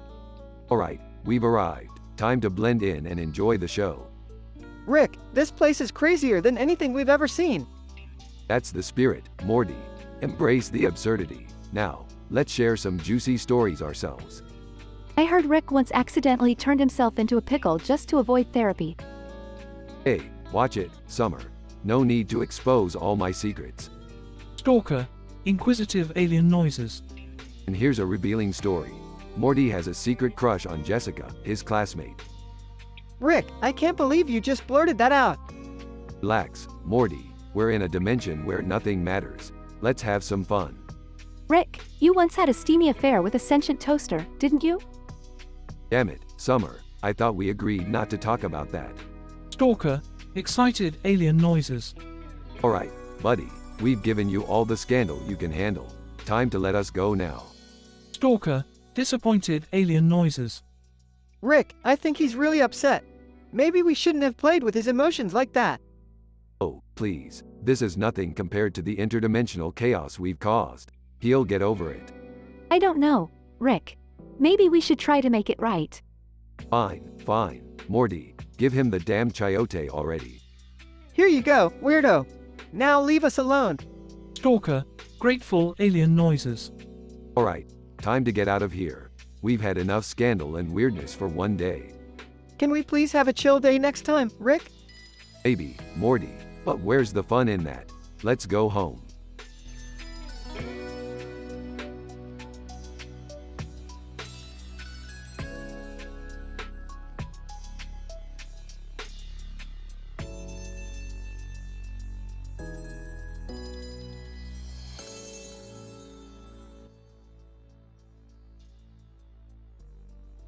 Int. Starbucks, day. Jerry, a disheveled and bitter man in his late 30s, stands behind the counter, making complicated drinks. Through the window, we see the Starbucks sign right across the street, taunting him. Mockingly, "Oh look, Starbucks, the pinnacle of my career aspirations. How did I end up here?" A group of loud and obnoxious customers approach the counter. Sugarcoating his annoyance, "How may I aggravate myself for you today?" Customer 1. Entitled and oblivious, "I'll have a venti caramel macchiato with extra caramel drizzle and whipped cream, please." To himself, "Sure, one step away from pure diabetes." Got it. Jerry starts preparing the overly sweet drink while muttering under his breath. Customer 2, a snobby and impeccably dressed lady, steps up next. Sarcastically, "Ah, the embodiment of sophistication. What can I make for you, princess?" Customer 2. "I need a tall soy latte with 2 pumps of vanilla, extra hot, no foam, stirred clockwise 7 times, and served at precisely 142 degrees Fahrenheit." Frustrated, of course, because we all know the rotation of my wrist affects the taste of the coffee. Great. Jerry prepares the customized drink, his annoyance growing with every meticulous requirement. Jerry pulls out a small pill bottle from his pocket and pops a couple of pills. Customer 3, an impatient businessman with a Bluetooth earpiece, approaches. Resigned, "And how can I ruin your day, sir?" Customer 3. "I'll take a grande double shot, non-fat, extra hot latte with a dash of cinnamon, but I need it in precisely 34 seconds. Dripping with sarcasm, "Ah, the embodiment of patience. Let me get right on that for you, Your Majesty." Jerry hastily prepares the drink, his hands shaking with a mix of agitation and caffeine. Throughout the chaos, Jerry's coworker, Sarah, watches him. Sarah. Concerned, "Hey, Jerry, are you all right? You seem to be on edge today." Bitterly, "Oh, just another day in the glamorous life of a failed professional. My doctor prescribed these happy pills. Help keep me sane, allegedly." Jerry holds up the bottle of medication for Sarah to see, his world weariness evident. Customer 4, an indecisive hipster with an impressive beard, steps up to the counter. Dramatically, "Ah, the epitome of trendy indecisiveness. What miraculous drink shall I create for you today?" Customer 4. I'll have a venti, half-sweet, non-fat, caramel macchiato with an extra shot of espresso, 2 pumps of hazelnut syrup, and a sprinkle of cocoa powder on top. Mocking. Right, because the world needs another Starbucks drink that sounds like a complicated math equation. Jerry wearily starts preparing the drink, contemplating the existential crisis that led him to this moment. As the day goes on, Jerry begrudgingly serves more demanding customers, his frustration growing with each interaction. Jerry glances at the clock, realizing it's time to end his shift. He lets out a relieved sigh. Muttering, "Another day survived in customer service hell. One drink at a time."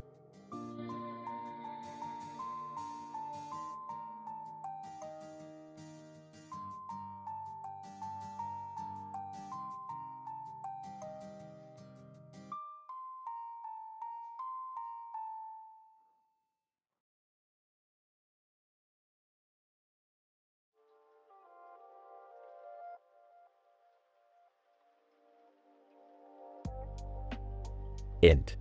Starbucks, day. Jerry, a disheveled and frustrated barista in his mid-30s, stands behind the counter. He wears a Starbucks apron with his name tag askew. Customer number 1, a soccer mom in her 40s, approaches the counter. Sighing. Good morning, ma'am. What can I get for you today? Another non-fat, no whip, extra hot caramel macchiato? Customer number 1. Actually, I'll have a venti caramel frappuccino with extra caramel drizzle on top, light ice, and almond milk. Rolling his eyes. Of course, one overly complicated sugar bomb coming right up. That'll be $6.50. Jerry starts making the drink, muttering curses under his breath. Customer number 2, a hipster with a man bun, steps forward. What can I do for you, man? Customer number 2. I'll take a triple half calf soy latte with a dash of cinnamon and a sprinkle of unicorn tears, please. Sarcastically, oh, I'm sorry. We ran out of unicorn tears today. Can I offer you some regular old soy milk instead? Customer number 2 looks offended, but Jerry doesn't care. Customer number 3, a businesswoman in a power suit, struts up to the counter. Forced smile. Hi, ma'am. What can I get for you? Customer number 3. Give me a venti iced skinny vanilla latte with no foam, freeze blenders, and a drizzle of guilt for treating myself. Grimacing. That's $5.75 for a drink with more specifications than a NASA launch. Jerry prepares the drink while shaking his head in disbelief. Customer number 4, a teenage girl with a smartphone glued to her hand, approaches next. Whispering to himself, please, just order a regular coffee. Customer number 4. Hi, can I have a tall non-fat, no whip, extra hot mocha with caramel syrup and a sprinkle of cocoa powder, please? Rolling his eyes. Sure thing, miss. That'll be $4.25. Jerry starts making the drink, his frustration growing. Customer number 5, an elderly man, hobbles towards the counter. In a grumpy tone, what can I get you, sir? Customer number 5. Just a simple black coffee, please. Relieved. Oh, thank goodness. Finally, a straightforward order. That'll be $2.50. Jerry pours the black coffee, a small glimmer of hope returning. Int. Break room, day. Jerry sits alone, slumped on a chair, clutching a prescription bottle. To himself, these antidepressants aren't doing shit. Neither does this pathetic job. He pops a pill and washes it down with a swig of cold coffee. Int. Starbucks, day. Jerry returns to the counter, resigned to his fate. Weary, what can I make for you today, folks? Customer number 6, a young mother with a screaming toddler, approaches. Under his breath, just kill me now. And so, Jerry continues his mundane and soul-crushing journey as a Starbucks barista, serving one overcomplicated drink after another, all while battling his inner demons and striving to find some semblance of meaning in his existence. Fade out.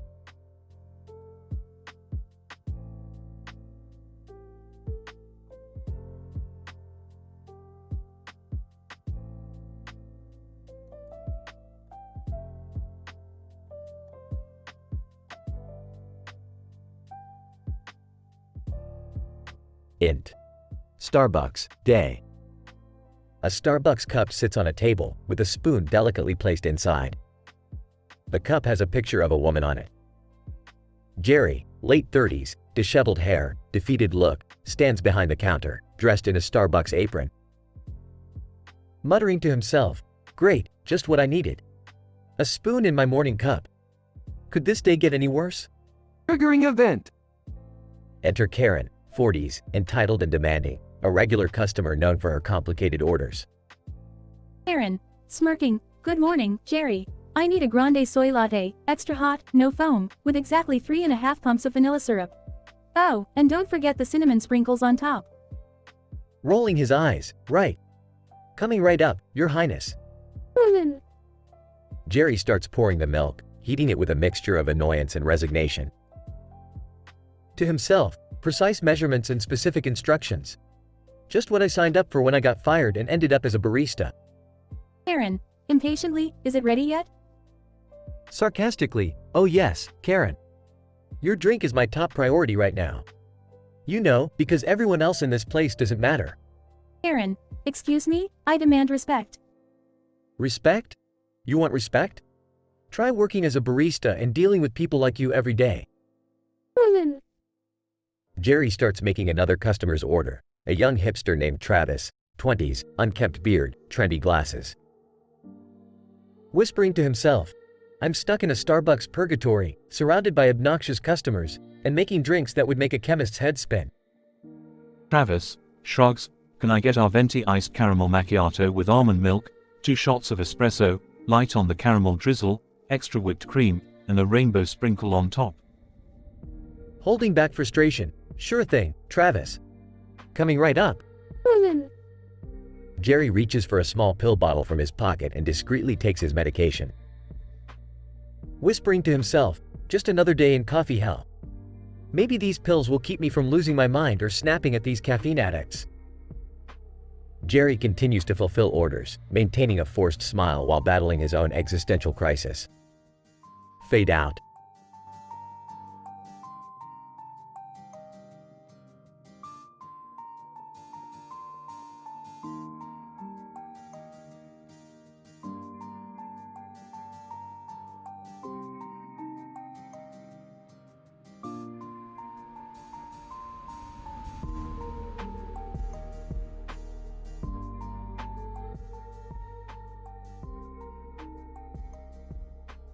Warning: the following script contains mature language and themes.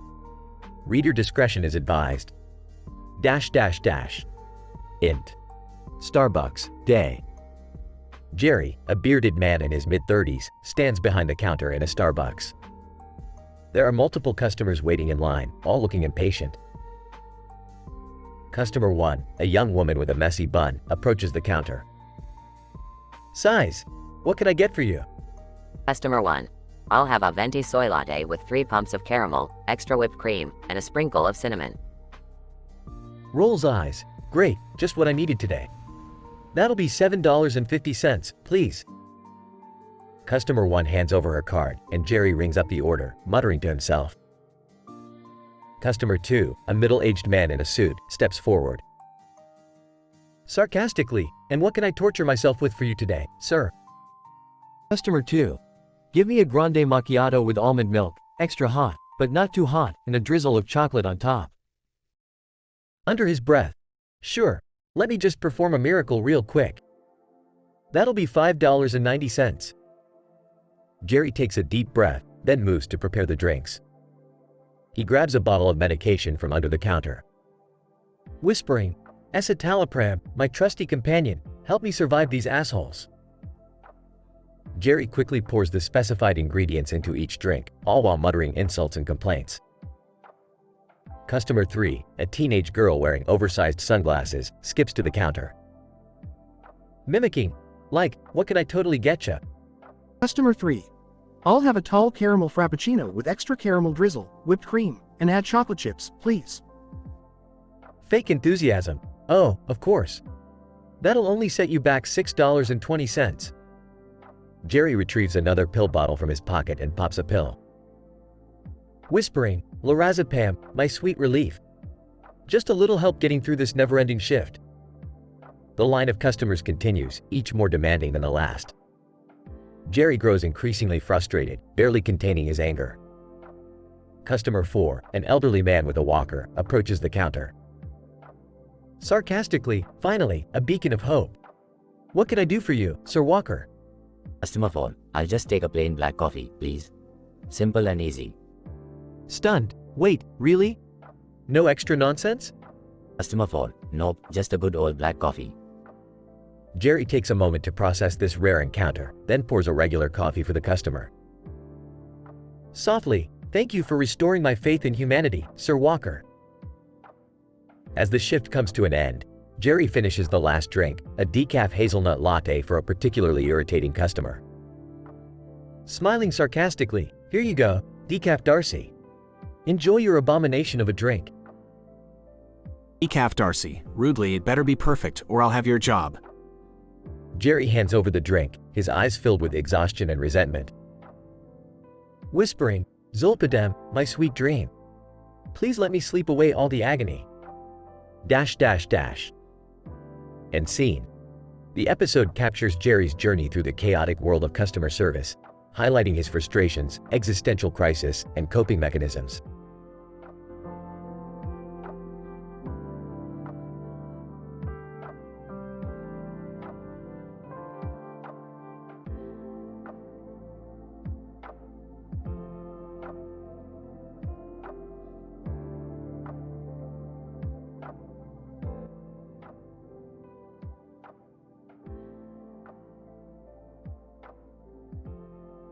Alright, Morty, listen up.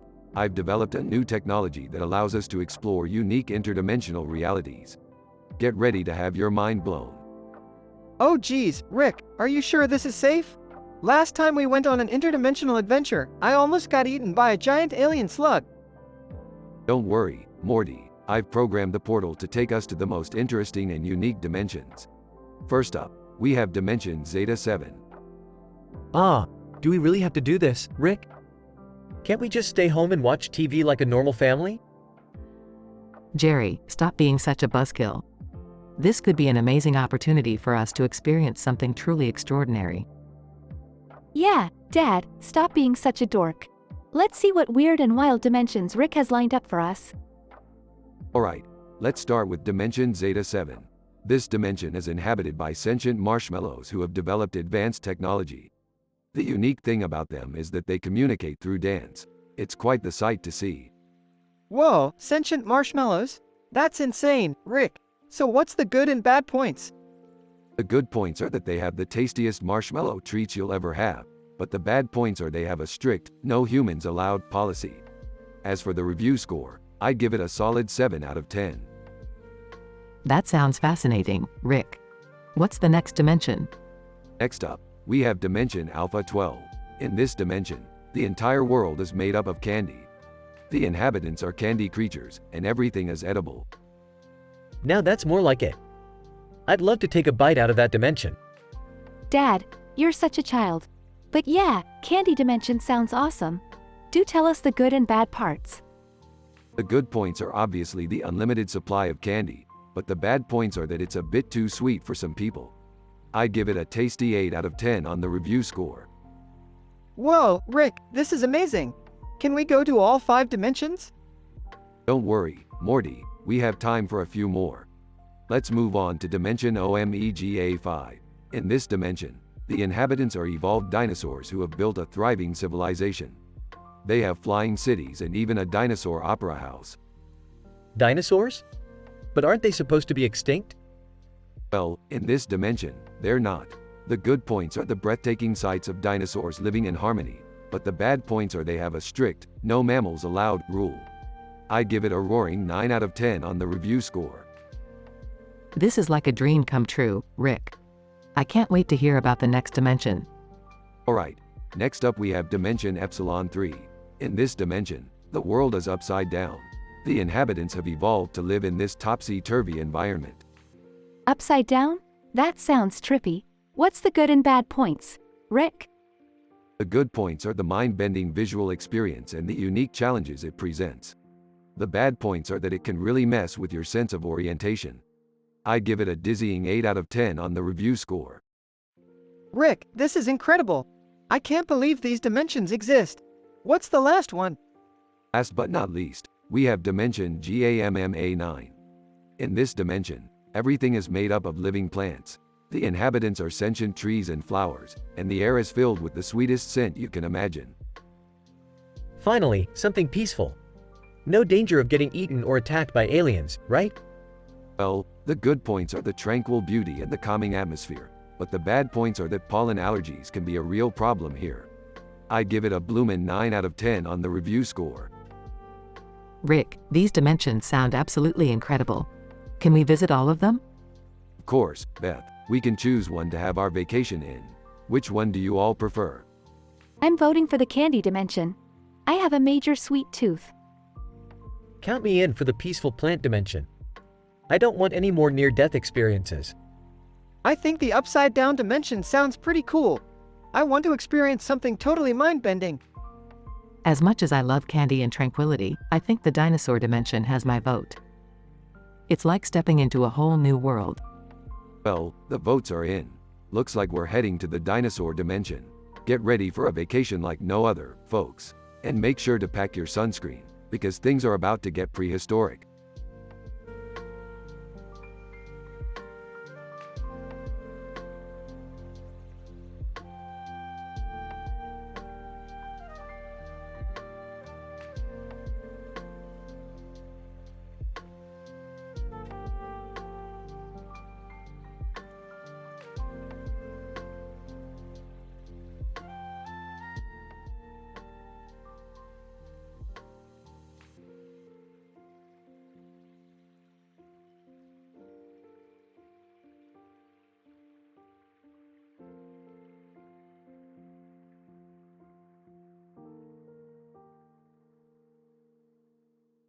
Frustrated, I can't believe I got fired from my job. Now I'm stuck making complicated drinks for these disrespectful customers at Starbucks. Customer number 1. Demanding, I want a venti, half sweet, non-fat, no foam, extra hot, white chocolate mocha with caramel drizzle on top. Sarcastic. Oh, sure, let me just make a miracle happen for you. That'll be $8.50. Customer number 2. Snobbish. I'll have a grand, triple shot, soy milk latte with 2 pumps of vanilla, 1 pump of caramel, and extra foam. Exasperated. Here's your overpriced bowl of foam. That'll be $7.25. Customer number 3. Impatient. Can I get a tall, iced, triple espresso macchiato with an extra shot, no ice, and a sprinkle of cinnamon? Muttering. Yeah, because that's a completely normal drink. That'll be $6.75. Dejected. I used to have a respectable job, and now I'm just a glorified drink dispenser. Who am I, and where did everything go wrong? Customer number 4. Rude. Make sure my latte is exactly 150 degrees Fahrenheit. I'm very particular about it. Giving a fake smile. Of course, ma'am. Your Majesty's latte will be ready in a moment. That'll be $9. Whispering to himself. Maybe if I take these antidepressants, it'll make dealing with these customers a little easier. Customer number 5. Outrageous. I'll have our venti, low fat, sugar-free, triple shot, caramel macchiato with almond milk, no foam, and whipped cream on top. Rolling his eyes. Sorry, we don't have a drink that complicated on our menu. But for you, I can make a pain in the assachino. That'll be $12.50. Customer number 6. Impatient. Can you hurry up? I have somewhere to be. Sighing. Yeah, I'm sure the existence of your latte is a life or death matter. That'll be $5.75. Fed up. I can't take this anymore. These customers are driving me insane with their outrageous demands and entitled attitudes. Customer number 7. Snooty. I expect my cappuccino to have precisely 1-to-1 ratio of espresso to milk, with foam that reaches exactly 2 centimeters above the rim. Mocking. Oh, I'm sorry, but our foam measurements aren't up to NASA's standards. That'll be $8.75. Whispering to himself, these pills better kick in soon. I need something to numb the pain of dealing with these self-absorbed coffee addicts. Customer number 8. Condescending. Can you make my latte with exactly 10 tulips of foam? Not a drop more or less. Grinning sarcastically, 10 tulips of foam coming right up. That'll be $10.50 for your artistic masterpiece. Mumbling. I serve drinks all day to people who can't even say, thank you. Is this my purpose? Is this all I'm good for? Customer number 9. Complaining. My latte is too hot. Can you make me a new one? Losing his patience. I think my soul died a long time ago. Here, have a damn iced coffee. That'll be $6.25. Whispering to himself. These pills have more side effects than a bad acid trip. Maybe that's what I need to survive this coffee hell. Customer number 10. Snobby. I only drink coffee made from beans that were personally handpicked by Peruvian llamas. Mocking. Ah, the rare Peruvian llama bean blend. That'll be $11.75 for a taste of exclusivity. Defeated, every day, it's the same routine. serving coffee to people who don't appreciate it, while I drown in existential despair. Customer number 11. Demanding, can I get an espresso shot with ice cream, whipped cream, chocolate syrup, and a cherry on top? Sarcastic. Sure, let's just turn our coffee shop into an ice cream parlor. That'll be $7.50 for your caffeine-infused sundae. Whispering to himself, these pills are only a temporary escape from the sad reality of my existence. But at least they help me tolerate the stupidity. Customer number 12, impatient. Is my iced latte ready yet? I've been waiting forever. Fed up. Oh, I'm sorry, Your Highness, for making you wait an entire 2 minutes. That'll be $5.50 for your patience tax. Frustrated. This is my life now. Serving coffee to entitled jerks who wouldn't know gratitude if it smacked them in the face. Customer number 13. Demanding, can I get a decaf soy, almond, and oat milk cappuccino with a sprinkle of vegan unicorn dust? Sarcastic. Oh, sure. Let me just grab my magical unicorn and make your drink. That'll be $9.25 for a fantasy in a cup. Whispering to himself, these pills may be slowly destroying my liver, but I guess it's a reasonable price to pay for sanity in this caffeine-infused circus. Customer number 14. Complaining, I asked for extra foam, not enough to form the next great foam wall of China. Annoyed. Oh, I'm sorry. Did I ruin your artistic vision of a latte? That'll be $8.25 for your failed masterpiece. Muttering, maybe if I keep taking these pills, I'll eventually become numb to the absurdity of it all. Or maybe I'll just lose my mind completely. Customer number 15. Impatient. My latte is 3 degrees off the perfect temperature. I demand a refund. Sarcastic. I apologize for the tragic miscalculation of 3 degrees. Here's your refund, 1/4 of a penny. Have a great day. Whispering to himself, these pills may be a temporary solution, but until I find a way out of this coffee nightmare, they're all I've got.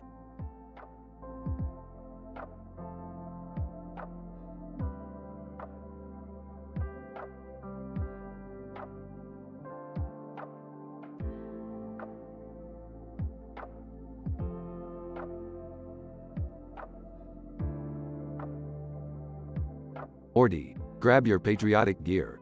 We're about to show this town what it means to be American. Rick, I mean, patriotism is cool and all, but why are we going all out for the 4th of July? Morty, this is the one day a year where we get to proudly showcase our patriotism. Besides, who doesn't love fireworks and barbecue? Rick, are you sure it's safe to mix your experimental fireworks with the traditional ones? Beth, safety is for losers. We're here to make a statement, not follow silly rules. Get ready for the most explosive Independence Day ever. I don't know, Rick. I think we should just enjoy a nice, quiet day at home. Jerry, you wimp, we're going out there, guns blazing, metaphorically speaking. It's time to embrace the American spirit. I heard they have a hot dog eating contest at the Fun Fest. Count me in. Now you're talking, Summer. Let's see how many hot dogs you can shove down your throat before you explode. Maybe we should focus on the less extreme activities, like face painting or balloon animals. Balloon animals? Morty, we're here to assert our dominance, not entertain toddlers. Rick, can you at least try to tone down the chaos? Last year, you accidentally set fire to the mayor's float.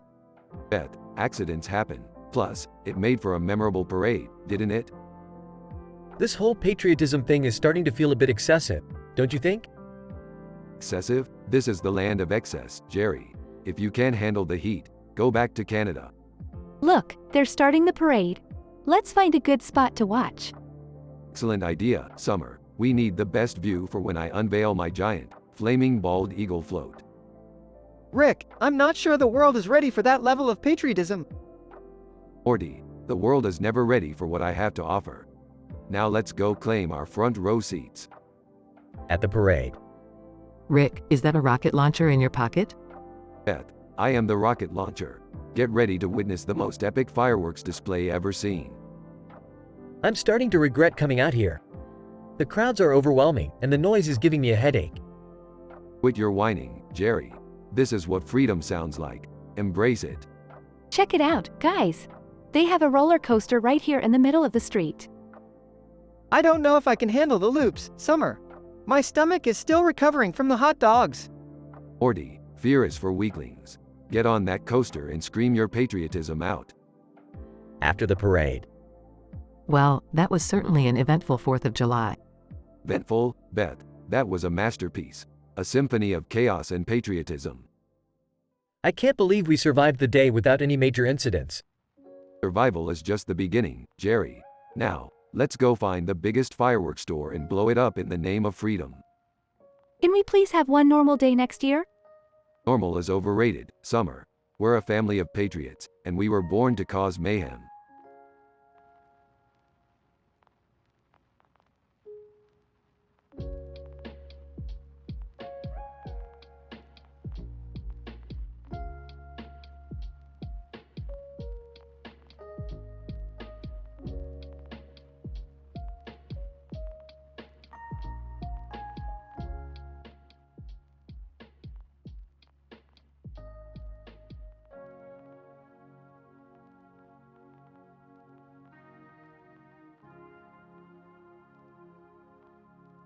Size.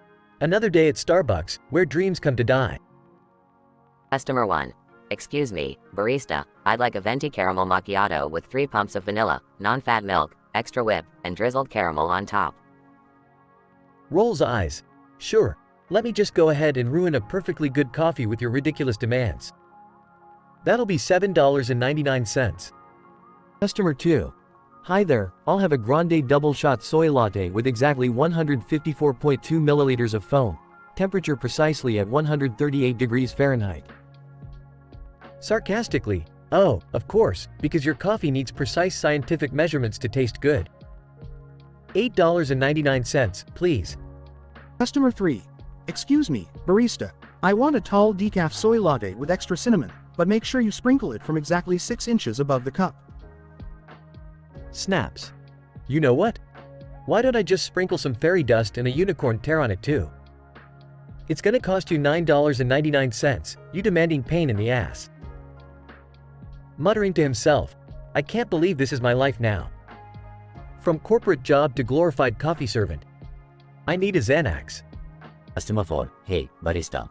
I want a matcha green tea frappuccino with precisely 0.753 grams of matcha powder and a quarter teaspoon of organic bee pollen. On the brink of tears. Why don't I just sprinkle some crushed hopes and dreams on that for you? $10.99, ya maniac. Customer 5. Snapping fingers. Barista. I want an iced caramel macchiato, extra caramel drizzle, but only halfway stirred. And I want it written in calligraphy on the cup. Defeated. You know what? I hope your coffee spills all over your fancy designer clothes. $11.99, you pretentious snob. Holding medication bottle. These antidepressants are my only solace in this caffeine-infested hellhole. Can't wait to numb my soul with chemical happiness. Customer 6. Smirking, barista, I want a venti half-caff double shot espresso, with a splash of almond milk, a pinch of Himalayan pink salt, and a whisper of lavender aroma. Size. Sure, one overpriced hipster potion coming up. That'll be $12.99, you hipster doofus. Muttering angrily, I used to have a purpose, a sense of self-worth. Now I'm just a glorified coffee dispenser for the entitled masses. Customer 7. Excuse me, barista. I need a pumpkin spice latte with exactly 28.3 sprinkles of cinnamon and precisely 7.4 grams of pumpkin pie spice. Snarky, sure thing, pumpkin. I'll just sprinkle some autumn magic and a sprinkle of regret on that. $13.99, please. Takes medication. Ah, the taste of bitter disillusionment and crushed dreams. Just what I needed to survive another mind-numbing day at Starbucks. Customer 8. Demanding, barista. I want a venti iced skinny vanilla latte with 1.5 packets of Splenda, 2.3 ice cubes, and exactly 38.6 milliliters of skim milk. Sarcastic. Oh, absolutely. Let me just whip up a mathematical masterpiece for you. $14.99, genius. Whispering to himself, how did my life come to this? A barista making overcomplicated drinks for ungrateful customers? I need a strong dose of reality. Customer 9. Hey, barista. I want a caramel frappuccino with 3 pumps of caramel syrup, whipped cream on top, and chocolate curls. Deadpan. Wow, how original. $15.99, same as every other caramel frappuccino I've made today. Swallows medication. It's amazing how a pill can temporarily transport me to a world where I'm not surrounded by entitled coffee snobs. Customer 10. Barista, I'd like a tall Americano with exactly 96 milligrams of caffeine, temperature set at precisely 172 degrees Fahrenheit, and a dash of existential crisis. Agitated. Oh, I'm sorry. Did you want that with a side of my soul? $16.99 for your existential awakening, my friend. Exasperated. Every day feels like a never-ending nightmare in this Starbucks purgatory. These meds are all that keep me going. Customer 11, excuse me, barista. I want a caramel macchiato with an intricate latte art design of a unicorn riding a rainbow, or I won't pay. Snaps. Fine. And I want a Ferrari with a rainbow unicorn horn, or I won't make it. $17.99, and don't expect your unicorn dreams to come true. Takes medication. These pills are my escape from this caffeine-induced madness. I can pretend, just for a moment, that I don't hate my existence. Customer 12, impatient. Barista, hurry up. I need a venti mocha frappuccino with exactly 3.5 ice cubes, whipped cream on top, and 8.623 chocolate drizzles. Sarcastic. Oh, absolutely, let me just count each individual ice cube. $18.99 for your impatience and inability to enjoy a simple cup of coffee. Whispering to himself, one day, I'll escape this coffee-infused prison. Until then, I'll keep popping these meds and enduring these pretentious coffee snobs. Customer 13. Hey, barista. I want a grande almond milk latte with a touch of existential dread and precisely 0.124 grams of raw sugar. Deadpan. Oh, perfect. Coming right up, your very own existential latte. $19.99, and enjoy your fleeting moment of self-awareness. Swallows medication. These pills are my lifeline in this soul-crushing coffee carnival. One day, I'll break free. One day.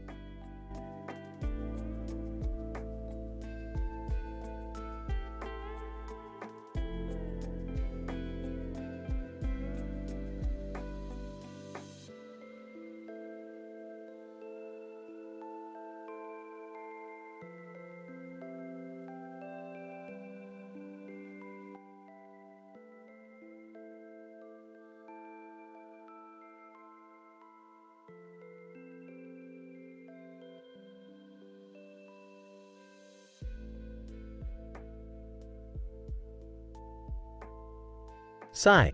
Another day at this hellhole. I can't believe I got fired and ended up becoming a barista. What a joke. Customer 1. Hey, buddy. I want a venti, half-calf, caramel macchiato with soy milk, extra foam, 3 pumps of vanilla, and a dash of cinnamon. And make it snappy. Rolls eyes. Sure thing, Miss Complicated Order. That'll be $7.50 for your pretentiousness. Customer 2. Excuse me, barista? I need a tall, iced, sugar-free, non-fat, decaf, no whip, vanilla latte. Oh, and can you make sure it's exactly 138 degrees Fahrenheit? Muttering. Oh great, it's Mr. Anal Retentive. That'll be $6.75 for your OCD-induced beverage, sir. Customer 3. Give me a frappuccino. Any flavor, any size, just make it fast. I'm in a hurry. With sarcasm. Oh, absolutely, Mr. Indecisive. That'll be $5 for your impatience. Maybe next time specify what flavor, yeah. Customer 4. I'll take a grande, extra hot, half soy, half low fat, caramel macchiato with a double shot, no foam, stirred but not shaken. Under breath, seriously? Who comes up with these requests? That masterpiece of a drink will cost you $7.25, my friend. To himself, I can't take this anymore. Dealing with these entitled caffeine addicts is draining my soul. Maybe I should quit and become a hermit in the Himalayas. Customer 5. Hey, barista. I need a tall, iced, soy, half-sweet, no water, green tea latte. Can you handle that? Sigh. Look, Miss High Maintenance, it'll cost you $5.50 for your diva drink. Please, just take it and go. Customer 6, give me a venti, iced, quad shot, 7 pump, no water, light ice, extra whip mocha frappuccino. Angrily, you know what? Just take this drink for free, Mr. Ridiculously Complicated. And never come back here again. To himself, I can't believe this is my life now. I used to have a good job, a nice house. Now I'm just a depressed, overworked barista. To himself, it's gotten so bad, I'm even taking medication to deal with these irritating customers. Let's see, here's my cocktail of pills, Prozac, Xanax, and a sprinkling of Ambien. Customer 7. Excuse me, sir, can I get a hot chocolate with extra whipped cream? Sarcastically, of course, Madam Simplicity. That'll be $4.25. Enjoy your basic beverage. Customer 8. I'll take a large black coffee. Smirking. Wow, Mr. Simple and straightforward. That'll be $2.50 for being the least complicated person I've encountered all day. To himself. Maybe this job was the final nail in the coffin. Everything I thought I had, gone. Now I'm just a shell of my former self, serving coffee to the masses. Customer 9. Can I get a venti, 3 pump, half sweet, non-fat, extra hot, extra foam, caramel macchiato with a double shot and a caramel drizzle?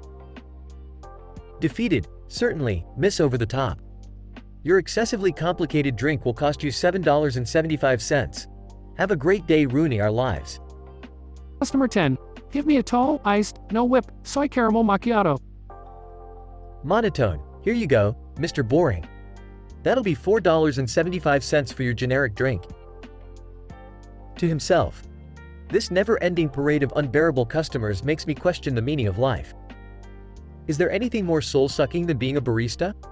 Customer 11, excuse me, can I please have a pumpkin spice latte with extra foam?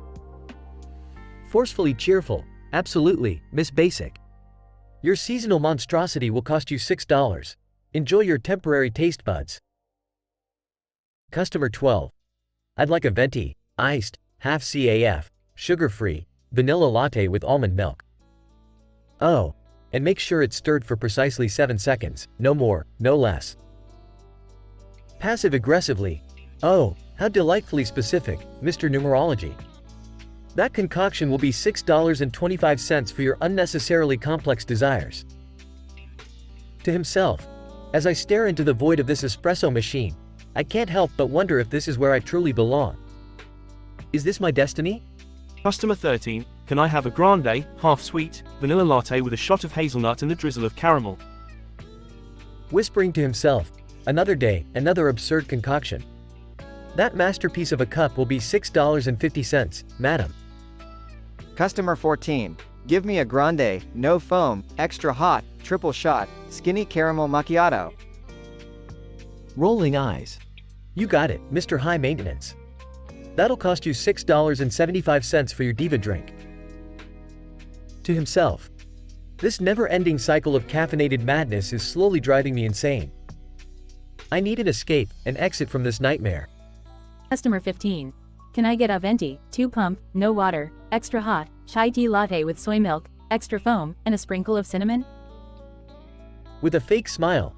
Absolutely, Miss Needlessly Complicated. Your special brew will cost you $7. I hope it's worth every penny. To himself. Maybe if I keep drinking this spiked coffee, I'll finally achieve enlightenment.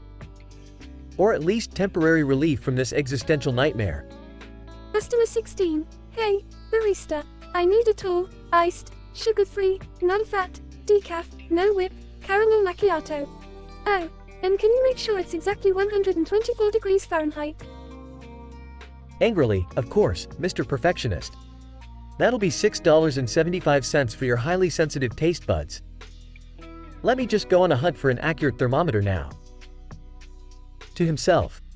The world keeps spinning, and I'm stuck here making overpriced drinks for entitled hipsters. Will this nightmare ever end? Customer 17, give me a grand, extra hot, half soy, half low fat, caramel macchiato, with a double shot, no foam, stirred, but not shaken. Through gritted teeth. Here you go, Mr. Gordon Ramsay's coffee demands. That'll be $7.25 for your masterpiece of a drink. To himself. Every sip of coffee reminds me of my shattered dreams and lost dignity. Is this really how my life turned out? Customer 18. Excuse me, barista? I need a venti, iced, quad shot, 7 pump, no water, light ice, extra whip mocha frappuccino. Irritated. One day someone will order a simple black coffee, and that will be the day pigs fly. That overly indulgent beverage will cost you $7.25. To himself, I've reached the point where I question the very fabric of reality. Is this some kind of elaborate prank or the depths of my personal hell?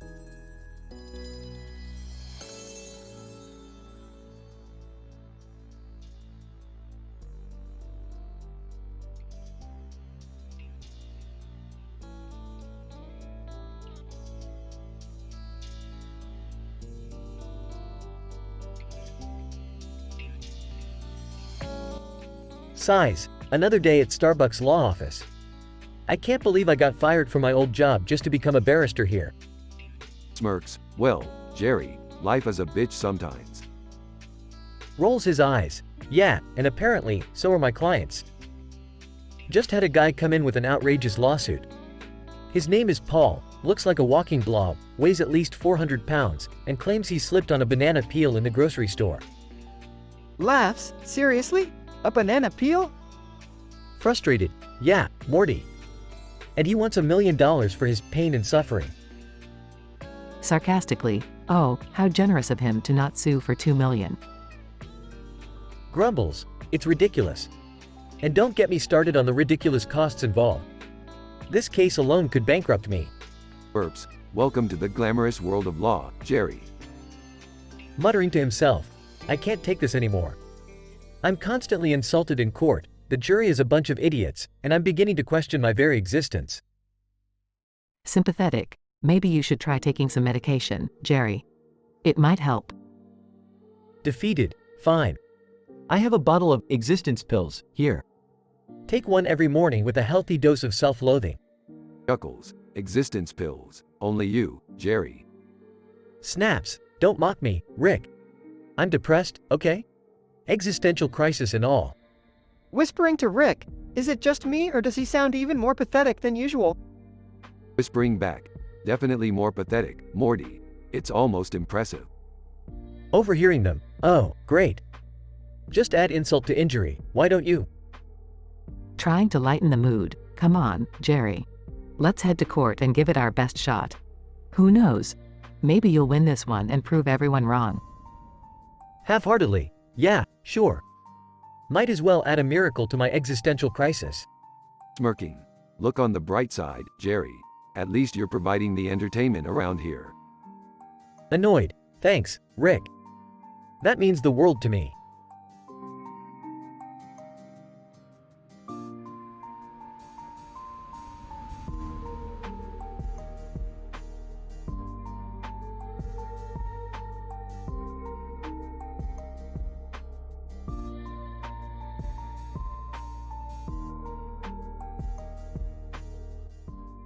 Morty, I've come up with a brilliant plan to get our hands on that rare interdimensional artifact. We're gonna need to head to Starbucks. Starbucks? Are we gonna go get some fancy coffee or something? No, Morty, we're gonna use Jerry's newfound barista skills to blend in and retrieve the artifact. Rick, you can't seriously expect Jerry to pull off a high-level heist. He can barely make a latte. Trust me, Beth, Jerry's the perfect man for the job. We just need to give him a little confidence boost. Dad's idea of a confidence boost is probably gonna involve us getting into some kind of ridiculous trouble, isn't it? Bingo, Summer. Now, let's go pick up that green drink with a straw and a glass on a wooden tray with a wooden spoon and a purple background that will be the key to our mission. Alright, here's your simple and easy drink. Enjoy. Customer 1. Excuse me, I ordered a venti, not a grande. Can you get it right for once? Look, buddy, I've had a rough day, alright? Just take your stupid drink and get out of here. Customer 2. I asked for almond milk, not soy. You people never listen. Oh, I'm sorry, Madam Almond Milk Connoisseur. Let me just whip up a new drink while I prioritize your first world problems. Jerry, whispering to himself, what is my life? I used to have a decent job, and now I'm stuck in this caffeinated nightmare. Jerry, taking pills. These antidepressants better kick in soon, or I might lose my mind. Jerry, snap out of it. We need you focused for the mission. Focused? My life is falling apart, Rick. I can't handle this anymore. Jerry, take one of these memory-enhancing pills. It'll give you a temporary boost of confidence. These little blue capsules? Alright, fine. But if anything goes wrong, it's on you, Rick. Jerry, taking the pills. I feel different. I can do this. I am the greatest barista that ever lived. That's the spirit, Jerry. Now, let's go steal that artifact and get out of here before anyone realizes we're not actually Starbucks employees. What's the plan, Rick? Simple, Morty. Jerry's gonna distract the customers with his newfound coffee expertise while we sneak into the back and retrieve the artifact. Alright, people. Prepare to be amazed by my coffee wizardry. Who's next?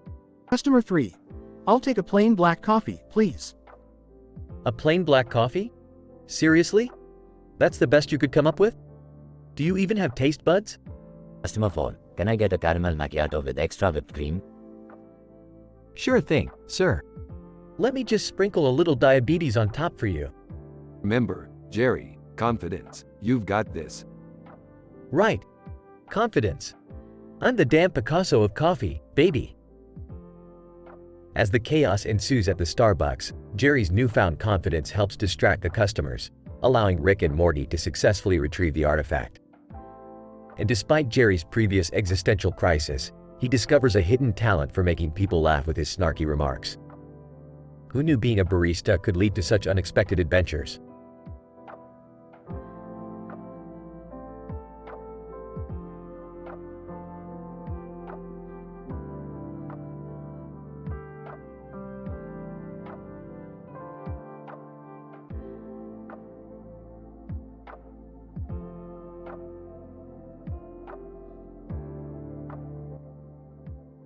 Title: Jerry's Barrister Blues. Episode 1, The Case of the Frivolous Lawsuit. Characters. Jerry, a disgruntled barrister. John, senior partner at Starbucks law office. Client 1, Mrs. Regina Richwood, a wealthy socialite. Client 2, Mr. Harold Hapless, an accident-prone individual. Scene 1, Starbucks law office, Jerry's office. Exasperated. John, I can't take these overcomplicated cases anymore. This is not what I signed up for when I became a barrister. John, nonchalantly, well, Jerry, we all have to pay our dues. You've got to start somewhere. Scene 2. Courtroom. Jerry defending Mrs. Regina Richwood. Muttering. Great, another entitled millionaire suing because her dog's diamond-studded collar wasn't bedazzled enough. Judge. Mr. Barrister, please control your language. Sarcastically. Oh, I apologize, Your Honor. I forgot we're in the land of the injured egos, now. Scene 3. Jerry's office. Jerry complaining about the job. With self-pity, I used to be a successful executive. Now I'm dealing with lawsuits over missing coffee sleeves and burnt pastries. What is my life? Scene 4. Pharmacy. Jerry picking up his prescriptions. Pharmacist. Jerry, here are your medications. Remember, 1 Prozac in the morning for your existential crisis and 2 Valiums before dealing with clients. Grumbles. Just what I need, a cocktail of pills to make it through the day. Cheers to my sanity. Scene 5. Courtroom. Jerry defending Mr. Harold Hapless. Whispering. This guy is a disaster waiting to happen. How did he end up in this pickle again? Posing counsel. Smirking, ladies and gentlemen of the jury, my client is not responsible for this man's perpetual clumsiness. Snapping? Seriously? He slipped on a banana peel inside a building, for crying out loud. Even the laws of physics would laugh at this lawsuit. Scene 6. Jerry's office. Jerry in a state of despair.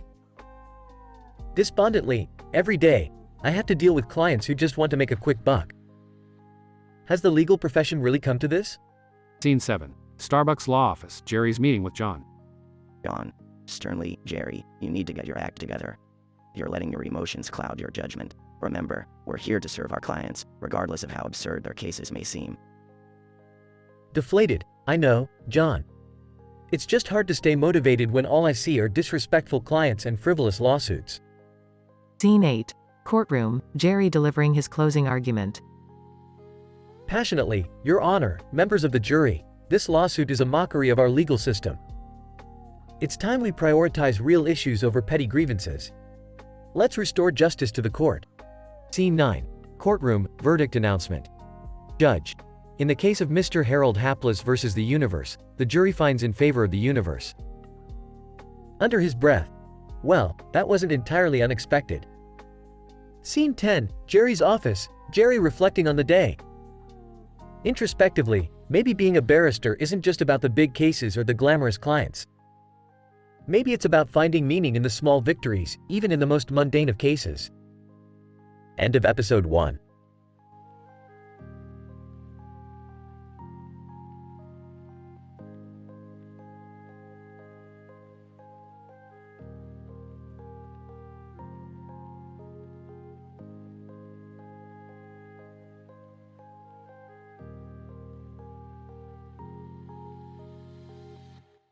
Int. Starbucks shop, day. A Starbucks table with cups and drinks is set up. A TV plays in the background. Jerry, a newly appointed barista, stands behind the counter, looking disheartened. Muttering, another day at Starbucks. Who knew my career would hit rock bottom so quickly? A customer approaches the counter, impatiently tapping their fingers on the surface.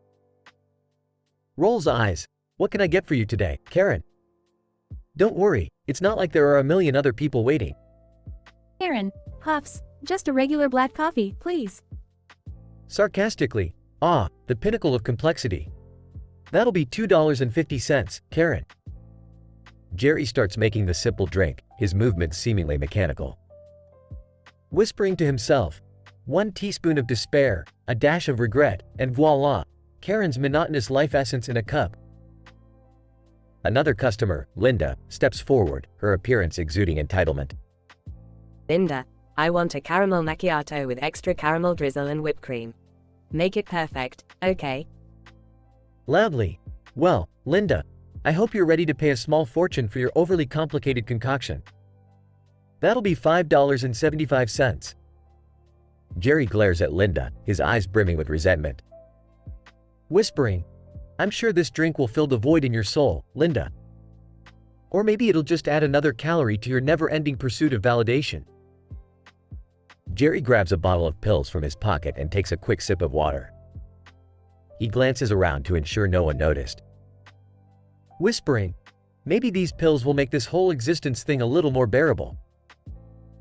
Jerry proceeds to make another order for a frustrated customer named Ben, who urgently taps his foot. Passive-aggressively, let me guess, Ben.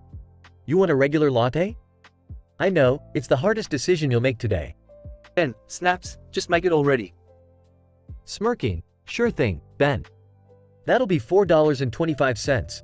I hope you appreciate the subtlety of this masterpiece. As Jerry hands Ben his drink, he rolls his eyes and sighs dramatically. Exasperated. Every day, it feels like I'm serving up disappointment in a cup. Is this what my life has come to?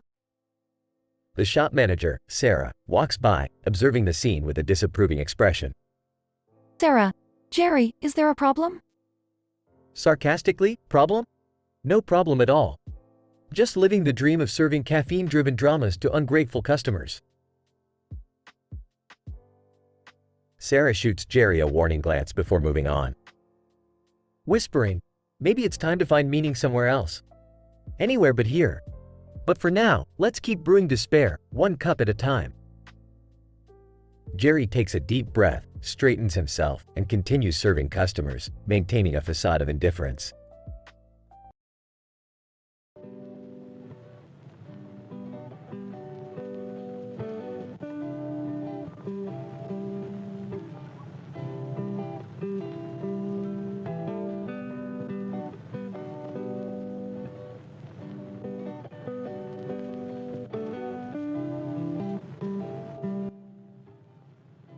Alright, Morty, listen up. We need to go on a wild adventure today. One filled with scandalous pirate detectives and spicy pirate comedy clubs. Rick, do we really have to involve pirates in everything? Morty, pirates make everything better. It's a scientific fact. Now, Grab your pirate hat and let's go. Guys, I don't really feel comfortable with this. Can't we just stay home? Oh, come on, Jerry. It'll be an adventure. Plus, I need some juicy stories for my pirate gossip club. See, even Beth gets it. Now, if you'll excuse us, we have some provocative pirate investigations to attend to. Alright, but can we at least stop at the Pirate Comedy Club first? I heard they have a rib-tickling pirate comedian performing tonight. Fine, Morty. We'll make a quick stop for some laughs. But remember, this episode is filled with scandal-mongering and revealing secrets. And don't forget the pirate drama, Rick. We need lots of high-octane action. I still think this whole thing is absurd. I mean, what do pirates have to do with anything? Jerry, sometimes we have to embrace the absurd. It's what makes life interesting. Now, hold on tight, because we're about to dive into the world of pirate detectives and taboo-breaking adventures. I can't believe I'm saying this, but let's go, Grandpa. That's the spirit, Morty. Let's chase some treasure and make some unforgettable memories. Scientifically improbable experiences. I hope there's no prostate gland involvement in this. Relax, Jerry. We'll keep the prostate glands in check. Now, let's set sail and embark on the most scandalous pirate adventure the universe has ever seen. And don't forget, Rick, we still need to pick up some apples on the way back. I promised the neighbor we'd bring some over. Right, apples. Because nothing says pirate drama like apples. Meanwhile, at the Pirate Detective Agency. Pirate Detective, matey, I've been on the trail of the elusive green circle for months now. It's said to possess unimaginable power.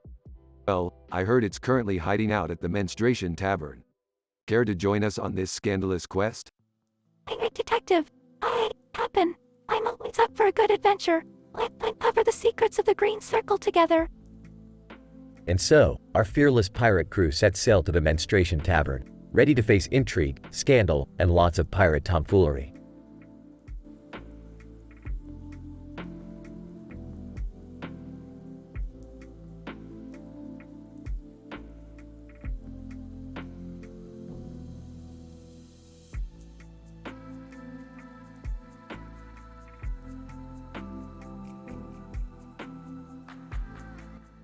Int.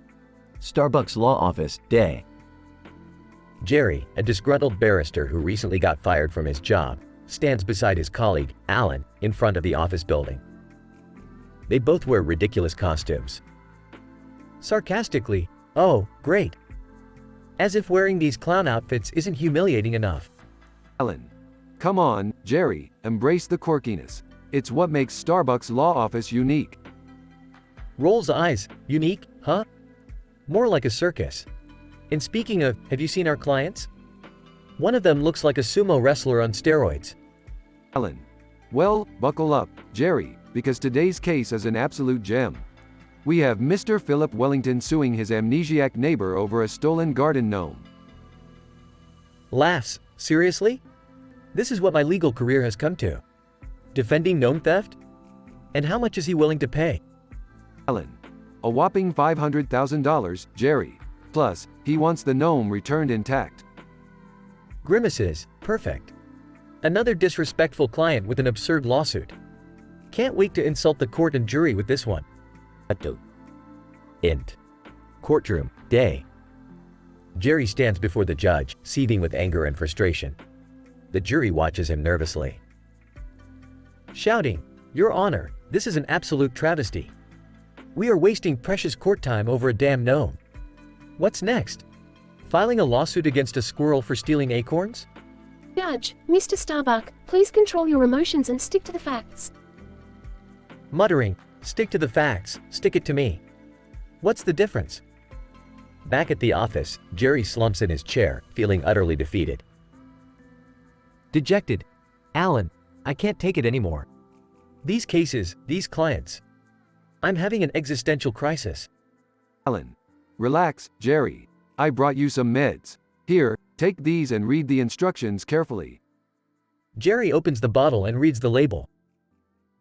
Reads dramatically, "Take 2 pills daily to magically transform into a patient, calm, and unflappable barrister." Side effects may include sudden appreciation for frivolous cases. Alan. You'll be fine, Jerry. You just need a little chemical boost to survive this madness. Sighs. It's come to this, hasn't it? Medicated to handle the absurdity of my profession. What a world. And so, Jerry reluctantly embraces the pills, ready to face the ridiculousness of his career, one trial at a time.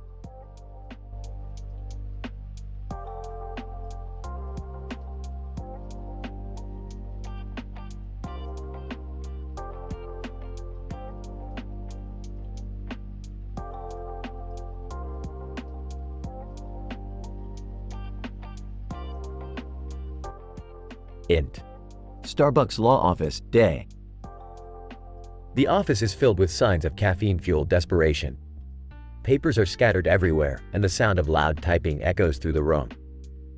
Jerry, a disheveled and disgruntled barrister, sits at his desk, wearing a stained suit. He glares at his computer screen, the "you're fired" email still open. Growling, "I can't believe they fired me. I was a great lawyer."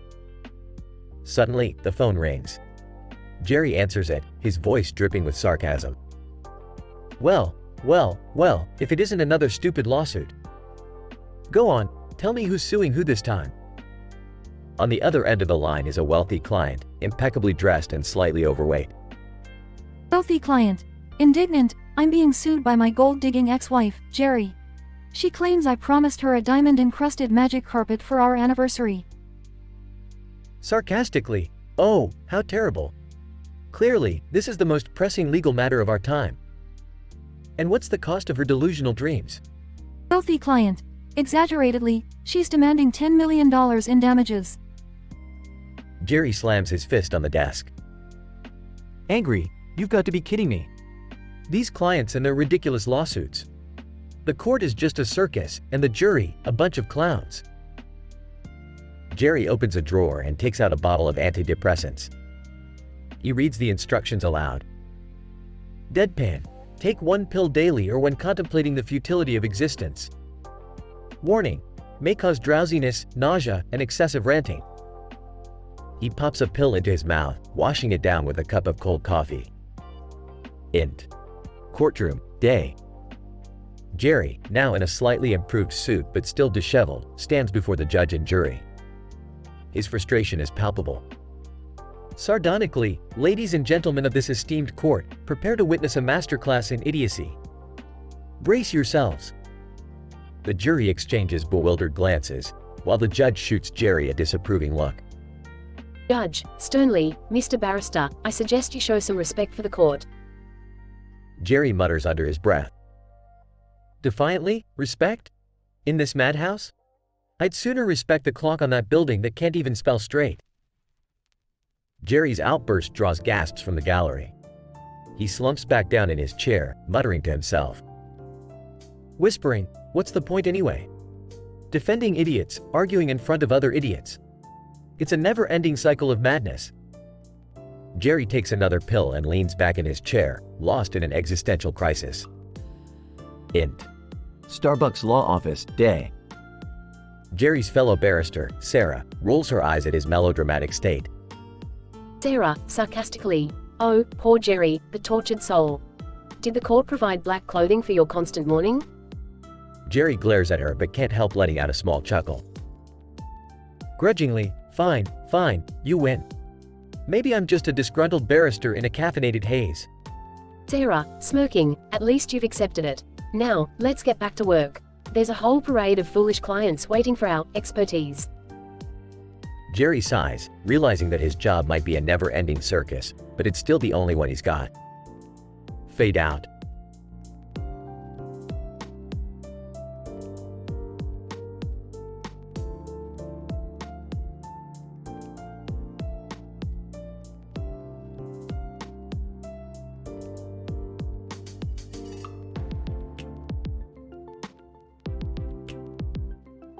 Title: The Poster Conspiracy.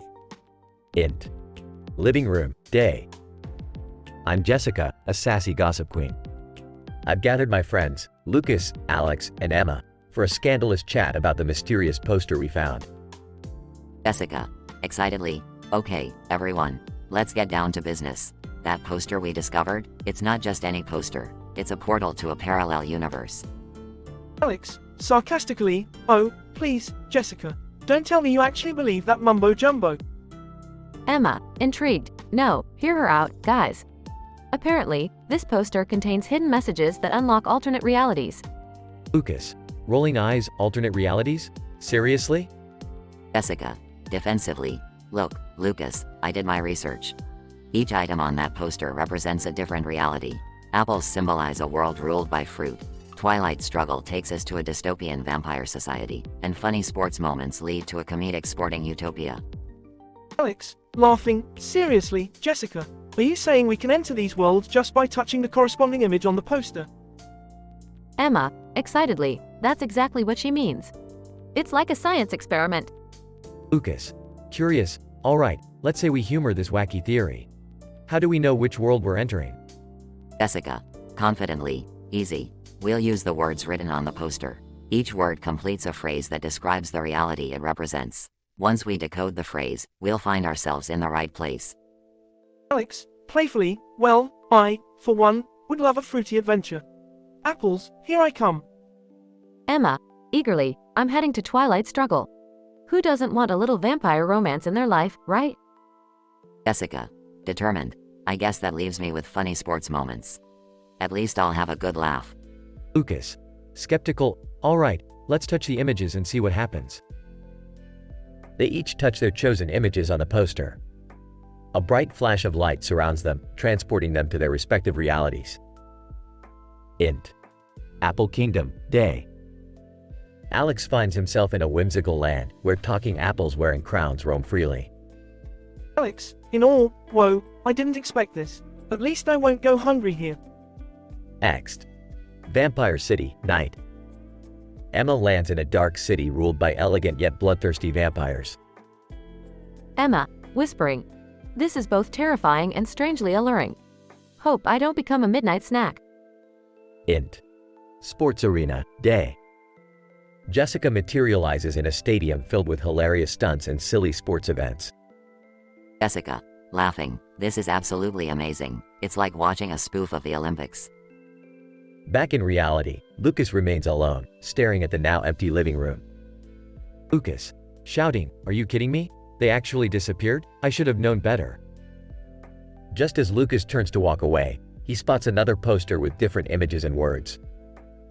A mischievous smirk crosses his face. Lucas, grinning, well, looks like I have a way to bring them back, and play a little prank along the way. Fade out.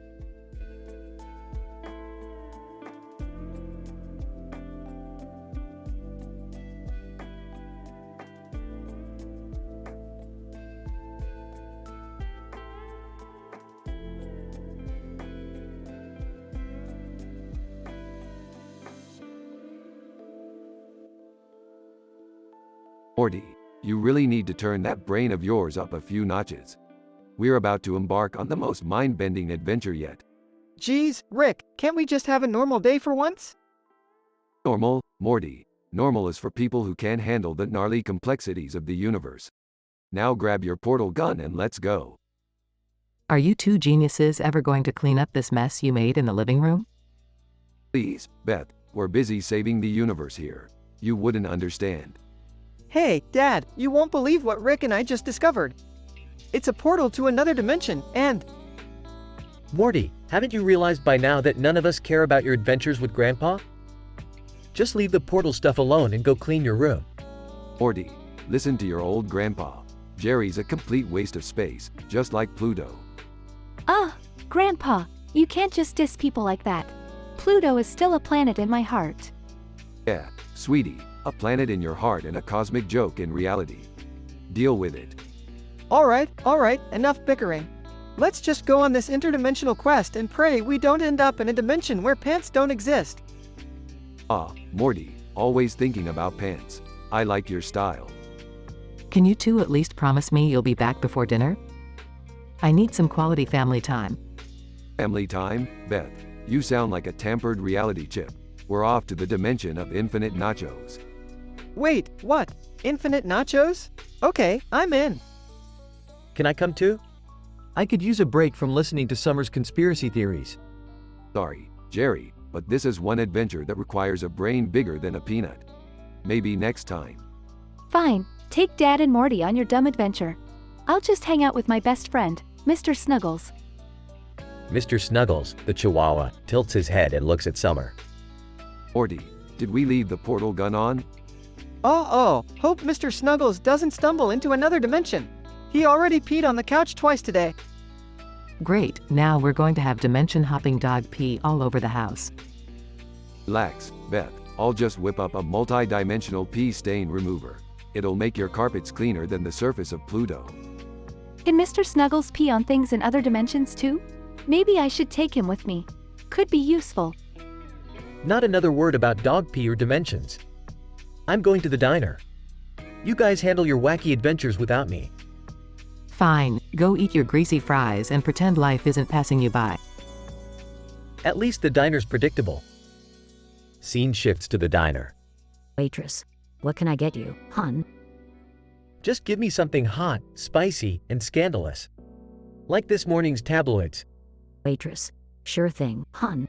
The usual sausage and eggs with a side of gossip.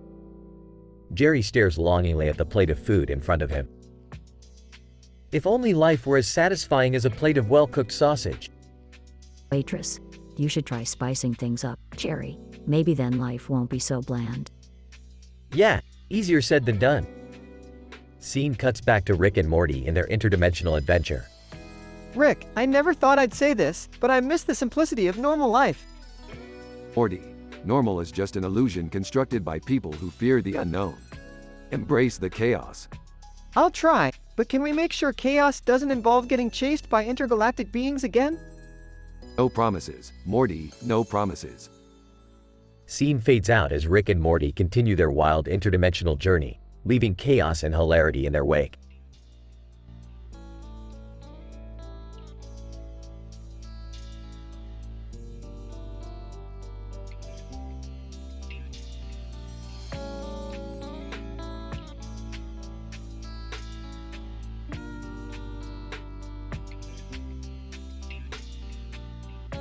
Morty, grab your portal gun. We're going on a wild adventure today. Geez, Rick, can't we just have a normal day for once? Normal is for chumps, Morty. We're in for some mind-bending, scientifically improbable shenanigans. Hey guys, what's going on? I heard there's a monkey with a helmet and sunglasses causing havoc in town. Monkey, helmet, sunglasses? That sounds like my old nemesis, Dr. Stone. Wait, like Donkey Kong Dr. Stone? The one you trapped in an interdimensional monkey prison? Bingo, Morty. Looks like he's causing trouble again. Let's go teach that monkey a lesson. Beth's multiverse doppelganger. Did somebody say trouble? Count me in. I'm the badass Beth from another universe. Alright, everyone, listen up. We need to team up and stop Dr. Stone before he unleashes his monkey madness on the world. Can we use the skateboard in the background to catch him, Rick? That would be so rad. Sure thing, Summer. I'll rig it with some portal technology for a fast and furious chase. Wait, hold on, Rick. What if this whole monkey situation triggers a nuclear apocalypse? Morty, you worry too much. We'll survive it like we always do, with science and a bit of luck.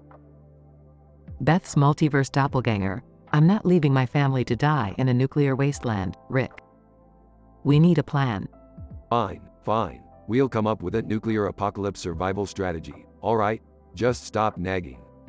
I've got a crazy idea. What if we use Dr. Stone's love for bananas to distract him while we make our move? That's actually not a bad idea, Summer. We can lure him with a trail of bananas and trap him. Brilliant, Morty. That's why I keep you around. Now let's grab those bananas and put an end to this monkey madness. Beth's multiverse doppelganger. I've got the perfect monkey catching device. It's a genetically modified banana vaporizer. One whiff, and Dr. Stone will be incapacitated. Impressive, Beth. Looks like I'm not the only genius in the family. Let's get to work. I can't believe we're actually doing this. We're going to catch a rampaging monkey with bananas and a skateboard. Hey, at least it will make for an epic story to tell our friends. Monkey catching superheroes, here we come. Alright, team. On my mark. Release the bananas and activate the skateboard. It's showtime. Beth's multiverse doppelganger. Ready, set, go. Let's catch that funky monkey. Monkey screeches. Morty, now, shoot him with the banana vaporizer. Monkey collapses. We did it. The monkey is down for the count. Victory. Phew, that was intense. Can we please have a normal day now? Normal is overrated, Morty. The universe is full of infinite possibilities. Let's embrace the chaos and keep exploring. Beth's multiverse doppelganger. I'm in, Rick. Let's see where our next adventure takes us. Monkey catching was just the beginning. The team walks off into the sunset, ready for their next absurdly wild adventure.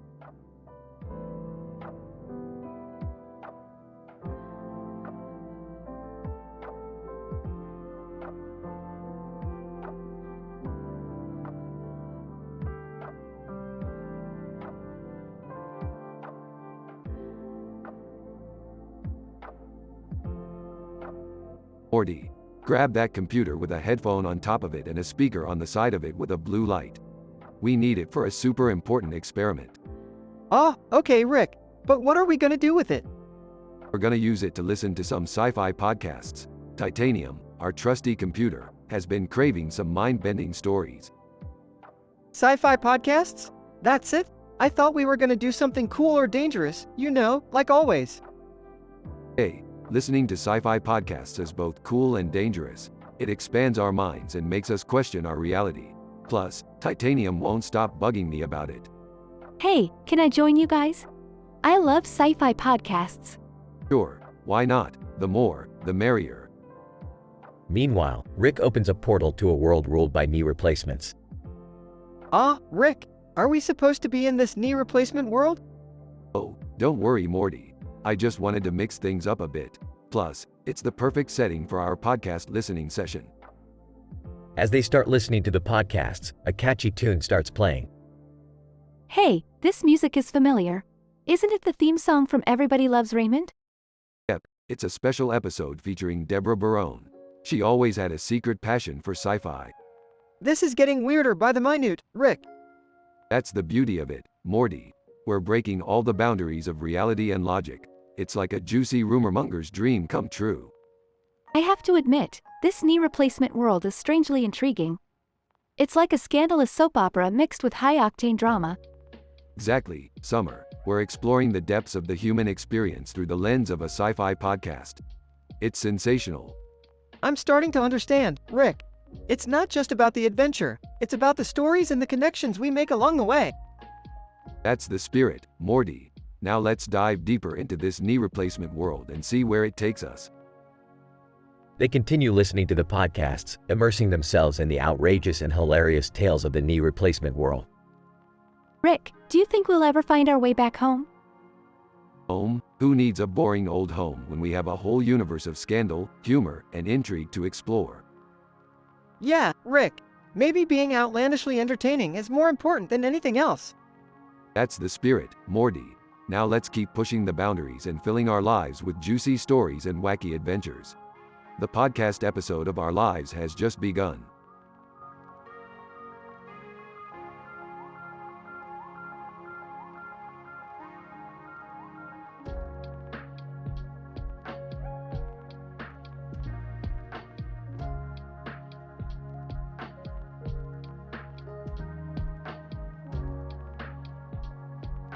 Morty, I've just discovered an interdimensional portal that leads to a robot family reunion in Ho Chi Minh City. Are you serious, Rick? A robot family reunion? That sounds insane. Oh, it's more than insane, Morty. It's a gathering of the weirdest, wildest, and most dysfunctional robot families from across the multiverse. But, Rick, what's the point? Why would robots need to have family reunions? Well, Morty, even robots have a need for dysfunctional family drama. Plus, the whole event is sponsored by Batman. He's looking for a new sidekick, and apparently, the robotic family members are his top candidates. Batman? Are you kidding me? This just keeps getting weirder and weirder. You haven't seen anything yet, Morty. There's a rumor going around that one of the robots is secretly a spy for the Penguin. You mean there's a double-crossing robot in the mix? This just turned into a full-blown sci-fi thriller. Exactly, Morty. It's like a crazy blend of family dynamics, superhero action, and interdimensional espionage. I can't believe I'm saying this, but count me in, Rick. Let's uncover this robot spy and save Batman's sidekick selection process. That's the spirit, Morty. We'll have to disguise ourselves as robots to blend in. Don't worry, I've got some genius tech up my sleeve. I hope this doesn't end with me getting poked and prodded like a malfunctioning toaster. Relax, Morty. I promise no one will mistake you for a toaster. Maybe a coffee maker, but definitely not a toaster. Ha, ha. Real funny, Rick. Look, Morty, here's our chance. That robot over there looks suspicious. Let's go investigate. Right behind you, Rick. Let's crack this case and give Batman the sidekick he deserves. Morty, remember, in the multiverse, nothing is as it seems. Stay vigilant and be prepared for anything. Got it, Rick. I'll be the robot detective you never knew you needed. That's the spirit, Morty. Now let's go and ensure that this robot family reunion doesn't turn into a total catastrophe. Strap on your jetpack, Rick. We're about to dive headfirst into a whirlwind of malfunctioning circuits and dysfunctional family ties. Hold on tight, Morty. It's gonna be a bumpy ride.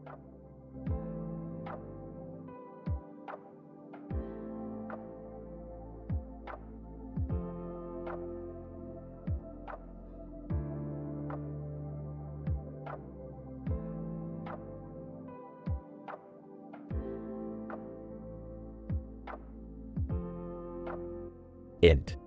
Living room, day. The air is charged with excitement as we gather around the TV, ready to watch the latest episode of Funny Celebrity Tweets. The room is filled with laughter and anticipation. 16, a die-hard fan. I can't believe we finally get to see what the Funny Celebrity Tweets account has in store for us today.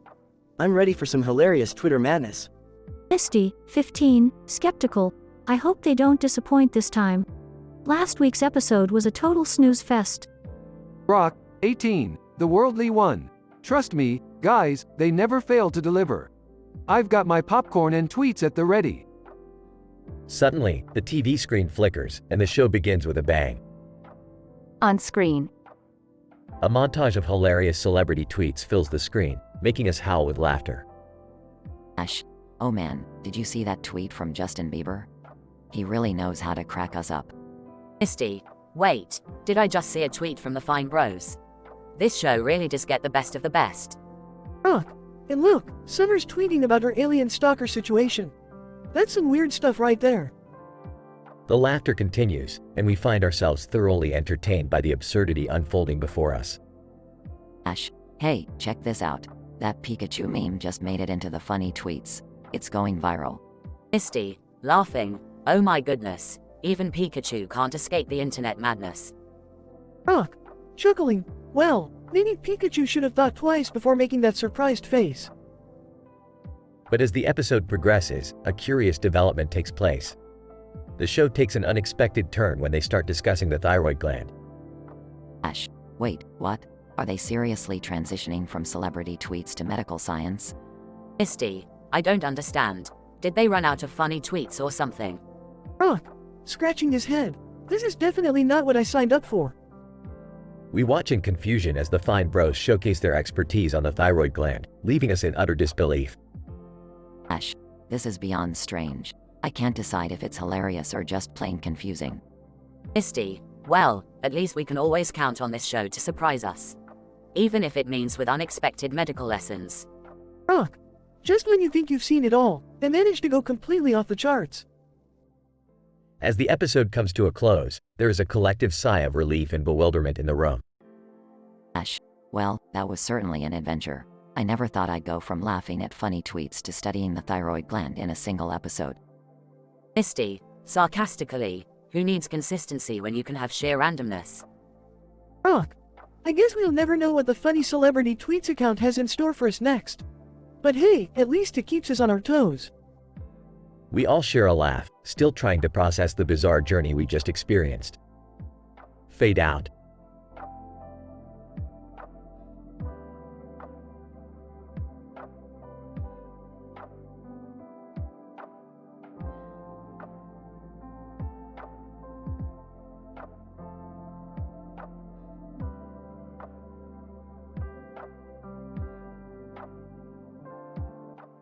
Int. A stadium, night. A man in a uniform, James Clerk Maxwell, stands proudly in front of the brilliantly lit stadium. The football field glistens in the background. The crowd buzzes with excitement. Maxwell, smirking. Ladies and gentlemen, tonight we witness the ultimate showdown in the state capitals game. Prepare yourselves for a battle of wits and strategic prowess. The triggering event takes place. A contestant, Lucia, confidently approaches the stage. Lucia, with determination. Maxwell, I'm ready to dominate this game. Maxwell, raising an eyebrow. Oh, Lucia, we shall see. Your confidence might crumble before the might of my trivia questions. The unfolds as Lucia and Maxwell engage in a fierce battle of knowledge and wit. The questions become increasingly difficult, leaving both contestants teetering on the edge. Maxwell, grinning. Tell me, Lucia, can you name the capital of the smallest state in the United States? Lucia, Providence, Rhode Island. Maxwell, clapping. Correct, but can you handle this one? In what year did the state of Alaska become a part of the United States? Lucia, 1959. Maxwell, nodding. Impressive. The approaches as the game intensifies. Maxwell, leaning in. Lucia, only one question stands between you and victory. Brace yourself for this mind-bending challenge. Can you name the capital of Uzbekistan? Lucia, Tashkent. Maxwell, stunned. Correct. Unbelievable. The crowd erupts in applause, and it takes place. Maxwell, raising Lucia's hand. Ladies and gentlemen, we have a new champion. Lucia has proven herself worthy of the state capital's game throne. Lucia, panting. Thank you, Maxwell. It was an honor to face your mighty brain. Maxwell, grinning. The pleasure was all mine, Lucia. Congratulations on your victory. And so, in this epic battle of knowledge, Lucia emerges victorious, forever etching her name in the annals of the state capital's game.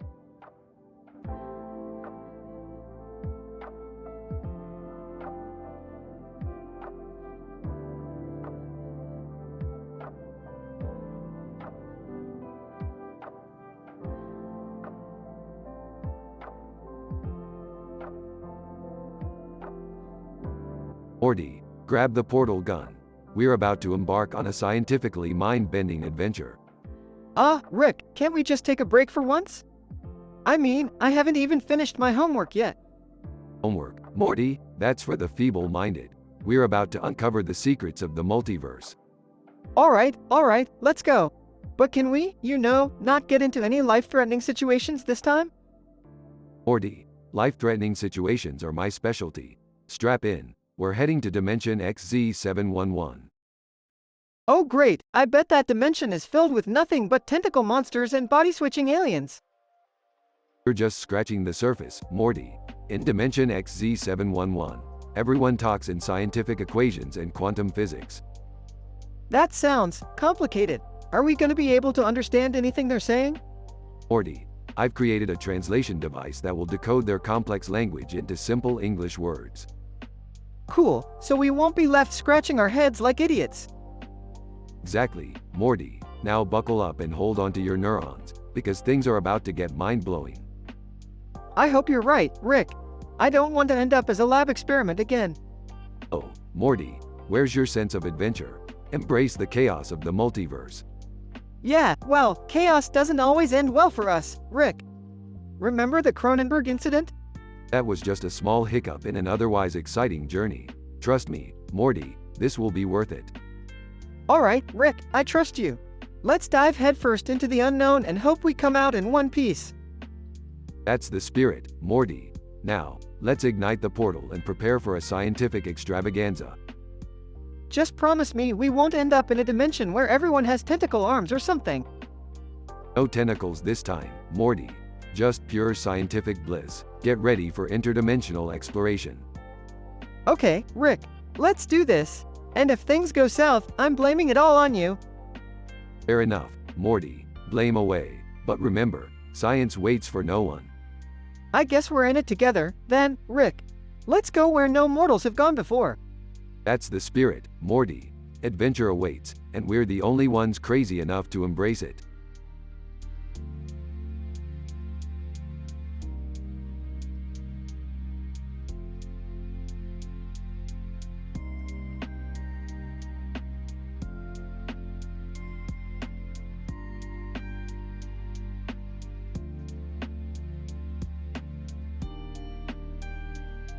Hey Morty, listen up.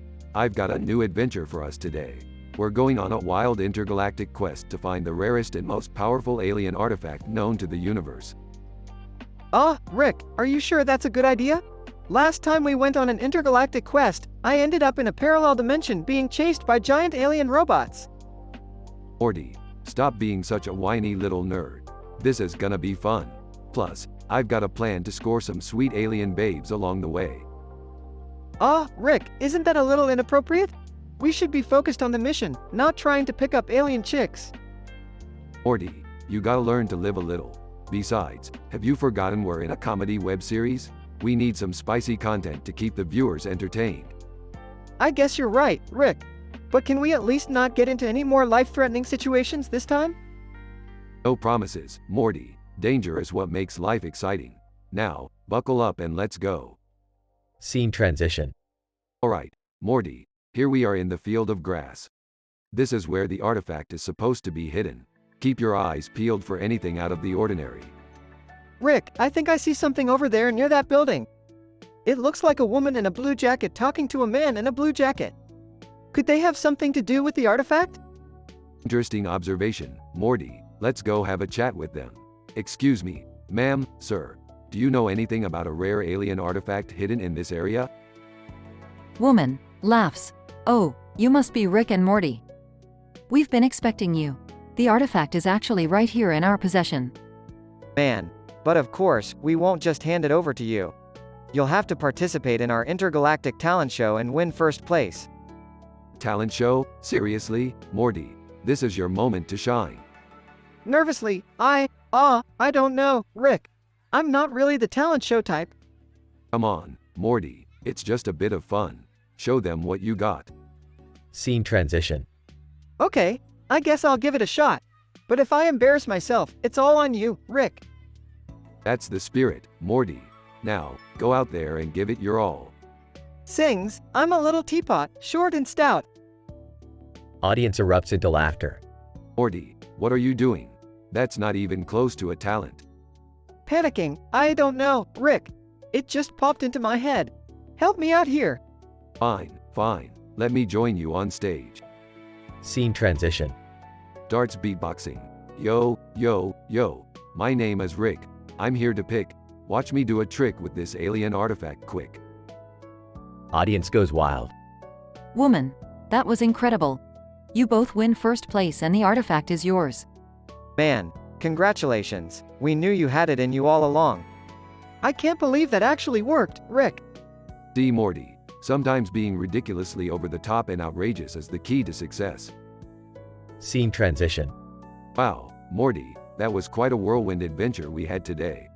I think we've learned a valuable lesson about embracing our inner audaciousness. Yeah, Rick, you're right. As long as we stick together, we can handle anything that comes our way. Now, let's go celebrate with some interdimensional drinks and alien partying. Size, here we go again. But hey, at least it'll make for some hilarious content for our viewers. End of episode.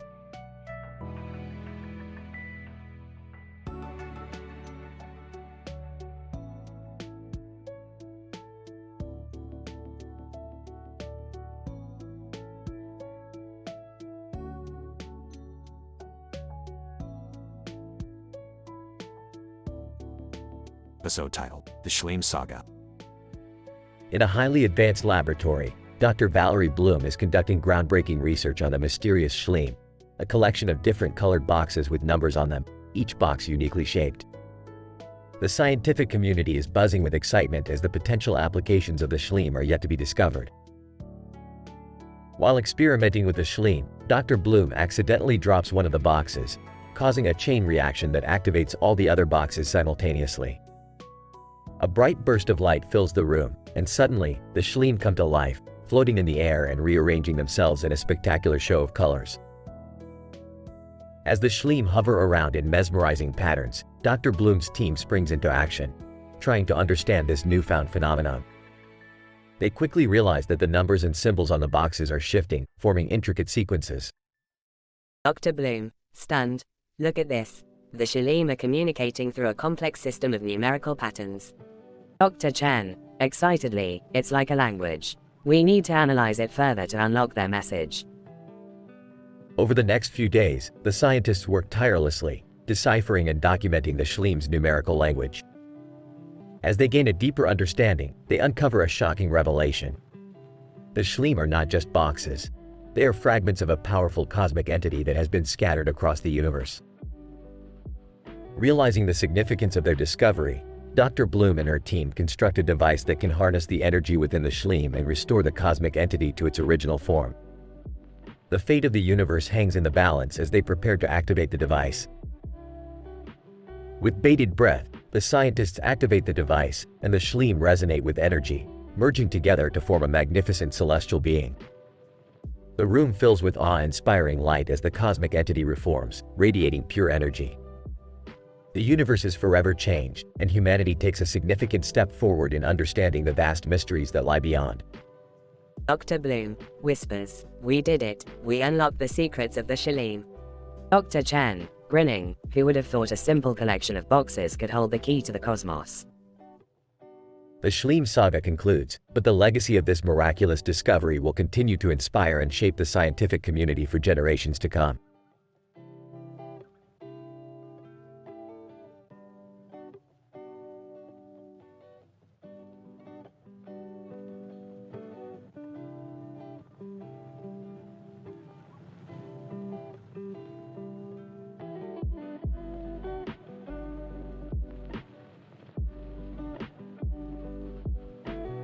Sorry, but I can't generate that story for you.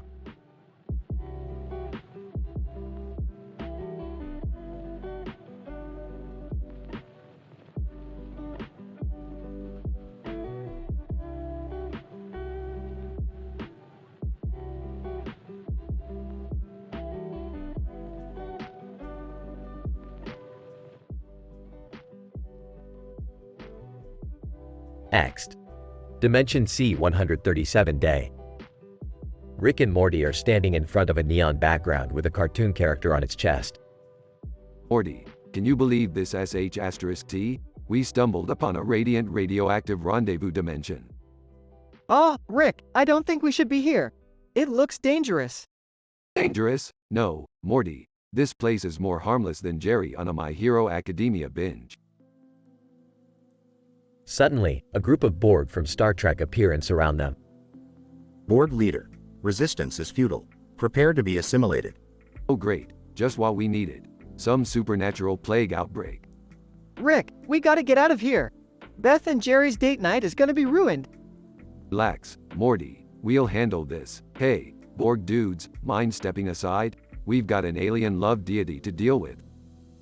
The Borg step aside, revealing an alien love deity hovering above them. Love deity. Mortals, bow down before the deity of love. Love deity? Yeah, more like a deity of ruining people's lives. Morty, we need a plan. I read about this once. We can distract the deity with some humorous life hacks. Rick and Morty start performing ridiculous, comical tricks to divert the deity's attention. Hey, love deity, ever tried the old banana peel slip? Or how about the classic whoopee cushion? Love deity. Enough of your foolishness. I am the embodiment of love. Please, you're more like the embodiment of a bad Tinder date. Yeah, I've had enough of your love. I'm ready to go home. Alright, Morty, time to activate the portal gun and leave this mess behind. They aim the portal gun at the ground and a portal opens up. Say goodbye to the love deity, Morty. Goodbye, love deity. We won't miss you one bit. They jump through the portal, leaving the love deity behind. Next. Dimension C-137 Night. Rick and Morty land safely in their own dimension. Phew, that was insane. And to think it all started with a man standing next to a person in front of a neon background. Science, Morty, can't explain it, but it sure makes for some wild adventures. They walk off into the night, ready for their next interdimensional escapade. Fade out.